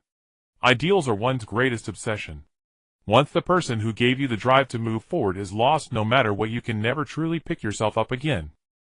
And now they could only live on in memories. Early the next morning the group set out together to escort Tsunade back to Konoha first. I can't wait. Never thought I'd become Hokage one day. Jiraiya bragged as they walked. Who cares? I wouldn't do it even if asked. But well, you fulfilled your childhood dream, that's true. Tsunade said disdainfully. A perfect and outstanding man like me is bound to succeed. You don't need to tell me. Jiraiya was practically floating on air. Wait a moment. Tsunade suddenly stopped. What? The moment Jiraiya turned, Tsunade yanked the necklace from her neck and thrust it into his hand. You become Hokage. I have nothing else to give. Consider this a congratulatory gift. Please never die. Under the morning light, Tsunade flashed a radiant smile, then clasped her hands behind her back and strode forward. Looking at the necklace in his hand, Jiraiya's eyes brimmed with emotion. He knew what this necklace meant to Tsunade. Giving it to him meant she regarded him as someone very important. He quickly fastened the necklace around his neck and excitedly showed off to Fan, Naruto, and Sasuke behind him. Congratulations, Jiraiya. You've taken another step closer to the one you love most. Watching Naruto and Jiraiya playfully tussle, Fan felt a warmth in his heart. Finally back in Konoha, still the same familiar scenery. Tsunade stood at the entrance of Konoha, taking a deep breath and stretching lazily. It's been so frustrating not having a drink the whole way, and I haven't had a chakra ramen in ages. With that, Tsunade dashed off toward a chakra ramen. I want some too. Naruto hurriedly tried to follow, but was stopped by Fan. Fan looked at Jiraiya, who seemed to have many worries. Although he had verbally agreed to become the 5th Hokage, now that he was actually back in the village, his feelings were different. Stop messing around. It'll take you and Sasuke back first. Fan said, ignoring Naruto's protests, grabbing him by the collar and dragging him away. Boss, one more bowl of ramen. Pushing aside the curtain, Jiraiya walked in. He glanced at Tsunade's table, where she had already downed dozens of cups. Lots of emotions coming back to Konoha, huh? Jiraiya said lightly. When I left here before, I never wanted to come back. Tsunade refilled her cup and downed it in one gulp. But now you've come back to face it, that's already pretty good. They would be very happy if they knew. After Jiraiya finished, Tsunade rested her head on her right hand and looked over. TCH. Those old coots chose you as the first candidate back then, and now you've given in. They should be happy for you. Jiraiya poured a cup of sake and drank it, smiling bitterly. Really put me on the spot. But speaking of which, Tsunade, are you still going to meet with Orochimaru? I could tell from Shizen's expression. That guy's offer must be very tempting to you, but don't jump to conclusions. But there's one more thing I have to tell you. Every Hokage has wanted to protect Konoha and the people living here, to pacify the chaotic times and make the village prosper. Naturally, I'm no exception. However, if the day comes when you betray Konoha, I will kill you with my own hands. Jiraiya's expression suddenly turned serious as he looked at Tsunade. There was no hesitation. Perhaps his heart was still struggling, but having made his decision, he could no longer be a greedy adult. That should have nothing to do with me now, Tsunade said indifferently. People who feel nothing when those around them die are only killers. You're not that kind of person, are you? Actually, no one worries about the villagers more than you do. Back then as well. Jiraiya realized he still couldn't bring himself to be harsh with Tsunade. As he spoke, compassion quietly arose, and his gaze toward her remained just as helpless. That's enough. Stop lecturing me. Tsunade abruptly stopped Jiraiya from continuing, as memories, bit by bit, stung her heart. And so the two drank gloomily until late into the night. After returning, Fan opened the system's lottery interface. Lottery chances 1. Speed refreshes 1. Jiraiya hasn't undergone the inauguration ceremony yet, so he hasn't been announced as the 5th Hokage. That means the task isn't completed. Fan scratched his hair in annoyance. Taking out a mirror, He carefully examined his own eyes. Black outlines with a faint purple tint. Even in the dead of night, he could see the terrain ahead as clearly as in daylight. I don't know when these eyes appeared, but the ability is really peculiar. Compared to the eye types in the current Naruto world, these would probably be at the Onenimo level. Pretty low level. The basic ability isn't bad. The foundation is set with strong potential. I just don't know if evolving to the ultimate stage will grant abilities like the Sharingan or Rinnegan. Lock onto a weaker opponent and guarantee a one-hit kill. It's also suitable for intelligence-type missions. But this time the lottery. Wonder what interesting thing I can get. Opening the wheel, 7 rewards appeared. 5 green quality, 1 blue, and 1 permanent golden Rinnegan. There's always that kind of trick. If I use the refresh scroll now, there's only 1 lottery chance. Even if there's a good item, I won't have enough lottery chances. That would be quite uneconomical. Better to save up more lottery chances before using it. Su Fan understood that the refresh scroll was like a bug, seemingly ordinary, but the more it's saved for later, the more valuable it becomes. When the time comes, you might not be able to get any. But after these days of rushing, I really am tired. Let's rest first. Looking over at Naruto and Sasuke, who were hugging each other and snoring heavily, Su Fan smiled faintly and covered them with a blanket. What would Hinata and Sakura think if they saw this scene? The night grew deeper. Tsunade stood alone on a grassy lawn. The dark clouds parted, and the moon gradually revealed itself. Indeed, Tsunade was still thinking about Orochimaru's offer that day. The temptation of resurrecting Nawaki and Dankato was just too great. She simply couldn't make a decision, so she dashed all the way to the gambling house of Konoha. At the Sound Village, Orochimaru was still sitting on that bed, coughing weakly. If Tsunade agrees to our terms, Lord Orochimaru's hands can be healed, and we can immediately begin reorganizing the plan to destroy Konoha. Lady Tsunade can also be reunited with the 2 people she loves. But if she doesn't agree... Kabuto adjusted his glasses and paused. Then we'll have no choice but to force her to treat me. But Tsunade shouldn't be able to refuse this deal. Orochimaru continued. He was not afraid of Jiraiya. His only concern was Uzumaki Su Fan. Every time he was around, things inevitably went wrong. Can it be that simple? Kabuto walked over to Orochimaru and said lightly, With you here that Uzumaki Su Fan is formidable, but I have something here that you can try. It might work. Orochimaru said, using his trembling right hand to take out a green potion. This is a suppressor for the first Hokage cells. If Su Fan's body contains first Hokage cells, it can directly suppress him. Don't worry. I know Tsunade best, including her greatest weakness. She will definitely agree to our terms. Kabuto took the potion, a slight smirk curling at the corner of his mouth. Then we'll just have to wait and see Tsunade's choice tonight. Emerging from the gambling house, Tsunade quietly departed from Konoha alone. At a certain place, Orochimaru slowly stepped out from the shadows. Gazing at Tsunade, his expression tinged with excitement. Tell me, what is your answer? Orochimaru looked at Tsunade with anticipation. Tsunade, for her part, stared at Orochimaru for a long while without speaking. In order to reach this decision, she had gambled away all her remaining savings. I will heal your hands, Tsunade suddenly declared, on the condition that you do not lay a hand on the village. Orochimaru narrowed his eyes and let out a cold chuckle. Very well. Upon hearing Orochimaru's reply, Tsunade felt as though she could already see Nawaki and Dan rushing into her embrace, alive and whole. Her vision gradually blurred. Come! Tsunade and Orochimaru advanced toward each other simultaneously. As Orochimaru drew near, he extended both hands. Tsunade cupped her hands and chakra began to flow slowly. At that very moment, a kunai suddenly flew toward them. Tsunade and Orochimaru leaped back, abruptly widening the distance between them once again. They looked up to see that the one who had thrown the kunai was none other than Kabuto. Kabuto, why do you betray me at a time like this? Orochimaru's raspy voice demanded an answer from Kabuto, who stood atop the eaves. Why such a response?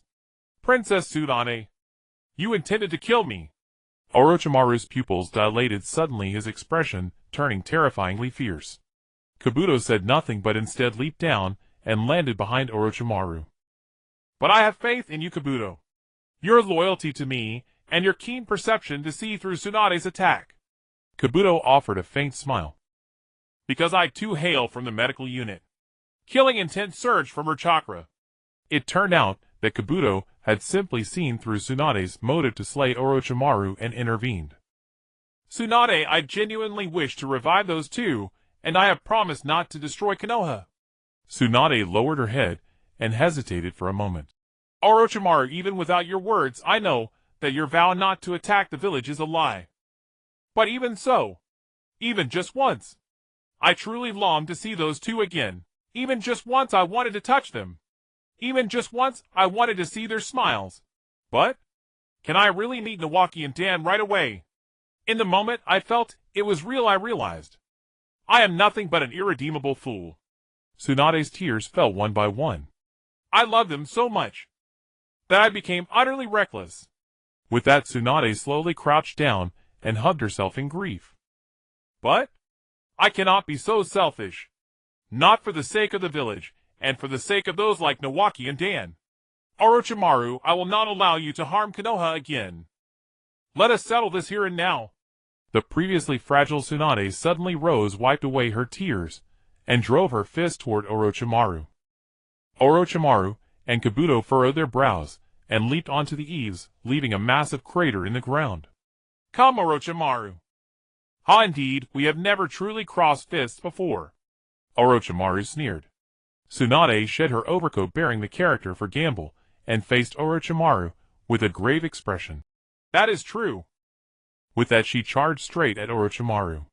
You really dare to say that, considering all those who have fought her right? Kabuto put on an innocent look. I will kill both of you scumbags right here.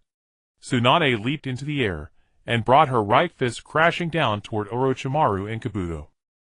Dodge. One solid blow from her, and even if you survive, you'll be crippled for life. Orochimaru and Kabuto hurriedly jumped away. The high wall collapsed in an instant. Amidst the swirling smoke, Tsunade steeled her resolve. Kabuto, it's up to you. Understood. Orochimaru opened his mouth wide, and a small serpent slithered out. Kabuto took it into his arms and dashed forward. Tsunade possessed monstrous strength, but she was not a nimble type shinobi. Instead, Kabuto was extremely fast. Under his onslaught, craters appeared one after another on the ground. Before long, Tsunade's breathing grew labored. What have you done? The opposite Kabuto smirked sinisterly. Just now, when I touched your left leg and right shoulder. Sorry, I've already severed your gluteal and bicep muscles. Soon, once I've cut through your entire body, I will have succeeded. As he spoke, Kabuto spread his palms, and chakra instantly enveloped both hands. With her right leg cut at the thigh, Tsunade realized she could no longer continue the fight. Since you give up so quickly, I might as well kill you now. At that critical moment, facing Orochimaru, Tsunade could not even muster the basic strength to gather chakra. Just when Tsunade was on the brink of death, the one person who mattered most suddenly appeared. Fire release flame bullet. A massive flame surged from the sky towards Yaoshirdo. Yaoshirdo's gaze narrowed as he swiftly retreated. After landing, Zilayi did not glance back at Gangsho. He merely stared at Shiwan, and Yaoshirdo, a wave of displeasure rising in his heart. Gangsho, you have deeply disappointed me, Zilayi said calmly. Gangsho clenched her fists and slowly lowered her head. Indeed, she had left without informing Zilayi beforehand. No matter the reason, she could not explain it to him. Does Shiwan, you truly refuse to change your ways? I advise you to abandon the idea of restoring your hands and taking revenge on Konoha. Hee. Zilayi, on what grounds? I am merely seeking a better path for myself. As for retaliating against Konoha, I never said that. Shiwan stuck out his tongue cheekily. Zilayi, I'm sorry. Let me handle this matter. Gangsho whispered behind Zilayi. Shut up. We'll talk about your matters when we return to Konoha. Zilayi's mood was now exceptionally irritable. The person he loved most had almost betrayed him. Even though he had pleaded earnestly, the truth was that tonight Zilayi had been guarding the entrance to Konoha village all along. He had hoped not to see Gangsho leave the village tonight, but his guess was correct. However, what Zilayi did not know was that Gangsho had actually come to sever ties with Deshiwan. Deshiwan, don't say I'm bullying you now. Blame it on your bad luck. Zilayi bit his finger and slammed his hand onto the ground. A seal appeared, white smoke cleared, and Ha-Ma Wentai emerged. Deshiwan's brows furrowed tightly. At this moment, he indeed had no means to undo the seal against Zilayi before him. He had absolutely no chance of victory. However, he possessed the true form of the eight-headed serpent. If he were to engage in an all-out battle, Zilayi might not necessarily win, but the cost would be too great. Fortunately, Xian Wasu Fan was not here. Gangsho was the only one who could save Deshiwan's hands. If Deshiwan missed this opportunity, it would be even harder to find Gangsho again. With this thought, Deshiwan finally made up his mind. Today, no matter the cost, I will capture Gangsho and have her heal me. Don't focus on dealing with Gangsho. He'll handle Zilayi. With that, Deshiwan bit his collar and flung his shirt off with his teeth. Zilayi watched Deshiwan warily, unsure what he was up to. The bare-shouldered Deshiwan let out a chilling laugh, and at that moment streams of bright red blood began to flow from his body. A curse mark on Deshiwan's abdomen was extremely clear. What does this mean? Zilayi could not deny that he had never seen such a seal. It was very strange. It also felt very dangerous to Zilayi. Deshiwan laughed uproariously, then suddenly his body leaned backward. The surrounding space and rubble began to float, and dark clouds instantly gathered. Zilayi, I'm truly sorry for dragging you into this. Gangsho had been consumed by self-blame all along, too ashamed to even look at Zilayi. In an instant, a Deshiwan with a human face and serpent body appeared. The eight-headed serpent technique. I never thought he actually succeeded. Zilayi gazed at Deshiwan with a wave of emotion. The times when the three of them were together seemed to have vanished entirely, as if they had never existed.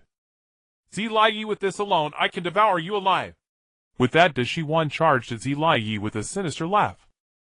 I have never fought you before, but today I will give it my all. Orochimaru, with his forked tongue lashing out, lunged ferociously at Jiraiya. Jiraiya leaped upward to evade the attack, and as he descended, he had already placed 3 exploding tags on the ground. As Orochimaru charged through, a thunderous explosion erupted, billowing smoke and dust. Jiraiya, falling from midair, furrowed his brow as he gazed into the thick haze. He knew all too well that Orochimaru would not be so easily subdued. With a sharp whistle, 8 serpentine tails shot out from the smoke, ensnaring Jiraiya's arms and legs. The heads of 8 Orochimarus roared into view. One of the heads spat out a stream of black venom, but the moment it touched Jiraiya, his form transformed into a block of wood. The substitution technique. Massive Rasengan. From above the 8-headed serpent Jiraiya descended a colossal spiraling sphere clutched in his hands. The serpent's tail swiftly retracted to form a defensive barrier above its head, bracing for the impact. A swamp began to churn beneath the 8-headed serpent's feet, the mud roiling and causing its stance to waver. Ah! With a fierce roar, Jiraiya drove the Rasengan downward with devastating force. As the Rasengan struck the 8-headed serpent, a shriek of agony tore from its throats. 5-element seal. Once the sphere dissipated, Jiraiya delivered another sealing strike, and the massive serpent collapsed to the ground motionless. Nearby, Kabuto, Yakushi, and Tsunade's battle still raged, but it seemed Orochimaru had already been defeated. Worry about yourself first. Orochimaru has fallen. Tsunade's foot descended from the sky, shaking the earth beneath. Kabuto swiftly dodged and adjusted his glasses. You just Lady Tsunade. Orochimaru-sama is not so easily broken. The moment Jiraiya turned to face Tsunade, a serpentine tail pierced through his chest. Jiraiya. Tsunade rushed toward him, but Kabuto quickly intercepted her. The tables have turned, Lady Tsunade. You'd better focus on yourself. Soon, under my chakra scalpel, your entire body will be paralyzed. Kabuto licked the blood from his blade with relish. Heh heh. Jiraiya, you were too arrogant. Did you truly believe this would be enough to kill me? The 8-headed serpent dissolved, revealing Orochimaru's weakened form. He panted heavily, then pulled back the serpentine tail. Jiraiya stared at his own chest in disbelief. This is the price of carelessness. He spat a mouthful of blood and fell to his knees in pain. Orochimaru, you. wanted to heal your hands, that I can understand.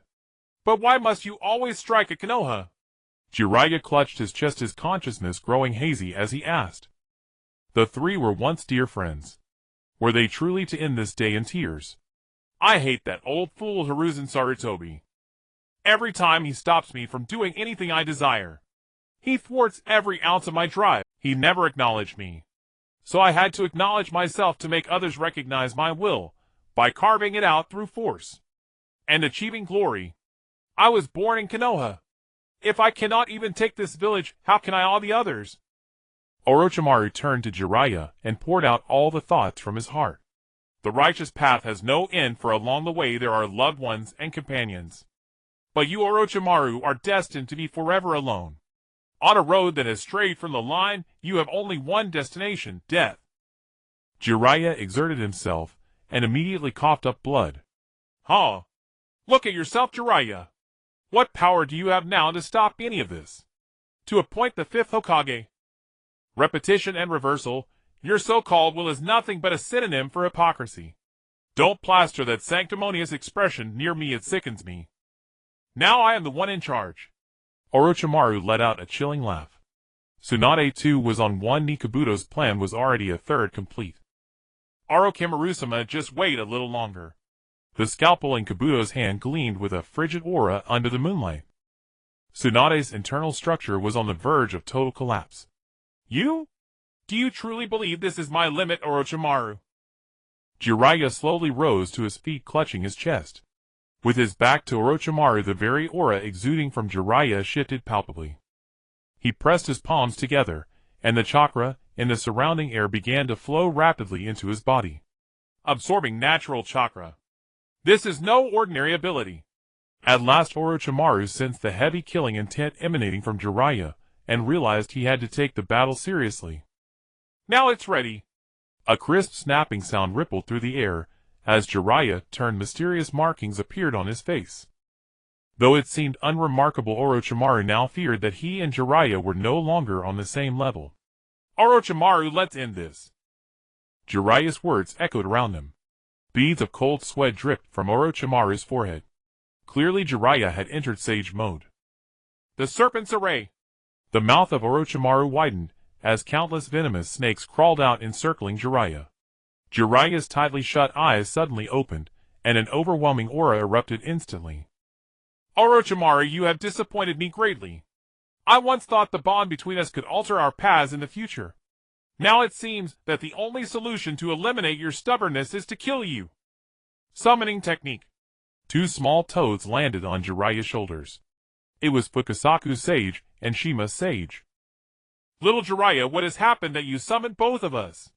Fukasaku Sage yawned, seemingly still half asleep, caught off guard by Jiraiya's sudden call. Look, Dad. Shima Sage gazed around, noticing that a multitude of venomous snakes had surrounded them. Don't panic, leave this problem to me. Fukasaku Sage leaped into action. Tongue bind. Water slash. His flexible tongue suddenly turned as sharp as a blade, spinning in the air and severing the surrounding snakes. After completing this, Fukasaku Sage landed back on Jiraiya's shoulder. As expected of Dad, but is that monster really little Jiraiya's opponent? Both toads looked towards Orochimaru, who was bare-chested, his body melding with snakes, as he coughed incessantly. This sickly body is no match for little Jiraiya. Fukasaku Sage, feeling frustrated, rested his chin on his hand. You may not know, but the opponent is someone even the Hokage cannot kill. He possesses extreme bodily vitality capable of continuous regeneration. As long as any part of his body exists, he will not die. Jiraiya said cautiously. I never imagined such a person existed in this world. Mom, we must focus on this battle. Little Jiraiya, you focus on offense, and we will assist in attacking. We must force you to use sage techniques, so give it your all. With that, Jiraiya nodded and glanced back at Tsunade. Tsunade seemed to want to say something, but Jiraiya had already dashed towards Orochimaru. Jiraiya, it seems you have mastered some impressive ninjutsu. But even without my hands you want to defeat me so easily. Orochimaru let out a crazed laugh as he extended his long tongue, and snakes erupted from behind him. Sage art thousand needle jutsu. As Jiraiya crouched down, his hair hardened and shot out like arrows, swiftly shooting down all the approaching snakes like a torrential storm. From behind the snakes, Orochimaru soared into the sky, coiling his serpentine body around a tree and climbing to a high vantage point, charging down towards Jiraiya. Here he comes. Both Fukasaku Sage and Shima Sage nodded in unison, leaping into the air and clapping their hands together. Sage Art Frog Song. The powerful sound waves pierced through Orochimaru's body, causing him to momentarily lose control and halt. Now, little Jiraiya. Jiraiya jumped up quickly, forming hand seals at the same height as the two toads. Sage Art 5 Right Gate. Jiraiya used oil, Fukasaku Sage used wind release, and Shima Sage used fire release. The immense damage from their combined chakra scorched the surrounding grasslands. In an instant, Orochimaru broke free from the illusion. Triple Gate of Resurrection. The ground trembled violently as three massive gates burst forth from the earth, successfully blocking Jiraiya's Sage technique. The eight-headed serpent technique can only be maintained for 1 hour. If used again, this body will be completely damaged, but it must be done now. The eight-headed serpent technique and strength forbidden technique took Orochimaru a month to master with his talents. The terrifying and colossal white serpent known as the God Dragon, with a body larger than 1,000 snakes and sharp fangs, released its final secret technique as Orochimaru took advantage of Sasuke's depleted chakra. The transformed eight-headed serpent is one of Orochimaru's strongest techniques, an embodiment of his unchanging obsession. Come, Jiraiya. Orochimaru slowly closed his eyes. Did I succeed? Jiraiya, along with the two toads, landed simultaneously and looked ahead. The triple gate of resurrection was silent. This is not good. Jiraiya, using his keen perception, seemed to sense something grave. He can't be killed this easily. Jiraiya took a deep breath, his expression becoming numb. Suddenly, a violent chakra surged closer from behind the triple gate of resurrection. Be careful. It's coming. In an instant, the three gates shattered simultaneously, and a terrifying serpent head with sharp fangs and horns crashed directly into Jiraiya's body. So fast. Little Jiraiya. Jiraiya was pushed back against a tree by Orochimaru's snake head, continuously colliding and toppling back, causing smoke to rise around the forest. A massive pit appeared in the ground. Boom! A loud impact echoed. Jiraiya was seen at the end, leaning against a rock, spitting out a mouthful of blood. At this moment, the deeper Orochimaru's obsession, the stronger his power would become. This battle is uncertain, but we must adapt, flexibly use that technique. Fukasaku Sage and Shima Sage simultaneously touched Jiraiya's body. In an instant, Jiraiya's hands and limbs underwent significant changes. They appeared similar to a frog's limbs. Sage Art Rebirth Technique. With speed, we should be able to suppress it for a short time, right? Removing the splints from his feet, Jiraiya was suddenly filled with an unparalleled lightness. His Boda's speed was now approaching its ultimate capability. Gang Shou, standing behind him, had never imagined that Jiraiya had reached such a state. She had never seen sage arts like these. Had Dishiwan not unleashed the Bachi Jishu, this battle would likely have been on an entirely different level, one beyond their match. The opponent may now lack coherent consciousness. Our strike must be merciless. One blow, a killing blow. Otherwise the consequences would be unthinkable. Jiraiya shifted his body, poised to strike at a moment's notice. Little Jiraiya, you must sense that the enemy's body has reached its limits. I will act as bait. You will be the main attacker, and the child's mother will assist you, Jiraiya. With that, Shinzua Sage leaped down from Jiraiya's shoulder. Lord Shinzua, this. Jiraiya fell into contemplative silence. I have complete confidence in the child's father. Little Jiraiya, do not be distracted. When the time comes, the full force strike relies entirely on you, Jijian Sage warned earnestly from Jiraiya's shoulder. No problem, but Lord Shinzua, please be careful, Jiraiya replied. Shinzua Sage cast out his tongue, which coiled around the tree before Dishiwan, and began to climb and stretch upward. Perched at the tip of the tree, Shinzua Sage shot a provoking look at Dishiwan and taunted, do you like eating frogs? The serpent transformed. Shiwan made no hesitation. His speed was extreme as he lunged forward. Shinzua Sage turned and ran. The serpent, Shiwan pursued relentlessly, saliva dripping from his maw. Little Jiraiya, are you ready? Ji Jian Sage and Zilayi hid in the nearby grass waiting for Shinzua's Sage to lure De Shiwan over. The moment was near. De Shiwan closed and about to swallow Shinzua's Sage whole, when Ji Jian Sage suddenly sprang from the undergrowth. Illusion Fraud Chorus. The two great sages combined their croaks into an immensely powerful auditory illusion. De Shiwan was stunned midair, losing consciousness for a time.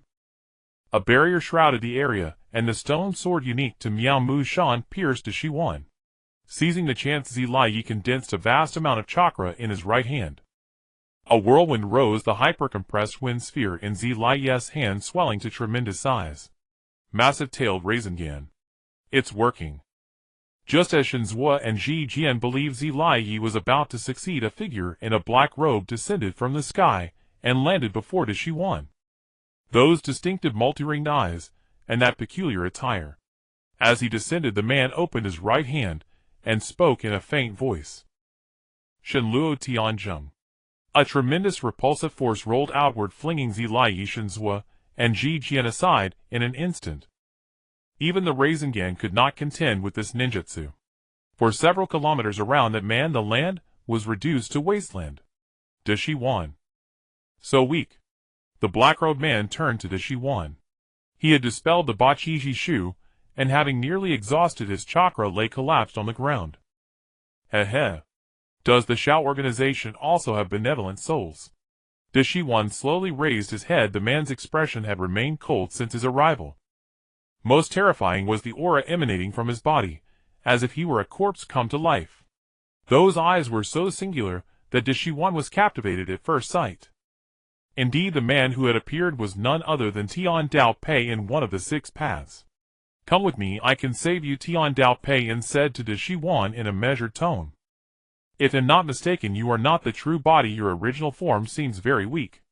De Shiwan examined Tian Dao Pei with eager eyes, then hauled himself up and sat to one side. So I need you. Or rather, shall I help you kill him? Tian Dao Pei did not even glance at Zilayi.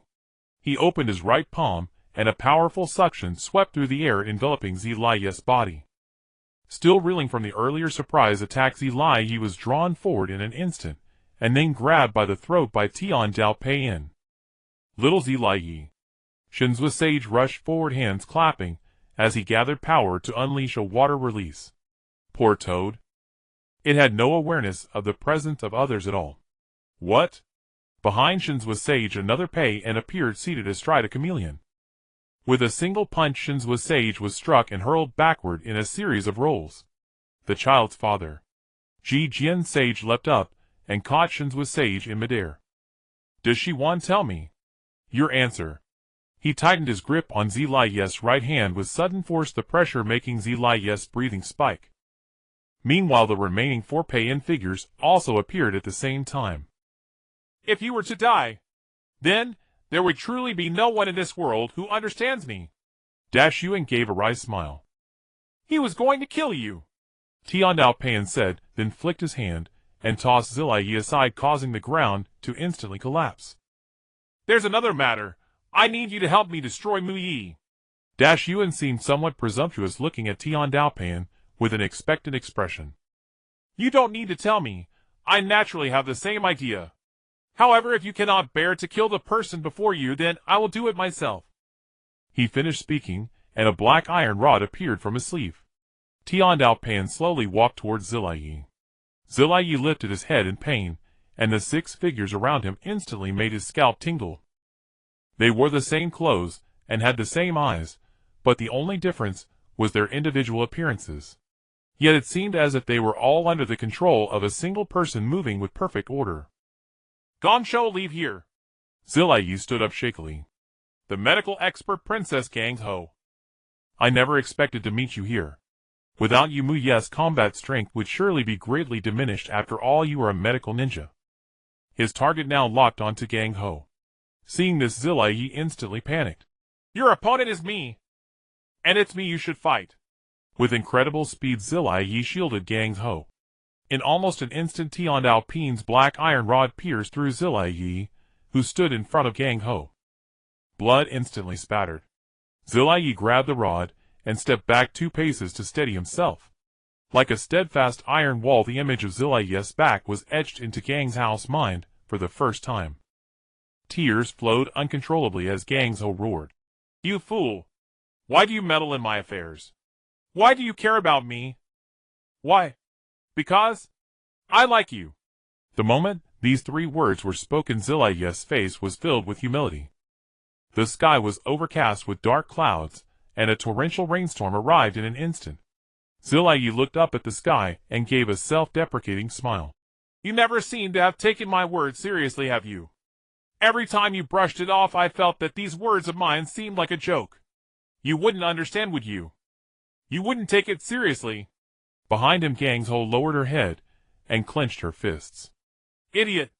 But I don't deserve for you to treat me so well. If this continues, you'll die, you fool! Lifting her head, the tear stains on Gang's Ho's face were filled with heartache. Jiraiya turned his head and smiled faintly. Aren't you fond of gambling? Then bet that I will die this time. If it can make you win, I will silently wish for it. Some get lost in the mist, but I drown in you.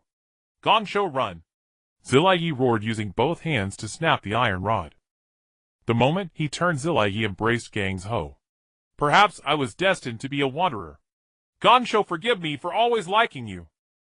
Even on a clear day, there can be storms. Even gentle people can be unhappy. Jiraiya had done his best.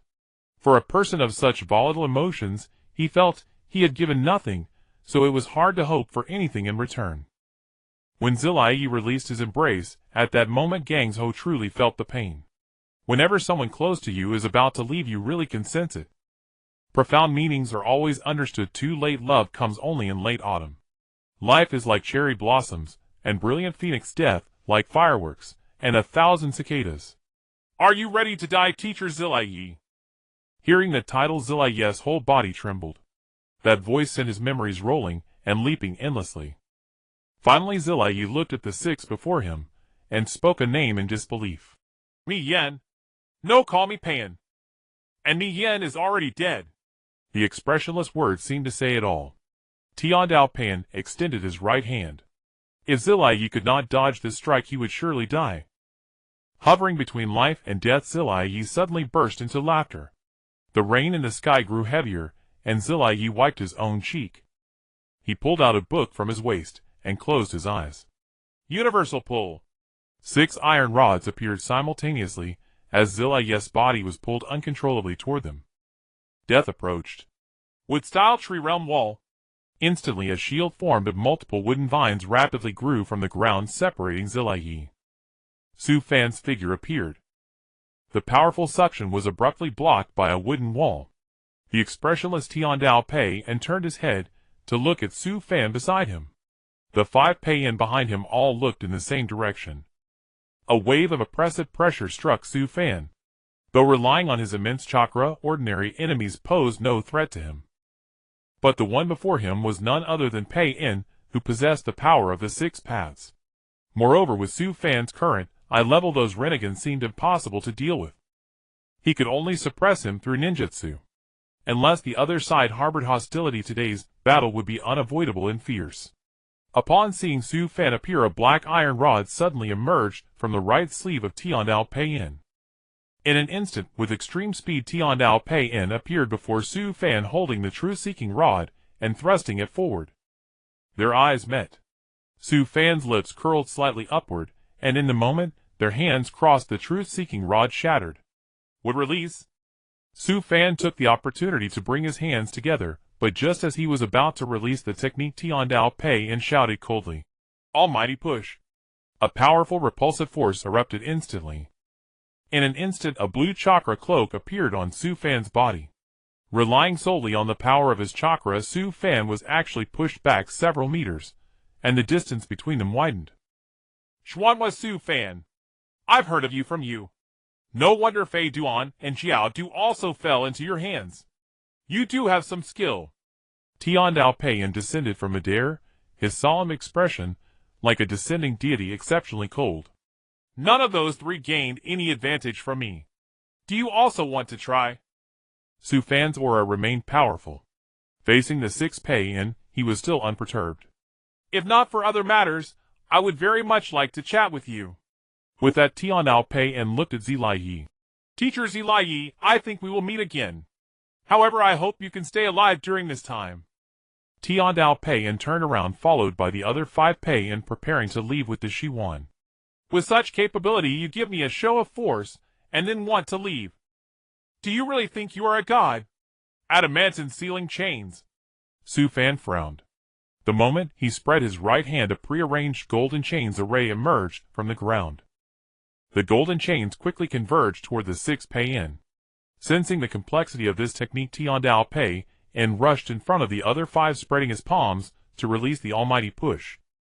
But suddenly Tian Dao Pei and realized that his chakra had failed. Turning his head, he saw many golden fluorescent dots floating around like fireflies. Could it be that I inadvertently absorbed these things into my body, causing my chakra to be sealed? Tian Dao Pei and looked at Su Fan expressionlessly. You do possess quite a special ability. However, this move alone cannot seal me for long. What Tian Dao Pei and said was true.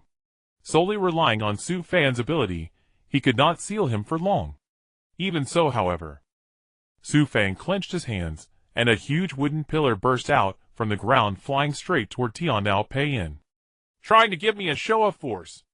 You think too much. The moment the wooden pillar approached, Tian Dao Pei and the 5 Pei-in behind him simultaneously charged forward to block this attack for him. The main force among the 6 is Tian Dao Pei-in. Is the 5-ton tactic to buy enough time? Su Fan frowned, and his clenched hands suddenly infused with more chakra. The front of the wooden pillar turned into a sharp prism. In terms of speed, the first to rush out was Chusheng Dao Pei-in. The pillar was blocked by Chusheng Dao Pei-in, while Agui Dao Pei-in behind him also charged forward. The 2 Pei-in were struck by the wooden pillar, their bodies flying like kites with broken strings crashing into the 3 behind them. At that very moment, Tian Dao Pei-in broke the seal and restored his ability.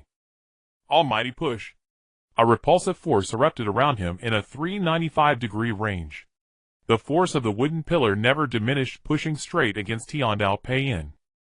The originally expressionless Tian Dao Pei-in's face instantly twisted with rage. Ah! The repulsive force suddenly amplified, and the wooden pillar was directly repelled. Chusheng Dao Pei-in and Agui Dao Pei-in were instantly killed by Su Fan. In a certain cave, a gaunt, long-haired man spat out a mouthful of blood and then gasped heavily. Chongmin, are you all right? Xiaonan, wearing the same cloak as you and Gui Jiao earlier, ran in from the cave entrance anxiously. Blood flowed from his nose. Chongmin slowly raised his head and shook it. I'm fine. It's just that I wanted to give him a show of force. I didn't expect he really is as you described. Speaking of this, Chongmin hesitated, then frowned, no, even stronger than he described. Those eyes of his seem to be a kind of dojutsu too. Cough. Bringing this Shiwan back is the most important thing. My body can't wait any longer. Jiraiya. Tsunade rushed over and lifted Jiraiya from the ground. Gazing at the Tendo Pain before him, tears welled up in Jiraiya's eyes. Jiraiya Sensei, your expression seems to pity me. Unable to even walk your own path upright, you have changed far too much from who you once were. Tendo Pain stated calmly. Should I call you Yahiko? Or? Jiraiya held back his tears and stared seriously at his foe. This matter was not that simple. Does a name truly matter? Compared to pain, it is utterly insignificant. With that, Tendo Pain looked at Sufan. You are the only opponent I have truly acknowledged, and the only one daring to challenge me. However, you cannot detain me today. Tendo Pain crossed both hands simultaneously. In an instant, 2 formidable surges of power erupted. Releasing Shinra Tensei twice at once was likely the limit of Nagato's original body. Taking advantage of the repulsive force, Tendo Pain led the remaining 3 Pains and Orochimaru away from this place. Sufan furrowed his brow. If Orochimaru could heal Nagato's body, then the pain at that time would be truly terrifying. Trying to flee, Sufan manipulated the surrounding ivy to fly swiftly toward the group. Yakushi Kabuto, who had been silent for a long time, suddenly revealed a sinister grin. He darted through the vines, rapidly approaching Sufan, and pulled a vial from his pouch. It was the inhibitor that Orochimaru had given Kabuto earlier. a substance specifically designed to suppress the first Hokage's power. With keen eyes and swift hands, Sufan caused a withered branch to burst from the ground, piercing Kabuto's right hand that held the inhibitor. The inhibitor was thrown away and shattered before Sufan's eyes. A green gas was released instantly. Sufan kicked Kabuto, who flew like a broken kite hundreds of meters away. What is this? Sufan felt his power being temporarily suppressed by something. The controlled ivy withered and fell to the ground. Orochimaru, standing beside Tendo Pain, burst into manic laughter. We can leave now. That thing can only suppress him for a short time, but it's enough to get out of here. Thus Tendo Pain, Orochimaru, and the remaining 3 Pains departed. On the ground lay 2 already dead Pains. Konoha. The bodies of the 2 Pains were transported back. Jiraiya and the previously injured Kakashi were swiftly treated by the medical squad temporarily organized by Tsunade. Sufan walked through the streets, his mood far from good. Jiraiya was injured and Sufan didn't know how to explain it to Naruto. Nizen! Speak of the devil. Naruto came trotting over from not far away. Why didn't I see the pretty sage today? It's weird, he said he was going to teach me training. Naruto complained. Well? Sufan hesitated, then suddenly asked. What about Sasuke? Isn't he with you? He went to the back mountain, no idea what he's doing. Hearing this, a nameless sorrow welled up in Sufan's heart. In a corner of the back mountain lay the remains of Sasuke's parents. Because their deaths ended the Uchiha clan's internal strife, they were labeled as traitors and forever abandoned outside the village. The back mountain was the only place no one visited. The thought of it was truly heart-wrenching. At the hospital, the retired Sarutobi Hiruzen arrived urgently upon hearing the news of Jiraiya's injury. Pushing open the door, Tsunade came into view. Sarutobi's face was etched with endless weariness. Third Hokage-sama. Tsunade was filled with grievances with nowhere to place them. The moment she saw her teacher, tears could no longer be held back and fell. It's good that you're back. How is Jiraiya? Sarutobi asked anxiously. He is out of danger, but he needs rest. Tsunade wiped her tears and replied. I see. Sarutobi glanced at Jiraiya resting in bed, shook his head, then turned and closed the door. Leaving the hospital, Sarutobi walked down a deserted path. Suddenly 2 Anbu members leaped out. Third Hokage-sama. Sarutobi clasped his hands behind his back, his gaze unusually dark. I need intelligence regarding Jiraiya's injury this time. It must be accurate. Yes, Third Hokage-sama. With that, the 2 Anbu vanished from sight. From Shizune, he learned that Orochimaru had participated in this battle. And the one who saved Orochimaru claimed to be a god. Sarutobi knew Jiraiya's capabilities well. He was about to become the 5th Hokage, yet such an incident occurred. If word spread, what would become of Konoha? The higher-ups had already learned of Jiraiya's severe injury, and the 5th Hokage inauguration ceremony would be postponed. More importantly, whether Tsunade and Jiraiya were suitable for the position of 5th Hokage. This issue had sparked heated debate among Konoha's high-ranking officials. The pressing matter for Sarutobi now was the person behind Orochimaru. When he returned, Sufan's mood was also unstable, leading Sarutobi to think wildly. Could the opponent truly be a god? For now, Sarutobi still held the reins of Konoha's power. As long as no next Hokage was appointed, he could remain seated securely. Unfortunately, Jiraiya had already offended the other side. Could even Uzumaki Sufan not handle it? This gave Sarutobi the idea of discarding his pieces. Jiraiya. Tsunade. If that day truly comes, what a pity. Sarutobi shook his head and left the path. Deep in the mountains, Tendo Pain led Orochimaru to their encampment. Greeting them was Uchiha Itachi, who had been waiting for a long time. When Uchiha Itachi saw that only 4 subsidiary bodies remained behind Tendo Pain, he was not particularly surprised. It should be about what I said before. Uchiha Itachi walked over and said calmly. Formidable. Tendo Pain uttered only this one word before walking past Uchiha Itachi and entering the cave. Hee. Uchiha Itachi, those eyes of yours are truly beautiful. Orochimaru looked at Itachi's eyes with unusual excitement. This appearance suits you quite well. Uchiha Itachi looked at Orochimaru, whose body was covered in wounds, and clothes torn to shreds, looking utterly disheveled. If I had your eyes, how glorious would I be?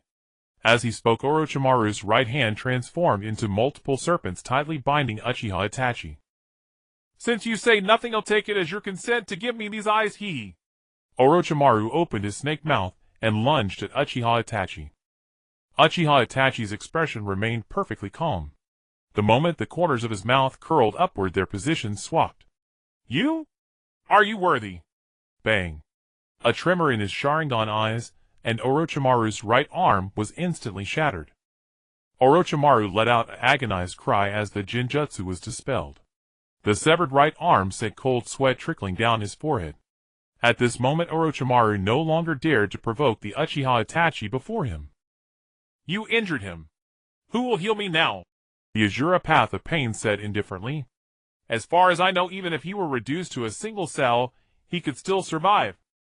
This injury means nothing to him. With that, Uchiha Itachi departed. Orochimaru, who had initially been intrigued by Itachi's Sharingan, was now utterly perplexed. He decided to abandon that notion. Follow me. The four pains led Orochimaru into a dim corner. Passing through the thicket, a hollow tree caught Orochimaru's attention. The main body is inside, isn't it? He said with a subdued tone.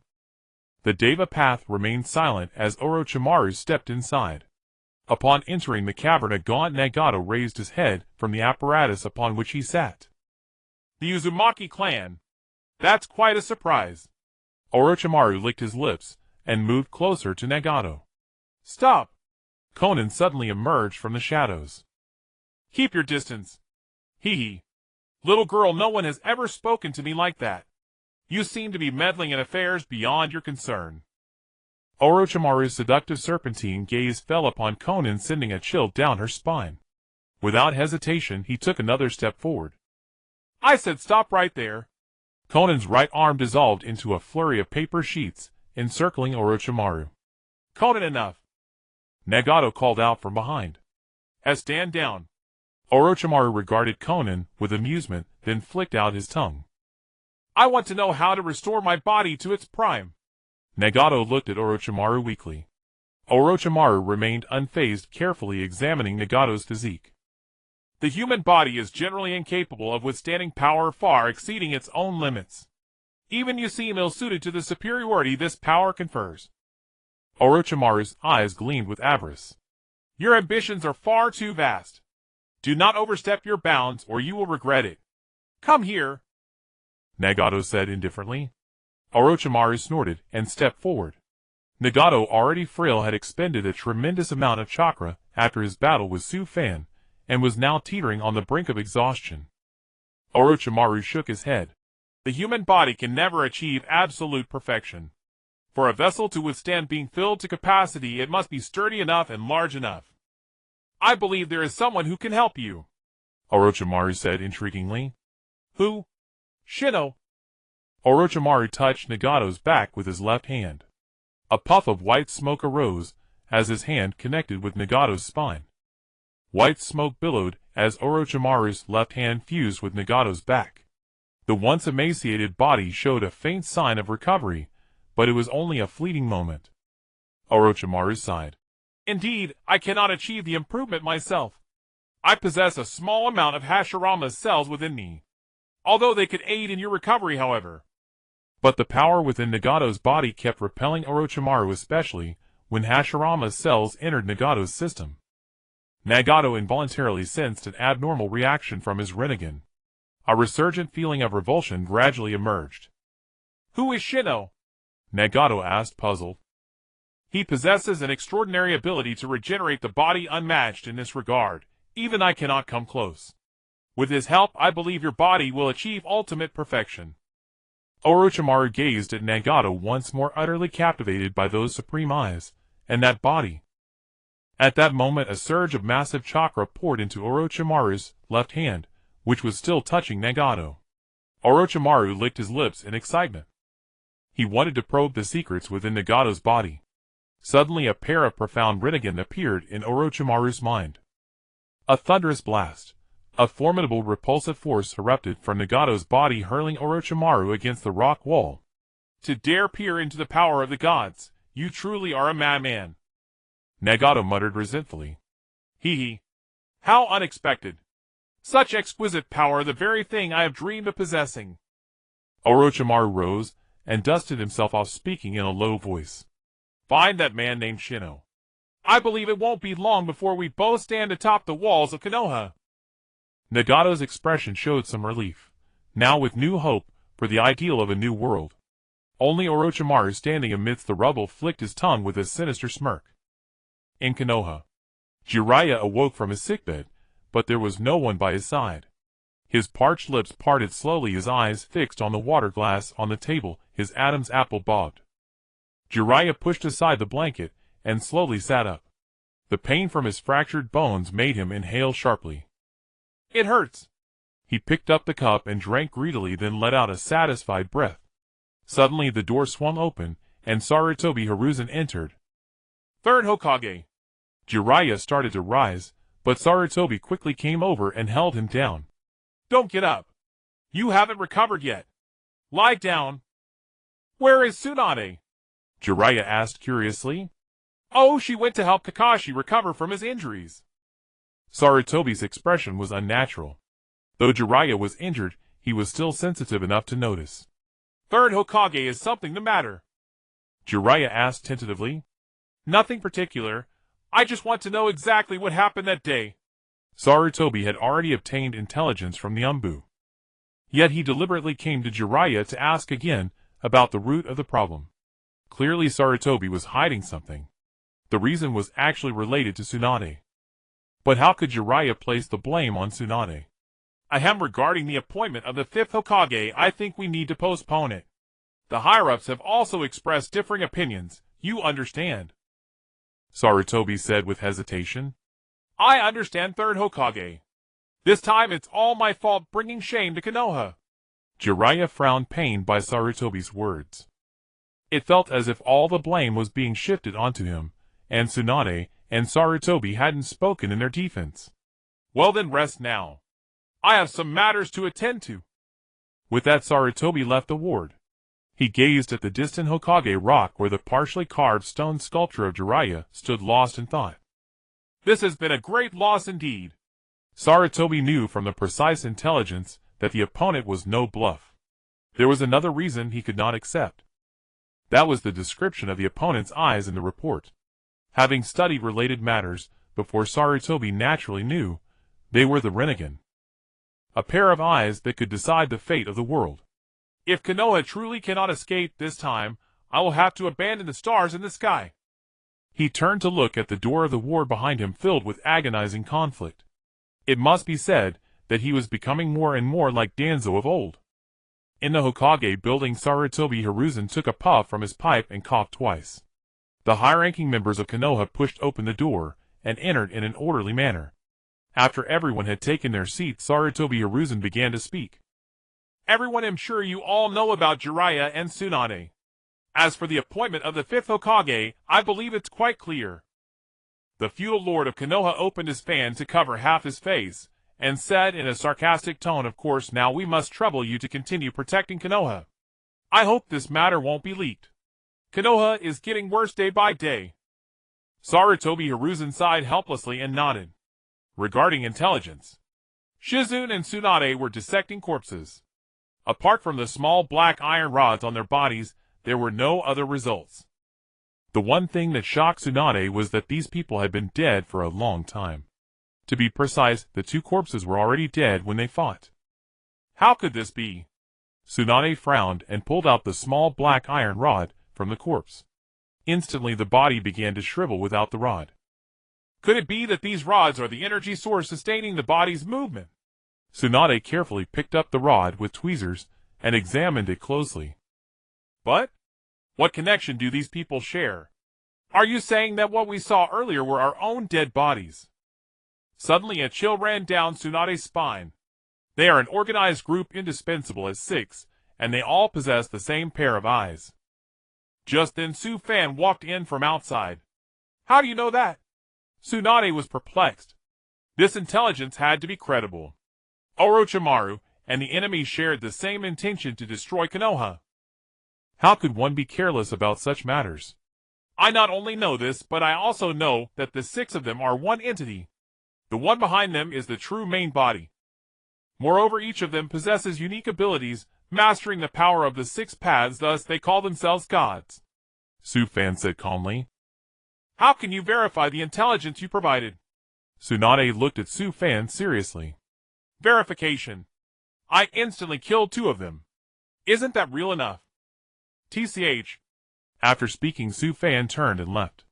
He simply revealed some things he knew to Konoha to avoid any mishaps. Tsunade hesitated no longer, and reported Su Fan's intelligence to the Konoha High Command. Upon receiving the intelligence, Sarutobi Hiruzen fell into deep thought. After all, Su Fan was not a member of Konoha, and at this moment anything could go wrong. Thus the credibility of the intelligence was questioned. After all, Su Fan's heart was with Naruto, not Konoha. His help came with ulterior motives. However, given the current situation, Sarutobi Hiruzen was deeply conflicted. He could not comprehend the enemy's purpose, nor did he know what he should do. If the enemy's target is Jiraiya, could we then cast out a lure? If Konoha takes a clear stance, maybe we can resolve the crisis. A grand plan suddenly took shape in Sarutobi Hiruzen's mind. There was no denying that his move was truly brilliant. A month passed. Jiraiya and Kakashi successfully recovered. Kakashi seemed to notice that his Sharingan was different from before. As for what was different, he did not yet understand. He would only know by trying. Fresh out of the hospital, Jiraiya scoured the streets for Naruto. Regarding this disciple he had taken on, Jiraiya felt deeply guilty. He called himself a master, yet he had not taught much. Hearing that Naruto had been looking for him, Jiraiya was deeply moved. No matter what, today he would start training with Naruto. It was already November. The weather was exceptionally cold. The leaves on both sides of the street had turned yellow and withered. Crossing a small bridge, several fishermen were fishing on their boats. Su Fan had already mastered the summoning jutsu from Tsunade. Perhaps it's time to visit the Shirgu forest. Biting his finger, Su Fan performed the reverse summoning jutsu. After a brief moment, Su Fan emerged from a puff of white smoke. The world before him seemed like a paradise. A small slug crawled out from the nearby bushes. Lord Fan, may I ask what brings you here? Su Fan glanced around and said with a smile. I came today to ask for a favor. Could you kindly show me the way? No problem. Just follow me. The small slug turned and wriggled to the left. Su Fan followed closely behind. Along the way, Su Fan saw all sorts of fresh natural fruits and animals coexisting in perfect harmony. It was truly a heavenly realm. Lord Fan, don't be fooled by the scenery. In the Shirgu forest, the more harmonious a place appears, the more dangerous it is. Even those fruits. The small slug said, as it continued crawling. Sure enough, behind a monkey, a giant python was slowly slithering, preparing to strike. The snake's skin could even change color to match its surroundings. After a few steps, Su Fan heard the mournful cry of a monkey in the distance. Little did Su Fan know, beneath the seemingly beautiful scenery, thick layers of fallen leaves concealed countless animal carcasses. Before long, the small slug led Su Fan to a damp cave entrance. Lord Fan, let's go in together. We've arrived. Entering the cave, the sound of dripping water echoed all around.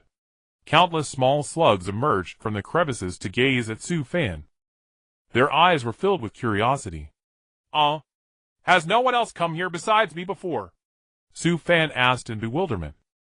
Lord Fan, don't mind their curiosity. You're not the first person to come here. The last one came a long time ago. The small slug said, as it fell into memory. In that memory, a man with long hair and a very upright countenance passed through the damp cave. It was easy to recognize that the face carved on the first Hokage's stone face was his. Lord Fan, we've arrived. At the far end of the cave, a gigantic slug slowly opened its eyes. You're here. Su Fan was taken aback. You know me. You knew I was coming. The slug said nothing. Its body began to disintegrate. Countless small slugs split off from its body. When they all dispersed, a remarkably beautiful woman stood in the same spot. The woman wore a pure white gown and a crown on her head. Her snow-white hair was strikingly bright. The white stockings between her legs exuded a fatal allure. The most staggering thing was the springy. As the woman smiled faintly at Su Fan and walked slowly towards him, the bouncing little bunnies made Su Fan's nosebleed burst out instantly. You? Who are you? Su Fan couldn't even speak clearly anymore. As the surging waves came crashing toward him, slobber dripped from his mouth. Hey you little brat, where are you looking? The woman confidently swayed her waist. Simply put, I am a summoning beast from the same era as Gamamaru. Why am I telling you this? You probably don't know anyway. Gamamaru. Su Fan was instantly dumbfounded. So the woman before him was an ancient crone. At this age, she was truly very old. But now she looked even more youthful than a maiden. Thinking of Tsunade, Su Fan shook his head vigorously. Gamamaru and I were the first spirit beasts born in this world, each possessing our own unique abilities. Gamamaru's ability focuses on perception. Mine is recovery. At the same time, my power is self-derived. It leans more toward the natural system. The woman briefly explained the situation. Natural system. What does that mean? Su Fan was completely bewildered. It means our abilities are not innate, but habitual. This only deepened Su Fan's confusion. Call me Bailey. Follow me. Bailey walked to a stone door and triggered a mechanism. The stone door opened and a mysterious aura seemed to awaken from the darkness. Inside the vast cavern, a beam of light connected heaven and earth. Countless fireflies circled a strange tree back and forth. Su Fan recognized this tree all too well. Gasping, Su Fan stepped back twice. Divine tree, he blurted out. You actually know about the divine tree. What an extraordinary little fellow. Bailey smiled seductively at Su Fan. Simply put, this is not the real divine tree, just a subsidiary. I'm not sure of its origin either. I only know that the first person to come here had a close connection with this tree. And everything here comes from the divine tree's devotion. Our abilities also derive from this tree. See the fruits on the divine tree? Bailey pointed and asked. Su Fan looked. They were indistinguishable from the fruits in the outside jungle, appearing identical. These fruits appear fresh on the surface, but they contain a poison hundreds of times more potent. Our self-healing abilities come from these fruits. Although the fruits are highly toxic, if one has a compatible constitution, they can be fully consumed, and the power within can be obtained. Bailey explained in detail to Su Fan. Then how does one obtain such a constitution? Bailey smiled faintly. By continuously consuming the fruits, eventually reaching a state of immunity. Then you can unlock the ultimate secret of Shikatsu Forest. Even with Bailey's mysterious explanation, Su Fan understood she was referring to the missing power within his own body, the Sage Art Constitution ability of Hashirama Senju from years past. Perfect. However, when Su Fan actually stood before the divine tree and picked a fruit, cowardice surged within. Staring at the fruit in his hand, he felt the urge to back out. Bailey observed all this, smirked, and turned away. Soon she returned carrying a box full of fruits. Eat all these fruits. This is your first step. Bailey placed the box before Su Fan, clapped her hands, and smiled mischievously. Not so fast, lady. Do you really want to poison me? Su Fan bristled. Looking at the huge box of fruits, he really wanted to turn and flee. What's this? The first person who came here ate a full 2,000 fruits, and kept yelling he hadn't had enough. Bailey looked at Su Fan with disdain. Damn. 2,000 fruits. Su Fan shuddered. He could imagine Hashirama Senju eating them while blowing bubbles. Such a savage. No wonder his self-healing was unparalleled in Naruto history. Oh, by the way, a friendly reminder, if you can't endure the pain from the fruits, you'll rot away and dissolve into a pool of pus. Bailey said coldly. Pain. Su Fan stared at the box of fruits, lost in thought. As he hesitated, Bailey sat down and began eating. Watching Bailey's blissful expression almost made Su Fan believe the fruits were harmless. Damn. If I can't even do this, what am I good for? With that, Su Fan grabbed a fruit and tossed it into his mouth. It tastes quite sweet. Su Fan didn't feel any discomfort or pain. Bailey snorted. Suddenly, Su Fan's body began to undergo obvious changes. From his stomach, a piercing sensation arose. Su Fan clutched his belly and fell to his knees. But that was not the worst. Gradually his entire body went numb, and the chakra in every part of his body began to flow backward. Su Fan could clearly feel the slowing of his internal organs. These were symptoms of near death. Rapid breathing, body alternating between cold and hot, skin ulcerating. These symptoms appeared intermittently. Just one fruit and it's like this. Su Fan gritted his teeth and looked at the fruits in the box. Since he had already eaten the first one, from now on he would not stop. He lunged toward the box, grabbed handfuls of fruits, and stuffed them into his mouth. This kid must be crazy. Bailey took a deep breath at Su Fan's suicidal actions. Never had he felt such pain. It was as if thousands of tiny insects were gnawing and crawling inside his body. The immense agony soaked Su Fan's clothes in an instant. His consciousness blurred now. He only focused on eating the fruits continuously. His violently beating heart began to weaken. What a pity. Bailey shook her head helplessly. Suddenly, she noticed something. Inside Su Fan's body, organs that had been riddled with holes were rapidly recovering. The weakening heart also began to beat faster again under this power. On Su Fan's skin, chakra formed a protective coat. Toxins were expelled from his body and wrapped by the chakra coat.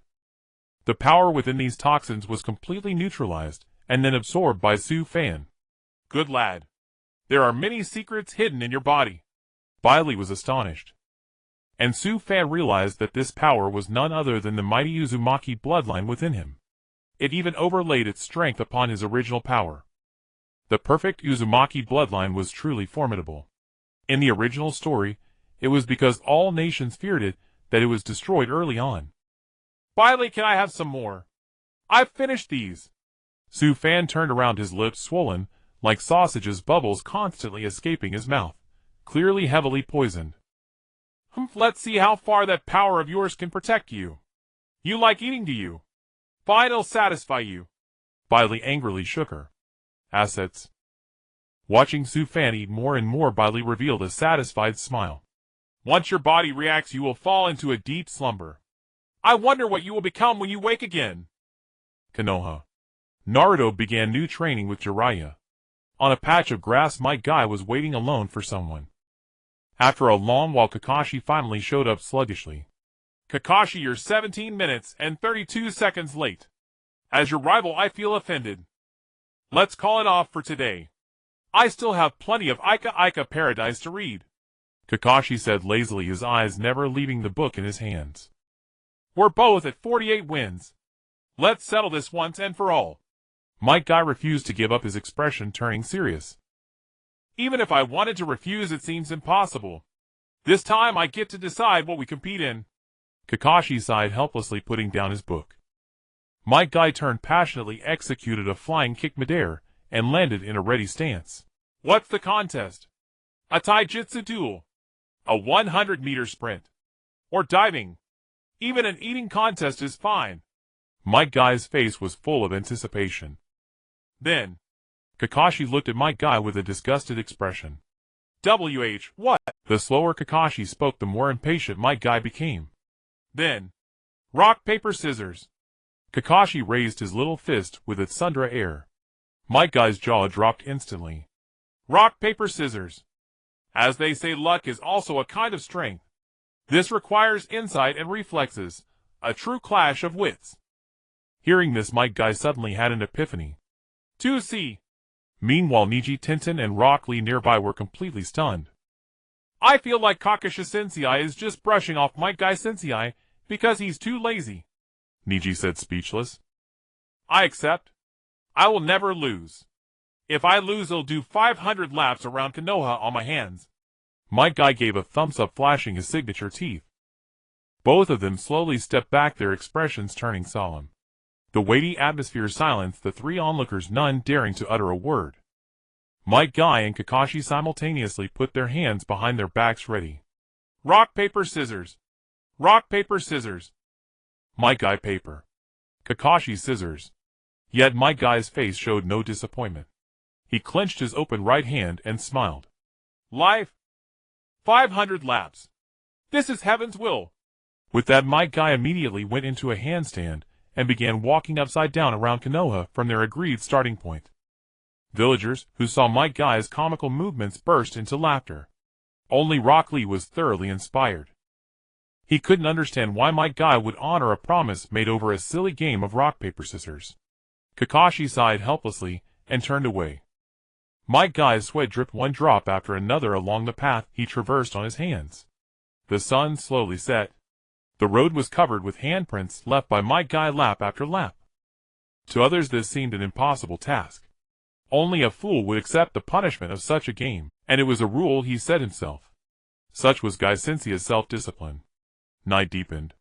When my guy completed his final lap on his hands, Rock Lee appeared before him. Why? Not just Kakashi Sensei, but nobody else is even watching you anymore. Rock Lee's face was filled with confusion. Heh. Since I've struck a cool pose, as a good boy a man must keep his promise until death. My guy's face was etched with determination. Lee broke into a smile. Why does Guy Sensei always set strange rules before doing something? My guy snorted, flipped over, and landed with a chuckle. You finally asked, Lee. You really know how to get to the point. Fine, I'll tell you. But keep it a secret from others. Lee's face lit up with anticipation. What is it? Simply put, it's training that calls for victory, self-imposed rules. My guy stood up, wiped the sweat from his forehead, and said seriously. Self-imposed rule. Exactly. Listen carefully. The essence of this rule is to deliberately put yourself in an excessively harsh situation when challenging something. That is creating a shackle. For example, losing at rock, paper, scissors means 500 laps. Behind this hellish rule lies the power to defeat Kakashi and summon a paradise-like future, just by completing those 500 laps. Lee quickly took out a notebook and wrote down everything my guy said. So having a shackle of 500 laps means you go all out even in a simple game of rock, paper, scissors. That's one benefit. Plus, even if I lose, executing those 500 laps still trains me. It's the ultimate two-prong preparation. Lee suddenly saw the light. I see. My guy smiled faintly. With that in mind, I need to push harder. These laps are far from satisfying for me. Guy Sensei, I'll join you. With that, Rock Lee also went into a handstand and sped ahead of my guy. Good. Then I'll add one rule. If you can't keep up with me to the end, I'll train you relentlessly. Only through relentless training can you become a great ninja. Lee, let's go. Guy Sensei. Youth. Blaze. Under the moonlight, master and disciple raced around Konoha on their hands. The next day, Kakashi was summoned by Hiruzen Sarutobi to the Anbu early in the morning. Kakashi, there's a mission here for your team. Hiruzen Sarutobi took out a scroll. It's a simple break mission. Just protect one person. Kakashi took the scroll, opened it, and examined it carefully. Of course, the mission could escalate to a rank if unexpected situations arise. Hiruzen Sarutobi said calmly. Then Lord Third, the scroll doesn't mention who the protected person is. Kakashi looked at Hiruzen Sarutobi in puzzlement. I don't know either. In the neighboring land of Tea, there's a festival called the Grand Shrine Ceremony held once every 4 years. During a concurrent race, your task is to protect the participants. But just now, the person you need to protect was attacked by opponents and hidden assassins before even arriving here. For details, go directly to the land of Tea and ask the deputy chief. That's all. Leaving the Hokage's office, Kakashi's face was full of questions. Konoha at this critical juncture had actually accepted a commission from a feudal lord of a small neighboring country. This was no longer the old days. He didn't understand Hiruzen Sarutobi's motive. Moreover, many feudal lords from other small nations would attend the ceremony in the land of Tea. Could it be that Hiruzen Sarutobi intended to win them over? But that was no longer Kakashi's concern for now. Currently, Su Fan entered the Shirgu forest for cultivation. After accepting the mission, Kakashi informed Sasuke, Naruto, and Sakura. The foreman squad set off on their journey once again. Watching the four figures leave Konoha, Sarutobi Hiruzen's face was etched with worry. Suddenly a spatial vortex opened, and the masked Uchiha Obito appeared. Third Hokage of Konoha, why are you so troubled? Come tell me, and see if I might be able to resolve it. Sarutobi Hiruzen spun around, his brows furrowed. Appearing so brazenly in Konoha, are you tired of living? Who are you? Uchiha Obito chuckled softly. What if I show you this eye? Would you be able to guess then? As Obito approached, the window sunlight streamed through, revealing the blood-red Sharingan. Sharingan. You're from the Uchiha clan. Sarutobi Hiruzen was taken aback. The only ones he could think of were the still-living Uchiha Itachi and Uchiha Sasuke. Even the Uchiha clan members within the village couldn't possess such power. There was only one truth. Uchiha Madara. Sarutobi Hiruzen gasped, and trembled, his voice shaking. Uchiha Madara. Ah, you're wise enough. The false Madara. Obito let out a sneer. What Sarutobi Hiruzen couldn't fathom was why Uchiha Madara was still alive. Moreover, he was wearing the same robes as the two bodies of pain that Su Fan had brought back. Konoha has suffered a great calamity. I offer my assistance out of goodwill, but I wonder if you are willing. Under the mask, Uchiha Obito revealed an insidious smile. Sarutobi Hiruzen eyed him warily. How, Konoha? Do you really have such goodwill? Leave Konoha now. Even if you are Uchiha Madara, I will show no mercy. Don't be hasty. Why not hear my plan first? Uchiha Obito seated himself languidly in the chair of the Hokage's office. Seeing Hiruzen lost in thought, Obito wasted no time and laid out his scheme. To be frank, the two bodies you brought back are controlled by a single entity. Konoha's intelligence must have already grasped that much, I presume. And the one who commands this power possesses the six paths power. The Rinnegan is its mark. Do not doubt it. But the intriguing part is that this controller is Jiraiya's disciple. Sarutobi Hiruzen's body gave a sudden spasm. Though he quelled it in an instant, Uchiha Obito noticed the reaction. No matter how he racked his mind, Hiruzen never imagined the enemy was Jiraiya's disciple. Jiraiya, who was about to assume the title of 5th Hokage, had not breathed a word of this to him. In that moment, Hiruzen's trust in Jiraiya shattered completely. Yet he still needed to verify the man's words. Why are you telling me this? Do you expect me to believe you? Sarutobi Hiruzen was now in agonizing turmoil. Since he had confirmed that the other party was indeed a Rinnegan wielder who commanded the six paths power, this would undoubtedly spell annihilation for Konoha. Hiruzen doubted that Su Fan could still defeat such an opponent, and even if he could, Su Fan might not intervene. He had to prepare for both eventualities. Don't question me, it will cloud your rational judgment. I am doing this simply to vie for the position of Akatsuki leader. That fellow is currently the leader of the Akatsuki, and I cannot stand him. However, if you cooperate with me, I guarantee Konoha will emerge from this crisis intact. Uchiha Obito spoke coolly. I have no idea what you're talking about. Sarutobi Hiruzen continued to feign ignorance. Jiraiya's abilities far exceed what you've seen. You actually believe that wound was genuine. Matters between master and disciple should be settled by their own hands. If they can wound each other severely, then I will step in, and it will be foolproof. This is the best choice for Konoha and for you. How will you decide? Having said this, Uchiha Obito fixed his gaze on Sarutobi Hiruzen, awaiting his reply. You want me to offer Jiraiya as a sacrifice to divert this crisis from Konoha? Hiruzen voiced what Obito truly intended. It seems you're not so daft after all. Otherwise, I would have thought you quite pathetic. Under the mask, Uchiha Obito let out a scornful chuckle. Looking around, Konoha lay in ruins with severed limbs and broken bodies. Even Kakashi, in whom he had always taken pride, had fallen to the Akatsuki. Tsunade, though formidable, was still only a woman. Then, there was Jiraiya, and Konoha's Jinchuriki Naruto had yet to mature, and was utterly useless in battle. Add to that his own advanced age. If he were to meet an untimely end, Konoha would be doomed. Pondering this, Sarutobi Hiruzen was tormented by indecision, but allying with the Akatsuki meant allying with the entire shinobi world. If other nations discovered it, Konoha would be annihilated all the same. Then will Konoha be protected forever? As Sarutobi Hiruzen uttered these words, his heart felt as though pierced by needles. He was now effectively handing Konoha over to the other party. Then it depends on just how clever you can be. I will inform you of the time and place. Make your decision.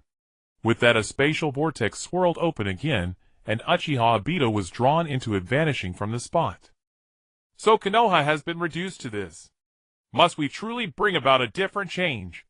Jiraiya. Sarutobi Hiruzen walked to the drawer of his desk and opened it. A photograph lay in the corner, a group picture of Jiraiya, Orochimaru, Tsunade, and himself. He extended his withered right hand and picked up the photo.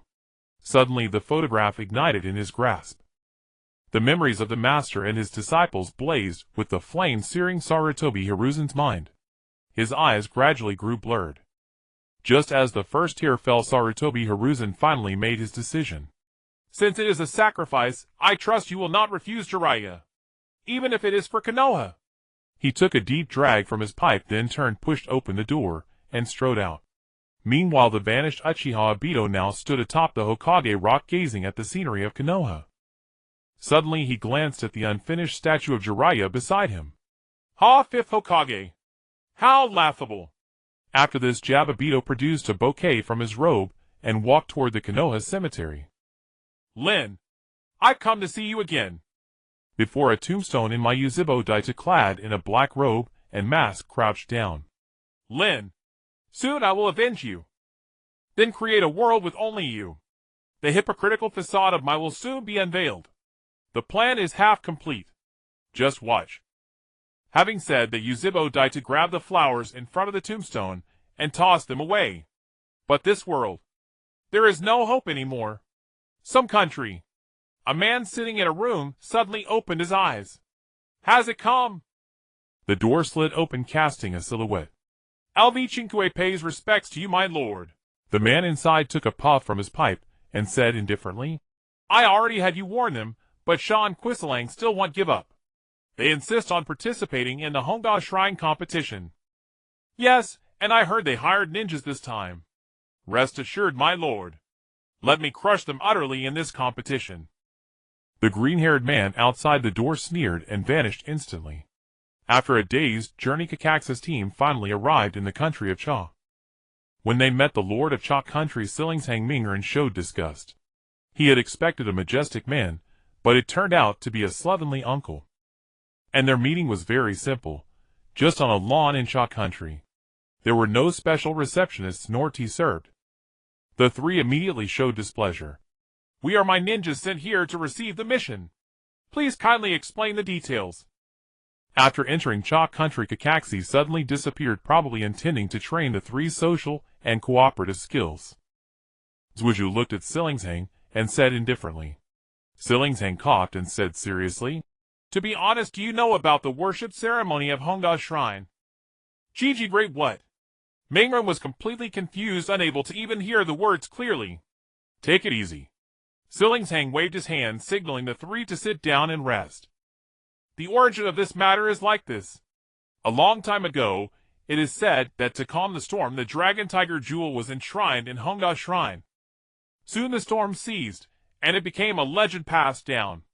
Now it has evolved into a quadrennial customary event. At first, everyone only worshipped the jewel. But starting from 10 years ago, it changed to have the strongest person become the chief priest and conduct the ritual. However, recently this ritual has taken on another function. In this port town called Jia Harbor in Cha country, there have been two chivalrous groups since ancient times: our Shan Kue family and the Jiazi group. The conflict between our two families has never ceased, often clashing over control of this town. During fierce confrontations, even the residents are affected and some may get injured. To put an end to the increasingly intense confrontation under the mediation of the daimyo, this solution was proposed. Both sides signed a contract. From now on we will not fight, but instead decide the control through a competition. Silingshang poured out everything in one breath. Except for Zuiju, and Xiaoying Mingren did not understand a single word. It was like listening to a celestial book. Meanwhile, Kakaxi, who was hiding nearby reading Intimate Paradise, suddenly closed his book. Control. It's normal for a country to have conflicts over control, but this time multiple countries are involved. Why did the third Hokage send us on such a mission? Kakaxi felt puzzled. Logically, a mission should not involve interfering in another country's regime. This is a taboo in the ninja world. Yuanfei Risen couldn't be unaware, so why would he make such a misassignment? Kakaxi would never believe that this was Yuanfei Risen's plan to annex other small countries, aiming to give my abundant strength and contingency in a short time. Only then could it grow stronger and also as a precaution for the incident of Zillai being injured. But Kakashi could not conceive of these. Because Chalk Country has a favorable geographical location, and possesses the largest resource pool for ninja, it is like a natural treasure. Anyone can participate in this Honda Shrine ritual. The rule is quite interesting. If others obtain Chalk Country, it won't have much effect. But if Might gets it, a major country can attract more small countries to join here in a short time, thus enhancing the main village's strength. And Yuanfei Risen had long planned this. Although he sent Mingren Zuoju and Xiaoying to participate in the Honda Shrine ritual under the guise of a mission, it was actually a prearranged slot for Mai. When the three when Yuanfei Risen will abruptly step forward and announce evidence of Mui's participation. In the end, only Mingren Zuoju and Xiaoying will be targeted, while Yuanfei Risen will be the manipulator behind the scenes. Yuanfei Risen's move was indeed masterful. But what he didn't expect was that the Jiazi family also dispatched ninjas, and very powerful ones from the Cloud Ninja Village. The Raikage seemed to have long forgotten the imposing manner of Su Fan. Truly a burnt child dreads the fire, but he forgot. Just like Yuanfei Risen's plan, everyone had ulterior motives in this ritual. The treasure land of Chalk Country was especially contentious this time. The Cloud Ninja participants were Aomoi Ka Lui and Asi. The Cloud Ninja are all strange. Could it be they all have the same parents? Their minds are rigid, and their veins bulge at every word. Just like the Raikage, their big boss. Or perhaps they think speaking that way is cool and intimidating. Night fell. All the villagers of Chalk Country gathered at the center of the village to set off fireworks. The streets were packed with people. Zuoju, Mingren, and Xiaoying stood in the center admiring the fireworks in the sky, when the three Cloud Ninjas suddenly appeared not far away. TCH, so these are the three my brats here for the ritual. Ka Lui looked disdainfully at the trio. Ka Lui, don't underestimate them. Although the Raikage told us to go all out, he warned that there's one person we must not touch. The team leader Aomoi turned to Ka Lui and said seriously, "The Raikage seems overly worried. Since it's a competition, it's about one's own skills. If something happens, don't blame me." Ka Lui arrogantly turned away, unwilling to acknowledge Aomoi. "But I still need to remind you one more time, never provoke that yellow-haired brat in their team, only avoid him. I heard his brother is Xuanhua Su Fan, who once made even the Raikage suffer." Aomoi was really worried about Ka Lui and repeatedly warned, "Yellow-haired." Suddenly Mingren looked at the three, his delicate eyes full of confusion. Honestly, Mingren felt offended. Wow, I never expected such a grand competition. But what kind of competition is it exactly? Naruto looked around curiously at the cheering residents. To make sure even someone as dim as you can understand, he'll take the time to explain the rules.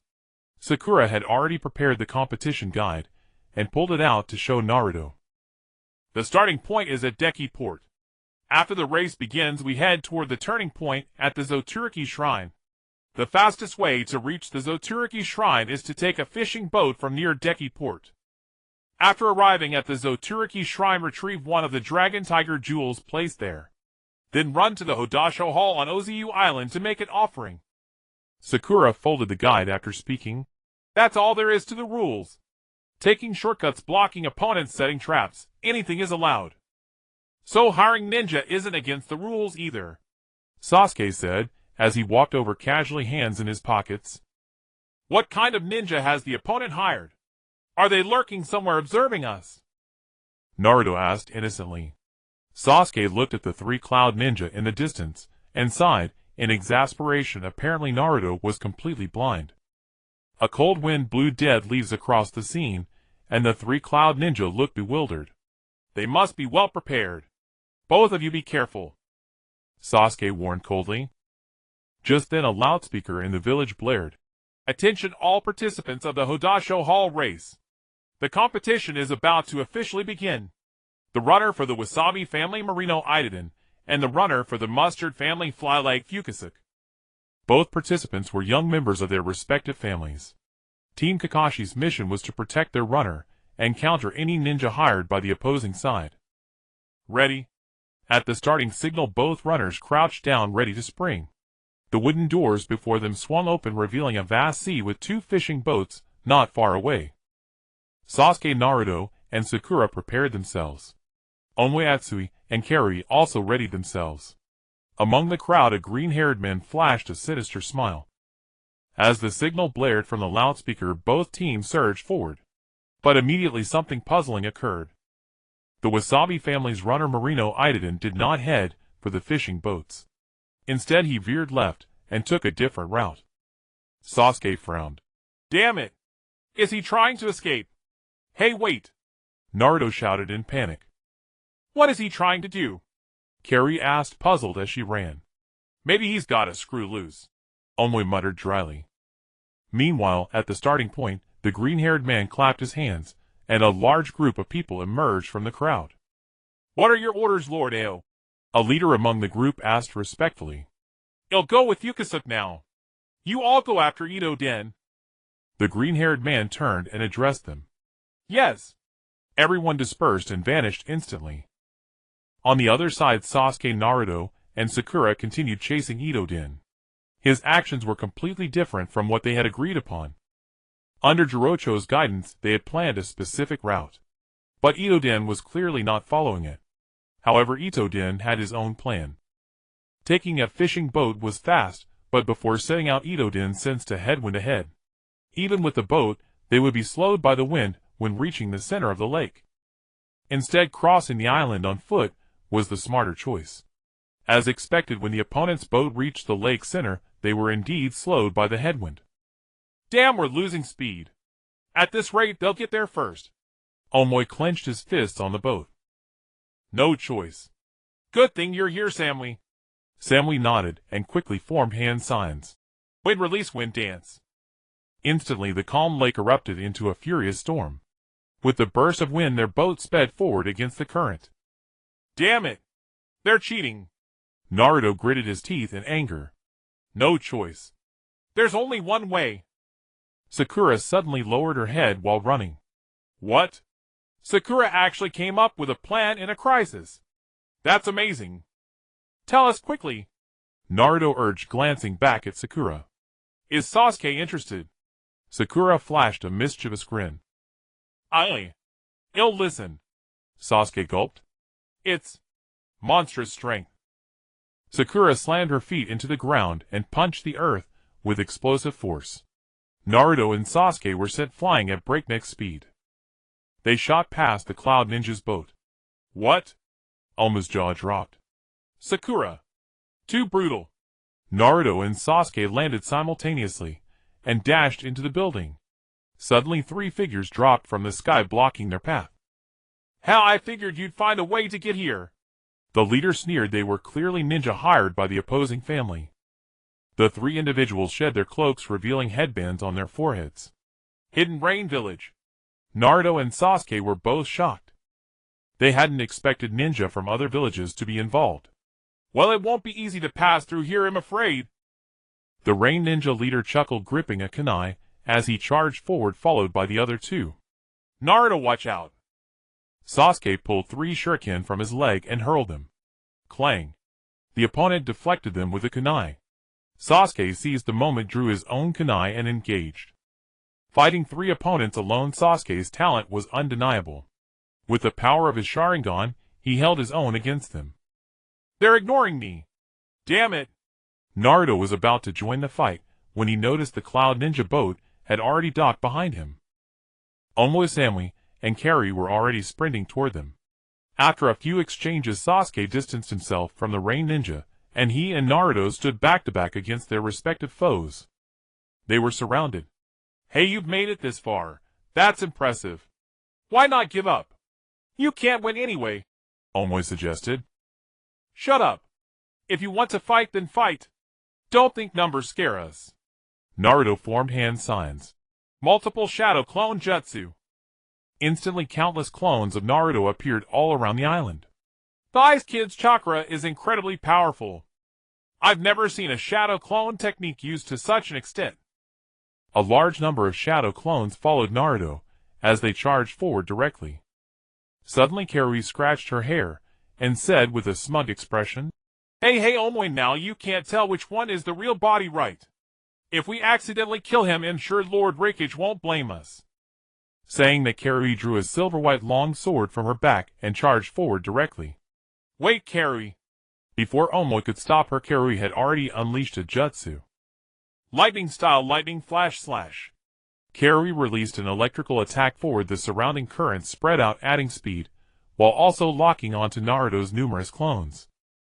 With a swift body flicker, Karui's blade light flashed, and a large portion of Naruto's shadow clones were defeated, vanishing in puffs of white smoke. This crazy woman is actually serious. Naruto among the clones felt a lingering fear in moments of crisis. He always thought of Su-fan. Kakashi, watching from the shadows, shook his head helplessly. Naruto, if you want to grow up quickly, you still have to rely on your own perseverance. On the other side, Sasuke was equally unwilling to be outdone. He looked at two large trees not far away, and suddenly a scheme emerged. He threw the kunai in his hand to divert the opponent's attention. Sasuke sprinted rapidly toward the tree on the left. Be careful, this guy has the Uchiha clan Sharingan. The leading ninja from the Rain Village spread his kunai and said seriously to the two behind him. Before Sasuke could reach the tree, 3 ninjas from the Rain Village wielding long swords intercepted him recklessly. Sasuke's expression didn't change, and his speed didn't drop at all. As he was about to approach the 3 enemies, he leaped up onto the middle of the tree above. Chase him and kill him! 2 Rain ninjas stepped on the tree and swarmed up. Sasuke gave a cold laugh, dropped from the tree, and ran toward the second large tree. The Rain ninja behind him stuck close to Sasuke, not giving him any time to rest. Crossing the second large tree, Sasuke threw his kunai. The thin thread at the bottom of the kunai passed through the tree bridge, and with a somersault, he dropped from the tree again. And not running anymore. Give it up, struggling. The Rain leader sneered at Sasuke. Chasing me so closely, are you begging for something? Why do you look like tired old dogs following me? Sasuke replied with a wicked grin. Brad, let's see how tough your mouth can be later. The remaining 2 Rain ninjas charged forward. Sasuke smiled faintly and directly pulled a trigger near the entrance. Immediately, numerous obstacles appeared under their feet and all around. An extremely fine white thread instantly bound the 3 bodies. Sasuke pulled the white thread in his hand, and the 3 were tightly tied to the large tree. After finishing, Sasuke looked at the 3 with a contemptuous smile. If this were in Konoha, you would have died who knows how many times. Saying that, Sasuke began to form hand seals. You deserve this. No one else to blame. Fire-style fireball jutsu. In an instant, a gust of wind accompanied Sasuke's fire style. The 3 Rain ninjas each complained, but to no avail. Just as everyone thought it was about to end, suddenly someone stepped forward to block Sasuke's path. Sasuke looked up and saw blue hair and a maid's outfit. Most importantly, the robe the woman wore was unmistakably that of the Akatsuki organization. If Su-fan were here, he would surely recognize that the woman was Konan. Uchiha ninja are truly frivolous. Konan waved her right hand, and countless sharp pieces of paper flew towards Sasuke. Just then, a lightning bolt quickly streaked across the sky, shattering the countless pieces of paper. White hair, a handsome figure, Naruto, and the other 2 were overjoyed. Kakashi sensei. However, when Kakashi looked at the opponent's eyes, the answer he got was the arrangement of hundreds of explosive tags. Hundreds of explosive tags flew toward Kakashi's team, and everyone panicked instantly. But at this moment, Kakashi closed his eyes. I'm ready to resign to death. Konan sneered. Suddenly, Kakashi opened his eyes. At that moment, his 3-tomo Sharingan connected directly, completing the ultimate evolution. Space twisted. Although the 500 explosive tags could not be blocked all at once, at least his immediate vicinity and surroundings were safe. Even Kakashi himself hadn't expected what this technique was. What a classic case of playing dumb, but what can you do next? Konan shouted coldly. The ground around began to shake, and instantly more explosive tags than before appeared around the 4. This time 1,000 explosive tags. I think you can't dodge them, can you? Naruto, Sasuke, stand behind me. Kakashi hastily shouted to the 2. A deluge of explosive tags cascaded toward them. I don't know if I can still succeed. With such a wide area coverage, escape is impossible in such a short time. Even if I could get away, Naruto and Sasuke would be in danger. No matter what, I have to try again. Kakashi crouched on the ground, his Sharingan fixed on the sky, as he recalled the sensation from before. Suddenly a vast amount of chakra was released from his body, leaving him feeling as though he were anemic, weak and drained. But to his relief, the dojutsu had been successfully activated. Space warped and twisted, and the explosive tags before the three were sucked into the torn rift. Yet a portion of the explosive tags were not absorbed, likely because Kakashi had just learned the dojutsu, and was not yet accustomed to it. Moreover, expanding the area seemed to consume even more chakra. Damn it! Kakashi immediately turned and shielded Sasuke and Naruto. Boom! Several stray explosive tags detonated directly. Thick smoke billowed. When the smoke cleared, Naruto stared in shock at Kakashi, exhausted from chakra overuse and severely wounded on his back. Kakashi-sensei! Naruto pointed angrily at Konan. You despicable woman, why are you so cruel? Kid, you'd better watch your mouth or you'll find it hard to clean up later. Konan gave a faint smile, then furrowed her brow as a pair of wings spread from her back. Countless razor-sharp pieces of paper struck Kakashi directly. Puff! A cloud of smoke dispersed. Before Sasuke and Naruto, Kakashi had vanished. Shadow clone! Konan was startled. In the grass, Kakashi had his lightning cutter Raikiri ready. Even after using the dojutsu twice, and running low on chakra, as long as his mind was sharp it was enough. That was Kakashi's logic. A mere shadow clone could withstand explosive tag damage. Impressive. Konan warily scanned her surroundings as paper fragments rose to envelop her in protection. If I can't land a fatal blow, at least he'll rob her of the ability to attack for a while. Kakashi closed his right eye, his left Sharingan locking onto Konan, as he burst into motion. Over here! Konan spun around, spotting the thicket, and flapping her wings. Paper shards flew toward Kakashi, as he charged out from the undergrowth. Kakashi held his right hand before him, the lightning cutter swept through, shredding every paper fragment as he hurtled toward Konan. She quickly raised her wings to shield her chest, but she underestimated Kakashi's strength. Raikiri! Lightning flashed. The attack pierced through Konan's right half, scattering a storm of paper. Kakashi flipped back and tossed an explosive tag, opening distance between them. Did she replace her body with paper the instant the Raikiri struck? The explosive tag caused little damage. The scattered paper reassembled Konan's half-body. Copy ninja Hitaki Kakashi, I underestimated you. Konan turned, her gaze now sharp and wary, as she reassessed him. I didn't expect someone of your caliber to exist in the Rain Village. Kakashi glanced toward the three Kumogakure ninjas lurking nearby and frowned. This situation was growing tricky. Kumo's elites were still hiding in the shadows, their strength unknown. To protect both Naruto and Sasuke, he would be left with no free hands. And his chakra reserves were running low. Kakashi hesitated. Naruto will hold them off. You and Sasuke split up and dash toward the finish line. You'll only have one chance. Make it count. Kakashi leaned in and whispered to the two. But Kakashi-sensei, what about you? Naruto asked anxiously. Naruto, you seem to forget that Kakashi is the renowned copy ninja. He won't be defeated so easily. Get serious. The mission is what matters. Sasuke patted Naruto's shoulder. Then it's settled. It'll create a chance for you two to escape.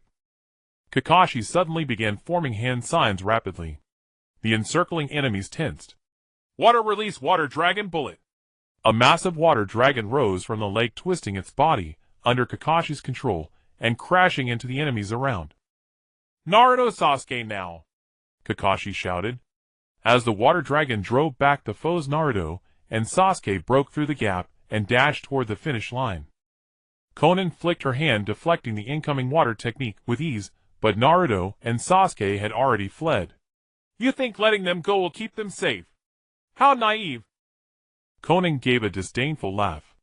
Kakashi abruptly turned toward a patch of grass. Approximately 3 figures were speeding after Naruto and Sasuke. They must be the hidden elites from Kumogakure. Naruto, Sasuke. The rest is up to you. Kakashi twirled a kunai between his fingers, then gripped it firmly before him. Now you have no choice but to defeat me.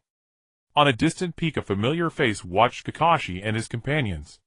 It is an honor to meet the copy ninja Kakashi. Dark clouds loomed. Kakashi felt no pressure from the others, but he was somewhat strained having already used his dojutsu twice. This time Konan did not intervene, she merely stood watching. Suddenly the man from the peak appeared beside her. Has Naruto Uzumaki slipped away?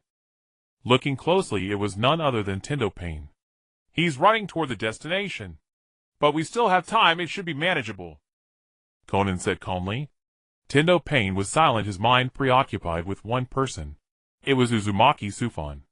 He had left such a powerful impact on Nagato that before capturing Naruto, he had to weigh it carefully.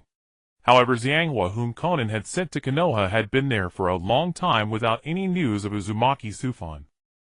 Nagato hesitated, wondering whether to seize the opportunity to bring Naruto back and extract the Nine Tails from him. "I'll go," Konan suddenly spoke, making the decision for Nagato. "No, I'll do it." Tendo Pain slowly walked toward Kakashi. As Kakashi suddenly saw Tendo Pain, cold sweat instantly dripped from his forehead. Overwhelming pressure. This man must be incredibly strong. Judging by his attire, he's from the Akatsuki. Are they targeting Naruto? Lightning crackled in Kakashi's right hand, and he charged at Tendo Pain without hesitation. He wanted to test the enemy's power. Tendo Pain stopped expressionlessly. As Kakashi approached, a barrier seemed to appear on his boda's surface. Kakashi was sent flying several meters. He slammed into a tree and knelt down, his body seemingly at its limit. If he hadn't used his dojutsu twice earlier, he might have had a chance to fight. But what exactly was that ability just now? For the first time, Kakashi witnessed such a strange jutsu. Staring at Tendo Pain, he stood up trembling. If he strikes again, I can use my dojutsu once more with the remaining chakra, but my body will be near its limit, and then he'll be completely at his mercy. Kakashi sighed, and wiped the blood trickling from his forehead after the impact. A truth-seeking rod suddenly emerged from the left sleeve of Tendo Pain. As he spread his right hand to use the universal pull, Konan suddenly grabbed his right arm. Nagato, until we find Shinon, you should avoid using jutsu as much as possible. Your health is important. Hearing this, Tendo Pain slowly lowered his right hand. Ignoring Kakashi, he led Konan and 3 Cloud Village ninjas straight toward Naruto and Sasuke. Kakashi took a deep breath, leaning against the tree as his body slumped. I'm still too weak. Though my eyes have improved and the abilities are decent, the chakra consumption seems too fast. But I still can't let them capture Naruto. I have to catch up. With that, Kakashi gave chase. Crossing the water bridge to the other side, Naruto and Sasuke hurried into the shrine. On a table inside lay a box. Naruto ran over and opened the box. A pair of white jade objects lay quietly inside. Found it. Sasuke, let's hurry back. Just as the two stepped out, the 3 elite Cloud Village ninjas, who had been chasing them, blocked their path. Hey, you yellow-haired brat, leave that thing you're holding and get lost. One of the 3 ninjas glared fiercely at the box in Naruto's hands. Don't even dream about it. Naruto clutched the box and slowly backed away. Sasuke, already radiating killing intent, seized the moment of enemy inattention and unleashed the Great Fireball technique. Fire release, Great Fireball technique. Blazing flames engulfed the 3 Cloud ninjas. However, they quickly countered with a water release technique, suppressing Sasuke's Great Fireball. Damn, you countered my jutsu in an instant. Your strength must be far beyond Chunin or Chunin. Sasuke watched the trio warily. Cloud Umbu. The leading man smirked. Though the Raikage ordered us not to harm the yellow-haired boy, this one here can't be let off. He. The 3 Cloud Umbu ninjas flickered and appeared before Sasuke, ready to strike. Truly reckless fellows. The power gap was too vast. Sasuke barely had time to react as a short blade slashed his arm, causing him to stagger back in pain. Naruto, there's no time. You go first. Without waiting for Naruto's reply, Sasuke charged forward with a kunai. Though vastly outmatched, Sasuke could still exchange a few moves to buy time, relying on his talent. Seeing this, Naruto didn't hesitate any longer and turned to run toward the boat with the box. At that moment, Sakura, who had finally reached the shore, ran over and panicked upon seeing Sasuke injured. Sasuke! Don't come near me! Sasuke shouted at Sakura. One of the Cloud Umbu ninjas spotted Sakura and threw 3 kunai at her. That fool Sakura was so scared she froze on the spot. At that moment Sasuke rushed in front of her and spread his arms. Thud.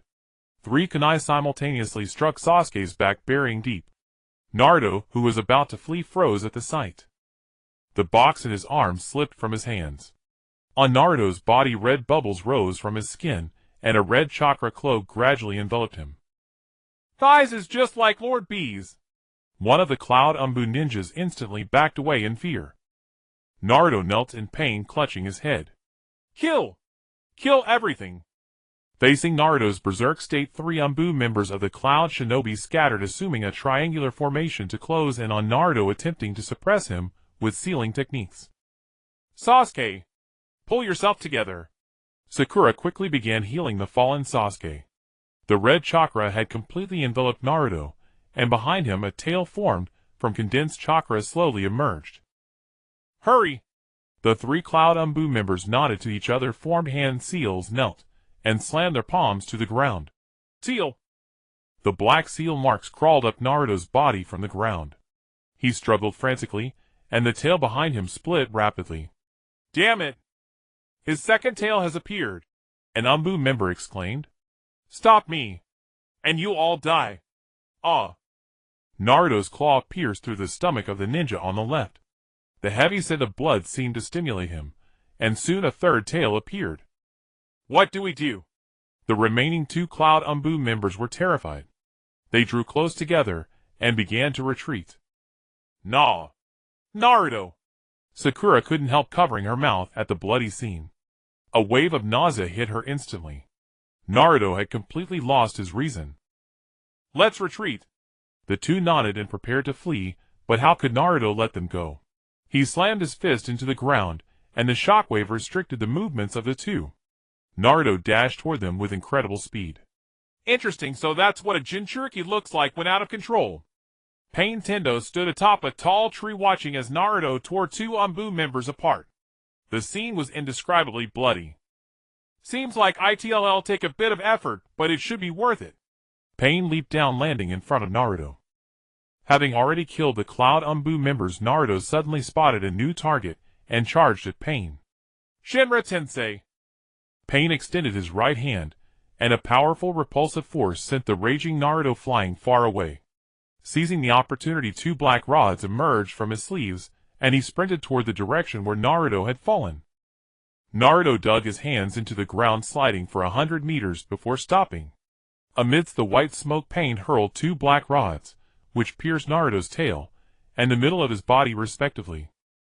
Then, as he landed, Pain delivered a sweeping kick directly to Naruto's head. The Nine-Tails Jinchuriki. Not so impressive. Pain let out a sneer and kicked out, sending Naruto flying again. I thought capturing the Nine-Tails would be extremely tricky, but it seems I was wrong. Inside Naruto's body, the Nine-Tails looked at Naruto's reflection in the pool of water and sneered. Kid, if you fully lend me your body, you'll give you infinite power. Then not just him, no one will be able to stop you. Once again, the Nine-Tails tried to persuade Naruto to give in. But how could the Nine-Tails not know what kind of person Naruto was by now? Inside Naruto's body, it often witnessed everything. Suddenly, several miniature-tailed beast balls shot out from where Naruto was flung. The power of the Nine-Tails Jinchuriki was formidable. Pain did not dare to be careless. He spread his arms wide and roared. Shinra-tensei! The projectiles were deflected. Suddenly, a blood-red figure emerged from the bushes. Naruto's features could no longer be seen, only the dark red chakra cloak of the Nine-Tails remained. A heavy punch landed. Suddenly, 2 figures appeared on a distant mountain peak. In the afterglow of the sun, their faces came into view: Hiruzen, Sarutobi, and Yamato.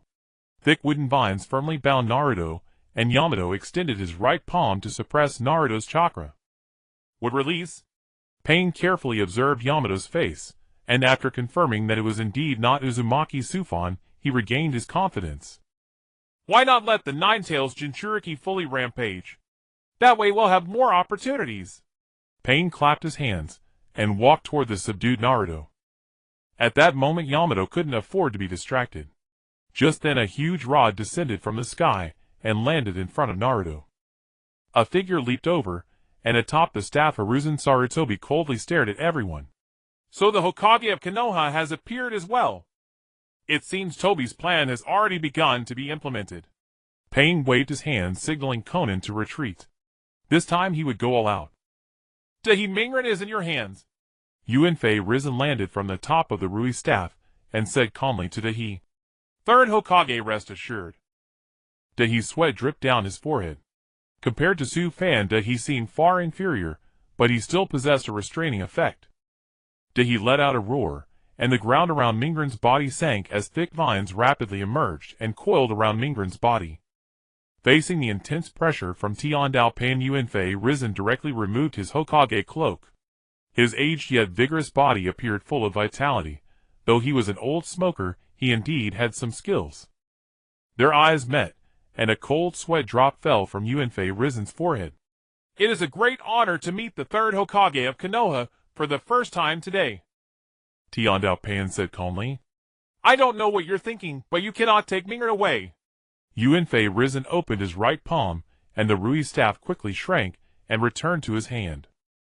Ah, how annoying. Everyone says the same thing, how boring. As his words fell behind Tiandao Pain, 3 other pains appeared simultaneously. Yuanfei Risen was greatly alarmed. If the 2 bodies in Konoha were added, there were indeed 6 people. Then the power of the 6 paths truly existed. However, fortunately 2 had already been killed, otherwise it would be hard to manage. With a probing attitude, Yuanfei Risen prepared to test the opponent's strength to see if it was really as legendary as they said. If Konoha is destroyed, you will surely feel pain. So if I kill you, you won't see the scene, and won't feel this pain. Universal pull. Tiandao Pain stretched out his arms, and directly released the gravitational attraction technique toward Yuanfei Risen. The powerful suction pulled at Yuanfei Risen's body. He suddenly stepped forward and drove the Rui staff into the ground to stabilize himself. After the pull ended, the Azura path suddenly appeared behind Yuanfei Risen, the charged cannon in its hand already emitting a brilliant light. Boom! A huge explosion sounded, and the Azura path Pain retreated from the black smoke. The Rui staff in Yuanfei Risen's hand transformed into an indestructible iron wall that blocked the earlier cannon attack. The iron wall quickly changed back into the Rui staff, but as it changed, Yuanfei Risen's figure appeared with 4 clones already prepared behind him. 5 elements great combo technique. He started with a finishing move. 5 different nature transformations, fire, lightning, water, earth, wind, simultaneously attacked the 4 pains. At this moment, the Predapath Pain rushed forward and opened its arms. The powerful chakra was continuously absorbed into the Predapath's body, greatly startling Yuanfei Risen. Universal pull. Tiandao Pain took the opportunity to release the gravitational technique, and Yuanfei Risen was pulled toward him with no resistance at all. He kicked out, and threw the truth-seeking rod from his hand, which directly hit Yuanfei Risen's shoulder, pitting him against the large tree behind. Blood spurted from his mouth. Trembling, Yuanfei Risen reached out to pull the truth-seeking rod from his shoulder. But the moment he touched the rod, a huge Rinnegan appeared in his mind, and his chakra instantly became chaotic. Third Hokage. He was alarmed. Face death. The Azura Path Pain opened its 5 fingers, and 5 missiles flew straight at Yuanfei Risen. At that critical moment, a figure flashed by and rescued Yuanfei Risen. Kakashi. Yuanfei Risen was helped up by Kakashi, and stood leaning against the tree. Alas! I'm really old. Yuanfei Risen sighed, looking at the 4 pains. He had to admit, he truly lacked the strength to deal with them. If he knew that the opponent had only used 3% of their power, he would surely find it unbelievable. Third Hokage, hold on, Konoha's forces will arrive soon. It turned out that during this time Kakashi had already notified Konoha's reinforcement troops on his way. At this moment, Dahi, who had been suppressing Mingren, knelt weakly on the ground. Mingren instantly broke free from the wood-release bindings, and roared to the sky. Chakra! Not enough. Dahi panted heavily, watching as tails were about to appear behind Mingren again. Take this. This is a sealing talisman that Master Jiraiya created to deal with Mingren's rampage. It can only be used once. Saying this, Kakashi took out a talisman inscribed with the character, Seal, and handed it to Dahi. Dahi looked at Kakashi with a dumbfounded expression. This. Watching the rampaging Mingren destroying the vegetation, Dahi swallowed hard, and took the sealing talisman from Kakashi. The goal has been achieved. Aside from intimidating the third Hokage of Konoha, we'll give up capturing Uzumaki Mingren for now. It won't be long before Konoha collapses on its own. Tiandao Pan said calmly.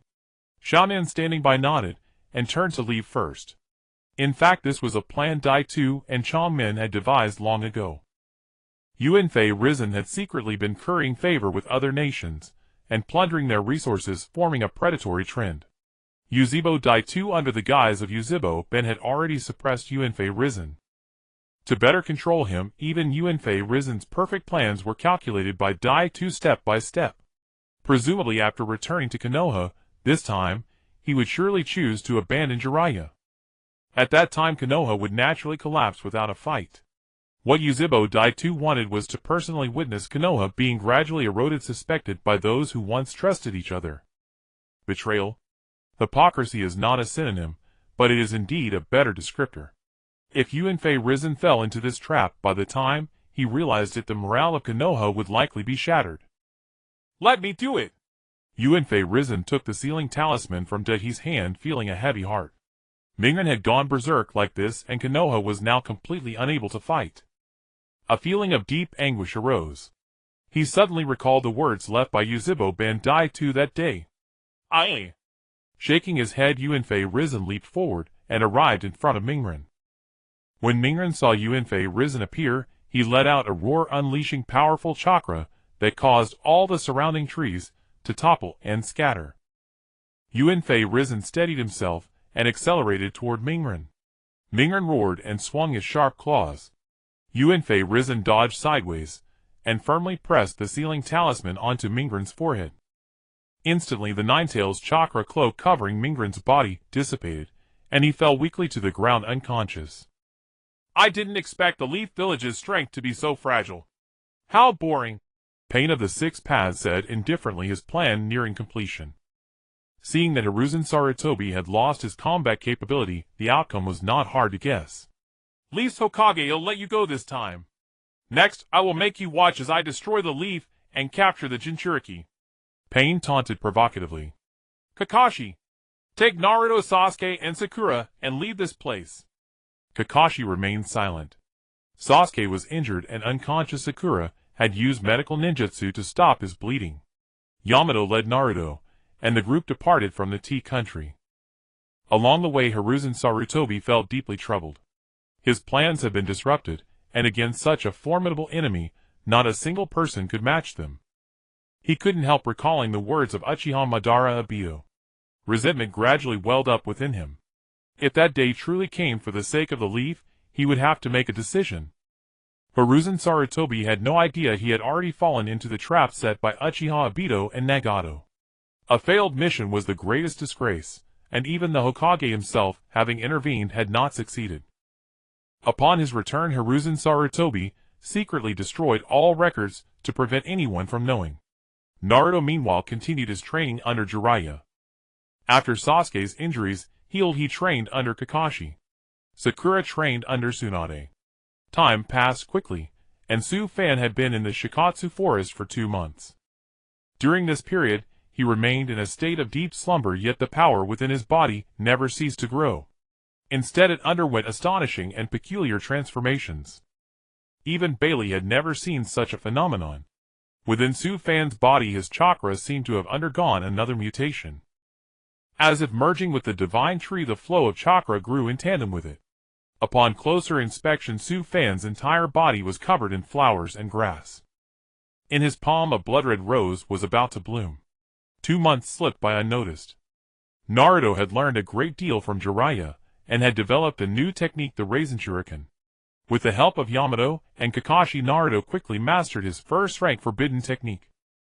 Sasuke, however, seemed to have made little progress in power, consumed by his obsession for revenge, his mood never lifting.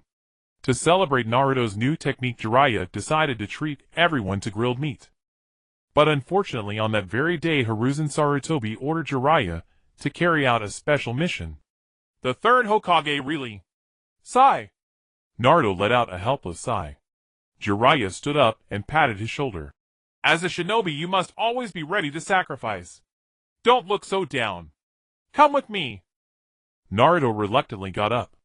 In the barbecue restaurant, Hinata, Shikamaru, Choji, and the others were all there.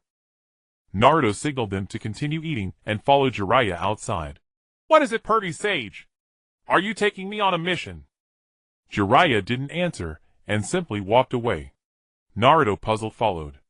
They eventually reached a clothing store and Jiraiya pushed open the door. Huh? Why is Pervy Sage here?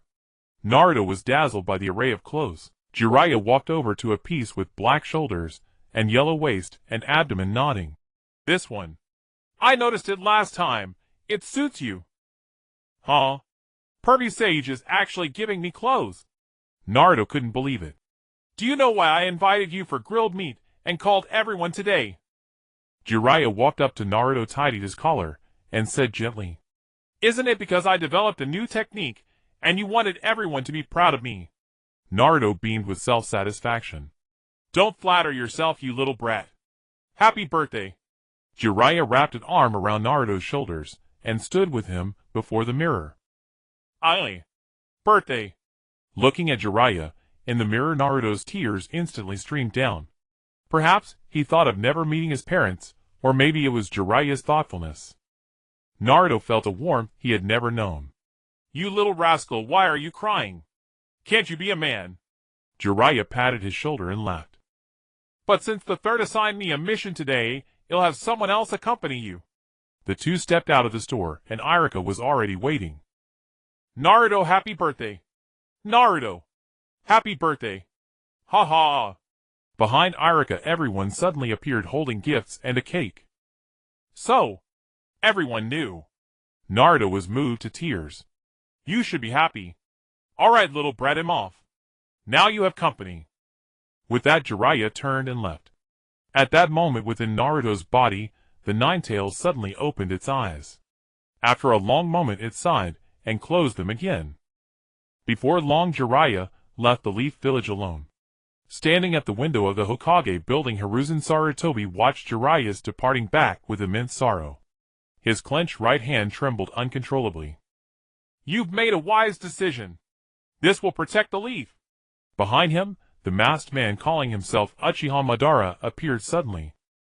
Tell me about the power of the six paths. Hiruzen Sarutobi said calmly. Interested. Perhaps you could consider joining us. Huh? Obito let out a sneer.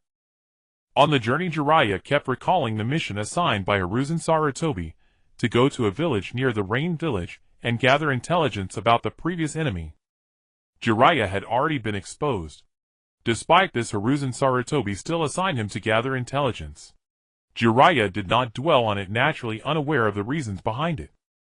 As one of the legendary Sannin who empathized with the Rain Village, Jiraiya had taken in Konan Yahiko and Nagato as his disciples here many years ago. Nagato, who held unique views on war, held a special significance in Jiraiya's eyes. Jiraiya had once placed great hopes in him. Nagato's ideal was to bring about an era of peace through his own methods. Although he had not reappeared now, when Jiraiya saw Yahiko, he truly couldn't describe his painful feelings. The meaning of war is built upon the foundation of desire. Annexation and plunder are declarations of ambition. Ninjas who fight on the battlefield have never felt that circumstances are always equal. Similarly, equal interests can be exchanged for an equivalent life. This is battle. But at the same time, cries and death go unnoticed. There is only slaughter between you and me, where originally there was no hatred. The ones behind are the beneficiaries. In the Rain Village, Tendo Pain sat atop a tower gazing at the distant scenery. The heavy rain kept falling. Behind him, Conan suddenly walked over. Regarding the other two corpses, I still have one option, Conan said calmly. Is it the girl you sent to participate in the Chunin exam in Konoha last time? Tendo Pain spread his right hand, letting raindrops fall onto his palm, but he could not feel the texture of the rain. She should have been disposed of long ago. Those who understand emotions have no value in existence. I will arrange it. Conan finished speaking and turned to leave. Jiraiya-sensei, if you were in my place, would you accept the pain this suffering brings you? Or would you choose to realize the ideal of a peaceful world like me? The rain fell harder. Tendo Pain suddenly burst into laughter, his face expressionless. Outside the Rain Village, Xianghua and her teammates had just returned from Konoha, and were shopping for various snacks on the street corner. Hey, where do you think Su Fan went? Xianghua took a bite of a dumpling and murmured. Oh, you're already thinking about him. It seems our Xianghua has fallen. The two teammates immediately began teasing Xianghua. No. We're supposed to gather intelligence, right? I am doing this for intelligence. Yes, exactly. Xianghua instantly blushed and hurriedly explained in a fluster, even stammering a couple of times. If you like him, go for it, or you will regret it for a lifetime. A teammate took the dumpling from Xianghua's hand, took a bite and rambled. Chase him. Aye. Xianghua suddenly became dejected. Whenever she thought of Su Fan, she always desperately wanted to see him immediately, not knowing why. Perhaps this was what they called a secret crush. As long as she saw Su Fan, everything was good, even the air felt fresh. Just at that moment, Conan appeared. Stop messing around, let's go back. Xianghua pouted and muttered. Just after the three of them deviated from the street, two sharp pieces of paper suddenly flew out. Xianghua, who was walking, suddenly noticed that her two teammates weren't following and turned to look. What are you two playing at? Hurry up. But the two only stared at Xianghua with wide eyes, motionless and silent. What's going on? Xianghua walked back and grabbed their hands. We really need to get going. Suddenly the two fell to the ground. With a thud, two sharp paper pieces stuck to the backs of their heads. Xianghua instantly covered her mouth and stepped back 2 paces. Suddenly she felt as if she had bumped into something. Xianghua quickly turned around holding a kunai. Conan was staring at her coldly. Why? Xianghua's eyes were filled with tears as she looked at her teammates' bodies. Examine yourself carefully. Have you done something wrong? Conan said expressionlessly. Xianghua said nothing, fell weakly to her knees, and wept bitterly. Conan shook her head. The paper in her hand became sharp, and was thrown directly at Xianghua.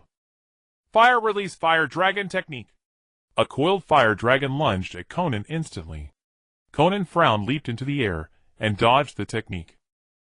Conan, you weren't so ruthless and cruel before. Behind Xianghua, the figure of Jiraiya slowly walked over. Little one, leave this place. Zilei spoke calmly from behind Xianghua. With a bewildered expression, Xianghua froze for a moment, then stood up, and fled the spot, crouching in the grass nearby to observe. Teacher Zilei, you've finally come. A flicker of excitement appeared on Xiaonan's face. What do you mean? Zilei frowned as if Xiaonan had known he would come. Do you still believe in your so-called will of fire even now? Xiaonan's expression said it all. Zilei was stunned, first showing disbelief, then involuntarily stepped back. The third Hokage. No. Impossible. Zilei clenched his fists, refusing to accept this as truth. Why not join us, Teacher Zilei? Together we can realize Nagato's ideal. Xiaonan suddenly extended her right hand. What nonsense are you talking about? They were all my disciples. How could this happen? Zilei's face instantly flushed with anger. Hot Teacher Zilei, what era are you living in?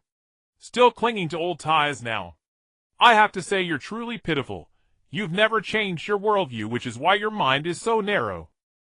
Xiaonan lowered her right hand with a dismissive shake of her head. Enough idle talk. Where is Nagato? I want to see Nagato. At that moment Zilei only wanted to see Nagato, to ask him what he truly intended. Teacher Zilei, you taught us never to let our guard down no matter what we do. Right. Suddenly a voice came from behind Zilei. Zilei was greatly startled, and quickly turned around. Too late. The Hashirama's Pain punched his arm, instantly shattering it into blood and flesh. What right do you have to see me now? Behind the Hashirama's Pain, the Devapa's Pain slowly emerged. Clutching his right arm in pain, Zilei looked at the Devapa's Pain. Tell me, what exactly do you want to do? Is that how you speak to a god now? The Devapa's Pain's majestic demeanor seemed to pronounce judgment upon Zilei. I once told you, Teacher Zilei, my ideal is world peace, but you told me not to trust anyone easily. I followed your advice. Since then, besides Xiaonan and Yahiko, no one has ever come close to me, and I have been branded as an outsider. But to achieve world peace one must embrace the grievances of many. I never imagined that the foundation of peace would be the extreme measure of forced war. Teacher Zile, there is no such thing as peace in this world. To truly bring an end to it, I must use the power in my hands to subdue more people, thereby creating a world without pain. Nagato through the Deva Path's pain poured out his heart to Zile. Zile fell silent. Perhaps Nagato was right. Ideals are different from convictions, and all battles driven by insult are meaningless. Every war begins with schemes. The cycle of harm only makes more innocent people feel the despair of a world in pain. But do you really think you can destroy all this and achieve everything? Zile's face grew somber, left speechless by Nagato's words. Teacher Zile, I am a god. And you seem unqualified to discuss achievements with me. Today this place will be your grave. With his right arm shattered, Jiraiya had lost all advantage in the face of the current situation. If he wished to flee now, it was not entirely impossible. Yet having been suddenly ambushed by Pain of the Six Paths, he could no longer form hand seals properly. The only recourse was to summon the two sages Fukasaku and Shima. Biting his finger, Jiraiya slammed his palm against the ground. Fukasaku and Shima appeared simultaneously on his shoulders. Little Jiraiya. Your arm. Shima suddenly looked at the broken joint below his right arm. Forced into a corner. Before this, I must figure out the enemy's abilities. I don't think there exists a true god in this world. Please assist me, both of you. Jiraiya's expression was unusually tense. If things went wrong, he might truly die. Is it the same user of the Six Paths power as last time? Fukasaku looked warily at the four Pains. Let's test them first. In the Hidden Leaf village, Tsunade, upon learning that Jiraiya had been dispatched on a mission, rushed frantically toward the Hokage building. Pushing open the door, Tsunade could not contain her rage, and slammed a fist on the table, cursing, "You old fool. Why send Jiraiya on a mission at this critical moment? What kind of mission is so secret that no one is informed?" Normally Jiraiya would inform Tsunade before setting out. But not this time. Tsunade believed such an unannounced departure must mean an extremely dangerous mission. Though battle-hardened, Jiraiya was already being targeted by the Akatsuki. Hiruzen Sarutobi must have known that, yet he still let Jiraiya leave the Hidden Leaf village and abandoned its protection. Was this the act of a Hokage? Or rather, sending Jiraiya on a mission at this time, are you throwing him into the tiger's jaws? Tsunade stared into Hiruzen's eyes. Hearing this, Hiruzen's expression flickered for an instant, but being seen through so clearly by Tsunade still irked him. Yet a seasoned actor would never reveal his tale, otherwise how could the story continue? Tsunade, all ninjas of the Hidden Leaf must make sacrifices for the village when needed. This is merely a routine mission, there's no need to panic. Even if Jiraiya is being targeted, given his skill, I doubt he would fail to retreat without a fight. Am I, the third Hokage, no longer in charge? Hiruzen rose and slammed the table. A routine mission. Tsunade let out a cold laugh. Half an hour ago, she had passed by Jiraiya's doorstep. Because Jiraiya had a habit, before every mission, he would sketch the mission location on the wall of his yard. Since Orochimaru had left the Hidden Leaf, the three had not cooperated and Jiraiya rarely took missions. The drawing on the wall had been frozen for many years, a cloud beneath rain representing the Hidden Rain village. Tsunade remembered it was from the battle that earned them the title of the Legendary Three. After that, no new pattern appeared on the wall. But today Tsunade saw a freshly drawn rain cloud figure. It was Jiraiya's habit. Yes, the Hidden Rain village. It's from the Hidden Rain village, and you still did this. Tsunade glared at Hiruzen in fury. Seeing that Tsunade had already seen through him, Hiruzen stopped pretending. A few days ago, I crossed paths with the enemy. I couldn't easily judge their strength, but their target was Jiraiya. I couldn't let him doom the Hidden Leaf's future. Hiruzen spoke with conviction. Seeing that he had sent Jiraiya to his death yet remained obstinate, Tsunade shook her head in disbelief and stepped back. She looked at Hiruzen with a face full of doubt and a voice almost choked with tears. "Jiraiya and I are both your disciples. And so you casually discard his life?" The Hidden Leaf. The Hidden Leaf.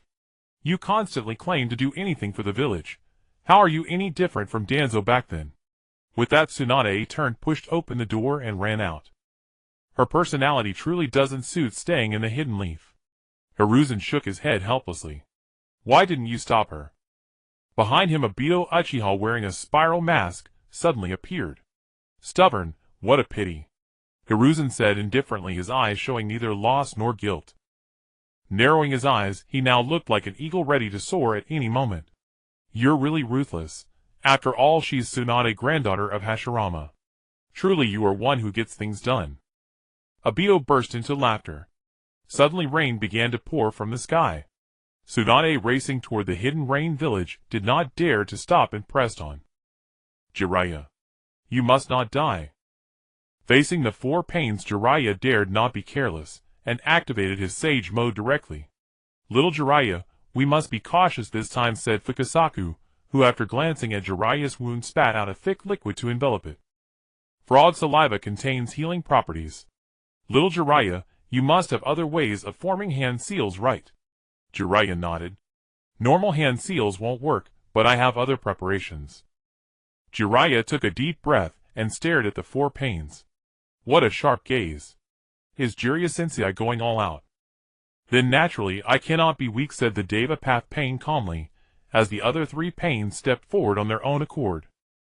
The Deva Path, who wields divine power through the six paths technique, seems to be the key output, and is deliberately protected, said Fukasaku with a furrowed brow. This battle was clearly extremely troublesome. Nagato, I have always been searching for the child of prophecy. When I met you I thought you were the one. When I learned of your deaths back then I was equally heartbroken. Yet today we meet under such circumstances, said Jiraiya bitterly. The child of prophecy. Heh. Jiraiya-sensei, did you once entrust me with the ideal of world peace? As a teacher your guidance only distanced me from the scope of war, but I was still within it. Now I understand clearly I have not escaped. Jiraiya-sensei, pain is founded upon the deaths of family and friends. Unfortunately, in peaceful Konoha, you never had the chance to hear that church prayers far outnumber hospital visits. But enough talk. I think it's time to end this. With that, the Azura Path, Human Path, and Preta Path pains charged forward first. It seems I was wrong. Jiraiya shook his head and slowly spread his feet apart. Little Jiraiya, prepare. At Fukasaku's signal, Jiraiya began gathering chakra. The Human Path pain sprinted forward. Jiraiya curled his lips slightly and kicked out. With a single kick, the Human Path pain was struck in the abdomen and sent flying backward as if weightless. This power, amplified by Sage mode, had risen to nearly Kage level. Yet for the Deva Path there was still pressure. Jiraiya-sensei, I must say you have hidden your abilities quite deeply. The Deva Path pain reached out with his right hand, a black rod appearing in his grip as he strode toward Jiraiya. Right upward kick. Left side kick. With the assistance of the two sages, Jiraiya easily knocked down the Preta Path and Azura Path pains. The Deva Path pain descended upon Jiraiya with an upright posture. Fukasaku and Shima clasped their hands together and released a powerful Genjutsu attack. The Deva Path was momentarily stunned. Nagato, you don't understand. I never wanted to teach you ninjutsu back then. Rasengan. Jiraiya seized the moment, forming a spiraling sphere in his left hand and striking the Deva Path directly in the abdomen with a roar. The Deva Path pain coughed up blood, his body spinning with the trail of the Rasengan before crashing violently into the depths of the forest. It's over. Letting out a deep breath, Jiraiya deactivated Sage mode and turned to leave. Just then Tsunade finally caught up. Seeing Jiraiya's missing arm, Tsunade's eyes instantly blurred. From afar, she rushed toward him recklessly. Tsunade. What are you doing here? Jiraiya chuckled. Just as she was running toward him, her face suddenly turned pale. Jiraiya. Watch out behind you. Tsunade shouted urgently. But it was too late. Behind Jiraiya, the four pains that had been struck down stood up again completely unharmed. And behind the four pains, the Animal Path and Hell Path emerged anew, now possessing different bodies, apparently using corpses of Cloud Shinobi. The six paths reassembled, six black rods appearing in their hands, as they all leaped toward Jiraiya simultaneously. No! Tsunade ran toward Jiraiya like a mad woman. Jiraiya merely looked back at her and gave a helpless smile. That smile seemed to tell her loved but never destined to be. A thunderous crash. The six figures engulfed Jiraiya instantly. The ground shattered and countless torrents of seawater roared out. Jiraiya was impaled from behind by 6 black rods pinned firmly to the ground. Tsunade ran desperately, then stumbled and fell. When she looked up at Jiraiya again, tears would not stop falling. My consciousness is fading. Am I going to die? Lying motionless on the ground, Jiraiya's consciousness slowly began to dissolve. Huh, is that all? Tendo Pain flicked his hand expressionlessly, the 6 pains standing in a row. Jiraiya. Tsunade struggled to rise and ran toward Jiraiya. Almighty push. Tendo Pain leaped into the air, extended his right palm, and Tsunade's body flew backward like a kite. The granddaughter of Hashirama, Senju, nothing special. Little Jiraiya, wake up. Little Jiraiya. Sage Fukasaku stood on Jiraiya's shoulder, shouting vigorously at him. Aye. Is this my end? Jiraiya's heavy eyelids began to slowly close. Even breathing is about to cease. Jiraiya Sensei, this is all you're capable of. The so-called legendary Sannin are nothing special. Tendo Pain said, and walked towards Tsunade. He intended to kill her. Leave no one behind. This was the ruthless decision Nagato had learned on the battlefield later. Only by being thorough would there be no trouble. And no one would resist. Naruto. Your ninja way is imbued with the support of the spirit. As your master, how could I give up so easily? Jiraiya struggled, his body trembling, as he climbed to his feet. Tendo Pain, walking towards Tsunade, suddenly froze, and turned his head to look at Jiraiya. Truly tenacious. At this moment Jiraiya's face was etched with tenacity. A ninja is one who endures. Let me tell you something, what matters most in a ninja's talent is not the number of jutsu you can use. What matters most is the will to never give up easily. With his perseverance, Jiraiya's powerful will supported his body as he stood up. Tendo Pain frowned tightly. Even though his heart has stopped beating, he can still stand. Great. Little Jiraiya. Sage Fukasaku and Sage Shima leaped back onto Jiraiya's shoulders. But little did they know that Jiraiya had sealed the last of his chakra in a fatal acupoint as a final support. Sayanalu. Tsunade suddenly flew up and threw a punch downward. The terrifying monstrous strength made the entire valley tremble. Tendo Pain dodged swiftly. Please do me one last favor. Don't tell Naruto the cause of my death. Jiraiya gritted his teeth and let out a heart-wrenching roar. He leaped into the air, stomped his feet together, and landed on the ground. Sage Fukasaku and Sage Shima instantly understood. Sage Argume Enden. A rolling river accompanied by blazing flames and mud flows surged overwhelmingly toward the 6 pains. Don't think of escaping. Tsunade firmly clung to Tendo Pain. Of the other 5 pains, 3 were caught off guard and instantly engulfed, slain on the spot. In a cave somewhere, Nagato suddenly coughed up blood and clutched his head in agony. Through the darkness, his dark red hair was visible, his eyes were bloodshot. Damn. My body is nearly at its limit. Better finish it in one move. If I find Shinong, there's still a chance to recover. Jiraiya Sensei. This technique was originally meant for Konoha. Today you die without regret. As Jiraiya's sage art grew more intense, the remaining 2 pains were nearly impossible to evade. The entire mountain peaks and forests were engulfed by Jiraiya's sage art. Nagato finally made his decision. Come! Nagato's hands condensed a black sphere that flew out of the cave. Tendo Pain released Almighty Push to blast Tsunade away, then closed his eyes, and made the same gesture. The black sphere detached from his palm with a ferocious roar. Tendo Pain clapped his hands together. Shivaku Tensei. Instantly countless rocks rose into the air. The gravitational pull caused the earth to collapse. It seemed that while he decided to kill Jiraiya, he had no intention of letting Tsunade go either. The stone slab beneath Jiraiya's feet broke and lifted into the sky. He was nearly at his limit, trembling on his knees on the rising rock, looking down at Tsunade on the ground. At least before leaving, I finally confessed to the person I love. But when all is said and done, I am a very failed person. Let me do one last meaningful thing. Jiraiya forced a reluctant smile. This time, Tsunade, you go on your own. Summoning technique.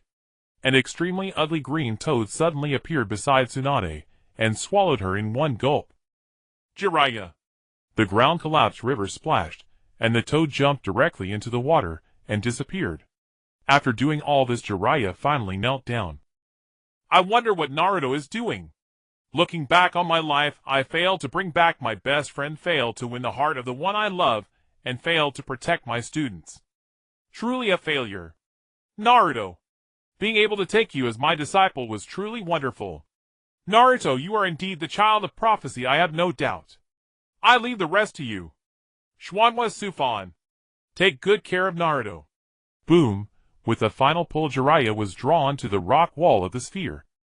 Finally, the sphere exploded. Jiraiya's body fell into the sea like a kite with a broken string. The tale of Jiraiya, the gallant. The final chapter, the frog in the well disperses into the sea. But this seems fine too. But what should I name the sequel to this chapter? Let it be the tale of Naruto Uzumaki. This is good. The sea surface immediately became calm and Jiraiya's corpse sank into the deep sea. Cough. Cough. Nagato vomited a large amount of blood again. Looking closely, blood was flowing from all 7 of his orifices. He gasped heavily with violent coughs. I almost drained all the power in my body. Looks like one got away. Can't let her return to Konoha alive. Tendo Pain with the remaining 2 pains quickly pursued upstream over the water surface. At that moment, Naruto was completely unaware that Jiraiya had died. Hokage's office. What? Tsunade is still alive. Hiruzen Sarutobi immediately stood up from his chair. She cannot return. Otherwise Konoha will fall into chaos. With a furrowed brow, Hiruzen Sarutobi took a fierce drag from his pipe, finally deciding to go personally to intercept and eliminate Tsunade. Obito Uchiha, who had informed Hiruzen, suddenly let out a sneer. I wonder what faces Naruto and everyone in Konoha will make when they learn the truth. And that one called Schwanwa Sufan will surely be in great despair. Ha ha ha ha. At a stretch of river outside Konoha, a frog surfaced and spat Tsunade out with a flick. Opening her eyes, Tsunade looked around. Did we leave that place? Jiraiya. The memory of Jiraiya's final farewell brought tears streaming down Tsunade's face. Wait for me. I will make sure everyone sees Hiruzen Sarutobi's true face. Tsunade climbed out of the water, her clothes soaked through. Clenching her teeth, she dashed toward Konoha. Suddenly a figure descended from the sky, blocking her path. Tsunade, I've been waiting for you. You left the village without permission. I've been searching for you for a long time. It was Hiruzen Sarutobi, his face wearing the same hypocritical smile as always. I was just about to look for you, but you came yourself, you old bastard. It'll make all of Konoha see your true face. Tsunade gritted her teeth in fury. You mean you want to return to Konoha? Hiruzen's expression turned suspicious. Do you really think you can go back now? Hiruzen let out a dark, low chuckle. Behind him, Obito Uchiha wearing a mask suddenly appeared. From his outfit, Tsunade easily recognized him as a member of the Akatsuki. She stumbled back in disbelief. I never thought you would go this far. You've chosen to betray Konoha. Tsunade pointed at Hiruzen, her voice trembling with rage. Betray. The word seemed to strike a nerve. Hiruzen's face twisted in fury. I did all of this for Konoha. I haven't betrayed anyone. I merely added one more ally to Konoha's roster. As for you, Tsunade, if you disrupt Konoha now, you'll be the village's sinner. Jiraiya got what he deserved, and you know it. Hiruzen screamed at the top of his lungs, his voice cracking. Suddenly his eyes darted around uneasily as he wiped cold sweat from his brow. No. No, you don't understand. If you live, you'll only sow chaos in Konoha. You can't live. You can't live. Hiruzen grew increasingly unhinged as he spoke, then suddenly lunged at Tsunade with frenzied steps.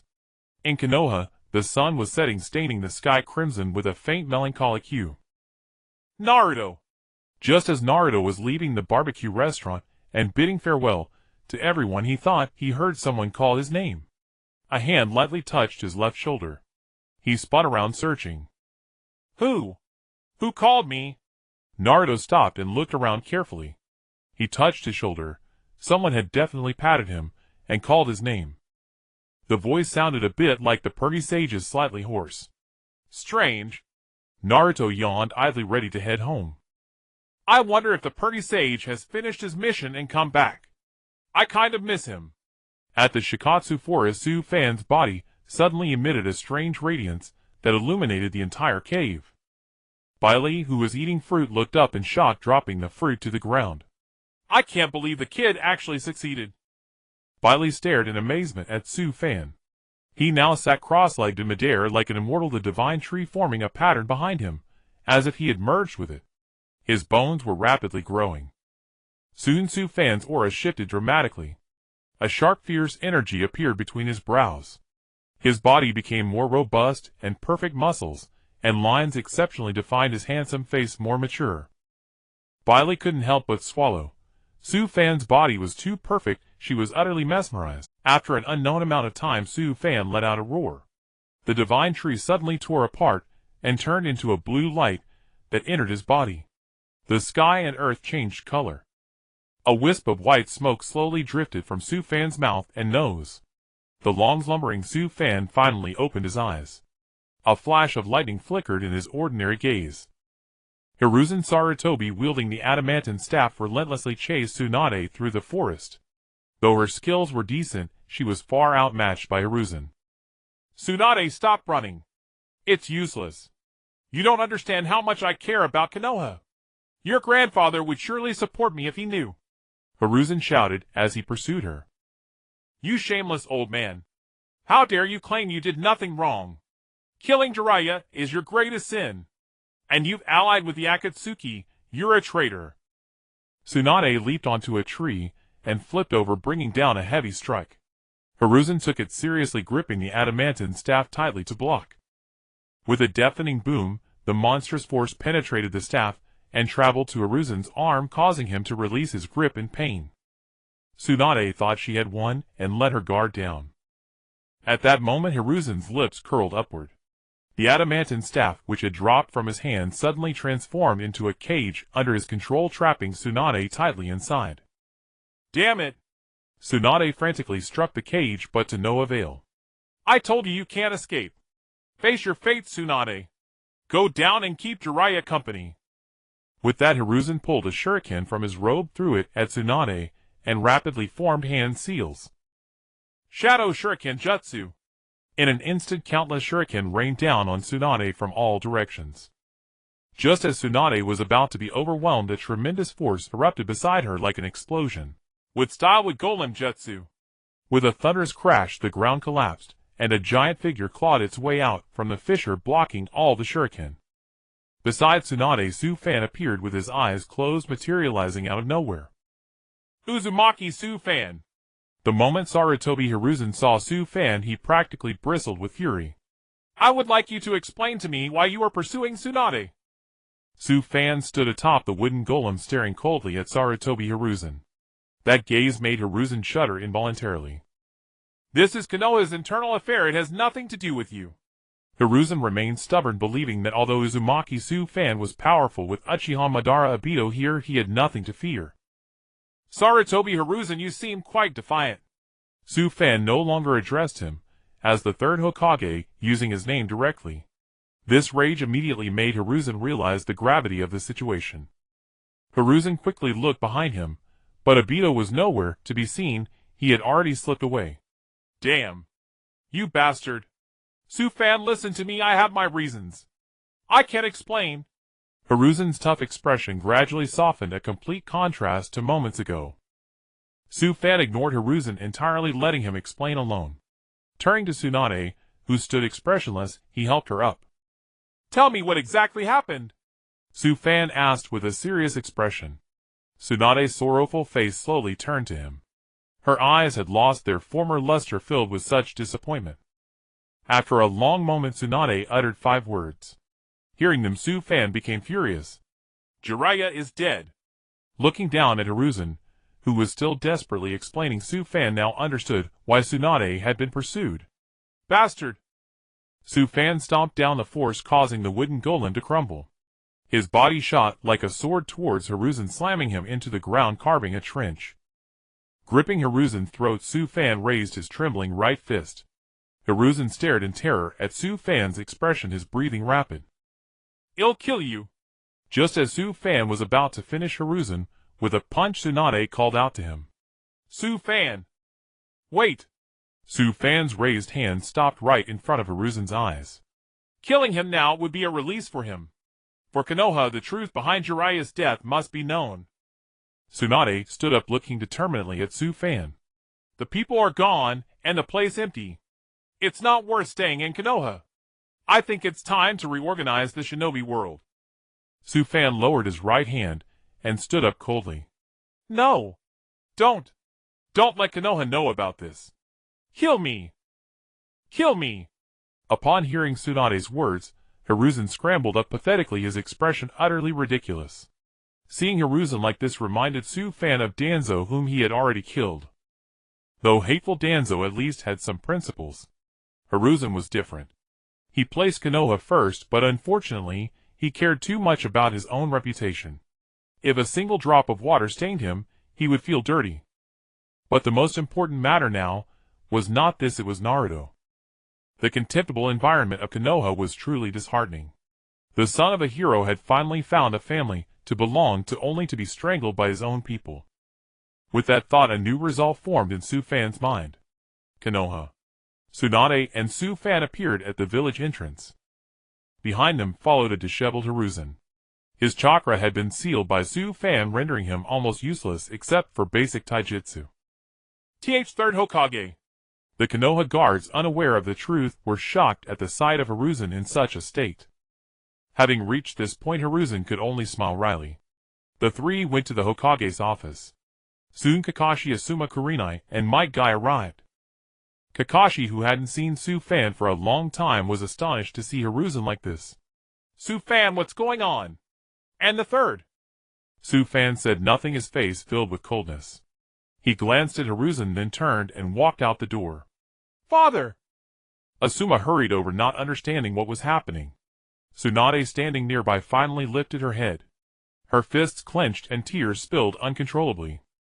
Today I'm going to tell everyone what this old bastard has been doing behind our backs. Tsunade, watch your language. Asuma pointed angrily at Tsunade. I'll watch my language. Did Jiraiya die for nothing? Tsunade suddenly became eerily calm, shaking her head fiercely. What? Lord Jiraiya? Dead. Everyone present stared at Tsunade in shock. They could not believe that Jiraiya, who had left just a day ago, healthy and whole, was suddenly gone. We all know Lord Jiraiya's strength. This must be fake. Kakashi asked in disbelief. Then ask this old bastard what he did.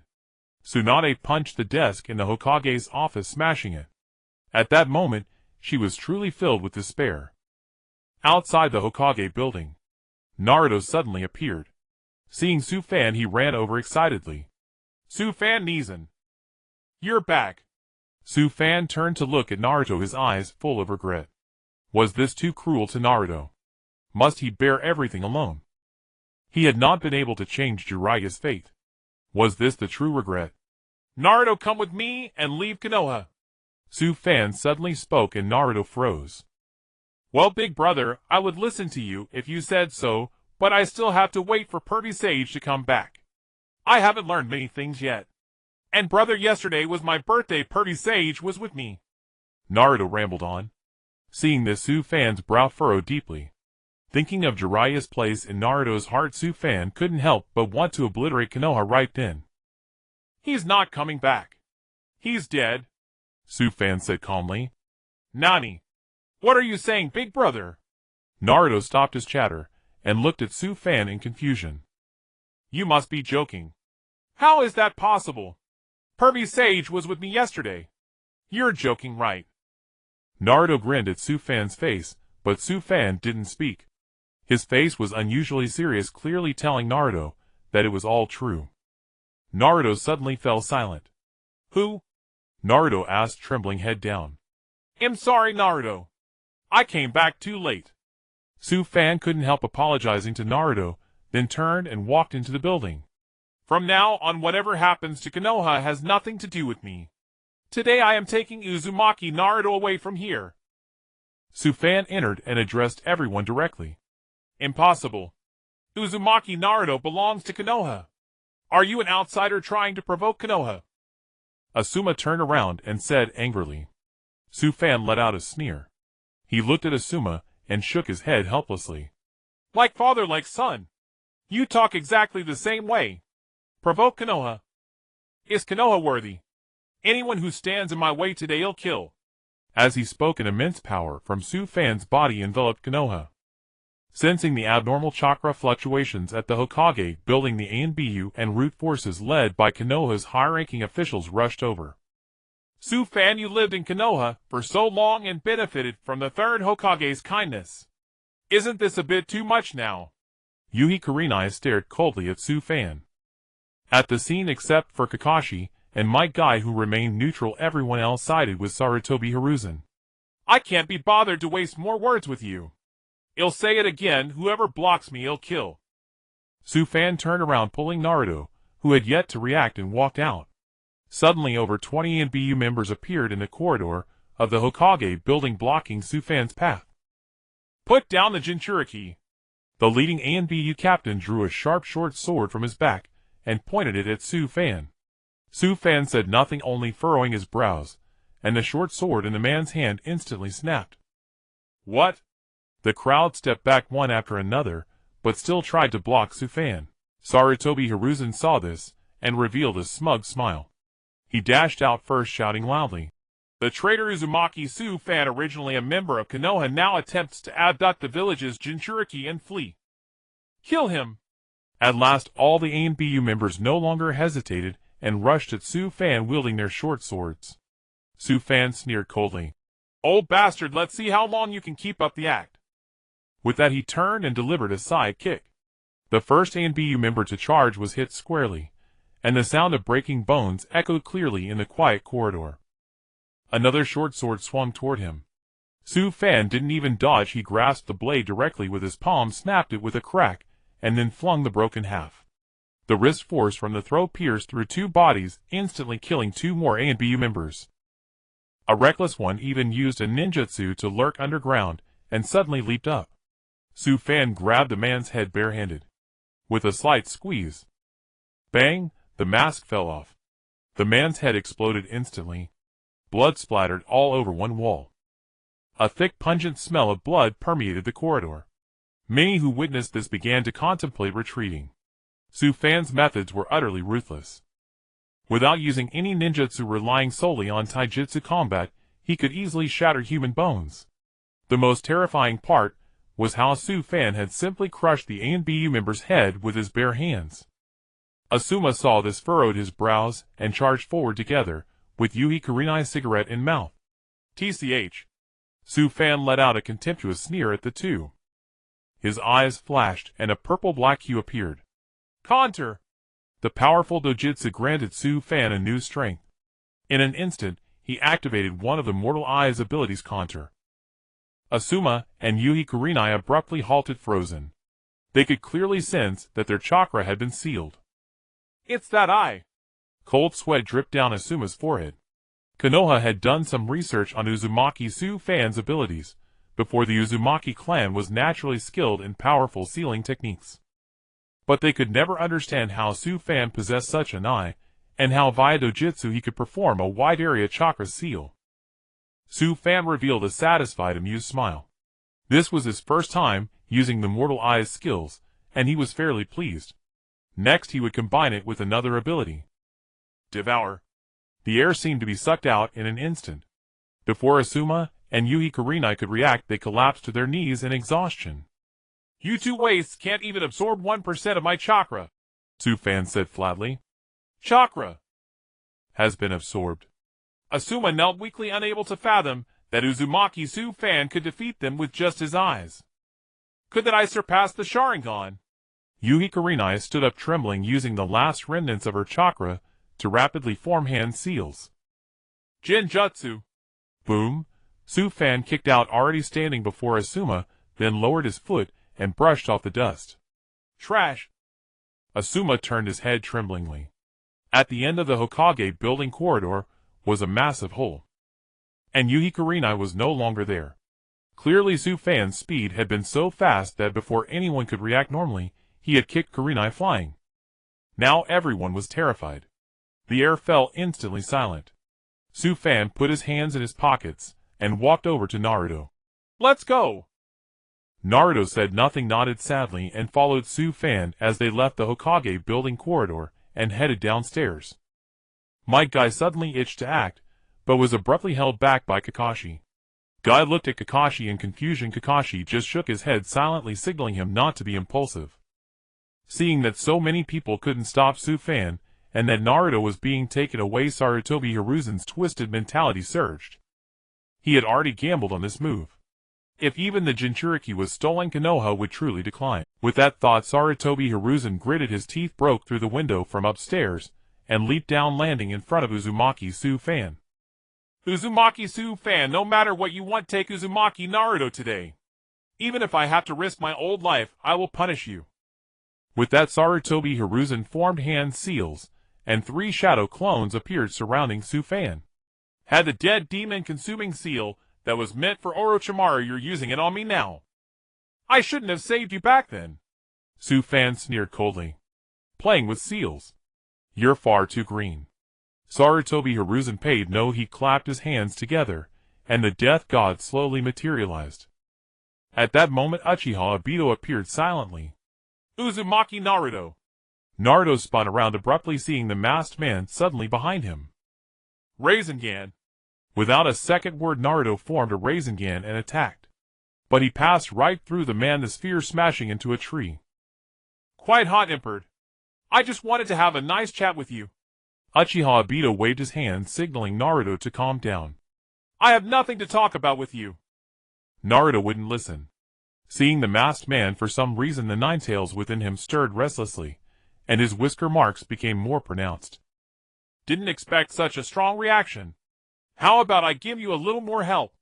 Uchiha Obito saw this, and a thought occurred to him. About your master Jiraiya, the one who killed him was the 3rd Hokage of Konoha, Sarutobi Hiruzen. What a pity. Killed by his own master. Such an undeserving death. You know, as he died he kept calling your name, his heart pierced through. Uchiha Obito said with a sneer, his expression masked, but exceedingly cold. Naruto, however, could no longer listen. The skin on his body began to fester, and red chakra bubbles rose bubbling into the air. Seeing this, Uchiha Obito felt a surge of satisfaction. Got him. There is no hope in this world.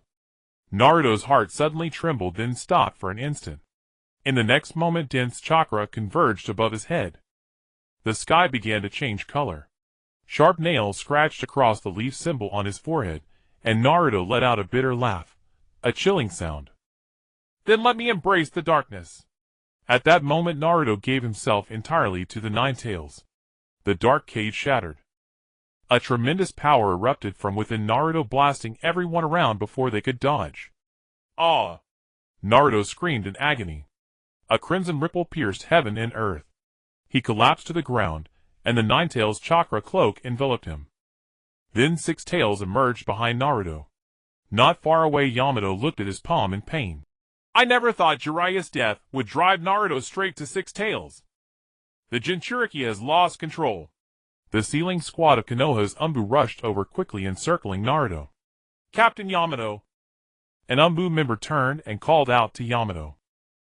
Yamato hesitated for a moment, staring at the 6-character mark on his palm with a furrowed brow. He knew that Naruto had gone berserk, and his own would release could not suppress him. Sending more sealing squads would only mean sending them to their deaths. Retreat immediately, Yamato shouted to the squad, but it was already too late. Naruto slammed his fist into the ground, and the art style shifted abruptly. In an instant, every bone in the bodies of the surrounding ninjas shattered, leaving them no chance to even speak before they collapsed to the ground like a pile of mud. Such was the power of the Nine-Tails, a level of damage beyond mortal endurance. Su Fan, not far away, let out a cold smile. Today I don't plan to restrain the Nine-Tails. Let Naruto indulge himself. Compared to this, Konoha deserves to be destroyed, and the culprit is you. This will bring you far more pain than anything else, you old bastard. Indeed, Hiruzen Sarutobi, who valued his reputation so dearly, even willing to give his life, feared nothing more than being branded with a crime against Konoha. Hearing Su Fan's words, Hiruzen Sarutobi became visibly agitated, his aged face flushing deeply, as he charged at Su Fan with his shadow clones without a second thought. I gave you a chance and you wasted it. Now you don't even have the chance to approach me. Su Fan in one burst released all the chakra within his body. A new blue-green chakra shroud enveloped him completely. A tiny sprout grew at Su Fan's fingertip. The moment Hiruzen Sarutobi approached, sprouts larger than trees burst forth from the ground all around. Hiruzen Sarutobi immediately halted the sprouts, blocking his path. He dared not even touch them, fearing he would fall into Su Fan's trap. The sprouts grew rapidly, turning into dandelions one after another. A breeze blew, scattering pollen. Suddenly Hiruzen Sarutobi's body began to suffer an abnormal affliction. At first on the clones, every part of the 3 shadow clones sprouted the same buds. The buds pierced through their nerves and chakra, even drilling out from every part of their bodies. One by one the clones vanished and Hiruzen Sarutobi's body was covered in buds. An unbearable itching sensation shuttled from the soles of his feet to the crown of his head again and again. The slightest movement brought pain akin to thousands of ants gnawing. Damn it! Uzumaki Su Fan! What have you done? Hiruzen Sarutobi stiffened, trembling, as he stared at the buds. Flowers carry special meaning. I suppose no man likes flowers, because the first bouquet a man receives in his life is usually at his own grave. Becoming nourishment for flowers is the greatest respect you can show Jiraiya. Until his death, Jiraiya couldn't believe you did this. Su Fan turned and walked toward Naruto, ignoring Hiruzen Sarutobi. Bastard! Let me go! As the Hokage of Konoha, I deserve to die a meaningful death. Making me flower food is an insult. Hiruzen Sarutobi roared at Su Fan's retreating back, his voice filled with anguish. Perhaps in his heart, he was long prepared to die. He simply did not want to be forgotten by posterity nor marked as a failure. But Hiruzen Sarutobi had already made the wrong move. A barrier seemed to open around Naruto, an intense burning sensation within a 5-kilometer radius suffocating the very air. Su Fan approached Naruto with languid steps. The red chakra shroud split open, forming a crack. The 6-tailed Naruto was eerily docile in Su Fan's presence. Why didn't he lose control? Su Fan placed his right hand on Naruto's head. Inside Naruto's inner world, the Ninetales had been waiting for Su Fan's arrival, oddly subdued. Glancing at Naruto squatting in a corner in a daze, Su Fan shook his head and approached the Ninetales. Today I'm giving you enough freedom to come out and play. Behave yourself, but don't harm Naruto's body, or he'll personally butcher you and make fox soup. Kurama instantly showed 2 frightened little eyes looking exactly like a husky. Don't worry. I understand. I will definitely make Konoha unrecognizable. No. I will definitely conquer this world with my evil. Kurama's face was full of anticipation. Suddenly Su Fan looked at him, and Kurama realized he had been too excited. He had blurted out his true thoughts. Conquer the world. Quite brave, aren't we? Su Fan glanced contemptuously at the Ninetales, then directly reached out to tear off the seal on the fox. At that moment, an extremely fast figure flashed by and grabbed Su Fan's wrist. Su Fan turned instinctively. That person had the same golden hair as Naruto, and the 5 large characters on his white robe were very conspicuous. The 4th Hokage.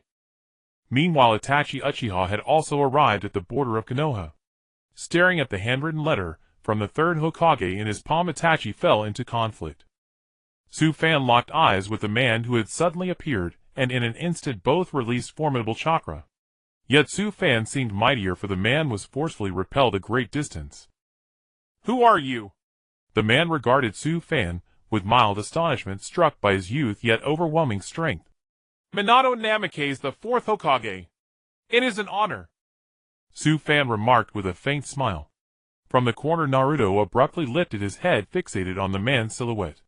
The words, 4th Hokage, captivated him deeply. You are my father. Naruto choked out. Minato Namikaze trembled slightly, but did not turn around. Hair the same color as Kushina's.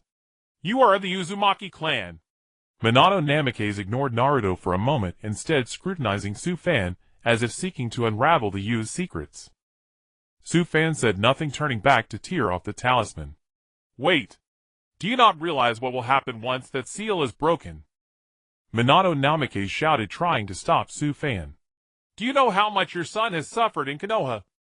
Su Fan paused, slowly turning, with a somber gaze fixed on Minato Namikaze.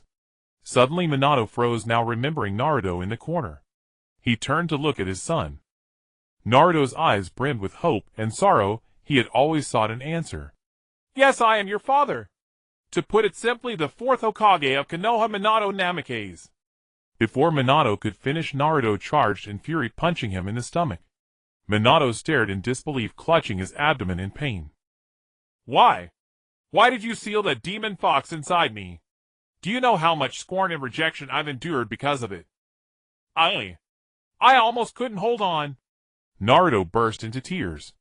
Minato did not grow angry. Instead, he caressed Naruto's hair with deep regret. Naruto, what I did was unforgivable, but there was no other choice.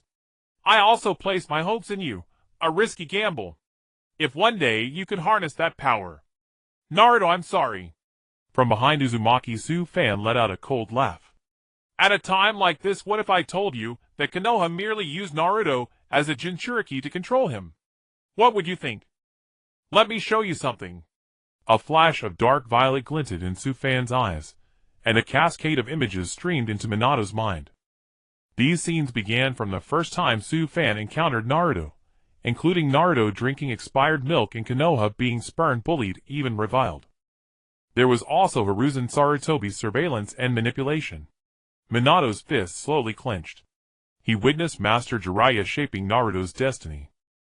The moment he saw Jiraiya's death transmitted by Su Fan, Minato's composure shattered. The only figure who had cared for Naruto like a father had perished, worse, at the hands of Hiruzen Sarutobi. Su Fan withdrew his ability. Minato fell silent, then turned his gaze toward the Ninetales within the cage, his expression suddenly resolute. When I was about to become the fourth Hokage, Hiruzen Sarutobi secretly suppressed me. But I thought since we both served the village, it didn't matter who became Hokage. However, when Danzo of the Root got involved, the two joined forces. On the night of the Ninetales rampage, the strongest ANBU and Root forces should have arrived immediately. But in that battle, innocent residents were left to die.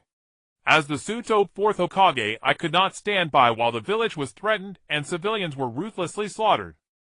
In the end, for the village's survival, I was forced to use the dead demon-consuming seal. But that night, Naruto's mother, Kushina Uzumaki, was about to give birth. Naruto, I truly had no choice. If I had known you would live like this in Konoha, I would never have done what I did. Minato's heart writhed in torment. What had his life and his wife's sacrifice truly achieved? Naruto was innocent. Su Fan understood that on the night of the Ninetales, Hiruzen Sarutobi and Danzo had deliberately withheld reinforcements to embarrass Minato, who was about to become the fourth Hokage. Such a catastrophe was insurmountable even if Hiruzen and Danzo combined forces. To temporarily protect their positions, the two struck a deal when the Ninetales attacked. By staging this crisis before Minato's succession, they could sway the villagers and elders to reconsider the new Hokage, or allow Hiruzen to retain the title.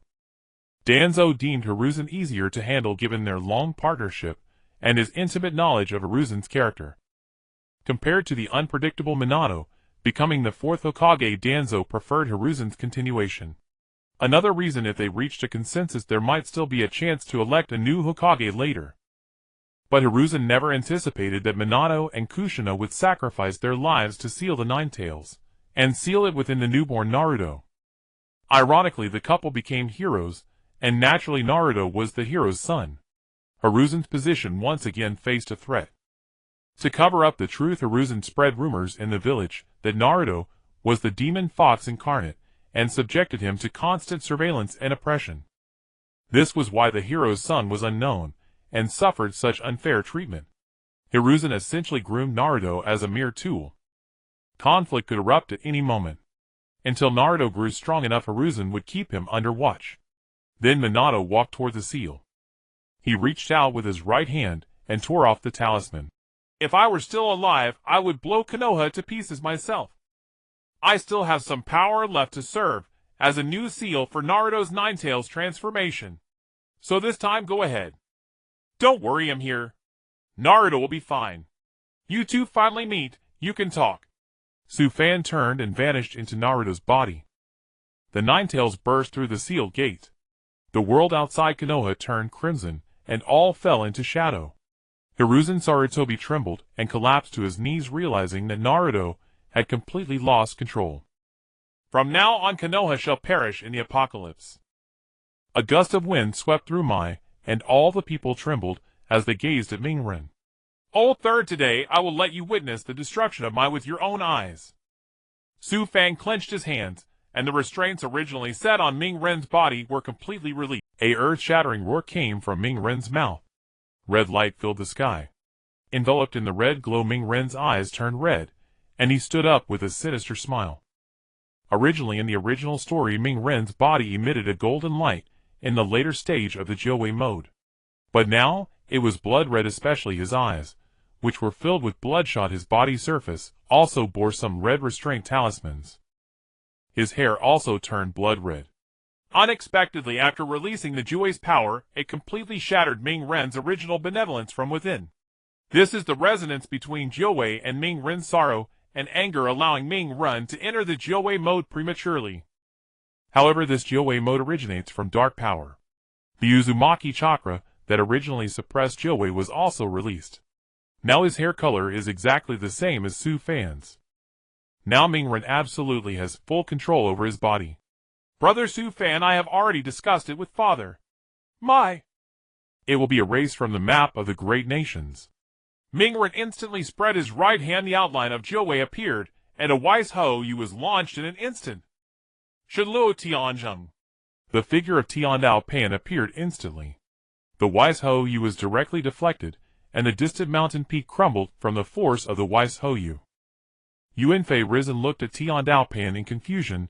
He did not understand why Tiandao Pan would save Mai. But the next scene was utterly unacceptable to Yuanfei Risen. Behind him, the masked Uzushiogakure Dato slowly walked out. You? Yuanfei Risen instantly vomited a mouthful of old blood. Without thinking, he now knew that all of this was their conspiracy. He had made such a choice in a moment of thoughtlessness. Regret. Uzushiogakure Dato sneered at Yuanfei Risen. Su Fan and Mingren stood aside watching the scene. Clearly Su Fan knew that Uzushiogakure Dato was taking revenge on Mai. Mai was truly miserable. Retribution had come. Why? Yuanfei Risen shouted angrily at Uzushiogakure Dato. Because he wants revenge. Su Fan suddenly spoke and stepped forward. Mui's destruction must go through my methods. You seem to have come a bit late, but your foundation is still quite sturdy. Revenge. Yuanfei Risen looked at Uzushiogakure Dato in confusion. In his eyes, the grudges between Uzushiogakure Bana and Hokage showed I had long ended, even though they had only reached a truce back then. At this moment, Uzushiogakure Dato no longer needed to conceal his identity, because with Su Fan present he knew everything about him. This person was the only one he couldn't fathom. Now that Mai had fallen into such a state, hiding any further was meaningless. So under everyone's gaze, Uzushiogakure Dato slowly lifted the mask from his face with his right hand. In an instant, both Yuanfei Risen and Kakashi were stunned. Die! Dato! Kakashi's eyes body trembled, and cold sweat immediately rolled down his forehead. How about it, surprise Kakashi? I'm actually still alive. Uzushiogakure Dato spread his hands, looking at Kakashi with a helpless expression. No. Impossible. How could you be alive under those circumstances? Kakashi stepped back 2 steps with an incredulous expression. Perhaps it was guilt towards Lin now suddenly seeing Dato alive. Kakashi's right hand began to tremble involuntarily. Uzushiogakure Dato's eyes followed, then he suddenly burst into laughter. What's the matter, Kakashi? Old friends reuniting, your expression says you're very unwelcoming to me. Or is it that you failed to protect Lin, and now you're afraid to face me seeing me alive? Kakashi frowned deeply and sighed. Dato, many things are not as you saw them. I didn't know you were still alive, nor why you have become like this now. Kakashi, whether things are as I saw them, or not, doesn't matter anymore. Lin died at the hands of the one she loved most. You have never understood why she did this. Tears welled up in Uzushiogakure Dato's eyes. He still couldn't forget the sight of Lin's death that day. Rain began to fall. The current state of Mai Wishout organization, Su Fan and Mingren and the Mai faction. The three powers were targeting each other, forming the current situation.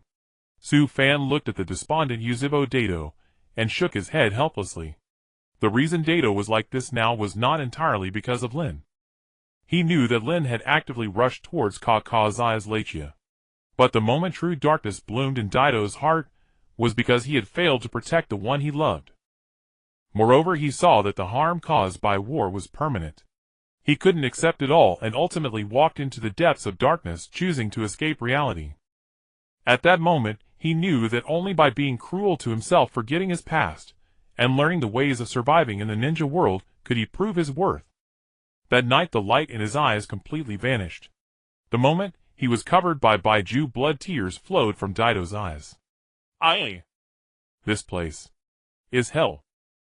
Mobile toilet. The colossal demonic statue of the outer path slowly rose from the ground. Every ninja in Konoha was stunned by the sight before them. Obito stood atop the demonic statue, coldly gazing down at the crowd below. I disdain to ignite a war across the entire shinobi world right now. The reason I survived is for this very day. The demonic statue let out a heaven-shaking roar, instantly tearing apart the chains binding its hands and feet. The overwhelming power slammed into the crowd, forcing them all to their knees, their eyes filled with profound despair. Su Fan turned to face Kakashi and Might Guy. Konoha's fate is sealed.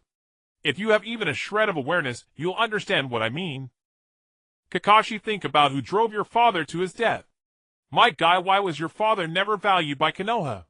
He fought the 7 ninja swordsmen alone and died without even a shred of honor. Su Fan's words left both men stunned. Upon reflection, it seemed that Su Fan had reminded them of the repulsive things Konoha had indeed done. White Fan was abandoned by Konoha, leading to the villagers' ostracism. If the village had stood up for him even with just one more word, perhaps things would not have turned out this way. The same went for Might Due. It could be said that Konoha never regarded him as a true shinobi. After opening the 8 gates, he single-handedly fought the 7 ninja swordsmen. Though he didn't fully defeat them, his strength was formidable. Yet Konoha chose to ignore him entirely. All of this happened during Hiruzen Sarutobi's reign as Hokage. Seeing Kakashi hesitate, Hiruzen shouted anxiously. Kakashi, Might Guy, don't be deceived. Your fathers are still remembered by Konoha. Su Fan sneered. Remembered? Of course they remember the countless grievances and loneliness of their childhood days. At this, Kakashi and Might Guy exchanged a glance, nodded simultaneously, and slowly walked over to Su Fan. With their choice, the majority of Konoha followed suit. This included the Hyuga clan and several other families. Hiruzen was dumbfounded. He never imagined that everyone would abandon him. Have you all forgotten the second Hokage's warning? The will of fire must not be forsaken. Kakashi simply removed his headband and dropped it expressionlessly on the ground. Sorry, I'm not interested in empty promises. Seeing Hiruzen now standing alone, Su Fan felt there was nothing left to target. Konoha's glory had faded. The only formidable opponent left was Obito Uchiha. Once Hiruzen was eliminated, a new Hokage would restore order. Naruto, Hiruzen is yours to deal with. Jiraiya's revenge must be avenged. Leave it to me, big brother. Su Fan then led Kakashi and the others charging toward Obito. Kakashi flipped onto the demonic statue with a kunai in hand. Obito, your decision is wrong. I know you've suffered too much, but Rin is already dead. Obito laughed in anguish. Kakashi, I can't go back. Rin is waiting for me. They both activated Kamui at the same time, and the swirling vortex of space sucked them both in. Su Fan approached the Deva Path Pain with a bitter smile. Nagato, your life is at its end. Think about Jiraiya's ideals. This path you've taken shouldn't be this way. Pain stared at him emotionlessly. Only through overwhelming power can people submit. Peace is born from such circumstances. He was nothing but a naive fool. Seeing that persuasion was futile, Su Fan had no choice but to attack.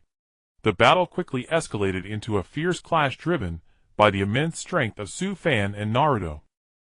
Hiruzen fell. Obito was defeated. The 6 paths of pain were vanquished. Nagato perished. The crisis was finally resolved. By unanimous vote, Kakashi became the new Hokage of Konoha. Meanwhile, Su Fan and Naruto settled into a peaceful life on the mountain behind the village.